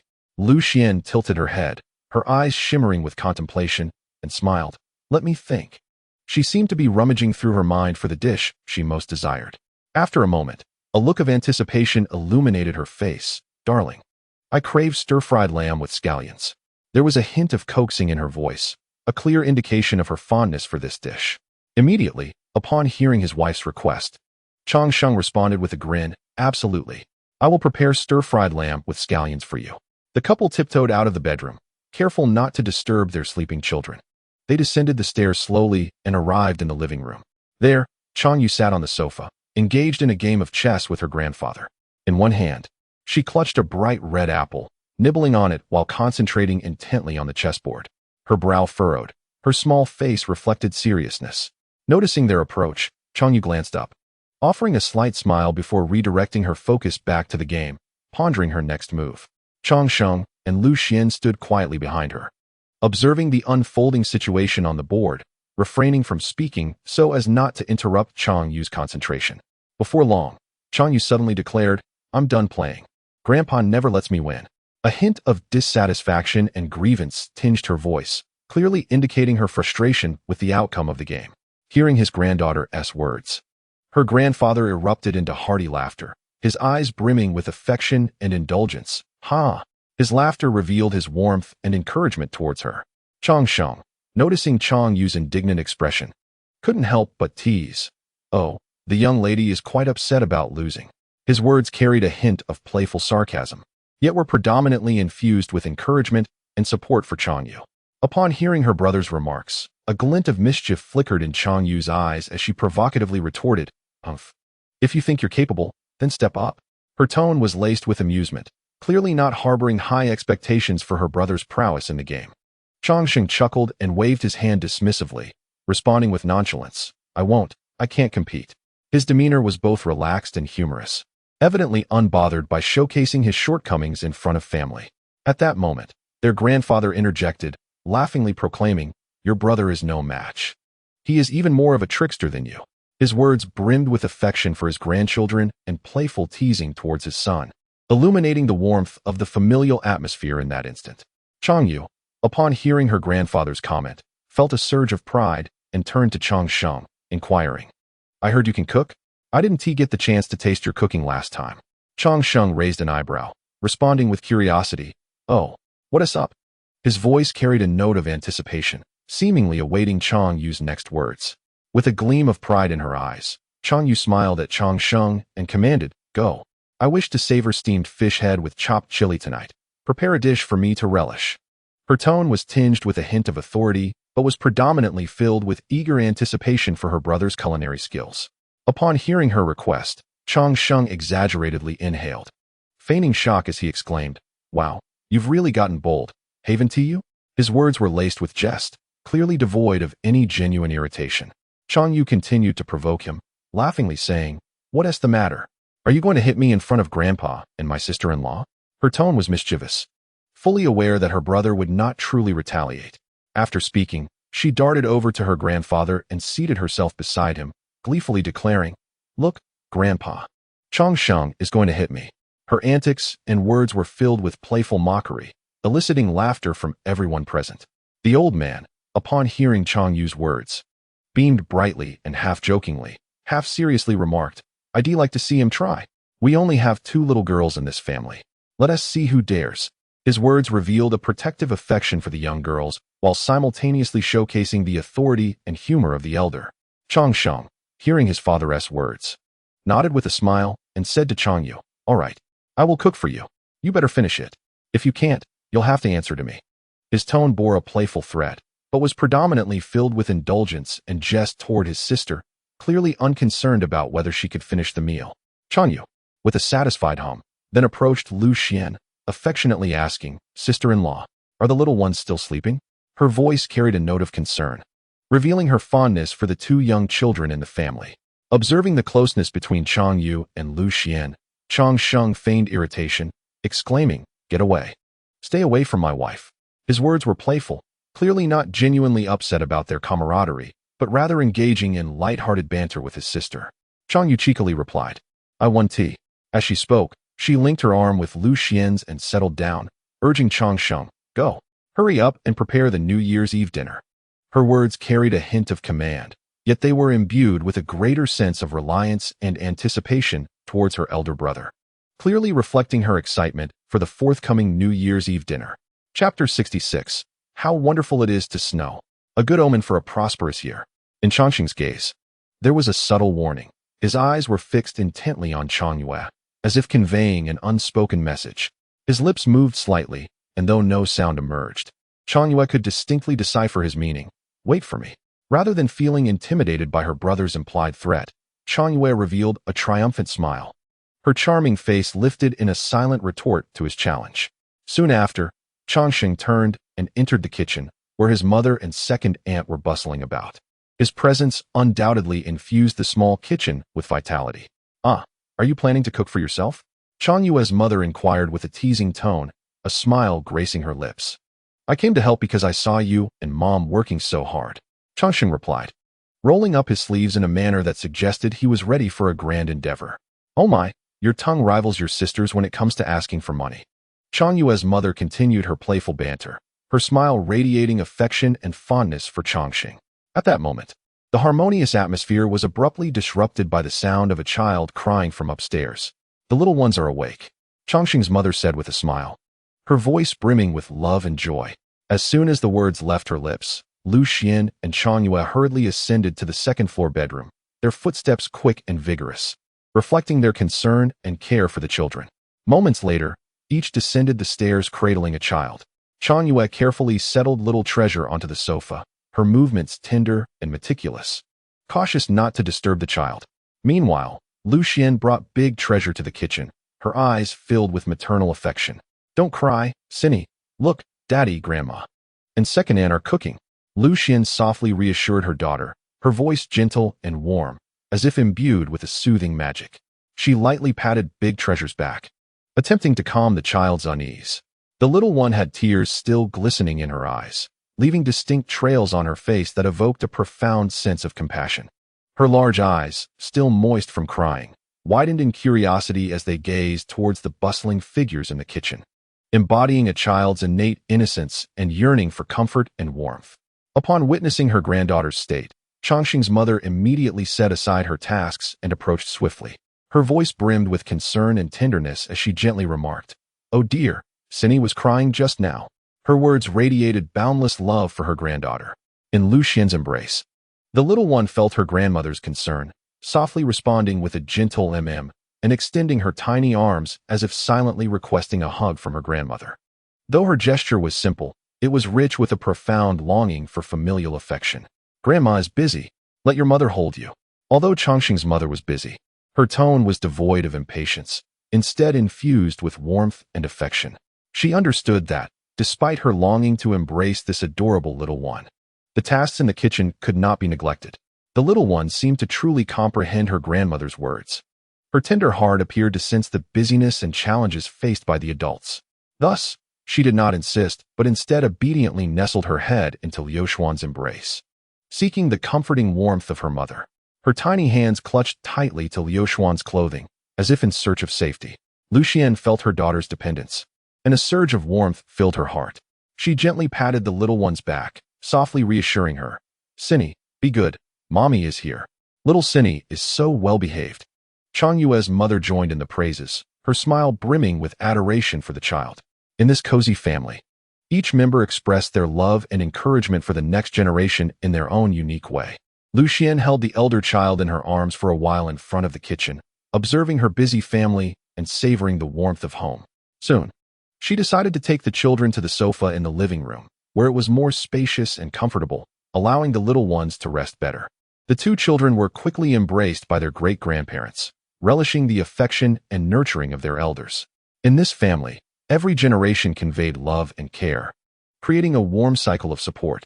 Changxing's grandfather held the elder child while playing chess with Chang Yue's father, a traditional family pastime that also served as a means of communication and connection between the generations. Changxing's father held the younger child, standing nearby to observe the game, occasionally offering his thoughts, his words filled with warmth for the family and love for the children. "Oh, it's snowing," Chang Yue exclaimed as she dashed to the window, her voice brimming with amazement and anticipation. For children, snow is always shrouded in mystery and delight, one of the most eagerly awaited natural phenomena of winter. "Snow is wonderful, a good omen for a bountiful year," Changxing's father replied with a smile, his words revealing an appreciation for nature and a hopeful outlook for the upcoming harvest. In traditional Chinese culture, snow is often regarded as a symbol of auspiciousness, heralding prosperity and good fortune in the year to come. The entire family enjoyed the bliss of togetherness on this winter afternoon, as the falling snowflakes added a touch of tranquility and serenity to the warm scene. As time passed, the aroma from the kitchen grew ever more enticing, like invisible heralds announcing that a sumptuous New Year's Eve dinner was on the horizon. The snowfall outside intensified, bestowing a special stillness and peace upon the wintry night. However, the occasional crack of firecrackers shattered this calm, startling the two little ones, whose eyes reflected a blend of fear and curiosity. "Changyue, come help serve the dishes," Changxing called out from the kitchen doorway, his voice tinged with urgency. For the preparations for the New Year's Eve feast were nearing completion, and assistance was needed to bring the meticulously prepared dishes to the dining table. Upon hearing her brother's call, Changyue promptly set aside her tasks and swiftly made her way to the kitchen. Lu Xian, observing this, followed closely behind, and together they joined the ranks of those serving the dishes. Their movements were swift and orderly, reflecting their respect and reverence for this cherished family tradition. Before long, the sumptuous dishes of the New Year's Eve feast graced the dining table, where the family gathered, their faces illuminated by smiles of happiness and anticipation. Lu Xian received the little one from her father-in-law's embrace, while Changyue took the elder child from her grandfather's arms. The two little ones, now positioned at the table, gazed curiously with their wide eyes at the array of delectable dishes before them, experiencing the festive atmosphere of the New Year's Eve dinner perhaps for the very first time. The table was adorned with a variety of exquisite culinary creations, from seafood to tender cuts of beef and lamb, each dish artfully prepared to tantalize the senses. These delicacies not only promised delightful flavors, but also symbolized prosperity and happiness for the forthcoming year. "Come, today is New Year's Day, a day of joy. May our family enjoy health and harmony." Changxing's grandfather raised his glass, his face aglow with festive cheer and heartfelt blessings for his family. His words, simple yet sincere, conveyed his wishes for familial harmony and the well-being of each member. With his proposal, the family lifted their drinks or glasses in unison, celebrating this moment of reunion. They drank together, this act symbolizing unity among family members and a shared anticipation for the new year. Subsequently, Changxing's grandfather filled his glass once more, turning with a smile to Lu Xian. "This second glass is for my granddaughter-in-law. This year, you have been our family's great benefactor." His words brimmed with admiration and gratitude for Lu Xian's contributions over the past year. Changsheng, hearing his grandfather's praise, quickly filled Lu Xian's glass with drink, his swift and considerate actions demonstrating his love and support for her. Lu Xian handed the little one back to Changsheng, stood up, and smiled as she responded to her grandfather's blessings. "Thank you, Grandpa. Happy New Year." Her words were imbued with respect for her elder and excitement for the new year ahead. "All right, I shall say no more. Let us begin," Changxing's grandfather announced with a smile, concluding the toast and signaling everyone to indulge in the bountiful New Year's Eve feast. The little one in Changxing's arms gazed intently as he methodically savored the delicious food, his focused expression betraying a yearning for the culinary delights. Noticing the elder child's gaze, Changxing chuckled and asked, "Are you hungry too?" The little one in his embrace responded with playful coos, seemingly expressing his interest in the delicious fare. Seeing the scene, Chongqing chuckled as he picked up a piece of beef from the table and brought it to the little one's mouth. The child, upon seeing the delectable morsel, immediately opened his tiny mouth to take a bite. Chongqing, observing the expression of his eldest, couldn't help but laugh and say, "Why not have a taste? You have no teeth." His words were laced with affection and playful teasing, infusing the dining atmosphere with warmth and joy. Lu Xian, watching Chongqing tease the child, couldn't resist giving him a gentle tap, half scolding and half jesting. "You, stop teasing him." Then, with tenderness, she took the little one from Chongqing's arms, cradling him securely to ensure his safety and comfort. The moment the child nestled in Lu Xian's embrace, he became lively, his tiny hands waving excitedly, seemingly filled with curiosity for the culinary delights before him. His eyes were fixed on the vibrant and aromatic dishes, and his little hands instinctively reached out toward the table.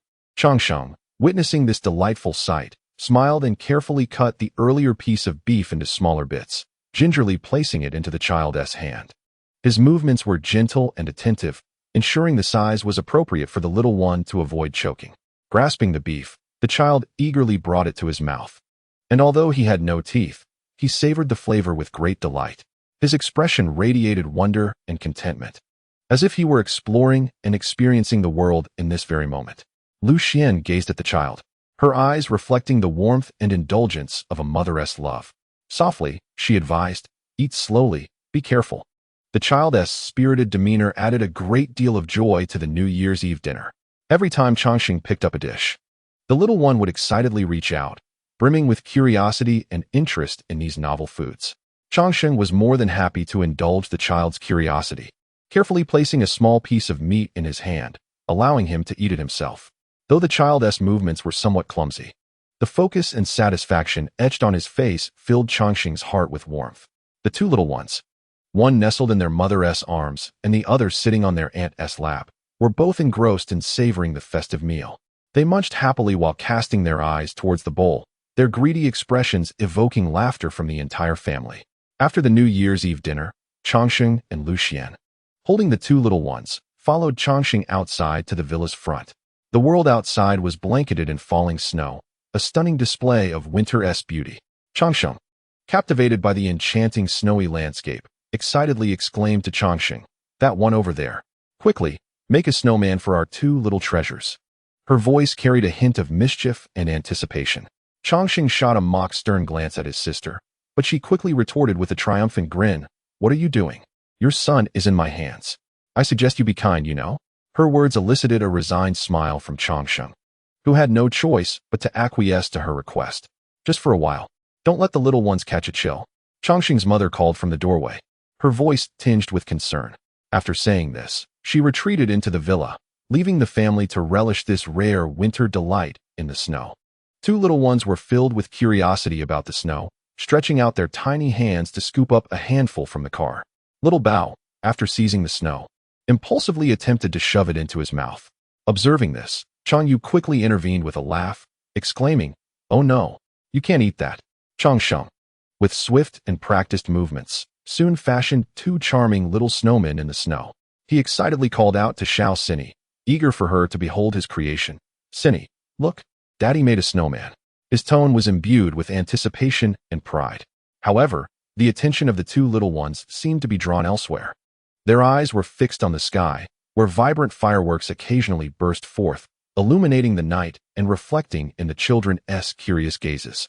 Each explosion and shimmer of the fireworks filled them with delight, their hearts brimming with wonder and affection for such fleeting beauty.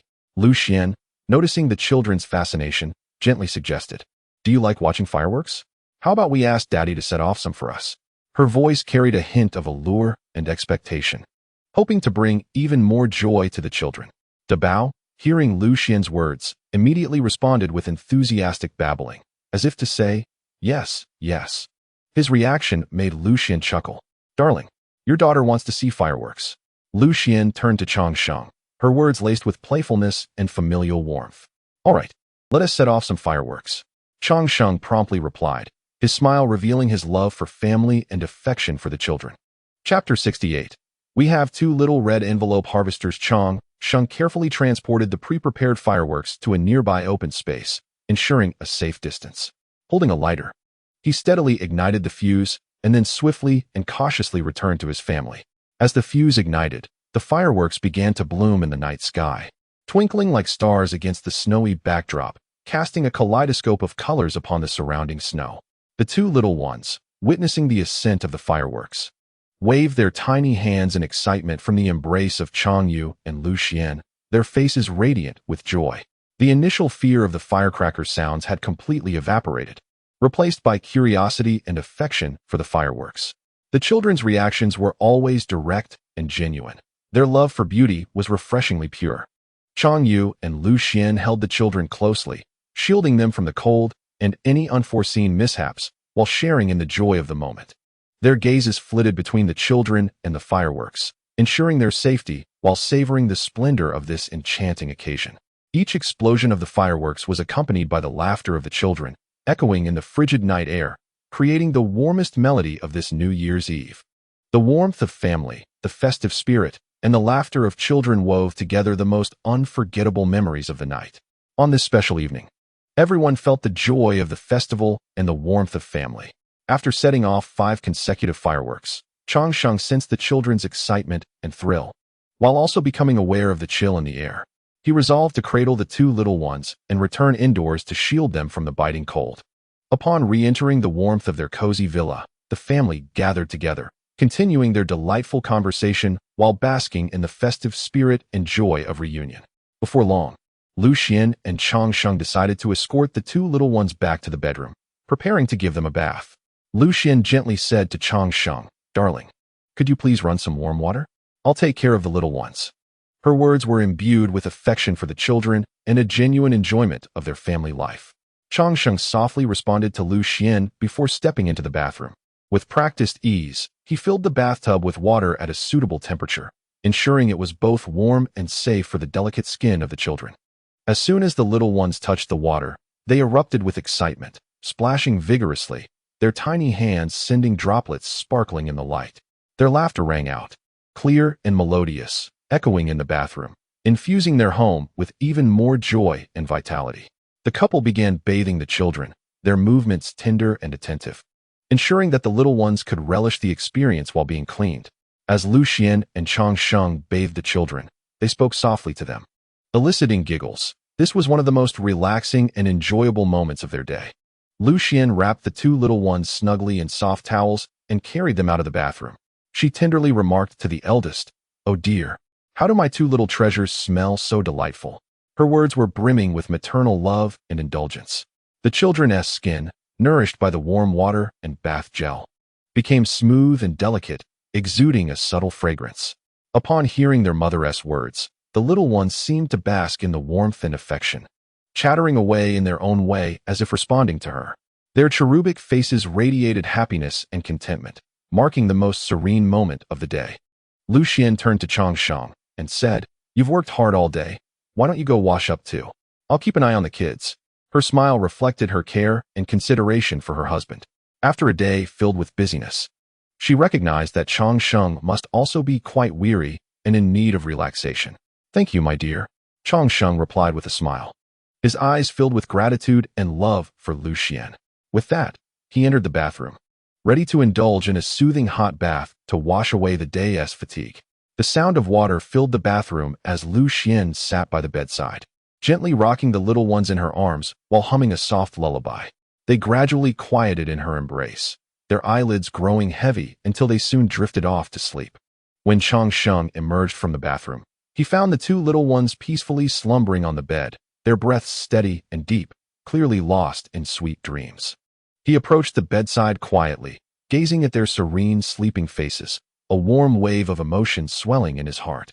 Lu Xian, sitting on the edge of the bed, leaned against his shoulder and softly said, "I'm utterly exhausted, my love." Her voice carried a note of fatigue, yet it was more suffused with satisfaction and happiness. Despite the day's busyness, the opportunity to spend such a special occasion with family filled her with a profound sense of worth.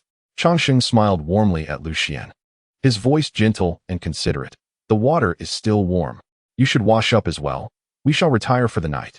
He was acutely aware that Lu Xian must be fatigued and in need of restful slumber. All right, Lu Xian replied softly, rising to prepare for her bath. After a day filled with activity, she craved a soothing warm shower to unwind, followed by drifting into dreams alongside Changxing.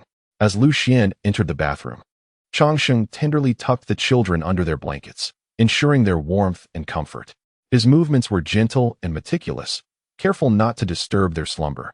He then quietly seated himself by the bedside, awaiting Lu Xian's return so they could together conclude this fulfilling and heartwarming New Year's Eve. For this family, this night held unparalleled significance. They celebrated the arrival of the new year, relished the warmth of family togetherness, and deepened their bonds in the process. As the chimes of the new year drew near, they brimmed with satisfaction and anticipation, ready to embrace the coming year. In the tranquility and warmth of this New Year's Eve, Lu Xian and Changxing nestled close, welcoming the new year together. Lu Xian lay in Changxing's embrace, softly conveying her New Year's wishes. "Darling, Happy New Year." Her voice was imbued with love and hopeful expectations for the future. Changxing held Lu Xian tightly, responding with heartfelt simplicity, "Happy New Year." His words, though straightforward, were laden with deep affection for Lu Xian and well wishes for their family. As the New Year bells tolled, the couple gradually succumbed to slumber. Their breaths became steady, bodies relaxed, and spirits tranquil. On this New Year's Eve, they concluded the old year with a sense of fulfillment and hope. The following morning, they awoke early. Lu Xian, upon rising, noticed Changxing already awake, engrossed in his phone. With a hint of languor and a smile, she inquired, "Why are you up so early?" Her voice conveyed the freshness of the morning and the promise of a new day. Changxing, hearing her question, laughed as he turned the phone screen toward her, revealing a chat conversation. "I was woken up by that little rascal, Changyue. She messaged me first thing for a red envelope. Said if I didn't give her one. She'd ask you." His tone carried a hint of exasperation, but was predominantly filled with fondness for his sister. Upon seeing the message, Lu Xian couldn't help but chuckle, teasingly replying, "This year, we have 2 little red envelope harvesters. You should carry both kids to ask her for them. Then we'll go one by one, starting with mom and dad. And we'll split the red envelopes, 50-50. Changxing laughed. "Who said we split? They're all mine." Lu Xian giggled in response. Chapter 69. Once awake, it's time to get to work. Just as Changxing was about to reply, a familiar voice echoed in his mind. "Ding. Congratulations, host, for accompanying the baby through the new year. Reward, 10 consecutive draws and permanent access to Star Moon Bay." This voice belonged to the system he had unexpectedly acquired, which always brought him surprises at crucial moments. Changxing was momentarily taken aback, but he quickly composed himself. He turned to face Lu Xian, a warm smile gracing his features as he softly said, "Good wife, could you please leave a little for me?" His voice carried a playful tone laced with anticipation. Lu Xian gazed at Changxing, a glimmer of mischief dancing in her eyes as she gently replied, "Call me good wife once more." Her voice was tender and filled with affection, clearly delighted by Changxing's endearment. Without hesitation, Changxing sweetly called out again, "Good wife." His smile infused with a hint of indulgence, as if conveying the depth of his feelings for Lu Xian through this simple phrase. Amused by Changxing's demeanor, Lu Xian tenderly cupped his face and chuckled, "All right then, let us make it a 60-40 split." A playful twinkle sparkled in her eyes. Just then, the cries of their 2 little ones pierced the cozy atmosphere, prompting Changxing and Lu Xian to swiftly disengage from each other's embrace and hurriedly approach the crib. Their movements were quick and practiced, demonstrating their familiarity with such unexpected nocturnal emergencies. "No need to cry. Daddy and Mommy are here." Lu Xian cooed softly to the eldest, gently patting his back. Her voice was soothing and nurturing, radiating the warmth of maternal love. Gradually, the eldest quieted in Lu Xian's embrace, comforted by her presence. Meanwhile, Changxing cradled the youngest, his actions equally gentle and affectionate. He soothed the little one with a deep and steady voice, gradually diminishing the cries until silence enveloped them. After feeding the 2 little ones, their spirits visibly settled, and the earlier commotion subsided. The couple seamlessly collaborated to dress the children in the charming little cotton jackets that Changyue had purchased when the twins were born. She had chosen these delightful outfits on a whim, captivated by their cuteness.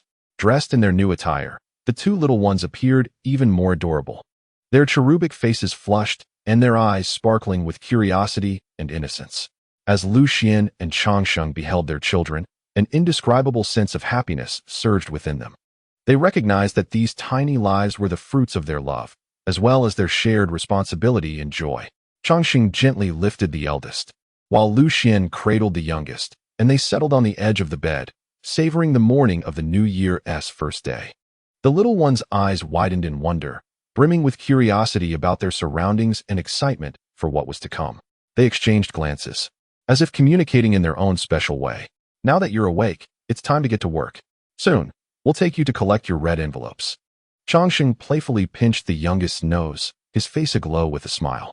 His tone was teasing, yet it also conveyed a respect for tradition and an affection for the children. Lu Xian couldn't help but laugh at Changxing's words, knowing he had a knack for infusing humor into the family atmosphere, which was one of the many reasons she adored him. Before long, Changxing, with one child in each arm, confidently stepped out of the bedroom. His steps were resolute, clearly accustomed to the simultaneous care of two children. He approached Changyu's room, a mischievous smile gracing his face. Upon reaching her door, Changxing lightly kicked it twice, yet received no reply. Knowing that Changyu was undoubtedly still awake, he raised his voice and called out, "Open the door. You asked me for a red envelope at 6. I know you're not asleep. Hurry up and open the door." His tone was laced with playful mockery, indicative of the banter that characterized their sibling interactions. Inside, Changyu, upon hearing her brother's voice, realized she could not evade him and reluctantly opened the door. She looked at the two little ones in Changxing's arms, a resigned expression settling on her face. "Oh dear. The baby seems to have a bit of an empty hand. Be considerate. I have quite the workload this morning." Changxing continued to chuckle, his words eliciting a smile from Changyu. Despite her reluctance, the adorable sight of the little ones softened her heart. Changyu retrieved a red envelope from her pocket and handed it to the two children. Although her actions bore a hint of reluctance, her eyes radiated love for her niece and nephew. "Brother, share some with me," she said, gently taking the little one from Changxing's arms, her movements tender and cautious, lest she disturb the child's peace. Changxing, hearing his sister's words, responded with a laugh, "No way. I've only got 4 parts for myself. You want me to share?" Though his words were dismissive, the tone was playful, clearly embodying the teasing nature of their relationship. Changyu persisted, continuing to pout. "Just give me 1 part, and you can keep 3. That is fair enough." Her voice carried a hint of jest, yet also revealed her dependence and affection for her brother. Changxing looked at her and replied with a grin, "You're a kind soul.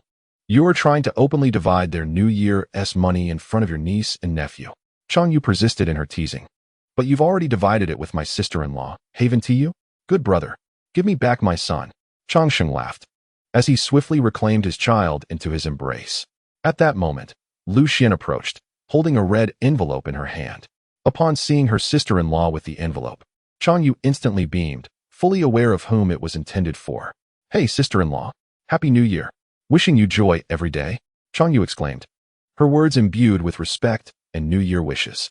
Lu Xian, upon hearing Changyu's sentiments, smiled even brighter. You, how proactive." As she spoke, she handed the red envelope to Changyu, this gesture serving not only as a reward, but also as encouragement for the new year. "Thank you, sister-in-law. You're the best."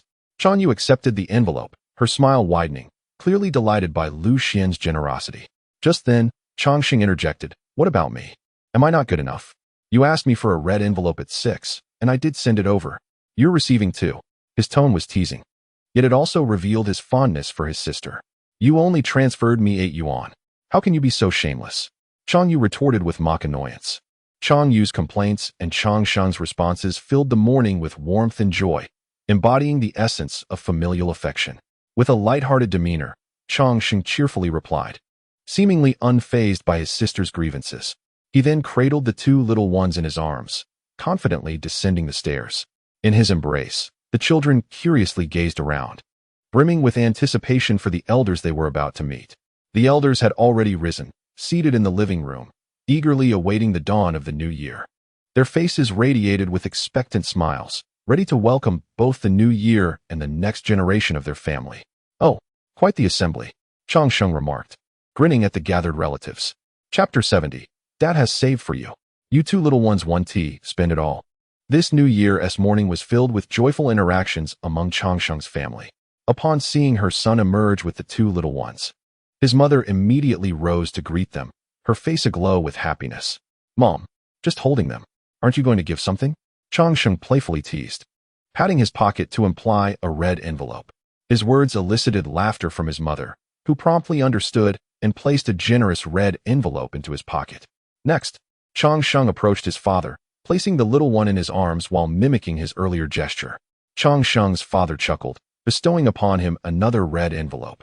This small ritual not only adhered to New Year's traditions, but also served as a means of emotional connection among family members. "I'll hold them again later. There's more business to attend to." He laughed as he took back the bigger child from his mother and, employing the same tactic, received yet another red envelope from Changyu's mother. Not only did she present a red envelope, but she also gently wished the little one, "Happy New Year, my dear," enhancing the warmth of the scene. Changsheng continued his merry enterprise, carrying the younger child to Changyu's father, swiftly earning another red envelope. His playful yet clever antics prompted laughter from everyone present. Ultimately, Changsheng brought the two little ones before his grandparents, exclaiming, "Grandpa, Grandma, Happy New Year. Wishing you good health." His greetings were imbued with respect and blessings for the elders. Here you are. Here you are." Changsheng's grandfather chuckled, receiving the two great-grandchildren from Changsheng, while simultaneously gifting him a red envelope. Grandmother joined in the tender scene, embracing the two little ones as well. The great-grandchildren have received their gifts. What about the grandson? Grandpa, Changsheng reminded, which elicited another chuckle from his grandfather, who promptly presented him with another envelope. At this moment, Changyu approached, having gathered her own share of envelopes, and cheerfully said, "Grandpa, what about mine? Come here, Yaya. Xianxian." Changsheng's grandmother replied with a smile, retrieving two envelopes from beneath the sofa cushions and placing them in their hands. "Grandma, what about mine?" Changsheng jokingly inquired, his tone playful, clearly enjoying the familial warmth and merriment rather than genuinely minding the absence of a gift. "You have none. Yours went to my granddaughter-in-law." Grandmother Changsheng responded with a smile, her words eliciting laughter from him. He understood that she was jesting while simultaneously conveying her special care for Lucian. Subsequently, Changsheng's mother and second aunt joined this warm scene, each presenting a red envelope to Lucian, signifying a unique blessing for her first new year as a new bride. "Lucian, this is your first new year since marrying into our family. Happy New Year," Changsheng's mother declared cheerfully, her words brimming with warmth and acceptance, reflecting the familial embrace and significance of the new member. "Thank you, Mom." "Thank you, second aunt," Lucian replied, her face radiant with a blissful smile, touched and surprised by the sudden gesture of affection. "Uncle, do I not receive one?" Changsheng inquired with a grin. "No red envelope for you. However, I do have a question for you. What are your plans for Xingyue Bay? Will it be developed into a tourist attraction or turned into residential properties?" Changsheng's second uncle responded with a smile, his inquiry direct and pertinent, demonstrating his interest in Changsheng's business aspirations. As the mayor of Zhonghai City, he held a unique stature, comparable to provincial governors. "Uncle, you are indeed perceptive," Changsheng replied with a chuckle, his words laced with admiration and humility, clearly acknowledging his uncle's keen insight and influence. Changsheng's second uncle continued, "Although I am uncertain how you managed to acquire Zhonghai Bay, I urge you to make a splash with this land." His words conveyed both anticipation and caution, expressing his hope that Changsheng would utilize the land wisely to bring about positive transformations for the city.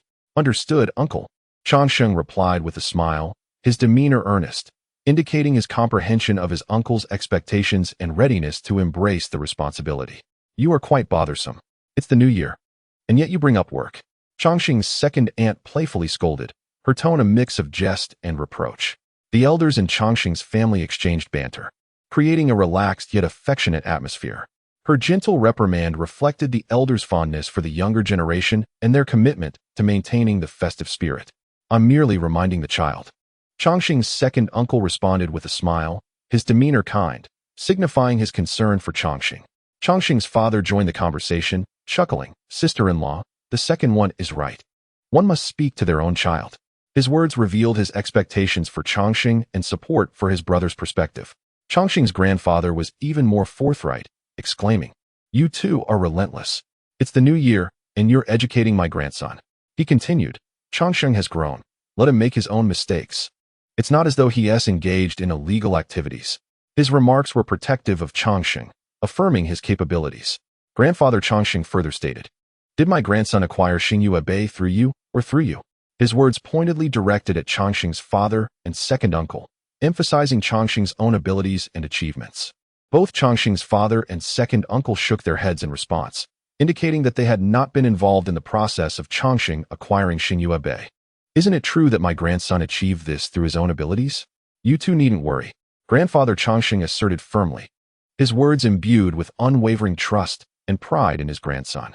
Upon hearing his grandfather's words, Chongqing smiled and replied, "Indeed, grandfather is absolutely right." He approached the elderly man, accepting the red envelopes from the children and cheerfully declared, "I'll keep them safe for you. You two little ones wouldn't know how to spend it." He placed the envelopes into his pocket, an act that signified both affection for the children and a sense of familial responsibility. "Oh, my grandfather is the best." Chongqing continued with a grin. "Why does this red envelope feel different?" His playful remarks elicited laughter from everyone present. Finally, Chongqing took his wife, Lu Xian, by the hand and said, "Come, dear, let us go back inside and take a look." His words carried a hint of mischief and anticipation, clearly indicating his desire to relish a moment of intimacy with Lu Xian, perhaps to inspect the red envelopes or to enjoy the tranquil moments of the new year together. "You rascal," chuckled Grandfather Chongqing in response, his tone laced with affection and jest, as the warmth of the family's atmosphere reached a delightful peak. Chapter 71. If you don't want it, then give it to me. I haven't received a single red envelope today. The curiosity of Chongyue and the playful banter with Chongqing added an extra layer of amusement to the New Year celebrations. The trio ascended the stairs together, with Chongqing's teasing of his sister revealing their close-knit relationship. "What are you following me for?" Chongqing asked with a smile, glancing back at his sister trailing behind. "I just want to see," Chongyue replied with a grin, her evident curiosity and concern for family matters shining through.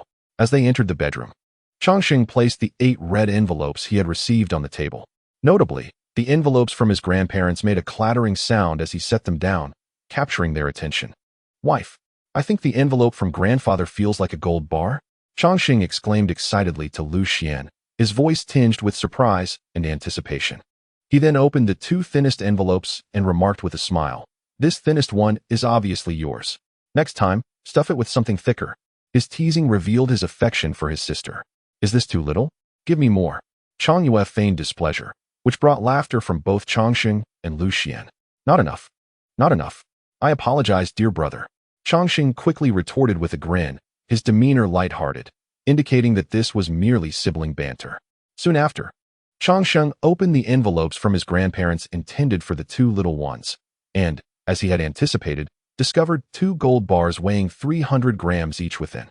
Holding the bars in his hands, he beamed, "I told you so." His face radiated with pride.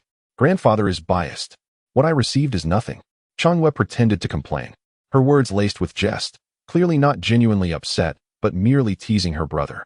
"If you don't want it, then give it to me. I haven't received a single red envelope today." Chongqing responded with a laugh, prompting Chongyue to roll her eyes at him. An endearing exchange that encapsulated the warmth of familial bonds. "Not giving it to you. Go away." Chongyu spoke with a hint of annoyance. Although her words seemed stern, they were merely part of the playful banter between siblings. "What? You want me to leave my own room? You should go. The matters that follow are between my husband and me. You are rather superfluous here." Chongqing continued the jest, prompting a light huff from Chongyu, who then exited the room with a triumphant smile. Upon seeing Chongyu depart, Chongqing turned to Lu Xian, a smile gracing his lips. "Darling, let us adhere to our previous agreement regarding the distribution." His tone carried a note of anticipation, indicating that he and Lu Xian had previously discussed the allocation of their red envelope. "Who is dividing it for you?" "I'm saving it for our little one."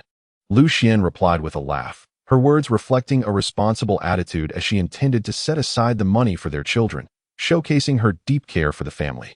"But I don't get a single red envelope." Chongqing playfully pouted as he nestled into Lu Xian's embrace, his actions and tone revealing his affectionate dependence on her. "Well, that's just how it is. What can we do?" Lu Xian responded with a smile, her tone laced with indulgence, clearly willing to tolerate Chongqing's playful whims. "Then let us forego the division for the baby.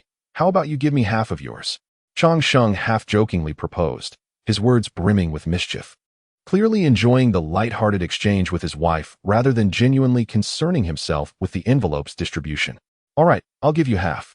Lu Xian agreed with a laugh, her attitude reflecting both tolerance and affection, demonstrating her love and understanding for her husband.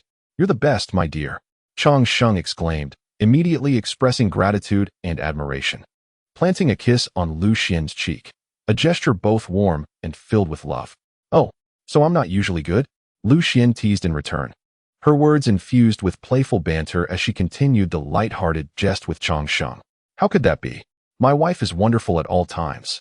Chang Sheng promptly responded with a grin, his words brimming with praise and affirmation for Lu Xian, indicating that he regarded her as exceptional no matter the circumstances. After lunch, Chang Sheng began to prepare gifts for Lu Xian's family, a customary expression of respect and etiquette from younger generations to their elders during the Chinese New Year. Chang Sheng's grandfather was exceptionally warm-hearted, filling Chang Sheng's vehicle with gifts, a gesture of support for Chang Sheng's family, as well as a token of goodwill towards Lu Xian's household. All right, Grandpa, there's no more room, Chang Sheng remarked, glancing at the car brimming with gifts, his words revealing gratitude while also carrying a touch of humor since the vehicle was indeed overflowing.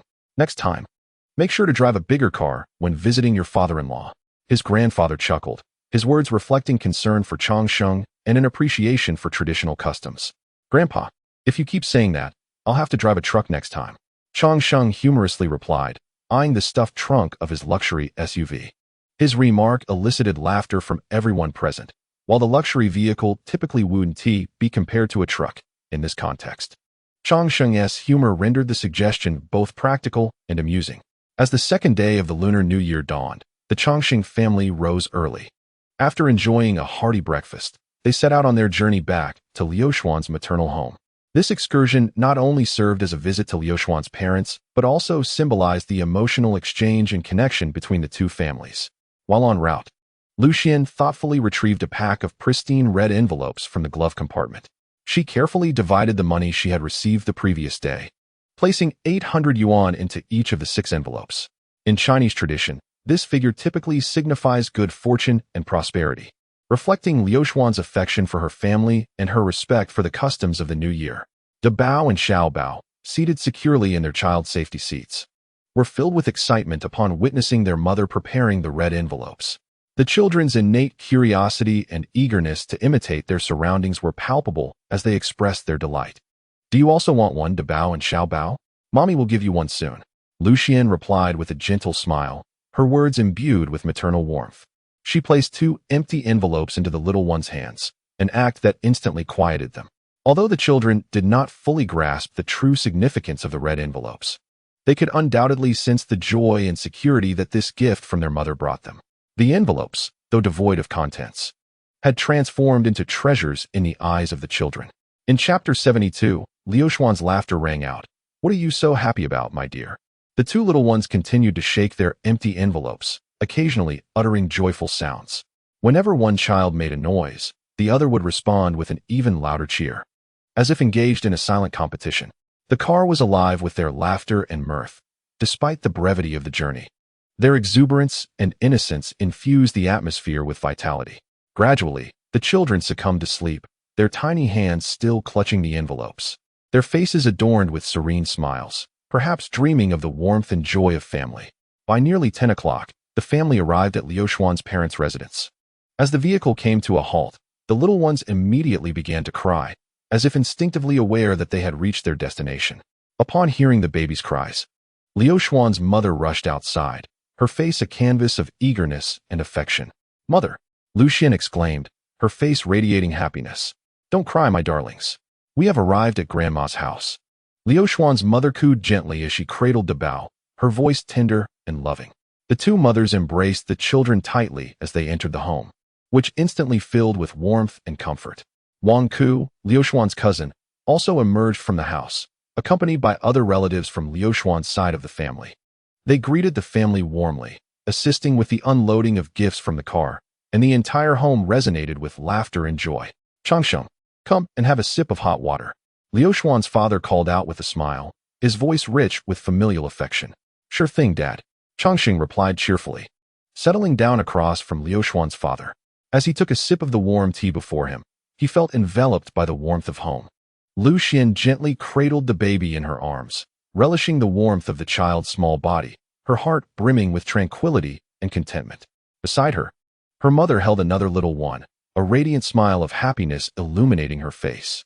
The two little creatures gazed wide-eyed, their surroundings a tapestry of novelty and strangeness, their curious minds teeming with wonder.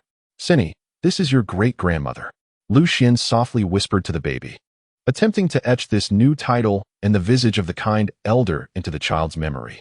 Though the baby was yet to grasp the complexities of familial relationships, he could sense the tenderness and affection in his mother's words. Continuing, Lu Xian introduced her relatives to Chongqing, her voice tinged with a hint of pride and a touch of awkwardness. The pride stemmed from belonging to a warm and loving family, while the awkwardness arose from the fact that, due to her father's status as an only child, her relatives were few, and they seldom gathered for various reasons. Chongqing listened patiently, his gaze reflecting understanding and respect. Once the introductions concluded, the relatives began to present red envelopes to the two little ones. This was a cherished tradition of the Chinese New Year, where red envelopes symbolized good fortune and blessings, allowing the elders to express their love and hopes for the children. Lu Xian observed this scene, her heart swelling with gratitude and warmth. "Wang Ke, have you wished your brother-in-law a Happy New Year yet? He's been ready with the red envelope." Lu Xian playfully teased her cousin, instantly invigorating the atmosphere. Chongqing, with a smile, retrieved the prepared red envelope from Lu Xian's bag, his actions imbued with jest and anticipation. "Come on, say something nice." "No nice words, no envelope," he jested with Wang Ke, as though engaging in a delightful game. Wang Ke, a sharp-witted lad, quickly responded, "Happy New Year, brother-in-law. May all your wishes come true," earning Chongqing's praise and the coveted red envelope. Chongqing, with a grin, handed the envelope to Wang Ke and proceeded to distribute red envelopes to Lu Xian's siblings and their children. Each child erupted in joyous laughter, their cheers resonating throughout the living room, amplifying the festivity and cheer of the New Year's gathering. As Chongqing completed the distribution of envelopes, the atmosphere in the living room grew even warmer and more joyful. At that moment, Lu Xian's mother joined in the heartwarming exchange, retrieving a red envelope from her pocket, her face adorned with a benevolent smile as she extended it to Chongqing. This gesture not only acknowledged Chongqing, but also symbolized his inclusion as a member of the family. "Oh, thank you, Mom. Happy New Year to you and Dad," Chongqing exclaimed as he accepted the envelope, his smile radiant. His delight was not solely rooted in receiving the envelope, but also in experiencing the warmth and acceptance of family. Turning to Lu Xian, he boasted about his red envelope, his tone playful and triumphant. "Look, I got a red envelope too." His demeanor resembled that of a child proudly showcasing a cherished toy to their nearest and dearest. Lu Xian, observing Chongqing's triumphant demeanor, couldn't help but tease, "If you don't want it, you can return it. After all, you finally got a red envelope. Look at you all smug." Her tone was laced with playful mockery, yet her eyes sparkled with affection. At that moment, it seemed that Xiao Bao was also captivated by the joyous atmosphere, his little eyes fixated on the red envelope in Chongqing's hand. Before the adults could react, Xiao Bao had already extended his tiny hand, swiftly and deftly snatching the envelope away from Chongqing. Lu Xian, witnessing this scene, could not help but burst into laughter. "Show off all you want. It's gone now." Her laughter was infused with affection and jest. Xiao Bao clutched the envelope tightly, his earnest expression eliciting smiles from everyone present. This little interlude added more laughter to the family gathering, making the memories of this new year even more profound and heartwarming. After the family enjoyed lunch, each returned to their respective homes. As night fell, delicate snowflakes began to drift down from the sky, bestowing a sense of tranquility and romance upon the evening. Lu Xian and Chongqing entrusted their two little ones to their parents' care and decided to venture out to relish this special night. "Darling, stop lounging around. I want to go for a stroll," Lu Xian said to Chongqing with a smile, her eyes sparkling with anticipation and excitement for the snowy night. "Let us go. I'll accompany my wife on her outing," Chongqing replied with a grin, his voice revealing his affection for her and his willingness to share in whatever she desired. The couple donned their coats and stepped out of their warm home, with Chongqing tightly holding Lu Xian's hand as they walked along the tranquil streets of their community, feeling the cold snowflakes kiss their cheeks and the softness of the snow beneath their feet. Every household in the neighborhood was adorned with red lanterns, their warm glow standing out beautifully against the snowy night, harmonizing with the twinkling stars above, while the gently falling snowflakes added a festive and peaceful ambience to the evening. Lu Xian's steps were light and cheerful as she walked ahead, her face radiating happiness, as if the beauty of the world lay beneath her feet. Chang Sheng, watching his wife's joy, was filled with contentment and delight. He quickened his pace and gently embraced Lu Xian. "What is you so cheerful? Share it with me," Chang Sheng asked with a smile, his voice tinged with curiosity and a desire to partake in Lu Xian's happiness. "Is it that obvious?" Lu Xian replied with a laugh, her smile growing even brighter, as if to convey that her joy was rooted in simplicity, simply because she was walking alongside her beloved on such a beautiful night. "Not at all subtle. Your smile is practically soaring," Chang Sheng exaggeratedly exclaimed, his words brimming with love for Lu Xian and gratitude for life. The couple continued their stroll through the snow, their laughter and conversation weaving through the chilly air, melding seamlessly with the surrounding tranquility and beauty. Chapter 73. You haven't carried me yet. Did you know? Chang Sheng and Lu Xian's joy was so simple and pure, her laughter echoing in the cold night sky. Warm and infectious. "I'm just happy," she responded to Chang Sheng with a smile, a joy emanating from her very core, requiring no special reason, just this moment. Simply being with the person she loved. "Then tell me, what is it that brings you such joy?" Chang Sheng, filled with curiosity, inquired further into Liu Xuan's inner world, yearning to share in her every moment of joy. "I simply feel exceptionally happy this year," she exclaimed. "Oh no," Lu Xian gently replied, her voice imbued with sweetness and contentment, as if the myriad experiences of the year coalesced into this moment of bliss. As they strolled, Lu Xian halted, gazing up at the night sky, snowflakes delicately alighting on her face, the stars and lanterns reflected in her eyes, and the serenity and beauty of the moment stirred within her a desire for more experiences. After a brief pause, Lu Xian softly called out, "Darling." Chang Sheng responded softly, his voice tender and attentive, ever ready to listen to Lu Xian's words. "Carry me on your back," she playfully suggested, her tone laced with mischief and anticipation. "What? Are you trying to be lazy?" Chang Sheng teased, his words brimming with affection. "You've never carried me before, you know?" Lu Xian insisted seriously, her expression earnest and hopeful. This simple request held a small wish in her heart. Chang Sheng chuckled and replied, "Wife, are you threatening me?" His tone was playful, yet his eyes radiated love. "How am I threatening you? I'm just stating the facts. Will you carry me or not?"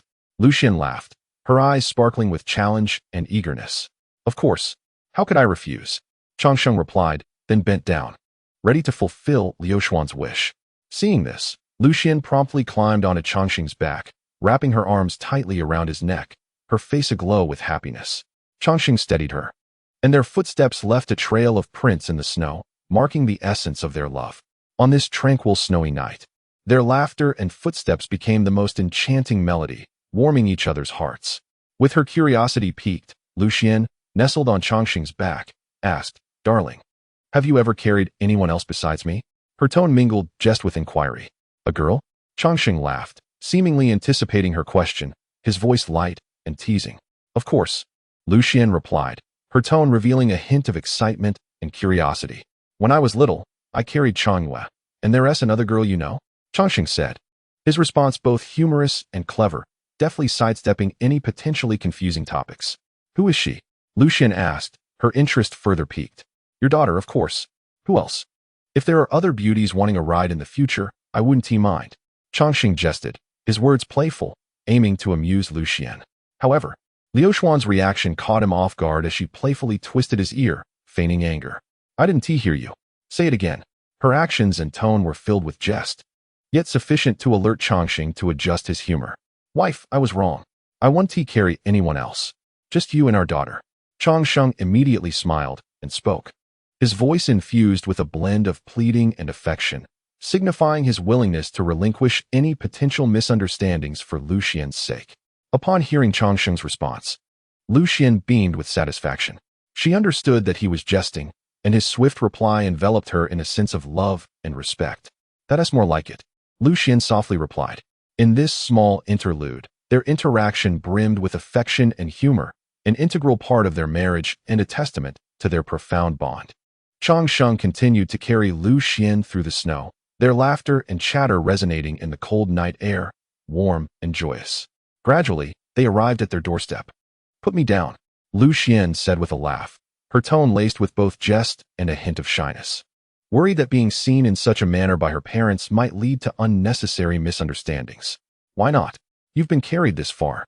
Might as well take you to bed," Chang Sheng teased, his words imbued with mischief and reluctance, clearly relishing the experience of carrying his beloved wife and eager to prolong it. "Please, let me down. If my parents see, they'll think I'm bullying you," Lu Xian insisted with a continued smile, her expression revealing a slight concern for her parents' perceptions, alongside a deep affection for Chang Sheng. "Oh, then I absolutely can't let you down. I must show your father-in-law and mother-in-law," Chang Sheng replied, his tone carrying a playful challenge.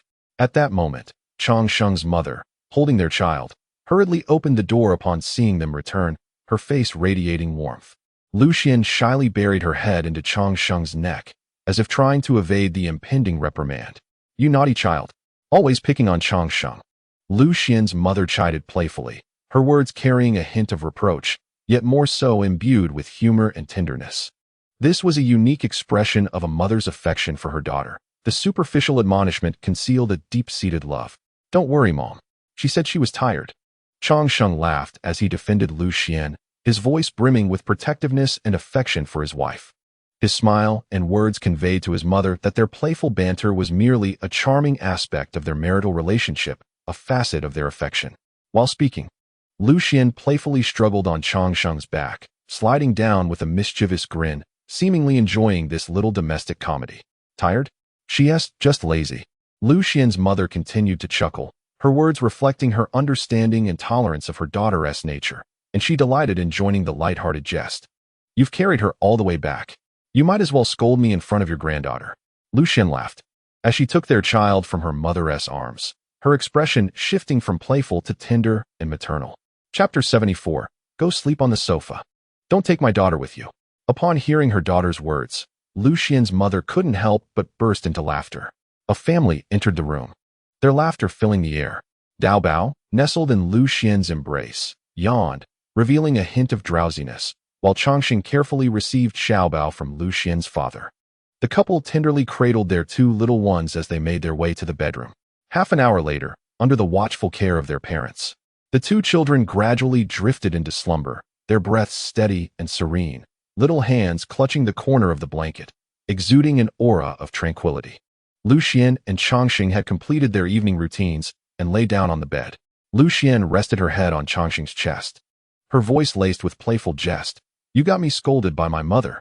Though her words held a semblance of reproach, they were more a playful exchange between spouses, infused with intimacy. "It wasn't me who scolded you," Changxing replied with a smile, his tone carrying a hint of innocence and jest. He understood that Lu Xian was not genuinely upset. This was merely a tender interaction between them. "All right, I'll let you off this time. But I have a question for you, and if you don't answer well, just wait," Lu Xian teased, her words carrying a playful threat that was more an expression of affection. "What question?" Changxing inquired with a chuckle, his demeanor relaxed, clearly unperturbed by Lu Xian's question. "I ask you, if you hadn't met me, would you have gone back home to arrange a blind date? Would you have ended up with that childhood friend of yours?"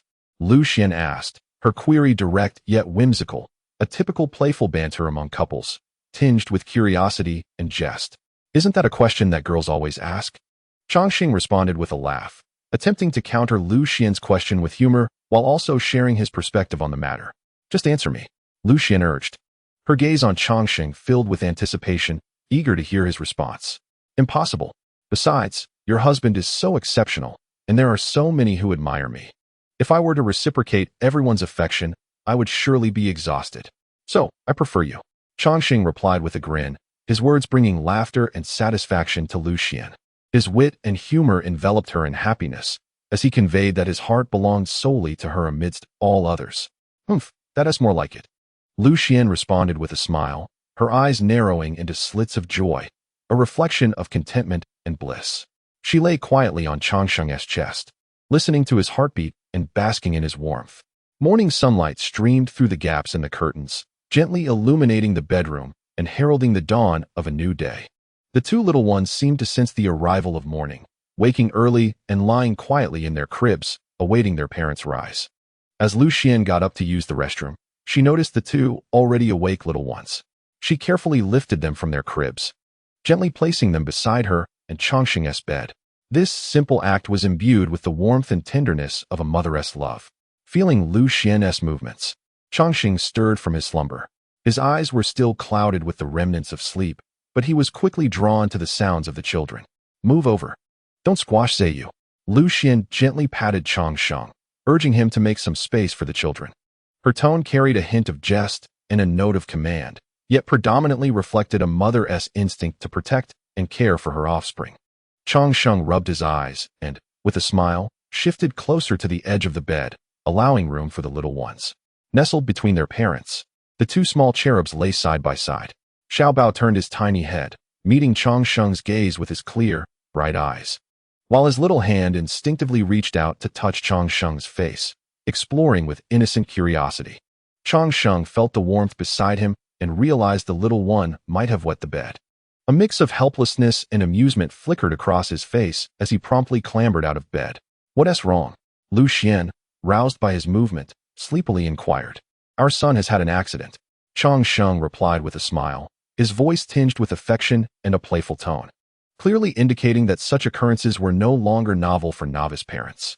Oh dear, you little stinker. If daddy has no place to sleep tonight, he'll have to share the crib with you. Lu Xian chuckled as she playfully scolded her son, her words imbued with love and indulgence. Changxing swiftly lifted the little one from under the covers, expertly changing him with practiced ease. This routine had become second nature to him. His gentle yet swift movements ensured the little one was comfortable in no time. Moments later, Changxing found himself seated on the edge of the bed with Xiaobao in his arms, weariness mingling with humor on his face. Dear, could you get up? Let me have a little more time to lie down. He jested. You can return to your own spot. Lu Xian replied playfully, her tone a blend of humor and insistence. How can I lie down like this? Changxing laughed, his expression revealing a touch of resignation, as the bed was now fully occupied by the little ones. Come here, son. Mama will hold you, Lu Xian declared, extending her arms from under the covers. Upon hearing his mother's words, Xiaobao immediately reached out, his movements somewhat clumsy yet full of reliance and trust in his mother. You go lie on the sofa. I want to cuddle with our daughter and son for a little longer, Lu Xian said with a mischievous and resolute tone, clearly determined to savor the warmth of the morning with her children. Changxing gazed at Lu Xian and Xiaobao, a blissful smile illuminating his face. He softly addressed the little one nestled in the blankets. Xiaobao, how about daddy takes you to sleep on the sofa? He extended his arms, ready to embrace his child, an action brimming with paternal affection and tenderness. Sensing his father's gesture and voice, Xiaobao eagerly reached out, seemingly willing to follow his father. Changxing's smile widened at his son's response, just as he was about to lift him when Lu Xian moved with surprising speed. Gently restraining Xiaobao's small hands, she playfully said, Cinny, be good. We want to sleep on the sofa with daddy. Let him go by himself. Her words conveyed a playful yet firm resolve. She clearly wished for Xiaobao to remain by her side. My little girl lets me hold her. Changxing spoke with a hint of reluctance, his smile imbued with both jest and a touch of helplessness, seemingly protesting Liu Xuan's decision. Go sleep on the sofa yourself. Don't involve my daughter, Lu Xian replied with a laugh. Though her words appeared somewhat stern, they were suffused with affection and the warmth of family. Her gaze revealed a protective instinct towards Debao and an endearing connection with Changxing. Observing Liu Xuan's resolute eyes, Changxing understood that further debate would be futile. He could only chuckle and shake his head, accepting this reality. He gently kissed Debao's forehead before turning towards the sofa, preparing to embrace a solitary morning. Chapter 75. After the bath, you'll become a fragrant baby. Changxing languidly played on his phone while reclining on the sofa. He set his device down gently, rising quietly to approach the bedside. Lu Xian noticed his movements, her eyes sparkling with curiosity and mirth. What are you up to? She inquired playfully. Changxing did not respond directly, but instead flashed a mischievous grin. He swiftly lifted the covers and snatched up Xiaobao from the cozy warmth. Startled by the sudden motion, Xiaobao blinked up at him. Changxing quickly burrowed back into the blankets, relishing the comforting warmth. Are you trying to freeze to death? It's not warm anymore. Lu Xian feigned annoyance, yet her tone was laced with indulgence. Xiaobao, nestled in Changxing's embrace, seemed to sense this warmth, cooing happily as if to express his contentment. Changxing chuckled in response. It's still cozy in the blankets. Are you trying to freeze to death? Lucian repeated with a mock scowl, though her eyes sparkled with love. Changxing carefully shifted his position, gently placing Xiaobao on the bed. The little one kicked his legs playfully, exuding liveliness. Changxing grasped Xiaobao's tiny feet, laughing as he warned, "Stop kicking. If you keep it up, your father will fall off. Keep it up, and I'll spank that little bottom." Lucian, witnessing this scene, couldn't help but chuckle. "You're squishing our Ziyu. If you don't kick him, who will?" Her words conveyed the warmth of family and a playful tease towards Changxing. Changxing and Xiaobao nestled together, savoring their intimate time as father and son. The vibrant colors of short videos danced on the phone screen, capturing Xiaobao's rapt attention as his little hands waved, seemingly eager to touch those ephemeral images. Occasionally, Changxing glanced down at Xiaobao, ensuring his comfort, while the video content elicited soft laughter from him. Lucian observed their interaction, her heart swelling with warmth. She gently patted Changxing's shoulder and tenderly suggested, "Darling, could you run some water for the two little ones to take a bath?" Her voice bore a tone of undeniable authority, yet it was primarily filled with care for their family. Changxing looked up at Lucian, then at Xiaobao, seemingly reluctant to leave the cozy embrace of the blankets. Half jokingly, he replied, "Let us wait until noon. Why bathe so early in the morning?" His words carried a hint of laziness, yet more so a lingering affection for the warmth of the morning. Lucian remained unfazed by Changxing's jest, feigning annoyance as she playfully nudged him with her leg, her eyes sparkling with mirth. "Are you going or not?" Her tone held a hint of admonition, yet it was underlined by an affectionate intimacy toward Changxing. "Yes, yes, yes." Changxing finally acquiesced with a smile, reluctantly extricating himself from the warmth of the bed and meandering towards the bathroom. In a short while, he adjusted the water temperature to an optimal warmth, readying himself to bathe the children. Lucian emerged from the covers as well, her movements swift and practiced as she prepared soft towels and fresh little garments. The pair cradled their respective little ones and together entered the bathroom. Xiaobao was brought into the room, his tiny eyes darting around, seemingly displeased with the impending bath. Lucian gently and swiftly removed De Bao's clothing and diaper, carefully placing him into the bathing tub. De Bao appeared to revel in the bathing experience, splashing the water with his small hands, creating delightful little droplets. Meanwhile, Xiaobao, held by Changxing, tensed up the moment he came into contact with the warm water, shivering slightly, as if resisting the sensation of the water. Changxing softly patted Xiaobao's back, his voice imbued with gentleness and affection. "Be good, Xiaobao. Look, your sister is already enjoying her bath." His tone was filled with patience and love, attempting to coax Xiaobao into relaxation and enjoyment of the bathing experience. Observing Xiaobao's unease, Lucian decided to take over his bath to alleviate his discomfort. "You wash De Bao," she instructed Changxing. "I'll take care of Xiaobao." Her voice conveyed a maternal firmness and tenderness. Changxing, hearing Lucian's words, playfully teased Xiaobao. "Your mom is going to scold you. If you don't behave, you'll get a spanking." His words, though laced with jest, were steeped in affection for Xiaobao and a shared understanding with Lucian.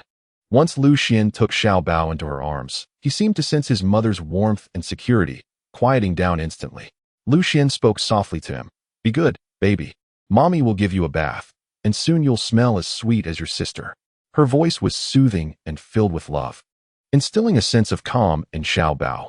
Gently, she lowered him into the water, one hand securely supporting his head and back, while the other delicately wiped his little body with a soft towel. Her movements were tender and meticulous, ensuring Xiaobao felt comfortable and relaxed throughout the bathing process. Gradually, Xiaobao surrendered to relaxation in Lucian's embrace, beginning to enjoy the bath. His small hands gently splashed in the water, the droplets reflecting his innocent smile. Lucian occasionally wiped Xiaobao's cheeks with the towel, ensuring his little face remained clean and exuded a fresh fragrance. Meanwhile, Changxing was beside them, washing De Bao with equal tenderness and skill. De Bao was having a splendid time in the water, occasionally splashing Changxing, who admonished playfully, "Be good. No splashing." After their baths, the two little ones were carefully lifted from the bathroom by Changxing and Lucian. Changxing looked at De Bao in his arms, joyfully exclaiming, "Cinny has turned into a sweet little baby." His voice brimmed with pride and delight. It seems that Daba truly comprehended Changxing's words. Nestled in her father's embrace, she babbled joyfully, her tiny hands flailing as if responding to her father's praises. Her cherubic face radiated happiness and contentment, clearly relishing the recent bathing experience. The two little ones were dressed in clean, soft garments and were carried out of the bathroom by Changsheng and Lucian. The fabric of their new clothes gently brushed against their skin, enveloping them in a comforting warmth. Liu Xuan's parents, having heard the commotion from the bathroom, awaited eagerly outside the door. Upon seeing their grandchildren being brought out, their faces instantly illuminated with joy. They rushed forward, each embracing a grandchild, their smiles blooming like flowers, their eyes brimming with affection for the little ones. The grandparents cradled the children tenderly, gently swaying them while pressing their cheeks against the little faces, savoring their softness and warmth. They playfully teased the little ones, laughter echoing through the house, filling it with a cozy and jubilant atmosphere. In Chapter 76, look, I figured out how to do it. Xiaobao was held by Liu Xuan's father. Whenever he attempted to nuzzle his cheek against Xiaobao, expressing his fondness for this grandchild, Xiaobao would shyly push his grandfather's face away with his tiny hands, as if to say, "Your stubble prickles. I don't like it." This amusing scene elicited chuckles from everyone present. Liu Xuan's mother, holding Daba, couldn't help but tease, "Your face is all stubble." Even Xia Ziyu finds it bothersome. Her words, filled with playful banter and affection, resonated throughout the room, enveloping it in laughter. Xiaobao seemed to genuinely understand his grandmother's words, babbling in agreement, which further delighted Liu Xuan's father. He carried Xiaobao around the room, reveling in this joyful familial bond. Liu Xuan's father, overjoyed, strolled with the little one until he led him into his cherished workshop, a realm of creativity and a sanctuary for his soul. Inside, the workshop was adorned with an array of exquisite wood carvings, each piece reflecting his passion and skill in woodworking. Once a designer, now retired, Liu Xuan's father had channeled his love for artisanal crafts into wood sculpting. As soon as Xiaobao entered this enchanting space, he was captivated by the intricate carvings, reaching out with eager hands to touch the masterpieces. Recognizing Xiaobao's yearning, Liu Xuan's father carefully selected a small, child-friendly wood carving and presented it to him. Xiaobao accepted the new toy with enthusiasm, waving it triumphantly, as if to showcase his newfound treasure to all. His movements may have been clumsy, yet they were imbued with innocence and joy, filling Liu Xuan's father with immense satisfaction and happiness. Lucian's father returned to the living room, cradling the little one in his arms. Upon seeing her younger brother's new toy, Lucian's mother, holding the older child, noticed the immediate sparkle in Dabao's eyes. Excitedly, he extended his tiny hands and babbled with joy, clearly captivated by the exquisite wooden carving. Lucian's mother, attuned to Dabao's reaction, gently inquired, "Would Xin like one too?" Her voice resonated with warmth and affection. Dabao seemed to understand, nodding vigorously while uttering a soft a simple response that brought even more joy to Lucian's mother, whose face radiated happiness. "Shall Grandma help you choose a nice one?" She continued to tease Dabao, who eagerly bobbed his little head in agreement. This tender and amusing scene drew a smile of contentment from Lucian's father as he observed, "You should take one more for the children." Lucian's mother playfully remarked to Lucian's father, her words revealing an equal affection for both little ones. Lucian's father chuckled, settling onto the sofa with the younger child in his embrace. Shortly thereafter, Lucian's mother returned from the other room, cradling Dabao, who now held an additional exquisite wooden carving. Clutching the piece tightly, Dabao's face beamed with satisfaction and delight. Lucian and Changsheng sat on the sofa, relishing a rare moment of leisure. Lucian languidly rested her legs on Changsheng's lap, reclining on the sofa while her fingers glided over her phone's screen. Changsheng, engrossed in scrolling through short videos, occasionally chuckled at the amusing content. Suddenly, Lucian playfully nudged Changsheng with her leg, breaking his concentration. He looked up, a smile in his eyes, and asked, "What can I do for you?" His tone conveyed affection and a willingness to fulfill her requests. With a hint of mischief in her gaze, Lucian replied with a smile, "Darling, I want to eat cake." Her voice brimmed with anticipation, clearly revealing her eagerness for a slice of cake. Upon hearing her request, Changsheng furrowed his brow slightly, but a smile soon returned to his face as he responded, "It's the new year, everything's closed. Where can we buy one?" In response, Lucian turned her phone screen toward him, exclaiming, Look, I figured out how to make it. Changsheng glanced at the cake-making tutorial on her phone and couldn't help but laugh, teasing her. After all that, this is what you found? No wonder you were so serious. Unwilling to back down, Lu Xian retorted playfully, revealing Changsheng's little secret.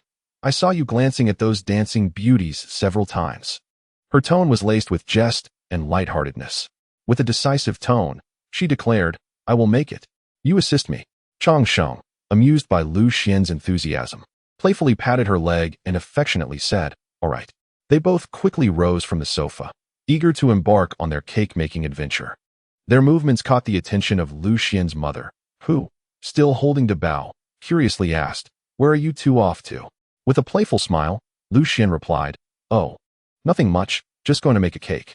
Upon hearing this, her mother chuckled teasingly. You're just being silly. Though her words carried a hint of reproach, they were imbued with more affection and indulgence. Lu Xian, amused by her mother's jest, gently pinched the small face of her elder brother, Dabao, nestled in her mother's embrace, and sweetly said, Dabao, wait for me. Mommy will make you a cake. The little one was engrossed in fiddling with a small wooden carving, entirely oblivious to his mother's words. Lu Xian and Changsheng then entered the kitchen, ready to embark on their cake-making adventure. Lu Xian quickly gathered the necessary ingredients and tools, preparing to commence the creation. She separated the egg whites from several eggs and placed them in a large bowl, then playfully said to Changsheng, your task is to whip this into cream. Got it. Her tone was laced with jest, yet it also conveyed a deep trust in him. Changsheng nodded in agreement, sharing the cake-making tutorial on his phone, and began to peruse the steps for whipping egg whites. As he examined the tutorial, he suddenly realized a dilemma. They're using a machine. We don't have one. His words bore a tinge of helplessness, yet he also seemed to accept the challenge that lay ahead. Lu Xian responded with a smile, well, later on. We'll let you manually stir it. Her words were infused with encouragement and confidence in Changsheng's abilities. Nodding in acknowledgement, Changsheng commenced his task, evidently unaware of the considerable undertaking it would entail. Chapter 77. Why don't you taste the cream buns your mother made? Initially filled with enthusiasm for the task, Changsheng gradually came to the realization that manually whipping egg whites was both time-consuming and laborious. After 5 or 6 minutes, he gazed at the egg whites in the bowl, seemingly unchanged, and felt a wave of frustration wash over him. Half-jokingly, he said to Lu Xian, honey, shall we just give up? His words hinted at fatigue and resignation. Lu Xian, hearing him, encouraged him with a smile. Oh, come on. Just hang in there a little longer. It'll be ready soon. She understood that while the process was arduous, perseverance would yield results. Although Changsheng felt disheartened, he heeded Lu Xian's encouragement and continued to whip the egg whites with determination. After nearly 20 minutes of diligent effort, he finally achieved the creamy consistency required by the tutorial.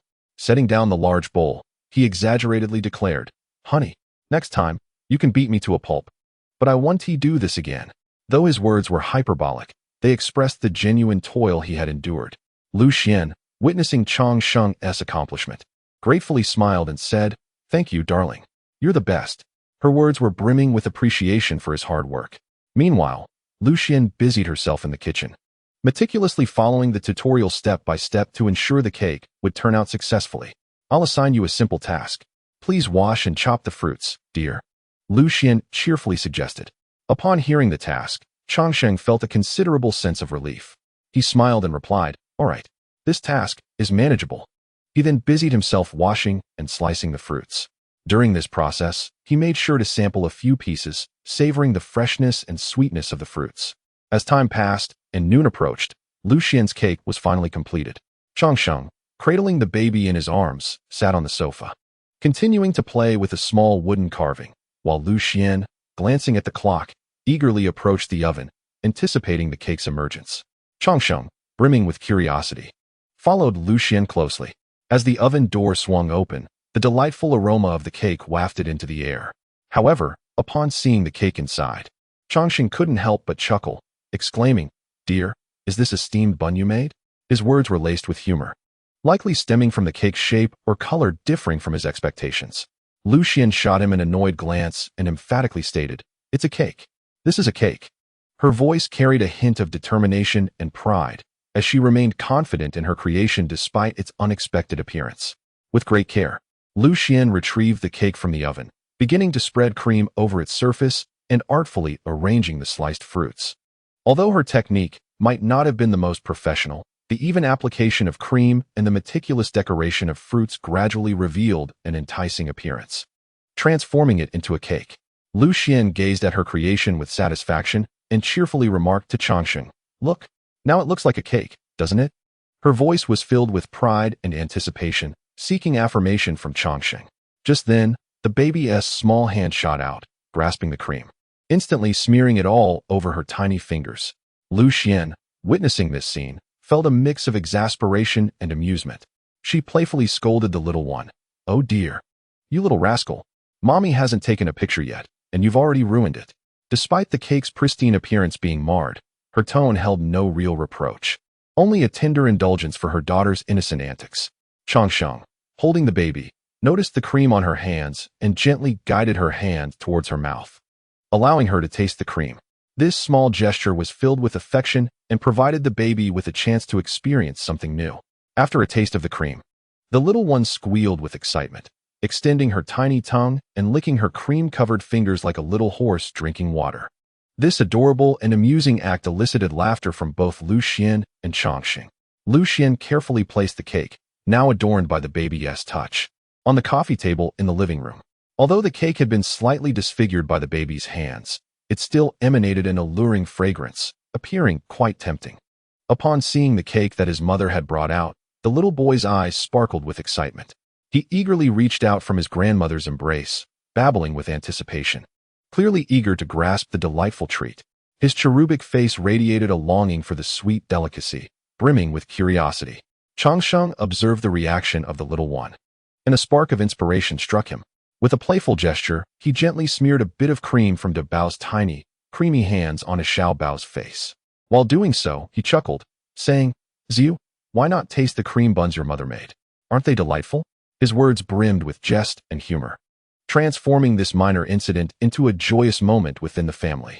Although Xiao Bao might not fully grasp what was happening, he sensed the cream on his face and, out of curiosity, might extend his tongue to lick it or reach up with his tiny hands to touch it. Such an action would undoubtedly elicit laughter from everyone present, as the cream adorned Xiao Bao's face, rendering him even more adorable and comical.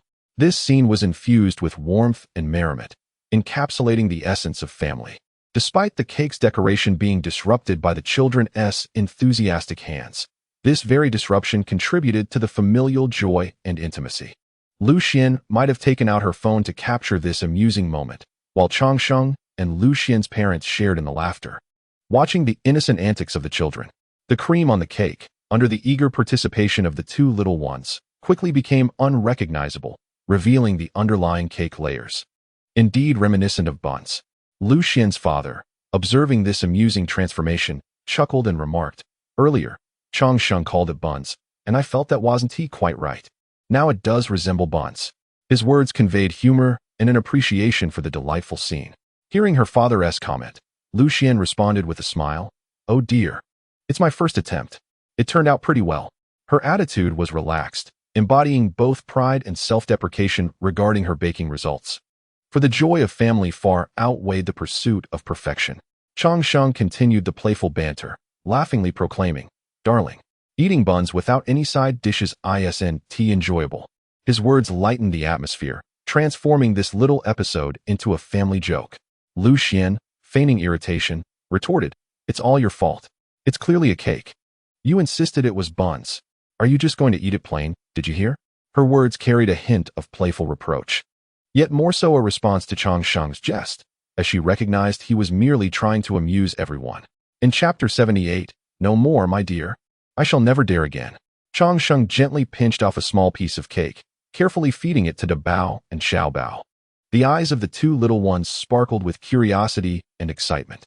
Once they finished, they immediately reached out for another taste, which filled Lu Xian's face with pride and satisfaction. Lu Xian joyfully exclaimed, "Did you see that? My daughter and son love it." "What does that mean? Even though it looks like buns, it's still cake." Her words radiated confidence and pride, for she knew that regardless of the cake's appearance, the children's fondness was her greatest affirmation. Upon hearing this, Changsheng also took a piece of cake and savored it thoughtfully. He responded with a smile, my dear. Do you think it's possible that the little ones are curious because they've never tasted anything like it? His words bore a playful tone, seemingly challenging Lu Xian's confidence. Yet in truth, he was merely engaging in the family interaction with his humor, amplifying the joy. Lu Xian, upon hearing this, shot a mock glare at Changsheng, her eyes reflecting both reproach and amusement.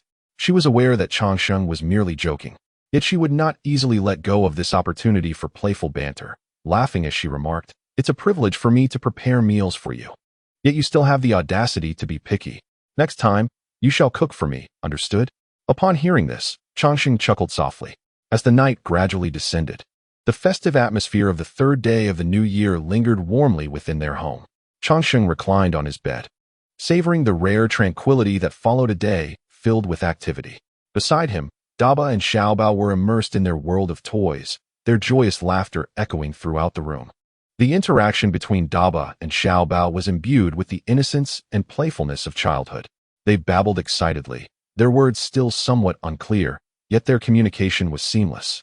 Their laughter and calls were the most exquisite melodies in the world, bestowing upon Changsheng an overwhelming sense of warmth and contentment. Observing his children at play, he occasionally joined in their games.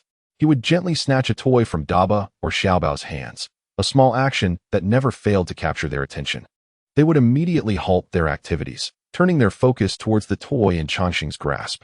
The glimmer of competition flickered in their eyes, yet it was predominantly a profound yearning for the toy. Whenever Changsheng succeeded in his playful theft, the two little ones would instinctively collaborate to reclaim the toy from him. Their small hands grasped tightly around the toy, their gazes resolute, as if proclaiming, "This belongs to us." Changsheng could not help but chuckle at their earnestness. He understood that this simple game was not merely a contest for toys, but a valuable exercise in teamwork. In this process, Changsheng was not only a father to the children, but also their friend and playmate. Through these interactions, he imparted the significance of sharing and collaboration, while simultaneously deepening the bond between parent and child. The boundless energy of the two little ones was palpable, as Changsheng and Lu Xian sat on the bed, each with a child in front of them, feeling their vitality deplete their own. "Our Daba is beginning to teeth," Lu Xian remarked with a smile. Upon hearing her call, Changsheng eagerly leaned in. Together with Lu Xian, they gently pinched Daba's little face, closely examining the budding baby tooth that was on the verge of emergence. This minor change was exceptionally precious to them. Changsheng playfully squeezed Xiaobao, eager to see if he too had begun to sprout teeth. His gestures radiated paternal affection, as he wished to ensure that every child's growth was acknowledged and celebrated. Lu Xian, observing both children, remarked with a smile, "Eldest sister is indeed living up to her title. She is teething before her younger brother." Her words reflected both pride in Daba and anticipation for Xiaobao. She understood that each child's developmental rhythm was unique, yet she believed that Xiaobao would soon follow in his sister's footsteps. In Changsheng's arms, Xiaobao seemed to sense the family's attention, babbling in delight as if to assert his presence. Meanwhile, Daba lay quietly in Liu Xuan's embrace, her gaze revealing a sisterly maturity and composure as she quietly observed her brother, seemingly encouraging him in her own gentle way. Changsheng gazed at Xiaobao with a smile, saying, "Look how well-behaved your sister is. Shall we strive to be a quiet and handsome gentleman?" His words were imbued with humor and anticipation, hoping that Xiaobao would learn from his sister's tranquility and composure. However, Xiaobao appeared unimpressed. In response to Changsheng's remarks, his cries grew louder. This small act of defiance elicited laughter from the entire family. The soft, warm light within the room enveloped the two little ones, who, after a day filled with laughter and play, finally began to feel weary. Their eyelids grew heavy, and eventually, accompanied by their parents, they slowly drifted into slumber. Lu Xian and Changsheng gently lifted the children, carefully placing them in their cribs, fearful of disturbing their sweet dreams. Tenderly, they tucked the little ones in with soft blankets, ensuring their warmth and comfort. Once satisfied that the children were soundly asleep, Lu Xian nestled into Changsheng's embrace, her voice laced with relaxation and contentment as she softly called out, "Darling." Changsheng, sensing her call, replied gently, "What is it?" His tone revealed tenderness and attentiveness towards his wife. Lu Xian lifted her head, her eyes sparkling with happiness as she smiled, and said, "Nothing. Just wanted to call you." Her gaze was filled with dependence and affection for Changsheng. Changsheng looked at Lu Xian, his smile brimming with indulgence and joy, playfully remarking, "Come closer, I can't reach you." His words carried a hint of mischief and intimacy. Upon hearing this, Liu Xuan's smile blossomed even brighter, and she playfully retorted, "If you can't reach, why don't you come closer?" Changsheng, encouraged by her response, leaned in closer to Lu Xian and gently kissed her. This kiss was not only a caress of affection, but also a reply to her playful words. Yet, Lu Xian did not fully immerse herself in the kiss. Instead, she playfully bit Changsheng's lip and teasingly asked, "Does my cake look like a steamed bun?" This question clearly alluded to a previous jest Changsheng may have made, perhaps reflecting Liu Xuan's self-deprecating humor about her baking skills. Changsheng, sensing her playful spirit, stammered, "Not at all. My wife's cake looks nothing like a steamed bun. I was wrong." His words conveyed a mix of humor and appeasement, clearly attempting to quell Liu Xuan's mock ire while affirming her baking prowess. Upon hearing his response, Liu Xuan's pride was evident as she triumphantly declared, "Will you still say my cake looks like a steamed bun next time?" This question served as both a challenge to Changsheng and a reminder not to jest about her culinary skills again. Changsheng immediately replied, "I won't say it again, my dear. I promise I won't dare." As the joyous atmosphere of the spring festival gradually faded, the passage of time seemed to lighten its steps. The 15th day of the lunar month, symbolizing reunion and completeness, quietly arrived. The first rays of morning sunlight filtered through the cracks of the curtains, gently illuminating Changsheng's face. He opened his eyes, feeling the warmth of the light enveloping him, a profound sense of contentment swelling within. Hearing a gentle stir from the crib, he immediately rose and tiptoed over. Inside the crib, his two beloved children had awakened, their curious eyes wide open, tiny hands waving in the air as if exploring this wondrous world. Changsheng gazed at them, his heart brimming with love. He tenderly lifted them and carefully placed them on the sofa, initiating a playful interaction. The children's laughter rang out, bright and melodious, their curiosity about the world evident in their pure, innocent smiles directed at their father. Sitting on the sofa, Changsheng delighted in this rare moment of bonding, playfully engaging with his little ones. At that moment, Lu Xian also awoke from her slumber. Habitually, she reached out for Changsheng, only to find the space beside her empty. Upon opening her eyes, she immediately beheld the heartwarming scene of Changsheng and the children on the sofa. A wave of warmth surged through her, prompting her to rise gently and stealthily approach him from behind, wrapping her arms around his neck. The two children, upon noticing their mother awake, became even more animated, waving their little hands and emitting excited coos. Changsheng felt Lu Xian's embrace and turned his head, his face lighting up with a blissful smile as he affectionately greeted her. "Good morning, beautiful." Lu Xian responded with a sweet smile, placing a gentle kiss on Changsheng's cheek before turning to the children, her voice imbued with maternal love. "Good morning, my darlings. Mommy loves you." Upon seeing their mother, Xiao Bao immediately stretched out his tiny arms, his face alight with anticipation as if to say, "Mommy, hold me." Da Bao, not to be outdone, mirrored the gesture, both little ones exhibiting an adorable innocence and charm. Lu Xian, touched by the yearning in their eyes, softly addressed Xiao Bao, "Good boy. Mommy will hug you after I freshen up, all right?" Her voice was tender and patient, radiating her deep affection for her children. Xiao Bao seemed to comprehend his mother's words. He nodded, already displaying a budding sense of patience despite his tender age. He sat obediently on the sofa, his eyes occasionally darting towards Lu Xian, eagerly anticipating that warm embrace. Shortly after, Lu Xian swiftly completed her morning routine and emerged from the bathroom, her face aglow with a smile as she immediately scooped up Xiao Bao. In her arms, Xiao Bao's little face blossomed with joy, burying his head in Lu Xian's soft hair, relishing the warmth and fragrance of his mother. Lu Xian gently patted his back, laughing, "What a good boy you are." Her voice was filled with pride and contentment, as Xiao Bao's obedience brought her immeasurable happiness. At that moment, Changsheng also extended his arms towards Da Bao, smiling as he said, "Come here, sweetheart. Daddy will hold you." Hearing her father's voice, Da Bao promptly opened her arms and, like a little bird, dove into Changsheng's embrace. He caught her securely, holding his little princess tightly, his face radiant with happiness. On this serene morning, Changsheng and Lu Xian took turns cradling their children, their home brimming with love and warmth. The laughter of the little ones intertwined with the gentle murmurs of their parents, creating a harmonious and idyllic family tableau.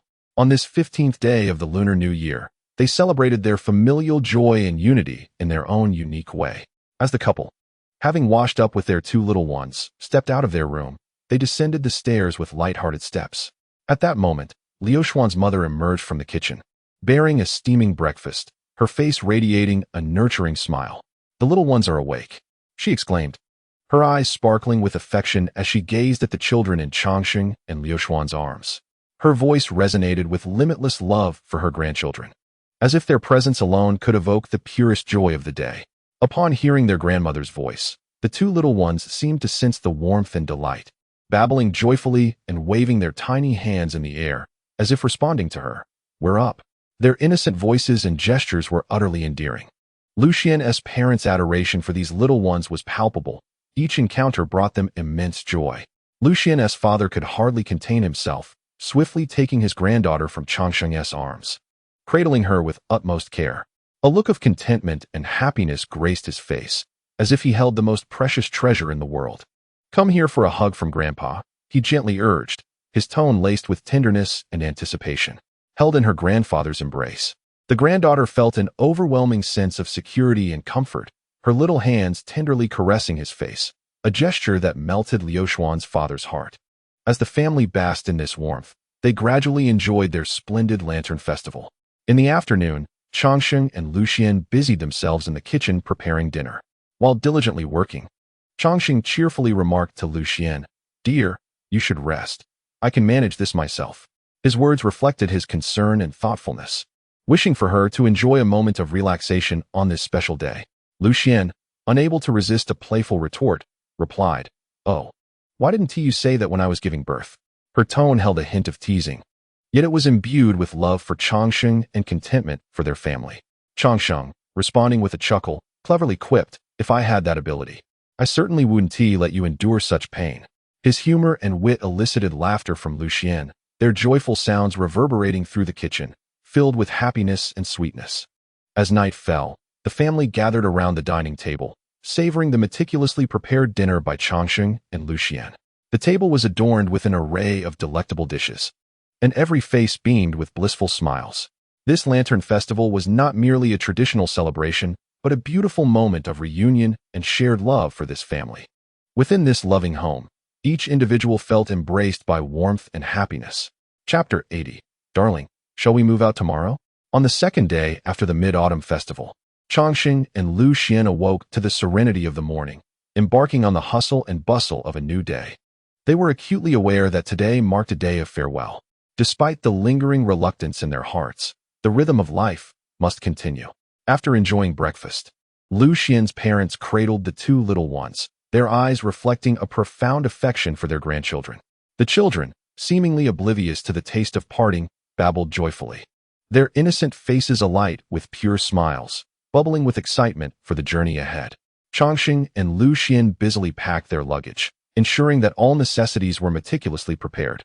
Lu Xian's parents had also assembled a bounty of local specialties, hoping they would bring these treasures back to share with friends in Zhonghai or savor for themselves, each item a token of their hometown, imbued with their parents' heartfelt sentiments. Once everything was ready, Changsheng smiled warmly at Lu Xian's parents, saying, "We are leaving now, Mom and Dad." His voice carried gratitude and warmth, appreciative of their care and companionship over the past few days. Lu Xian's mother responded with a smile, "All right, travel safely." Her gaze lingered on the two little ones, her reluctance evident. Changsheng continued, "Mom, if you and Dad are at home with nothing to do, come visit the kids in Zhonghai. We will return often." His words conveyed concern for his parents and a promise of future gatherings. Lu Xian also bid farewell with a smile. "We are off, Mom and Dad." With their parting words, Changsheng and Lu Xian, along with the children and an abundance of love and hometown delicacies, set forth on their journey home. Though farewells are always tinged with a hint of sorrow, they understood that this separation was but a prelude to a more joyous reunion. As the vehicle gently started, the two little ones were securely nestled in their safety seats in the back, their tiny hands tightly gripping the intricately crafted wooden toys made by their grandfather. Ziyu held a delicate wooden sword, while Cindy clutched a petite magic wand. These toys were not only a testament to their grandfather's craftsmanship, but also a manifestation of his love and blessings for his grandchildren. Ziyu excitedly brandished his wooden sword, envisioning himself as a valiant knight, safeguarding his family and home. His face radiated pride and joy, each swing executed with determination and vigor. Meanwhile, Cindy waved her magic wand gently, her expression adorned with a dreamy smile, as if she truly possessed magic capable of conjuring beautiful rainbows and fluttering butterflies. The sounds of their laughter echoed within the car, their joy infectious, uplifting Changsheng and Lucian. Changsheng glanced at the children through the rearview mirror, a content smile gracing his face. Lucian occasionally turned back, tenderly watching over them to ensure their safety and comfort. Look at how happy they are. Dad's craftsmanship is truly remarkable, Lucian softly remarked to Changsheng, her eyes brimming with gratitude for her father. Changsheng nodded in agreement. Indeed, these little toys are not only beautiful, but also very safe. Dad truly put his heart into it. His words revealed respect for his father-in-law and a deep affection for the children. The vehicle continued its journey, filled with the joyous laughter of a family, as well as the love and blessings of the grandparents. The little wooden carvings held by the two young ones were not merely toys. They served as a profound connection of familial affection, bridging the love of the elders to the younger generation and encapsulating the children's warm memories of home. As the car gradually approached their residence in Zhonghai City, Changsheng and Lucian returned to this familiar and cozy environment with their children. Upon hearing the sounds from the garage, the grandparents promptly emerged from the villa, their faces radiant with anticipation and delight. Seeing the family return, Changsheng's parents hurried forward, carefully lifting the two little ones from the back seat. Their eyes brimmed with love and longing for their grandchildren. Noticing the small wooden sword in Ziyu's hand, Changsheng's father chuckled and inquired, "Oh, how did our Ziyu come to wield a weapon?" His voice was imbued with humor and curiosity. Upon hearing his grandfather's words, Ziyu excitedly brandished the wooden sword, exclaiming, "Grandpa, look!" Though his movements were somewhat clumsy, they radiated vitality and pride. Changsheng's father smiled at his grandson's antics and remarked, "That was crafted by my father-in-law." His words revealed admiration for his father-in-law's craftsmanship and the value he placed on this unique gift. Changsheng's father responded in astonishment, "Really? My in-law possesses such skills?" His tone conveyed both admiration and respect for his family. Thus, the two little ones were affectionately embraced by their grandparents and brought back into the villa. Changsheng's mother, cradling the elder child, wore a loving smile as she said to Lucian, "Xianxian, you two should head to your room and rest. Your father and I will look after the little ones." Her voice reflected concern for her son and daughter-in-law, showcasing her willingness to care for her grandchildren. Lucian gratefully replied, "Thank you, Mom." Her face too was alight with a smile, warmed by her mother's thoughtfulness and assistance. Changsheng's mother continued with a smile, "Off you go. When it's time for lunch, I'll have Aunt Zhang call for you." Her words were filled with familial warmth and affection for the children. Changsheng and Lucian nodded and ascended to the second floor, returning to their bedroom. After a long journey, they indeed needed some time to unwind and rest. As Changsheng lay back on the bed, relaxing his body, he exclaimed, "Ah, finally home. I'm utterly exhausted." Though his tone conveyed fatigue, his face was alight with the joy and satisfaction of returning home. Lucian, sitting on the edge of the bed, gently dialed her parents to inform them of their safe arrival. After the call ended, Changsheng turned to her and, with a playful smile, said, "Darling, how about we move out tomorrow?" His voice held a hint of mischief and anticipation. Lucian turned her head in surprise and asked, "Where to?" She was taken aback by Changsheng's suggestion, yet curiosity stirred within her. Sitting up, Changsheng excitedly enumerated a few options. "We could go to the wedding house, my apartment, or even the place you lived before." His eyes sparkled with dreams of the future and a yearning for their own world together. Then he added, "My dear, go wherever you feel most comfortable." His words were imbued with a profound respect and affection for Lucian. He wished to ensure that she felt at ease and content, regardless of which home they occupied. Listening to Changsheng's suggestion, a warm current surged within Lucian. She understood that Changsheng aimed to provide their little family with more private space, while also infusing their lives with freshness and variety. After a moment of contemplation, she smiled and replied, "Well, the little ones are growing up. We cannot always stay at our parents' home. Let us go to my apartment." Upon hearing Lucian's response, a glimmer of joy flickered in Changsheng's eyes. "Great. Shall we start our plans tomorrow?" Chapter 81. You and Dad often come to help us with the children. The couple exchanged soft whispers for a while before succumbing to slumber. At noon, Aunt Zhang came upstairs to rouse them for lunch. On that cozy morning, sunlight streamed through the gaps in the curtains, gently illuminating their faces. They nestled together, exchanging hushed secrets and dreams. Time slipped away in their gentle murmurs until drowsiness overtook them, and they unknowingly drifted into dreams. The midday sun blazed more fervently, and Aunt Zhong's footsteps disrupted the tranquility as she lightly knocked on the door, reminding them that it was time to rise for lunch. At the dining table, Aunt Zhong had prepared a sumptuous feast, the aroma wafting enticingly and making mouths water. Changsheng and Lu Xian took their seats, with their children nestled in nearby high chairs, curiously observing their surroundings. Changsheng picked up his chopsticks and suddenly spoke. "Mom, we have a decision. Tomorrow we plan to move out." His voice carried a note of determination, yet it was laced with anticipation for the future. Changsheng's mother paused her actions, looking up at her son with a hint of surprise, quickly replaced by understanding. "Where are you planning to move?" she gently inquired. "To Xuanchuan's apartment. We intend to start our new life there," Changsheng replied, his eyes sparkling with dreams of the future. Changsheng's mother nodded with a smile, recognizing that her children had grown and it was time for them to be independent. "All right, you young couple can decide as you wish. As long as you are happy." Her words were filled with maternal love and blessings. Changsheng gazed at his mother with gratitude, his heart swelling with appreciation. "Thank you, Mom. We will visit often," he replied with a smile. The atmosphere at the table grew even warmer as Changsheng's mother and Lu Xian engaged in lively conversation, their topics revolving around the children. They discussed the little one's growth, sharing parenting experiences and joys, though a sense of reluctance lingered in Changsheng's mother's heart. She recognized that her children's happiness and independence were her greatest wishes. From time to time, she playfully teased her grandchildren, her eyes brimming with affection and hope. After lunch, Changsheng and Lu Xian busied themselves, carefully packing their belongings while trying not to disturb the children who were napping. Their clothing was minimal, for Changsheng had often remarked that garments could always be purchased at any time. They had no intention of relocating every item from their current residence. After all, this villa was also their home, a place imbued with cherished memories. What they valued most were the belongings of their children, little toys, tiny garments, and infant necessities, each meticulously chosen, embodying the love of parents for their offspring. They carefully packed these small treasures into boxes, ensuring that every detail was accounted for, facilitating a smooth transition into their new abode. On the following morning, while remnants of the stars still lingered in the sky, Changsheng and Lu Xian arose early. They quietly transported the items they had packed the previous night down the stairs and into Changsheng's vehicle. The children remained in slumber, gently lifted and placed into their safety seats. The family paused for a final photograph in front of the villa, bidding farewell to their cherished home. As the engine roared to life, the car gradually exited the villa community, with Changsheng's parents trailing behind, accompanying them to Liu Xuan's new residence. Along the journey, a complex tapestry of emotions enveloped them, anticipation for their new life intertwined with nostalgia for the old one.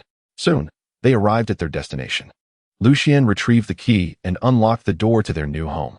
One by one, they entered, with the little ones cradled in the arms of their grandparents, their eyes sparkling with curiosity as they surveyed this unfamiliar environment. The new home was adorned with warmth and comfort, though distinct from the villa's style. It radiated the essence of a true home. The children, exhilarated by their new surroundings, reached out with tiny hands, eager to explore. The previous day, Changsheng had arranged for a thorough cleaning, so the house was immaculate and tidy. "Mom, what do you think of the house? I've had it cleaned, and everything is ready," he said while showing his parents around, from the living room to the bedrooms, and finally to the children's playroom. "All right, Mom. Now you know your way around. You and Dad are always welcome to come over and visit the kids," Changsheng said with a smile, fully aware that his parents would miss their grandchildren and hoped they would frequently come to see them. "We want to come over. You and Xian should bring my grandchildren home to see us whenever you have time." His mother feigned annoyance, yet her words were laced with longing for the little ones. "All right then, we want to keep you. Go on and do what you need to do." Changsheng chuckled, understanding that his parents would need time to adjust to life without the children, yet he believed they would visit often. "You naughty child," his mother retorted playfully, her eyes filled with affection. After spending a while in their new home, reveling in the joys of family togetherness, it was time for the elderly couple to depart. Once they left, Changsheng and Lu Xian began to organize their new space. Although it lacked the opulence of their former villa, Lu Xian felt that it was the most comfortable place she had ever lived. "Cinny, shall we reside here in the future?" Lu Xian smiled as she embraced her daughter. Debeo nodded eagerly in her arms, making delightful sounds. Meanwhile, Ziyu, who was playing with toys on the sofa, chimed in with cheerful noises upon hearing his sister's voice. Observing her two children, Lu Xian felt content as Changxing busied himself with tidying up. After a short while, he completed the task, glancing at the two large boxes of toys with a mix of resignation and amusement. Turning to Lu Xian, he inquired, "My dear, where shall we place these toys?"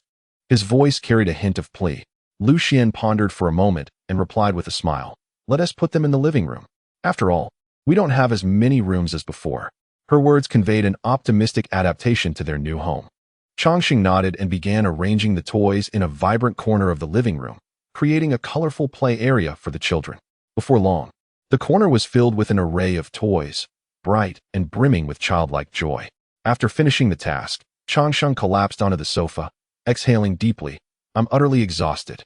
His tone reflected fatigue, yet it was infused with satisfaction.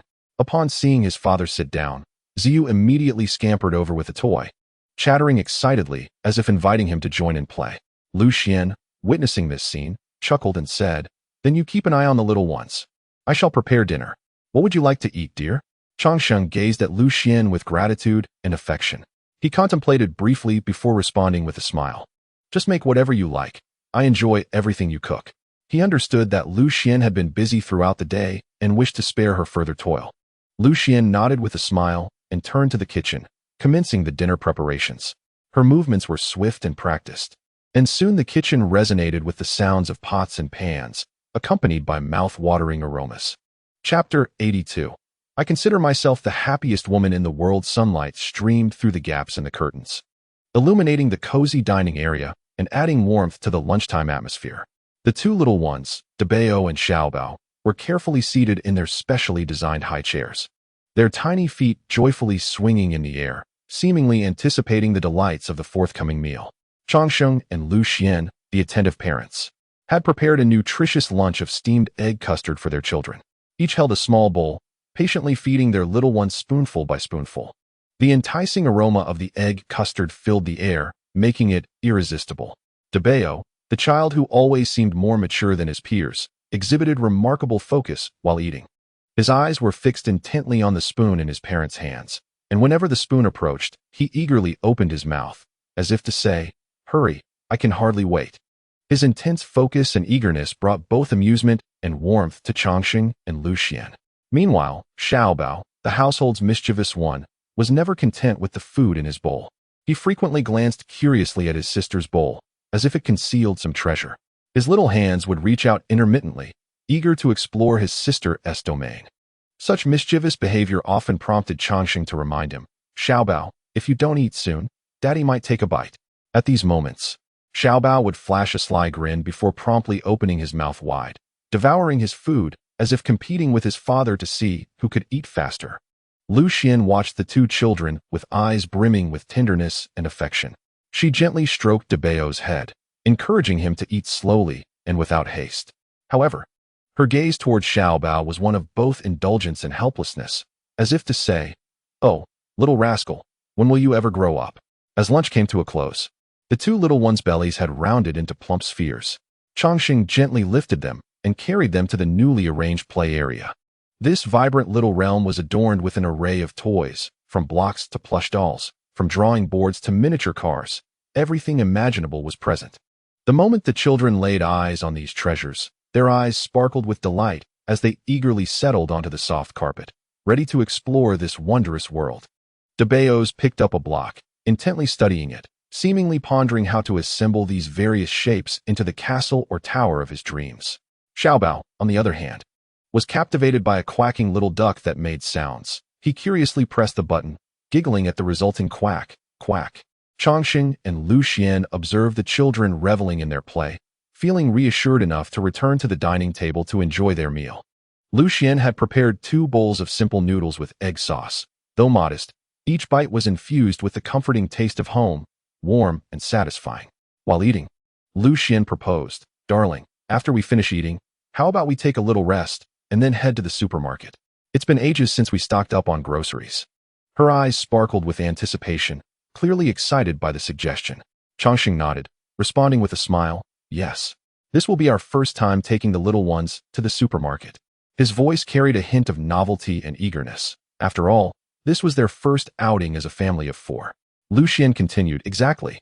Previously, Aunt Zhang did all the cooking at home. Now that we're out, we must take care of it ourselves.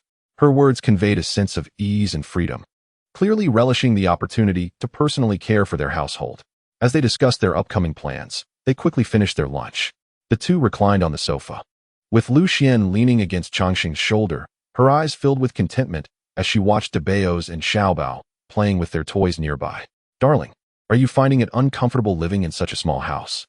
Lu Xian asked with a smile. How could that be? Why would you think that? Changxing gently retorted. As the esteemed heir of the Chang family, you must have been pampered since childhood and never lived in such a modest dwelling. Don't you feel a sense of injustice? Lu Xian inquired with curiosity. Hearing this, Changsheng, with an arm around Lu Xian's shoulders, playfully grasped her chin. Their eyes met, and he chuckled. My dear, do you perceive me as such a tyrant in your subconscious? Although I may be a well-to-do second-generation rich kid from Zhonghai, however, I am not like those privileged young gentlemen depicted in television dramas. As Lu Xian listened to Changsheng's words, a wave of warmth surged within her. She recognized the sincerity in his voice. His actions and words unequivocally demonstrated his profound affection for her and their children. Nestling gently against Changsheng's shoulder, she smiled and replied, I know, I understand that you are not that kind of person. I just sometimes worry, fearing that you might find this place inadequate. Changsheng tenderly caressed Lu Xian's hair with his other hand, offering reassurance. Silly, what is there to worry about? To me, as long as I am with you, anywhere can be the best home. Moreover, this little house has witnessed our love and the growth of de Bao and Xiaobao. It holds extraordinary significance for me. A glimmer of emotion flickered in Lu Xian's eyes, as she understood that Changsheng's words came from the heart. She gently grasped his hand and said, Thank you, my dear husband. With you by my side, I feel like the luckiest woman in the world. Their gazes turned once more towards de Bao and Xiaobao, who were playing merrily nearby. Observing their carefree demeanor filled their hearts with contentment and joy. This small home, though modest, brimmed with love and warmth. For Changsheng and Lu Xian, that was more than sufficient. The afternoon sunlight filtered through the curtains, casting a soft glow in the cozy bedroom, enhancing the tranquility of their peaceful siesta. Lu Xian and Changsheng carefully placed de Bao and Xiaobao on the bed, tenderly tucking them in with soft blankets. The children's eyelids began to droop, yet they struggled to remain awake amidst their parents' gentle murmurs. Lu Xian sat at the bedside, softly patting the children's backs while humming a soothing lullaby. Her voice was gentle and serene, akin to a warm stream flowing into the children's hearts, whisking away their fatigue and excitement.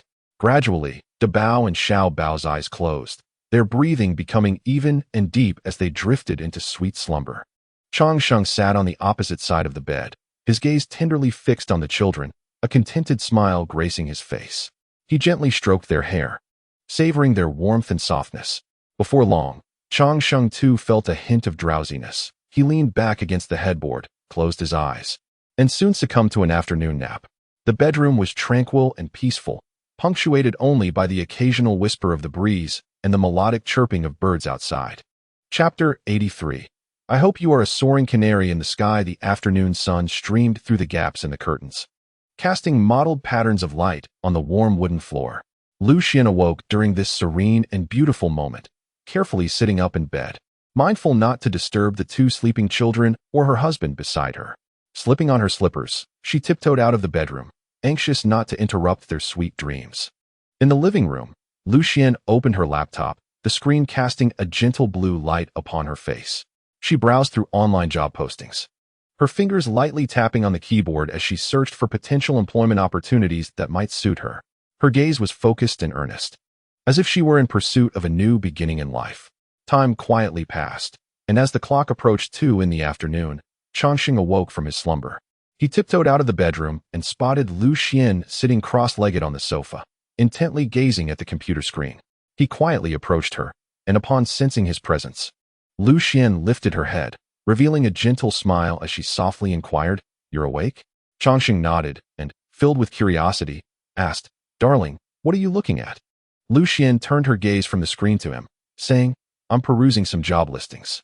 A faint smile graced Changxing's lips as he asked, "Are you planning to return to work?" Lu Xian regarded him seriously, her eyes reflecting a mix of hope and uncertainty. "Can I really go back to work, dear?" Changxing's gaze was filled with affection as he responded with a smile, "Of course. That way, I can stay home and take care of the children." A glimmer of surprise flickered in Lu Xian's eyes as she sought reassurance. "Really?" Changxing, with a teasing tone, affirmed, "Indeed. Why would I deceive you?" Leaning against his shoulder, Lu Xian continued, "Have you considered me being a full-time housewife?" Changxing embraced her, chuckling, "If you wish, that could certainly be an option. After all, we are the heirs of the Chang family, aren't we? Supporting you shouldn't pose a challenge." Lu Xian raised an eyebrow lightly, intrigued by his words. She was aware that Changxing had established the Changxing Group with funds from his in-laws, yet she was surprised by his apparent detachment from the company. "Are you truly unconcerned?" "That is your family's business after all," she asked with a hint of worry, not wanting her choices to adversely affect his career. Changxing waved his hand dismissively. His expression relaxed. "Rest assured, my father arranged for people to support me from day one of the company's inception, ensuring its smooth operation in case I ever decided to step away. My presence is merely symbolic. The company functions well without my constant oversight. But I've been away from the workforce for so long. Will I really be able to find a suitable job?" Lu Xian questioned, her confidence wavering. Changxing took her hand in his, encouragingly saying, "My love, you are intelligent and capable. You will undoubtedly find a position that suits you. Moreover, returning to work will present you with new challenges and opportunities for growth. I believe you will excel." Inspired by Changxing's words, determination sparkled in Lu Xian's eyes as she declared, "Then I shall give it a try. Regardless of the outcome, at least I will have made an effort." Changxing nodded with a smile, proud of her courage and resolve. He understood that, no matter which path Lu Xian chose, he would always be her strongest supporter. "My dear, you are my canary, yet I wish for you to soar freely in the sky rather than remain caged," he professed earnestly. "Therefore, whatever decisions you make, I will support you unconditionally." Lu Xian gazed at him with heartfelt gratitude, aware of her happiness. However, this sweet moment was abruptly interrupted by the cries of their two little ones awakening. These two little rascals will certainly need a reason to be scolded when they grow up. After all, their antics disrupt the affectionate exchanges between their father and mother. Lamented Changxing upon hearing the cries of the two children. Lu Xian chuckled, making her way towards the bedroom. The couple entered the room, cradling the two little ones and returning to the living room. Changxing playfully admonished the little boy in his arms. "You, young man, just interrupted a moment of affection between your mother and me. How presumptuous of you. And if you don't spend your red envelope money on something nice for me, I might just have to give you a good spanking." Lu Xian, overhearing Changxing's jest, couldn't help but laugh, well aware that he was merely trying to amuse the children. She gently shook her head and tenderly took the little boy from Changxing's arms, softly comforting him. "All right, Changxing, don't frighten the little ones. They're still so young and don't understand," Lu Xian said softly, her eyes brimming with maternal love. Seeing Lu Xian's gentle demeanor, Changxing couldn't help but smile. He knew he was just joking. Although the children's cries interrupted their conversation, this was simply a part of family life, filled with warmth and joy. All right, I concede." Changxing feigned contrition before turning to the little boy, exaggerating his tone. "Little Bao, Daddy was just joking. Don't take it to heart. How could I bear to spank you?" Little Bao seemed to sense the humor in Changxing's words, ceasing his cries and gazing at him with wide, curious eyes. Meanwhile, Lu Xian cradled the other child, gently patting their back and soothing them. Before long, both little ones transformed back into obedient cherubs, sitting quietly in their parents' embrace. "Shall we take you two to the supermarket?" Lu Xian asked with a smile. The children, upon hearing they would be going out, excitedly squealed in delight. Changxing and Lu Xian beamed with happiness, their hearts warmed by the children's innocent enthusiasm and anticipation for the outing. "All right, let us prepare quickly so we don't keep them waiting," Changxing said, busily gathering the essentials for their outing: diaper bag, bottles, stroller, and the children's little hats and jackets. Lu Xian ensured the kids' clothing was comfortable and warm, knowing that despite the sunny weather, the temperature could drop in the early morning and evening. "You two little treasures, be good today. We're going to the supermarket to buy lots of delicious treats," Lu Xian gently told the children, who seemed to understand and waved their tiny hands in excitement. Once everything was ready, they placed the children in the stroller and ventured out of the house. Sunlight enveloped them, warm and inviting, as the two children curiously gazed around the stroller, filled with wonder for the world outside. First, let us buy some fresh fruits and vegetables at the supermarket. And then we can check out the toy section for any new toys suitable for you, Changsheng remarked. Lu Xian meticulously planned the itinerary, always demonstrating such attentiveness and consideration. Sounds delightful. We could also take a look for any new baby supplies, Changsheng added.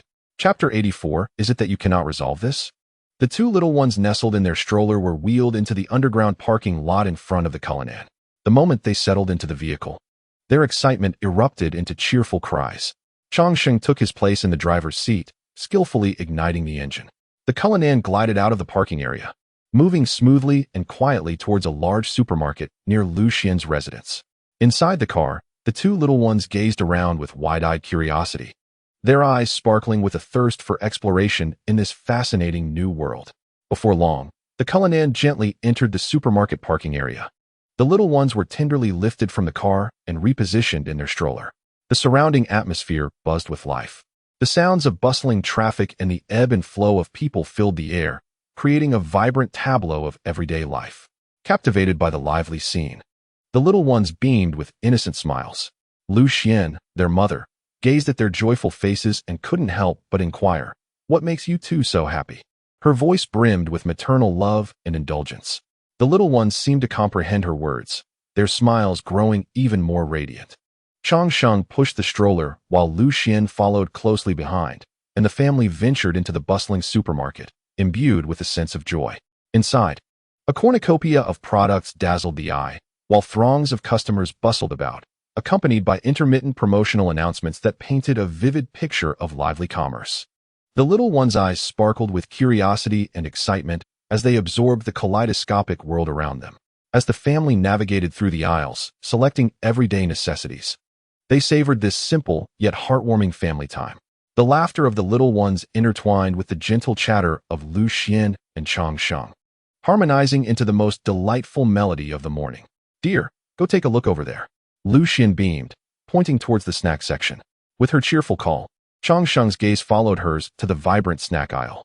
There, shelves overflowed with colorful packaging, and a variety of tempting snacks wafted inviting aromas, enticing every passerby. Changsheng chuckled in response to Lu Xian, and the family pushed their shopping cart slowly towards that enticing realm of treats. The little ones, seated in their stroller, reached out with curious hands, drawn to the vivid packaging.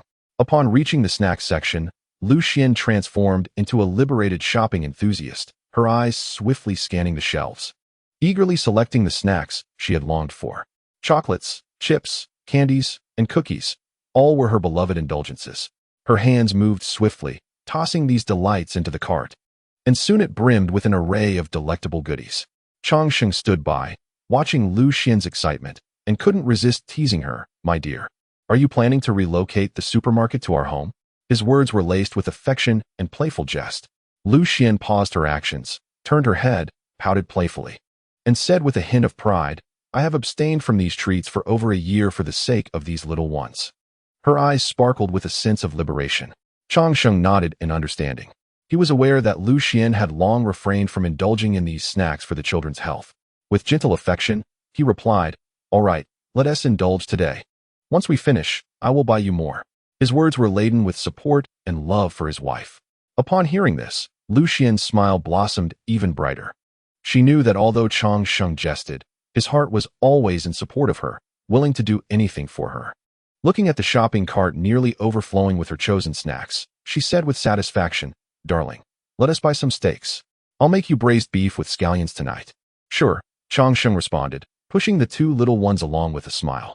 Shortly thereafter, they resumed their grocery shopping, and after purchasing 2 plush toys for the children, they exited the supermarket. Upon reaching their car, Changsheng tossed the bountiful haul into the trunk and drove towards their home. It wasn't too long before the family returned to their community. As they approached their parking spot, they noticed a small car occupying the space Lu Xian had purchased when they bought their home. Changsheng stepped out of the vehicle, glanced at the number on the car, and promptly called the owner. The call was quickly answered, and an impatient voice on the other end inquired, "What do you want? Who are you? Please move your car. You're parked in my designated space." Chang Sheng responded firmly. Your space? I've parked here for nearly a year without issue. Now it's suddenly yours? The other party retorted rudely. Are you blind? Can't you see such a large private parking spot? Get down and move your car. Chang Sheng shot back without hesitation. What? Are you threatening me? My brother-in-law manages the property here. Should I be afraid of you? Park where you like. I want to move. The person ended the conversation abruptly, hanging up the phone. Hearing the call disconnect, Chang Sheng's temper flared. Lu Xian, noticing the change in his demeanor, got out of the car and asked, What's wrong, dear? Want he move? It's all right, my love. Let us put the things away with the kids first, and I'll handle it, Chang Sheng replied, regaining his composure and smiling at Lu Xian. She nodded in agreement. And after they placed a bao, xiao bao, and their groceries back at home, Chang Sheng stepped out again and made his way to the garage, resolutely parking his vehicle in front of the offending car before calling the property management. The call was quickly answered by a young man. Hello, Jingxing Property Management. How may I assist you? Hello, I am in the parking lot of Building B, Area C. My parking space is being occupied. I've asked the driver to move, but he refuses, claiming the property manager is his brother-in-law. Chang Sheng explained. Ah, dear sir, you may be unaware, but this individual is indeed a relative of our manager. And numerous homeowners have voiced their grievances about this matter. Yet, it remains unresolved. Perhaps you could vacate a few spots. There are still ample parking spaces in our community. Explained the property management personnel. Very well. Are you unable to resolve this? Chang Sheng coldly scoffed before speaking. I sincerely apologize, sir, truly. Very well. I shall handle this myself. Chang Sheng abruptly hung up the phone without further ado. Chapter 85. Damn it, I want to budge. After ending the call, Chang Sheng swiftly reached out to the owners of the 2 parking spots adjacent to his. He readily offered each of them 300 yuan per day, an offer they gladly accepted. Upon concluding the arrangements, Chang Sheng instructed Old G to bring over the Pagani, a Koenigsegg, and a Mercedes G63 from his villa. Chang Sheng's mood was evidently foul as he stood before his Cullinan, his brow furrowed in frustration. Old G and the other 2 drivers maneuvered the 3 luxury vehicles, 1 Pagani, 1 Koenigsegg, and 1 Mercedes G63, slowly into his line of sight. These cars were not merely symbols of wealth, but also instruments for Chang Sheng to resolve his dilemmas. Mr. Chang, the cars have arrived. Old G's voice shattered Chang Sheng's reverie as he stood respectfully before him, reporting the arrival. Chang Sheng nodded, his gaze sharply surveying the 3 vehicles. Surround this car. Leave space for him to enter. Park the G63 in that spot. His tone brooked no dissent. Old G and the others promptly sprang into action, expertly maneuvering the Pagani and Koenigsegg to park them precisely in front of and behind the Mercedes E-Class, while the G63 was parked in a nearby spot. Mr. Chang, what seems to be the issue? Old G inquired, wiping the sweat from his brow with curiosity. Chang Sheng coldly snorted, his voice laced with evident dissatisfaction. That rascal parked his clunker in my wife's designated space, and when I asked him to move it, he refused. If he cannot move it, then let it remain. His fury was palpable.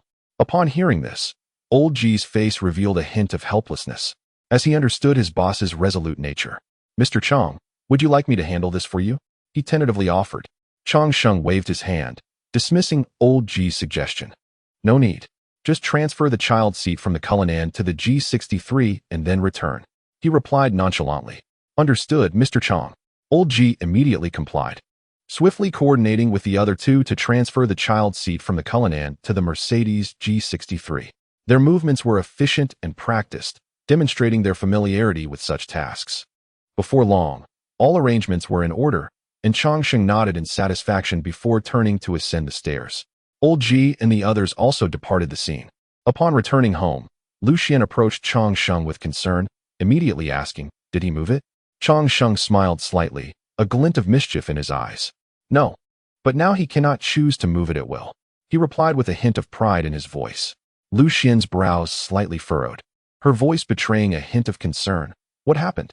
Chang Sheng turned around, his expression swiftly transforming from stern to relaxed, as he chuckled and waved his hand dismissively. Nothing much. I just caught a whiff of something delightful. What have you cooked, my dear? He artfully diverted the conversation, wishing to alleviate Lu Xian's worries. Lu Xian gazed at Chang Sheng, though still somewhat perplexed. She refrained from pressing further. She understood that Chang Sheng had his own methods of dealing with matters, and she trusted him. I'm just making scallion beef for you, she replied, her tone laced with affection. Their exchange was abruptly interrupted by messages in the community property group. News of Changsheng being stuck in traffic detonated like a bomb, igniting fervent discussions among the homeowners about this enigmatic tycoon. The majority rallied in support of Changsheng, perceiving his actions as a necessary reprimand for those who flouted the rules. As night fell, the laughter of children returning from school gradually faded into the distance. Suddenly, Changsheng's phone rang, shattering the tranquility of the evening. He answered, and a voice on the other end, tinged with awkwardness and desperation, implored, "Hello? Could you come down and move your car?" Recognizing the voice of the owner of the Mercedes E-Class, Changsheng's demeanor turned icy. "I can't move it. If you want to drive out, just hit something. I've left you space for your clunker." His words left no room for negotiation. After hanging up, the owner of the Mercedes felt an unprecedented anxiety wash over him. Trapped in his vehicle, surrounded by 3 luxury cars he could scarcely fathom. His emotions were a tumultuous blend of anger at Changsheng's obstinacy and frustration at his own predicament. He knew that no matter which car he chose to collide with, the repercussions were beyond his means to bear. After a moment of turmoil, the Mercedes owner called Changsheng again, desperation and humility saturating his voice. "Sir, I sincerely apologize. But could you please come down and move your car? I'm in a rush to pick up my child." He attempted to invoke sympathy by mentioning his child, hoping to sway Changsheng's resolve. However, Changsheng remained unmoved, his tone cold and resolute. "No car? Then don't pick up. Get lost. Stop bothering me." With that, he hung up again, leaving no room for discussion. Lu Xian, listening intently, furrowed her brows in worry. "Honey, he's our neighbor. Why don't you just go down and move his car?" Although she too felt angered, she pondered whether their reaction was excessive. Changsheng turned to Lu Xian, a smile laced with determination on his face. "It's fine, dear." He sought to reassure her, to quell her concerns. "No, I'm just worried about how this will reflect on you if it goes online." Lu Xian expressed her apprehension.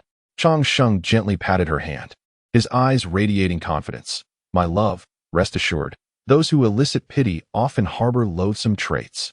I am quite adept at remedying such obnoxious behavior." He concluded the topic with a light-hearted tone, hoping to soothe Lu Xian's worries. Lu Xian gazed at Changsheng, ultimately choosing silence. She understood his temperament.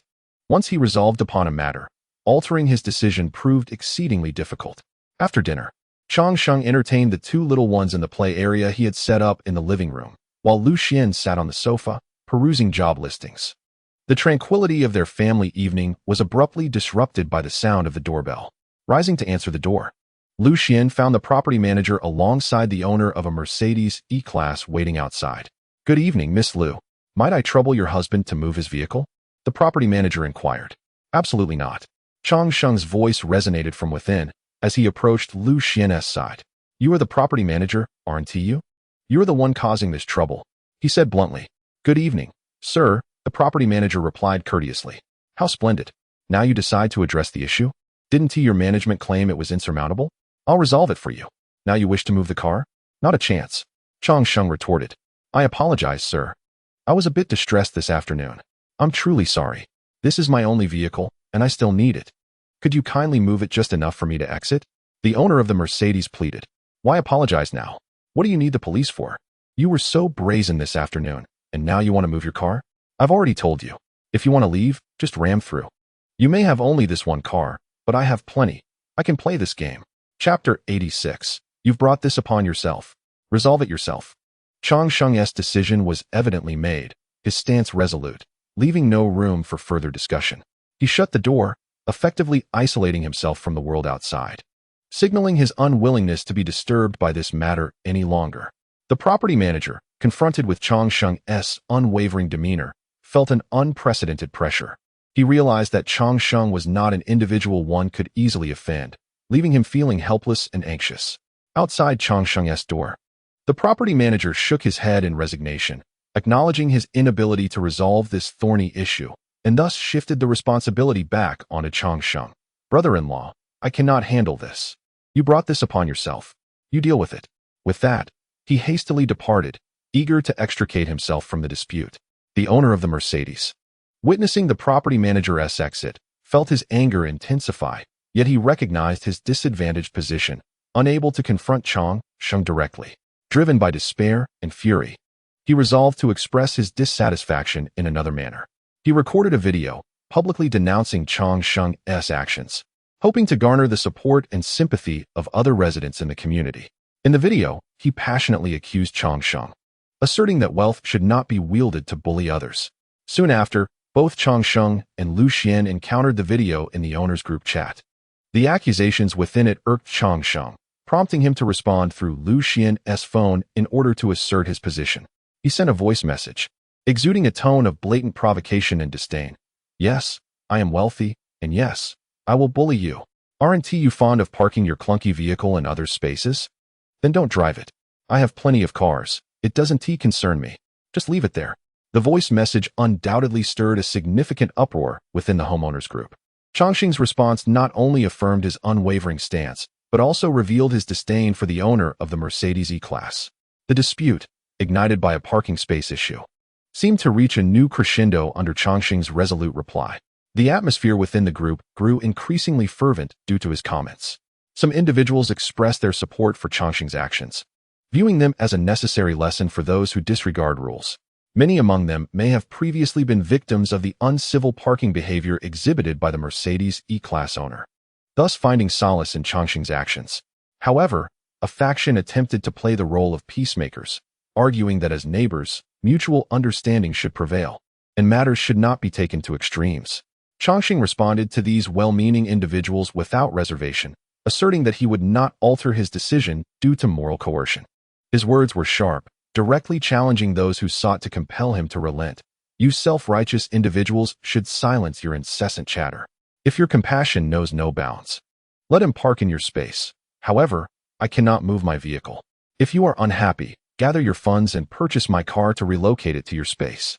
Changxing continued to voice his thoughts in the group, further provoking those who wished to intervene. My car is not prohibitively expensive. That Cullinan could be acquired by any one of you simply by selling your house. Discuss among yourselves who is willing to part with their home. His remarks undoubtedly mocked those who critique from a place of comfort. Consequently, the group's atmosphere became even more animated, with some onlookers eagerly tagging those playing the role of the Good Samaritan. Others sent voice messages in support of Changxing's perspective, presenting an ostensibly absurd yet ironically pointed suggestion. I believe the owner of Unit 602 in Building C is correct. If you sell your houses to buy his car, won't that resolve the issue? Upon hearing this voice message, Changxing responded with a thumbs-up emoji via Liu Xuan's phone, signifying his agreement. Lu Xian, listening to Changxing's remarks, couldn't help but chuckle. She teased him. Oh, how come I never noticed you were so articulate before? Changxing replied with a smile. Indeed. My tongue is not merely for vexing my wife. It is meant for sweetening her life. His response was both humorous and filled with affection, further illuminating Liu Xuan's smile. Darling, tomorrow afternoon, please take care of the child for a bit. I have an interview to attend. Lu Xian said with a grin. Wow, my wife's interview scheduling is quite rapid. Changxing responded, amused. Absolutely. Lu Xian replied, her enthusiasm evident. That's wonderful, my love. Changxing's smile radiated support and pride for Lu Xian. Is there anything you need me to do? He inquired. Lu Xian shook her head, her confidence shining through her smile. No, dear, I am all set. Just take good care of our little one at home. No problem. Leave it to me. Changxing patted his chest and assured her. Upon hearing his words, Lu Xian felt a wave of warmth and gratitude envelop her heart. She knew that, come what may, Changxing would always be her strongest support. Thank you, my dear, she said gently. For what? We are family. Changxing replied with a smile, then cheekily added. But if you succeed in your interview, shouldn't you treat me to a grand meal and celebration? Lu Xian chuckled at his humor. Of course. If I succeed, I'll treat you to whatever you desire. Great. But what would you like for lunch tomorrow, my dear? I'll prepare something at home and await your good news. Changxing said with a smile. Let's have hot pot for lunch tomorrow. Lu Xian suggested. Perfect. Hot pot it is. I'll have everything ready for you to return with good news. Changxing replied joyfully. As they spoke, Xiao Bao began to cry. Lu Xian immediately rushed over to check, discovering that Xiao Bao was upset over not being able to snatch a toy from his sister. Just as she approached, De Bao also began to cry. Unwilling to back down, Changxing went over and picked up De Bao. All right, no more tears, Lu Xian softly comforted Xiao Bao. signaling to Changxing to also console Dabao. You are all good children. Remember to share. Changxing nodded, his voice gentle yet firm. That's right, Dabao. As the elder sister, you should set a good example. Play nicely with your brother, and not snatch toys, okay? Hearing his words, Dabao's tears began to dry, and she nodded in understanding. Seeing her sister stop crying, Xiaobao gradually calmed down as well. The children's emotions began to settle. Look, our little ones are so sensible. Lu Xin smiled, her eyes brimming with maternal love. Indeed, they are good children, Changxing agreed, gently patting Dabao's back to reassure her. All right, kiddos, let us wash our hands now, and then Daddy will prepare some delicious fruit for you, shall we? Lu Xin proposed. The children lit up at the mention of treats, eagerly nodding in agreement. Before long, their two little treasures, Xiaobao and Dabao, were nestled in their embrace, each holding a small piece of apple, diligently nibbling away. Xiaobao, lacking his baby teeth, could only savor the apple's softness, while Dabao, with her newly emerged teeth, was exploring the world with her sharp little fangs. Changsheng picked up a fresh orange and effortlessly peeled away its skin, revealing the succulent citrus segments within. He placed a piece in his mouth, and the sweet and tangy flavor burst on his palate, invigorating his spirit. Closing his eyes, he relished the refreshing tartness, as if all his weariness was washed away in that moment. Unable to resist the adorable sight of the two little ones struggling to eat their apples, Changsheng playfully took a segment of orange and, taking advantage of Xiaobao's distraction, swiftly popped it into his mouth. Little Bao immediately sensed the intense tanginess, his small face scrunching up in protest as he let out a series of yelps, seemingly objecting to the unexpected sourness. In Liu Xuan's arms, Dabao observed his younger brother's reaction, his eyes sparkling with curiosity and excitement, as if he too wished to sample this novel flavor. Changxing chuckled and carefully offered a segment of orange to Dabao, who promptly contorted his little face in response. However, instead of vocalizing his discomfort like his brother, he gazed at Changxing with a look of perplexity, as if inquiring, "Father, what is this peculiar taste?" Lu Xian, unable to stifle her laughter at the comical expressions of the two little ones, playfully tapped Changxing's arm, feigning annoyance as she exclaimed, "Are you trying to kill them?" Yet, the mirth in her eyes betrayed her true feelings. Changxing's grin bore a hint of mischief, his eyes twinkling with playful mockery. Reveling in the joy of interacting with the children, he picked up another orange segment, gently breaking it apart, and reached out once more, eager to tease the two little ones. "Is it delicious, Dabao?" Xiaobao, his voice brimmed with anticipation and delight, genuinely curious about the little one's reactions to the orange. However, the two seemed to have caught wind of the citrus's sourness, instinctively leaning back to evade the fruit in Changxing's hand. Their expressions were both endearing and somewhat comical, eliciting soft laughter. Lu Xian, witnessing this scene, could not resist intervening. She gently snatched the orange segment from Changxing's grasp, adopting a tone that was half jest, half earnest, and declared, "You aren't eating it. You're feeding the little ones. You've eaten enough already." With that, she promptly stuffed the segment into Changxing's mouth. Surprised by this sudden action, Changxing found himself momentarily flustered as the sourness exploded in his mouth once more. His expression contorted for an instant before he quickly regained his smile, stammering, "Wrong move. Dear, no more feeding." Lu Xian, observing Changxing's reaction, felt a surge of triumph. She understood that he was merely playing with the children, yet she delighted in participating in this playful banter, imparting a small lesson to him. Gently patting his cheek, she advised, "All right, stop teasing them. They are still young, and their taste buds have yet to acclimatize to such intense flavors." Changxing nodded in acknowledgement. Turning to the two little ones, his eyes filled with affection. He recognized that while he enjoyed jesting with them, his greater desire was for them to grow up healthy and joyful. He embraced Dabao and Xiaobao tenderly and proposed, "Very well. Let us try something different next time, shall we?" Changxing chuckled at the little ones' reactions as they shook their heads, emitting sounds of disapproval, as if expressing their distrust of their father in their own innocent way. This scene filled him with warmth and amusement.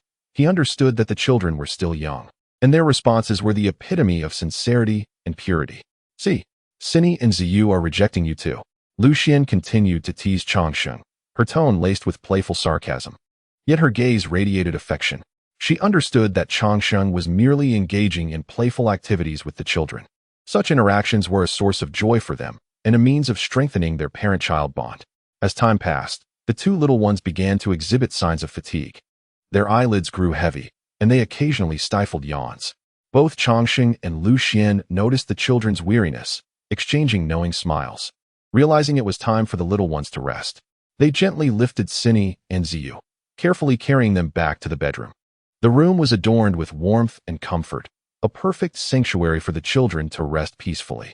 Changsheng and Lu Xian tenderly placed the children on the bed, tucking them in with soft blankets, and began to gently pat their backs while humming a soothing lullaby.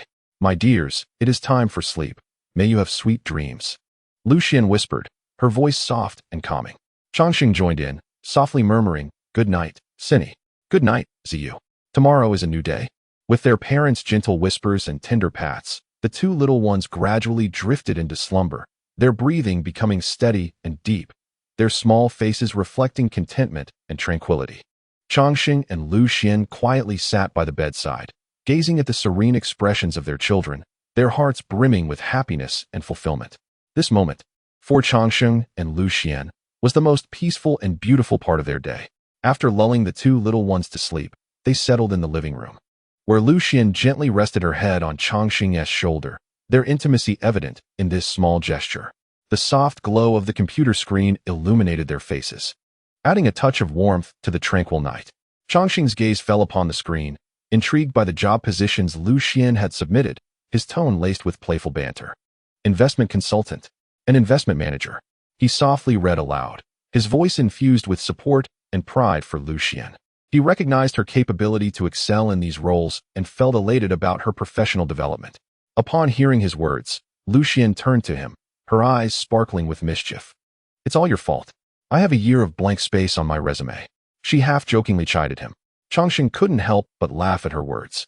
He playfully pinched her chin, teasing, "Well, should I try harder to make your resume have another year of blank space?" His words were filled with affection and jest. Lu Xian playfully swatted his arm, pretending to be annoyed. "Thanks a lot."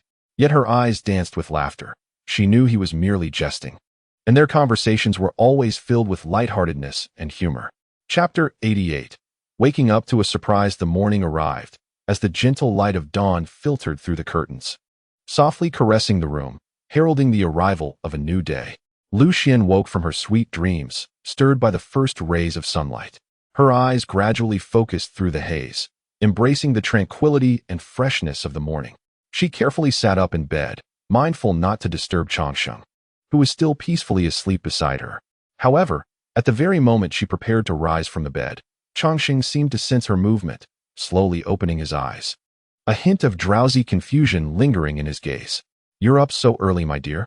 His voice, husky from sleep, was nonetheless imbued with tenderness, revealing a warmth and affection for Lu Xian. Turning her head, Lu Xian met his gaze, and a radiant smile blossomed on her face, akin to the vibrant flowers blooming outside, brimming with life and vitality.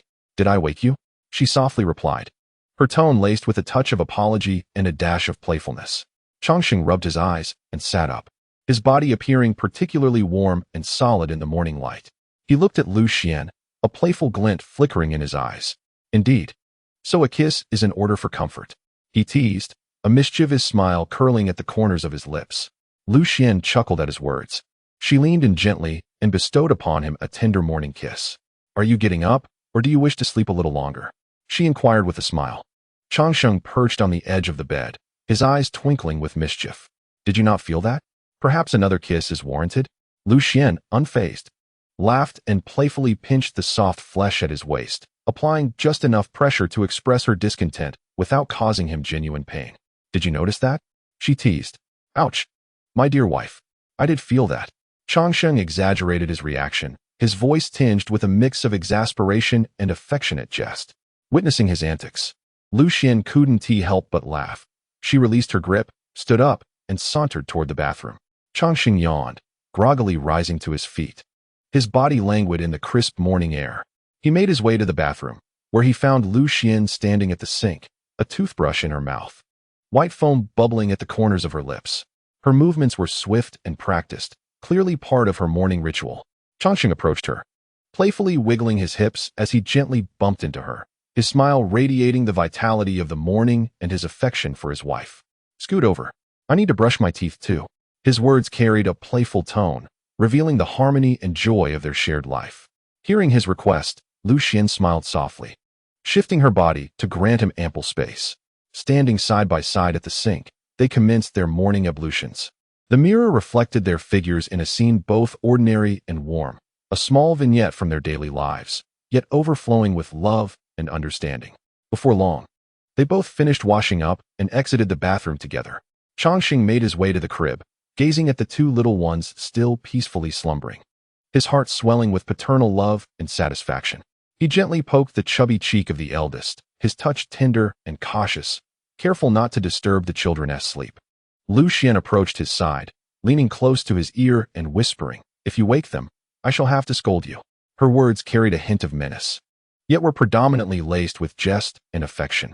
Upon hearing Lu Xian's remarks, Changsheng let out a mischievous chuckle and then gently lifted the small blanket covering Dabao, lightly tapping the infant's tiny feet. Startled by this unexpected gesture, Dabao awoke, sensing discomfort, and promptly began to cry. An infant's wail is often a direct manifestation of emotion, and Dabao's cries rang out clear and resonant, shattering the morning's tranquility. Almost immediately, Xiao Bao appeared to be influenced by his sister's cries, or perhaps he sensed the shift in the household's atmosphere and began to weep as well. The children's cries rose and fell in a harmonious cacophony, creating a unique morning symphony. Lu Xian took a deep breath, striving to calm her own emotions. The sound of the children's weeping tugged at her heartstrings. She pinched Changsheng's waist sharply, using this gesture to express her displeasure. "Just you wait." Her tone bore a trace of severity, yet was primarily a reminder and a lesson for Changsheng. Quickly, Lu Xian lifted Dabao from the crib, gently patting the infant's back while soothingly cooing, "Don't cry, Dabao. Mommy is here." Her voice brimmed with maternal love and comforting power, her hand tenderly caressing Dabao, attempting to instill a sense of safety and warmth. Observing Lu Xian's actions, Changsheng recognized his own responsibilities and obediently took Xiao Bao from the crib, softly trying to soothe the little one. His voice was low and gentle, his movements careful, fearful of startling Xiao Bao again. As Lu Xian softly reassured the two little ones, she occasionally cast reproachful glances at Changsheng. Before long, the two infants quieted down under their parents' comforting presence. Lu Xian gently placed them back into the crib, ensuring they lay comfortably, before turning to confront Changsheng, who was attempting to sneak away. She swiftly approached, twisting his ear playfully yet with earnestness, leading him out of the bedroom, half-jokingly half-seriously warning, "Keep your distance from my daughter and son, you dangerous individual." Changsheng, amused by Lu Xian's words, replied with a grin, "Hey, are you still threatening me, wife?" Upon hearing this, Lu Xian released his ear, only to pinch the soft flesh on his chest, a gesture that was both punitive and affectionate. "Ouch! I'm sorry, dear." Changsheng immediately feigned pain, his tone exaggerated yet tinged with genuine discomfort. "That's what you get for being cheeky. Consider this a mild lesson." Lu Xian pinched him once more before finally relenting. Her actions, though firm, were controlled, inflicting just enough discomfort to convey her message without causing real harm. Changsheng clutched the affected area, exclaiming, "Ouch! That hurts. I'm going to make breakfast. You behave yourself. Sit patiently on the sofa and wait." Lu Xian retorted with a mock sternness, "You're not getting away that easily." Changsheng, hearing this, chuckled softly, wrapping his arms around Lu Xian from behind, cheerfully stating, "I want to eat noodles with gravy. You can forget that. You woke both little ones." Lu Xian replied, her tone playful yet exasperated, as she wriggled free from his embrace and strode into the kitchen. Before long, 2 bowls of steaming hot noodles were served and placed upon the dining table. Chapter 89. Alone time with the children. Just as the couple was about to savor their tranquil breakfast, they were interrupted by the cries emanating from the bedroom. It was their twins, Dabao and Xiao Bao, awakening once more from their morning slumber, in need of their parents' affection and comfort. Changsheng and Lu Xian swiftly set down their utensils and hurried into the bedroom. Their movements were both practiced and gentle, clearly accustomed to such mornings. Lu Xian softly comforted Dabao, her voice imbued with maternal love and patience. "Xine, dear, mommy is here." She gently patted Dabao's back, attempting to soothe the child's emotions with this familiar rhythm. Meanwhile, Changsheng cradled Xiao Bao in his arms, his gestures equally filled with paternal tenderness. In a soothing, deep voice, he reassured Xiao Bao, "Don't cry, my little one. as he gently rocked the child until his distress began to ease. The couple returned with their children to the breakfast table, resuming their meal. Changsheng skillfully dipped his chopsticks into the noodle broth and carefully brought it to Xiaobao's lips. Upon tasting the flavor, Xiaobao immediately ceased his crying, his eyes sparkling with curiosity and satisfaction. Changsheng, observing Xiaobao's reaction, couldn't help but chuckle. "Is my son hungry? Daddy will prepare breakfast for you." Lu Xian smiled knowingly beside him, having anticipated this moment. While preparing breakfast, she had already arranged suitable food for the two little ones. "Honey, I have my first interview scheduled for 10 this morning, followed by 2 more at noon. I should be back around lunchtime," Lu Xian said, feeding Dabao. "Shall I drive you?" Changsheng inquired with a smile. "No need. You stay home to keep our daughter and son company. I'll drive myself," Lu Xian replied. "All right." Changsheng nodded in agreement. "Make sure not to bully our Xine and Zheyu while I'm gone," Lu Xian said seriously, looking at Changsheng. "How could I possibly bully Dabao and Xiaobao?" Changsheng replied with a grin, then turned to Xiaobao. "Right, Zheyu? Daddy would never bully you, would he? If I return and find that the little ones are unhappy, you're in for it," Lu Xian warned. Changsheng's smile widened at Lu Xian's words. He gently pinched Xiaobao's cheek, eliciting a delighted giggle from the child, further assuring him that he could never bear to see these two little treasures unhappy. "Rest assured, my dear wife, I promise to take excellent care of our Xine and Zheyu," Changsheng declared, amusing Xiaobao with exaggerated expressions and gestures, which filled the child's eyes with joy, clearly relishing his father's playful interaction. As Lu Xian watched this scene unfold, warmth surged within her heart. She knew Changsheng was a responsible and devoted father, confident that he would care for the children well. She sighed softly, continuing to feed Dabao while silently contemplating her upcoming interview. "Now I can rest easy," Lu Xian spoke, her eyes reflecting a profound trust and reliance on Changsheng. "I will return promptly after the interview. If all goes well, perhaps we can celebrate this evening." "That sounds delightful. I eagerly await your good news," Changsheng encouraged. Lu Xian nodded, reassured that regardless of the interview's outcome, a warm home awaited her. She swiftly finished her breakfast and began preparing for the interview. Meanwhile, Changsheng continued to engage with the children, ensuring they were well fed and in high spirits. As the clock approached 9:30, Lu Xian changed into her outfit, holding her resume while smiling at Changsheng. "Darling, I'm off now. Say goodbye to Mommy, Dabao, and Xiaobao." Changsheng, cradling the two little ones, responded with a smile. "Be sure to listen to Daddy at home, my little treasures." Lu Xian playfully pinched their cheeks and laughed. With that, she left the house, driving Changsheng's Mercedes G63 to her interview. After Lu Xian's departure, Changsheng reclined on the sofa, playing animated films for the children, who sat quietly, captivated by the characters on the screen. Moments later, Dabao nestled closer to Changsheng and mimicked his reclining position. Changsheng gently pinched his daughter's cheek, saying, "Kiss Daddy, Xine." Upon hearing this, Dabao squealed in delight, prompting Xiaobao to join him at Changsheng's side. Observing this, Changsheng rose and settled on the carpet before the sofa, playfully bumping his forehead against the two little ones, eliciting peals of laughter from them. The children immediately sat up, eagerly anticipating more of Changsheng's playful nudges. Seeing their joyful faces filled him with happiness and contentment. "Come on, Zheyu, it's your turn," Changsheng said, gently tapping Xiaobao's forehead, which prompted a delightful burst of laughter, clearly relishing the game. Dabao, witnessing her brother's joy, waved her little hands, exclaiming, "Daddy, me too, me too." With a smile, Changsheng repeated the gentle forehead bump with Dabao, who responded with a melodious laugh, brimming with innocence and joy. Though simple, this game remained one of the children's favorite interactions. As the game progressed, Changsheng noticed their laughter growing louder, their eyes sparkling with excitement. He recognized that such interactions were vital for their development, fostering sensory growth while allowing them to experience the warmth and joy of family. Changsheng continued playing with the children until they grew weary from laughter, at which point he gently lifted them back onto the sofa, covering them with a small blanket to let them rest for a while. He understood that, despite Lu Xian's absence from home, he must ensure the children have a delightful morning. This way, when Lu Xian returns, she will be greeted by the joyous faces of the children and a warm atmosphere. Observing the two little ones who had played until exhaustion and fallen asleep, Changsheng stepped aside to place a video call to Lu Xian. The call was quickly connected, and Changsheng smiled as he inquired whether the interview had gone smoothly. It's not my turn yet. Everyone is just waiting. Lu Xian replied with a smile before asking about the children. I just played with them for a bit, and they fell asleep. Chang Sheng responded cheerfully. All right. Remember to prepare the hot pot later. I've already set aside all the ingredients in the kitchen, and make a portion of steamed egg custard for the little ones. Lu Xian said, her tone lighthearted. Chang Sheng nodded to acknowledge her request. No problem, my dear.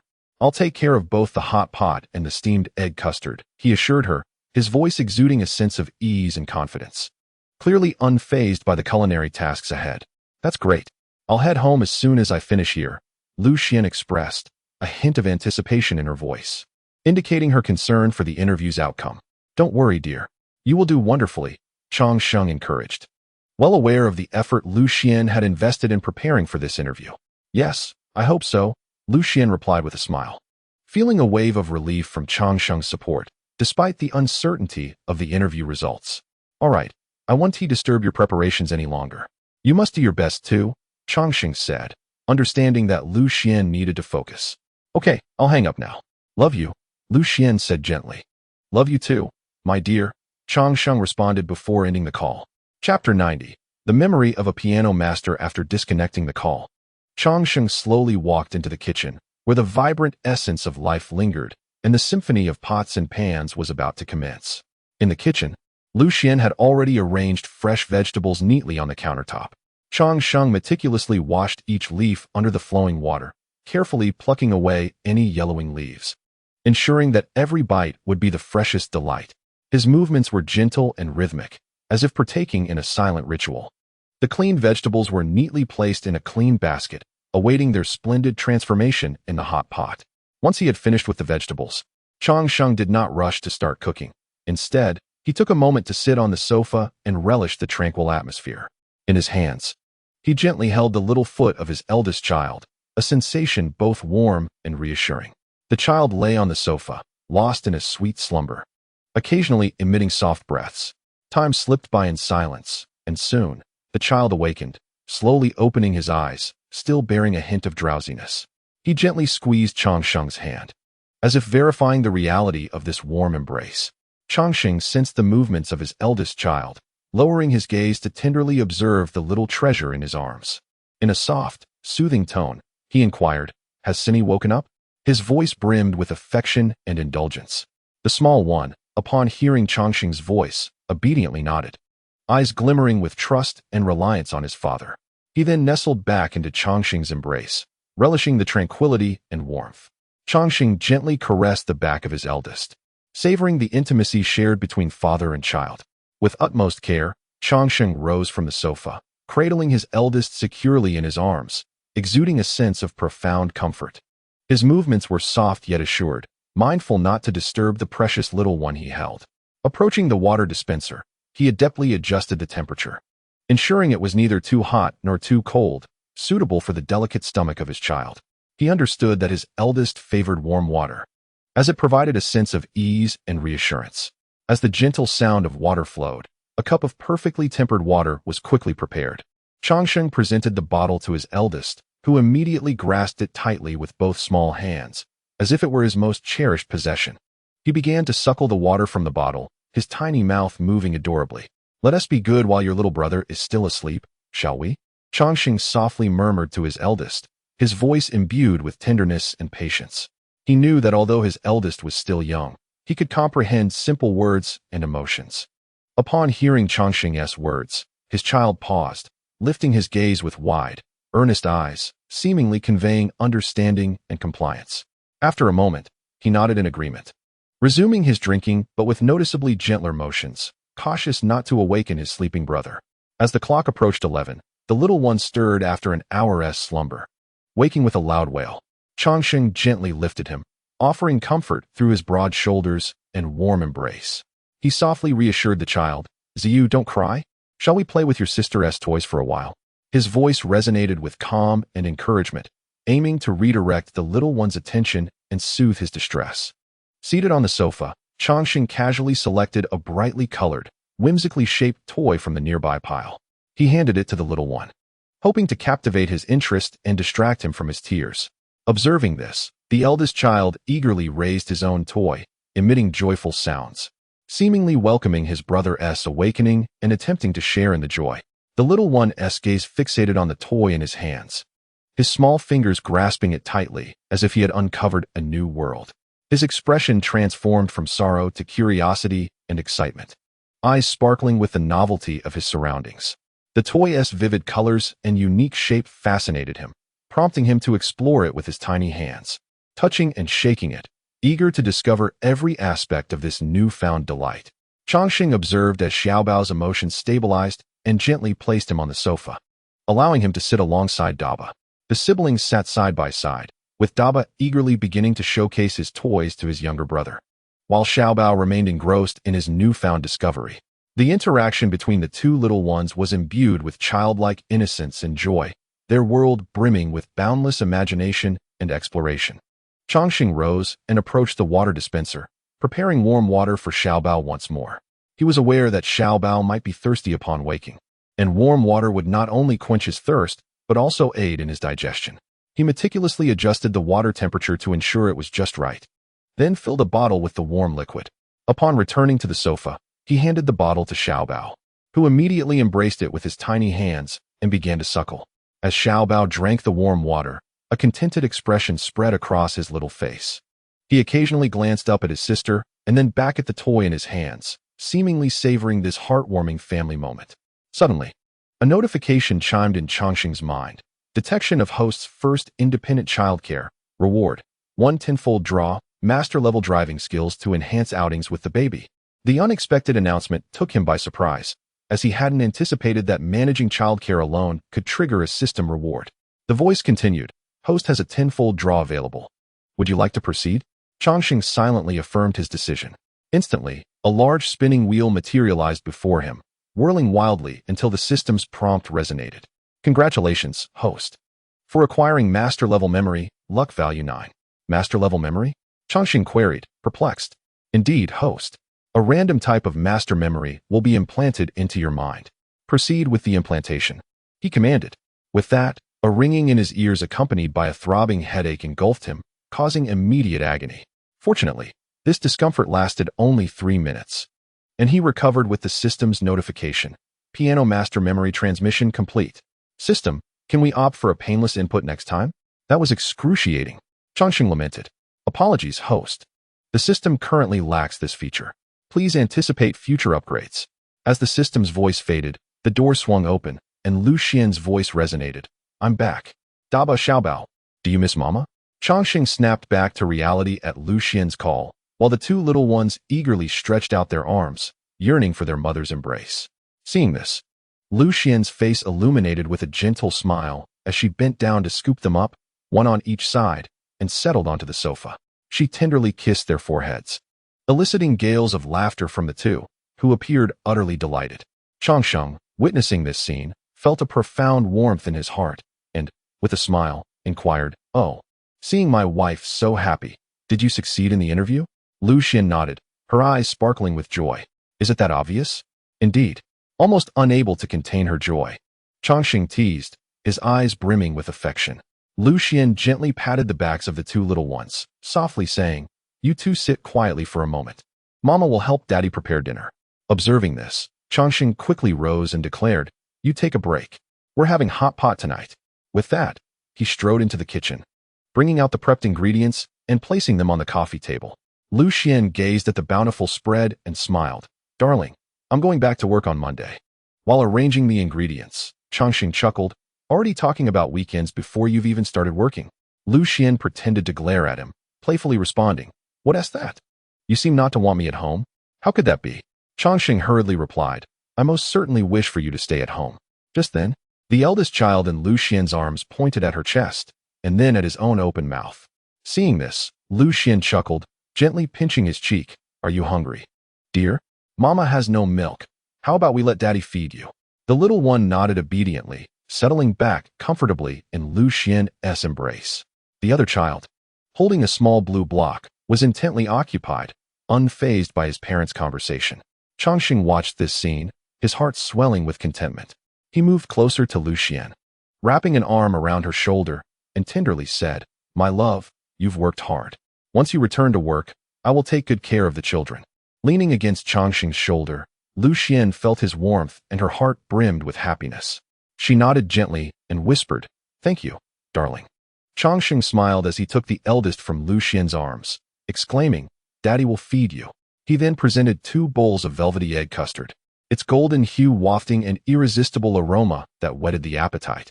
The couple began the ritual of feeding their children, a cherished daily routine and one of the warmest moments of their family life. The eldest, perhaps already quite hungry, was remarkably well-behaved during mealtime. His gaze fixated on the spoon. Each time the custard neared his mouth, he eagerly opened wide, devouring it as if it were the most delectable food in the world. Lu Xian, watching him relish the meal, felt a surge of warmth, her hand gently caressing his head, her eyes shimmering with maternal love. Meanwhile, the younger child in Lu Xian's arms was playfully babbling, his curious eyes darting around, seemingly fascinated by the world. Whenever Lu Xian brought the spoon to his mouth, he would first blow on it, splattering the custard before bursting into giggles and opening his mouth wide, as if playing a game of hide and seek with his mother. "If you're not well-behaved, Daddy might just come and eat your food." Lu Xian laughed, her voice laced with playful teasing, yet overflowing with affection. Upon hearing her mother's words, little Bao immediately opened his mouth and took a bite. His eyes sparkled as if to say, "Mom, I am being obedient." However, after only a few bites, the little rascal began to fuss again. He waved his tiny hands, attempting to grasp the spoon, emitting sounds of dissatisfaction. Observing this, Lu Xian took a deep breath, a mischievous smile spreading across her face as she looked at Changsheng and said, "Darling, come here." At her call, Changsheng leaned in slightly. Lu Xian whispered, "I'll feed you, and you can mimic our son." Changsheng, with a playful glint in his eyes, nodded in agreement, seemingly saying, "All right, just watch me." With a smile, Lu Xian turned to little Bao and said, "Bao, look at Daddy." She then scooped a spoonful of egg custard and brought it to Changsheng's mouth. Changsheng imitated Bao's refusal to eat, deliberately pouting his lips and shaking his head in a display of reluctance. Lu Xian playfully tapped Changsheng's face with her hand, though it was gentle enough to elicit a mock cry of grievance from him. "Did you see that, Bao? Daddy will get a whack if he misbehaves." Lu Xian's voice was laced with laughter, her gaze filled with affection for both her son and Changsheng. Little Bao observed the scene with wide eyes, seemingly contemplating something. Suddenly, he burst into laughter, patting Lu Xian's arm as if to say, "Mom, I understand. I will eat my food obediently." As night fell, after soothing the 2 little ones to sleep, Changsheng entered the bathroom to take a shower while Lu Xian began to familiarize herself with some materials she had brought home from work earlier. After his shower, wrapped in a towel, Changsheng gently pushed open the bedroom door. Lu Xian sat by the bed, the soft glow of the bedside lamp illuminating her focused face. She held the documents, her brow slightly furrowed, deep in thought. Changsheng leaned beside Lu Xian and softly asked, "What are you reading?" "A project overview. I just got the job and need to familiarize myself with it." Lu Xian replied with a smile, her voice tinged with pride and anticipation. Her eyes darted across the pages, nodding occasionally as if silently noting the important details. Changsheng nodded slightly, choosing not to disturb her, instead quietly accompanying her, occasionally offering a cup of hot tea or gently massaging her shoulders. His presence was akin to a warm light, providing Lu Xian with comfort and strength. Their mutual understanding required no words. A glance or a gesture sufficed for them to comprehend one another. Time flowed silently in their tranquil space until Lu Xian finally set aside the documents and turned to Changsheng, her eyes shimmering with tenderness. Changsheng softly inquired, "Dear?" Lu Xian responded, her voice holding a note of anticipation. "When shall we hold our wedding?" he asked, his tone playful yet underscored by sincerity. "Perhaps when the little ones are a bit older," Lu Xian replied with a smile, putting down her materials. Her gaze was imbued with maternal love as she reflected upon Dabao and Xiaobao, contemplating their growth and envisioning their future weddings. "When Dabao and Xiaobao grow a bit older, there will be a second child," Changsheng remarked with a smile, his words laced with a hint of jest, yet predominantly filled with optimistic reverie. He imagined their family expanding, cherishing each significant moment they would share together. Lu Xian chuckled softly, leaning against Changsheng's shoulder. Their eyes met in the air, brimming with affection and anticipation. They understood that no matter what the future held, as long as they were together, nothing would be impossible. As night deepened, fatigue gradually enveloped Changsheng and Lu Xian. They extinguished the bedside lamp, lying in bed hand in hand, quietly listening to the rhythm of each other's breathing. Chapter 92. Xian, your family's young master parks quite uniquely, doesn't he? Sunlight streamed through the half-drawn curtains, casting golden patches of light that danced upon the floor, akin to mischievous sprites engaged in a playful waltz. Lu Xian reclined languidly on the living room sofa, cradling two little ones in her arms, her long hair cascading casually over her shoulders, a blissful smile illuminating her face. Her voice was soft and slightly coy. "Darling, I'm thirsty. I don't want to move." Changsheng lay on another sofa, the glow of his phone screen illuminating his concentrated profile. Upon hearing Lu Xian's words, he smiled gently, setting his phone aside and sitting up. His gaze was tender and indulgent, as if capable of melting away all the world's frosty barriers. He softly replied, "All right, I'll get it," before rising to head toward the kitchen. In the kitchen, Changsheng skillfully retrieved a delicate glass from the cabinet, opening the hot water kettle as a plume of steam wafted upward, filling the glass with warmth. He carefully carried the cup, cautious not to scald himself or spill any water. His movements were gentle and attentive, each action revealing a profound love for his family. Returning to the living room, Changsheng offered the glass to Lu Xian. Steam still rose from the water, but he had tested its temperature to ensure it wouldn't burn her. Lu Xian accepted the cup, her eyes sparkling with joy. "Thank you, darling," her voice resonating with happiness and contentment. The Bao squirmed in Lu Xian's embrace, and upon seeing his father fetch water for his mother, he babbled excitedly, waving his tiny hands in the air as if to say, "I want some too. I want some too." Changsheng couldn't help but chuckle at the Bao's adorable antics, playfully pinching his chubby cheek and teasingly asking, "What's this? You want to drink water too?" The Bao's eyes twinkled with curiosity and eagerness, seemingly comprehending his father's words, and he called out even more enthusiastically. Changsheng shook his head with a smile, turning back to the kitchen. This time, he took a small spoon, gently scooping a little water, and carefully brought it to the Bao's lips. The Bao opened his mouth eagerly, greedily sucking at the spoon, his face radiating satisfaction. Lu Xian watched this scene with warmth flooding her heart. She gently stroked the Bao's head, her eyes overflowing with maternal affection. She softly remarked to Changsheng, "Look, how well-behaved the Bao is. He will definitely grow up to be a good child, just like me." The sunlight in the room slowly shifted, as if savoring this tender afternoon moment. Little Bao peacefully slumbered on the other side of Lu Xian, a sweet smile gracing his cherubic face, as if he were lost in delightful dreams. Lu Xian gently adjusted her position, ensuring that little Bao was more comfortable in his slumber. Changsheng settled back onto the sofa, his gaze flitting between Lu Xian and the children, his heart brimming with gratitude. He whispered, "Having you all is the greatest happiness of my life." Lu Xian looked up, her eyes meeting Changsheng's, both filled with profound affection. The afternoon sun gradually slanted towards the west, casting changing shadows throughout the room, yet the warmth and joy remained unwavering. Lu Xian and Changsheng conversed softly, discussing the children's growth and their future plans, each topic imbued with hope and anticipation. As nightfall descended like a vast expanse of black velvet, the city lights began to twinkle, resembling brilliant jewels adorning the fabric of the night. Lu Xian's cozy home was suffused with warm light, creating a stark contrast between the hustle of the outside world and the tranquility within. The sudden ring of the telephone shattered this serenity. Lu Xian, momentarily stepping away from her tasks in the kitchen, glanced at her phone to see Yao Yao's name flashing on the screen, and she promptly answered. "What's the matter, Yao Yao?" Lu Xian inquired, her voice laced with anticipation. "Come out and pick me up. The security guard at your community won't let me in." Meng Yao Yao's voice came through the line, tinged with playful exasperation. Lu Xian couldn't help but chuckle. She instructed Meng Yao Yao to hand the phone to the guard, and after a brief conversation, her friend successfully gained entry into the community. Following Lu Xian's directions, Meng Yao Yao swiftly arrived at the underground parking lot below. Upon spotting Changsheng's distinctive Cullinan, Meng Yao Yao immediately recognized she had not erred in her path, just as Lu Xian emerged from the elevator. "Yao Yao, over here," Lu Xian called out, her voice echoing joyfully in the spacious parking area. Meng Yao Yao, upon hearing this, found an unoccupied parking space and parked her car, approaching with a few small gifts in hand. Dressed in a simple black dress and perched on high heels, her radiance was undeniable, even amidst the night. "Xian, Your young Master Chong has quite the unique taste in parking, Meng Yao Yao remarked with a smile, her eyes sparkling with admiration as they roamed over the colonnade. Lu Xian chuckled, let us go inside. She linked arms with Meng Yao Yao, and together they made their way toward the elevator.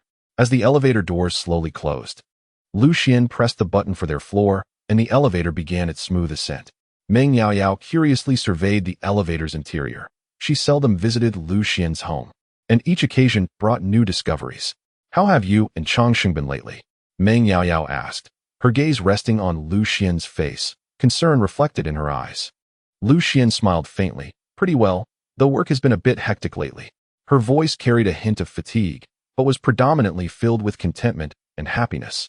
As the elevator doors opened, they stepped out to find Lu Xian's door slightly ajar, warm light spilling into the hallway. Lu Xian pushed the door open, and they entered the living room, where Changsheng lay on the sofa, cradling De Bao in his arms while engrossed in short videos. Little De Bao's tiny fingers playfully tapped on the screen, exuding an undeniable cuteness. Upon hearing the sound of the door creaking open, Changsheng looked up with a smile and exclaimed, hello, Boss Meng. Meng Yao responded with a warm smile, young Master Chong, it has been a while. As she spoke, her gaze fell upon the adorable De Bao nestled in Changsheng's arms. Why are you so cute, little one? Meng Yao said, stepping closer to gently lift De Bao from Changsheng's embrace. Nearby, Xiao Bao, who had been engrossed in his toys, immediately chimed in with joyous cries upon hearing his sister being praised. Xiao Bao is cute too, Meng Yao quickly added. Lu Xian emerged from the kitchen, balancing 2 glasses of beverages, one of Meng Yao's cherished green tea and the other a coffee for Changsheng. She offered the green tea to Meng Yao and then settled beside Changsheng. Thank you, Xian, Meng Yao said, accepting the green tea and savoring a delicate sip. Its refreshing aroma enveloping her senses and elevating her mood. De Bao, seemingly intrigued by Meng Yao, squirmed in Changsheng's arms, eager to reach her. With a smile, Meng Yao cradled De Bao, who playfully tugged at a strand of her hair with curious fingers. De Bao, that's not quite proper, Lu Xian gently reminded, her tone laced with affection. Meng Yao chuckled lightly. It's all right, De Bao is just too adorable.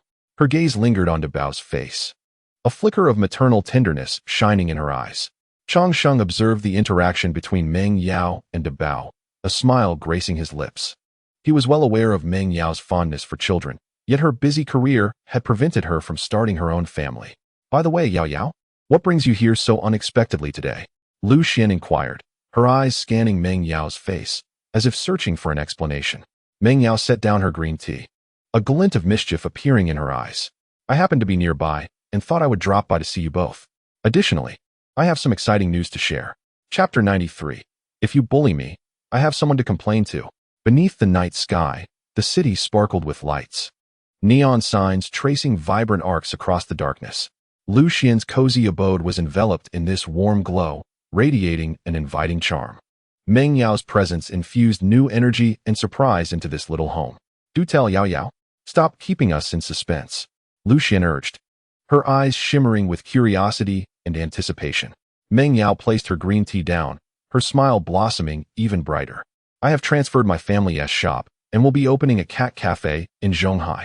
Her voice carried a note of excitement and expectation. Really? Does that mean I can indulge in free food and drinks every day? Lu Xian laughed, her eyes curving into crescent moons, her smile brimming with playful teasing. Oh, come on, Xian. You've married into a wealthy family. You can't just latch onto me for free handouts. Meng Yao chuckled, her expression a mix of jest and exasperation. The laughter of Lu Xian and Meng Yao echoed through the living room, their friendship shining brightly in this light-hearted atmosphere. Changsheng, watching their interaction, also revealed a hint of amusement. At that moment, De Bao and Meng Yao's arms began to babble, as if expressing a desire for a drink. Meng Yao glanced down at De Bao, a trace of tenderness flickering in her eyes. The baby can take advantage of the situation, but you, my dear, cannot. She chuckled, playfully pinching De Bao's small face, then exclaimed, oh my, how adorable is Xine. De Bao seemed to comprehend Meng Yao's words, waving his little hands in the air with increasing fervor, emitting louder coos. Lu Xian observed the delightful interaction between De Bao and Meng Yao, a warm current swelling in her heart. Yao Yao, what makes your cat cafe so special? Lu Xian inquired, her gaze scrutinizing Meng Yao's face as if seeking answers in her expression. Meng Yao set to bow down, retrieved her phone from her bag, opened the album, and handed it to Lu Xian. Look, these are the cats I've chosen. Each possesses a unique personality and story, she said, her voice imbued with pride and anticipation. Lu Xian took the phone and flipped through the photos, each feline appearing irresistibly charming and distinctive. Her eyes sparkled with delight. These cats are too adorable. I want to take them home. Chang Sheng also leaned in, peering at the photos with an expression of surprise. These cats are indeed remarkable. How do you plan to manage this cat cafe? Meng Yao put away her phone, her smile radiant as she replied. I intend to transform the cat cafe into a warm social space, offering not only cats, but also a variety of beverages and desserts. People can relax here and relish their time with the cats. Lu Xian listened to Meng Yao's vision, admiration glimmering in her eyes. What a splendid idea. I believe you will surely succeed. A flicker of gratitude crossed Meng Yao's face. Thank you for your support. I am confident I can make this cat cafe a success. As night deepened, Meng Yao bid farewell to Lu Xian and Chang Sheng, leaving with a heart brimming with happiness and anticipation. Lu Xian and Chang Sheng stood by the window, watching as Meng Yao's car gradually disappeared, their hearts filled with blessings. Lu Xian leaned against Chang Sheng's shoulder and whispered, Now, if you bully me, I have someone to complain to. Chang Sheng embraced Lu Xian, responding softly, Have I ever bullied you? My dear, you cannot say that about me. As the lights faded under the night sky, the happiness in Lu Xian and Chang Sheng's hearts would never dim. The following morning, the gentle sunlight seeped through the curtains, stealthily entering the room, casting dappled shadows on the floor. Lu Xian awoke in the tender morning light, stretching languidly and savoring the refreshing essence of a new day. Chang Sheng was already up, bustling in the kitchen to prepare breakfast. Lu Xian entered the kitchen, wrapping her arms around Chang Sheng's waist from behind, resting her head against his back, feeling his warmth and strength. Chang Sheng turned around and gently kissed her forehead, then resumed his culinary tasks. Honey, what shall we treat Yao Yao to for lunch? Lu Xian asked playfully, her voice tinged with anticipation. What shall we treat her to? Let us go to eat for free. Chang Sheng chuckled, a mischievous glint in his eyes. Have you forgotten? I loaded my card at the commemorative store, and we never went to eat afterward. All right, Lu Xian responded with a smile, her eyes sparkling with a hint of surprise. The Jinyan restaurant was a place they frequented, known for its elegant ambience and delectable dishes, a repository of their shared memories. The two little ones lay quietly in their stroller nearby, ready for their outing. Debao and Xiaobao were clad in adorable outfits. Debao's small hand clutched the edge of the stroller, while Xiaobao slept peacefully, a sweet smile gracing her tiny face. After enjoying breakfast, Lu Xian began preparing for their departure, meticulously checking the stroller to ensure everything was secure and comfortable. Chang Sheng, on the other hand, inspected their bags to confirm they had all necessary items. All right, let us set forth, Lu Xian said with a smile, her eyes gleaming with anticipation. Chang Sheng pushed the stroller as Lu Xian linked her arm through his, and together they stepped out of their home. The elevator doors closed slowly, their figures disappearing within, leaving behind a room filled with warmth and tranquility. Upon exiting the community, the sun shone brighter, the sky a clear blue, and a few white clouds drifted leisurely. Lu Xian and Chang Sheng strolled down the street, pushing the stroller and savoring this rare leisurely moment. The trees lining the street were lush and verdant, their leaves glistening in the sunlight. Occasionally, a gentle breeze would pass, bringing a coolness and the fragrance of distant flowers. Lu Xian inhaled deeply, reveling in the fresh air. What splendid weather we have today, she remarked softly, her voice laced with contentment. Indeed, it is perfect for an outing, Chang Sheng replied, his gaze resting affectionately on Lu Xian's face. Eventually, they arrived at the Jinyan restaurant. The entrance was adorned with green plants, imparting a refreshing and natural feel. The staff greeted them warmly, guiding them to their reserved seats. Lu Xian and Chang Sheng placed the stroller aside and sat down to peruse the menu. Well. Who do we have here? Such a rare visitor.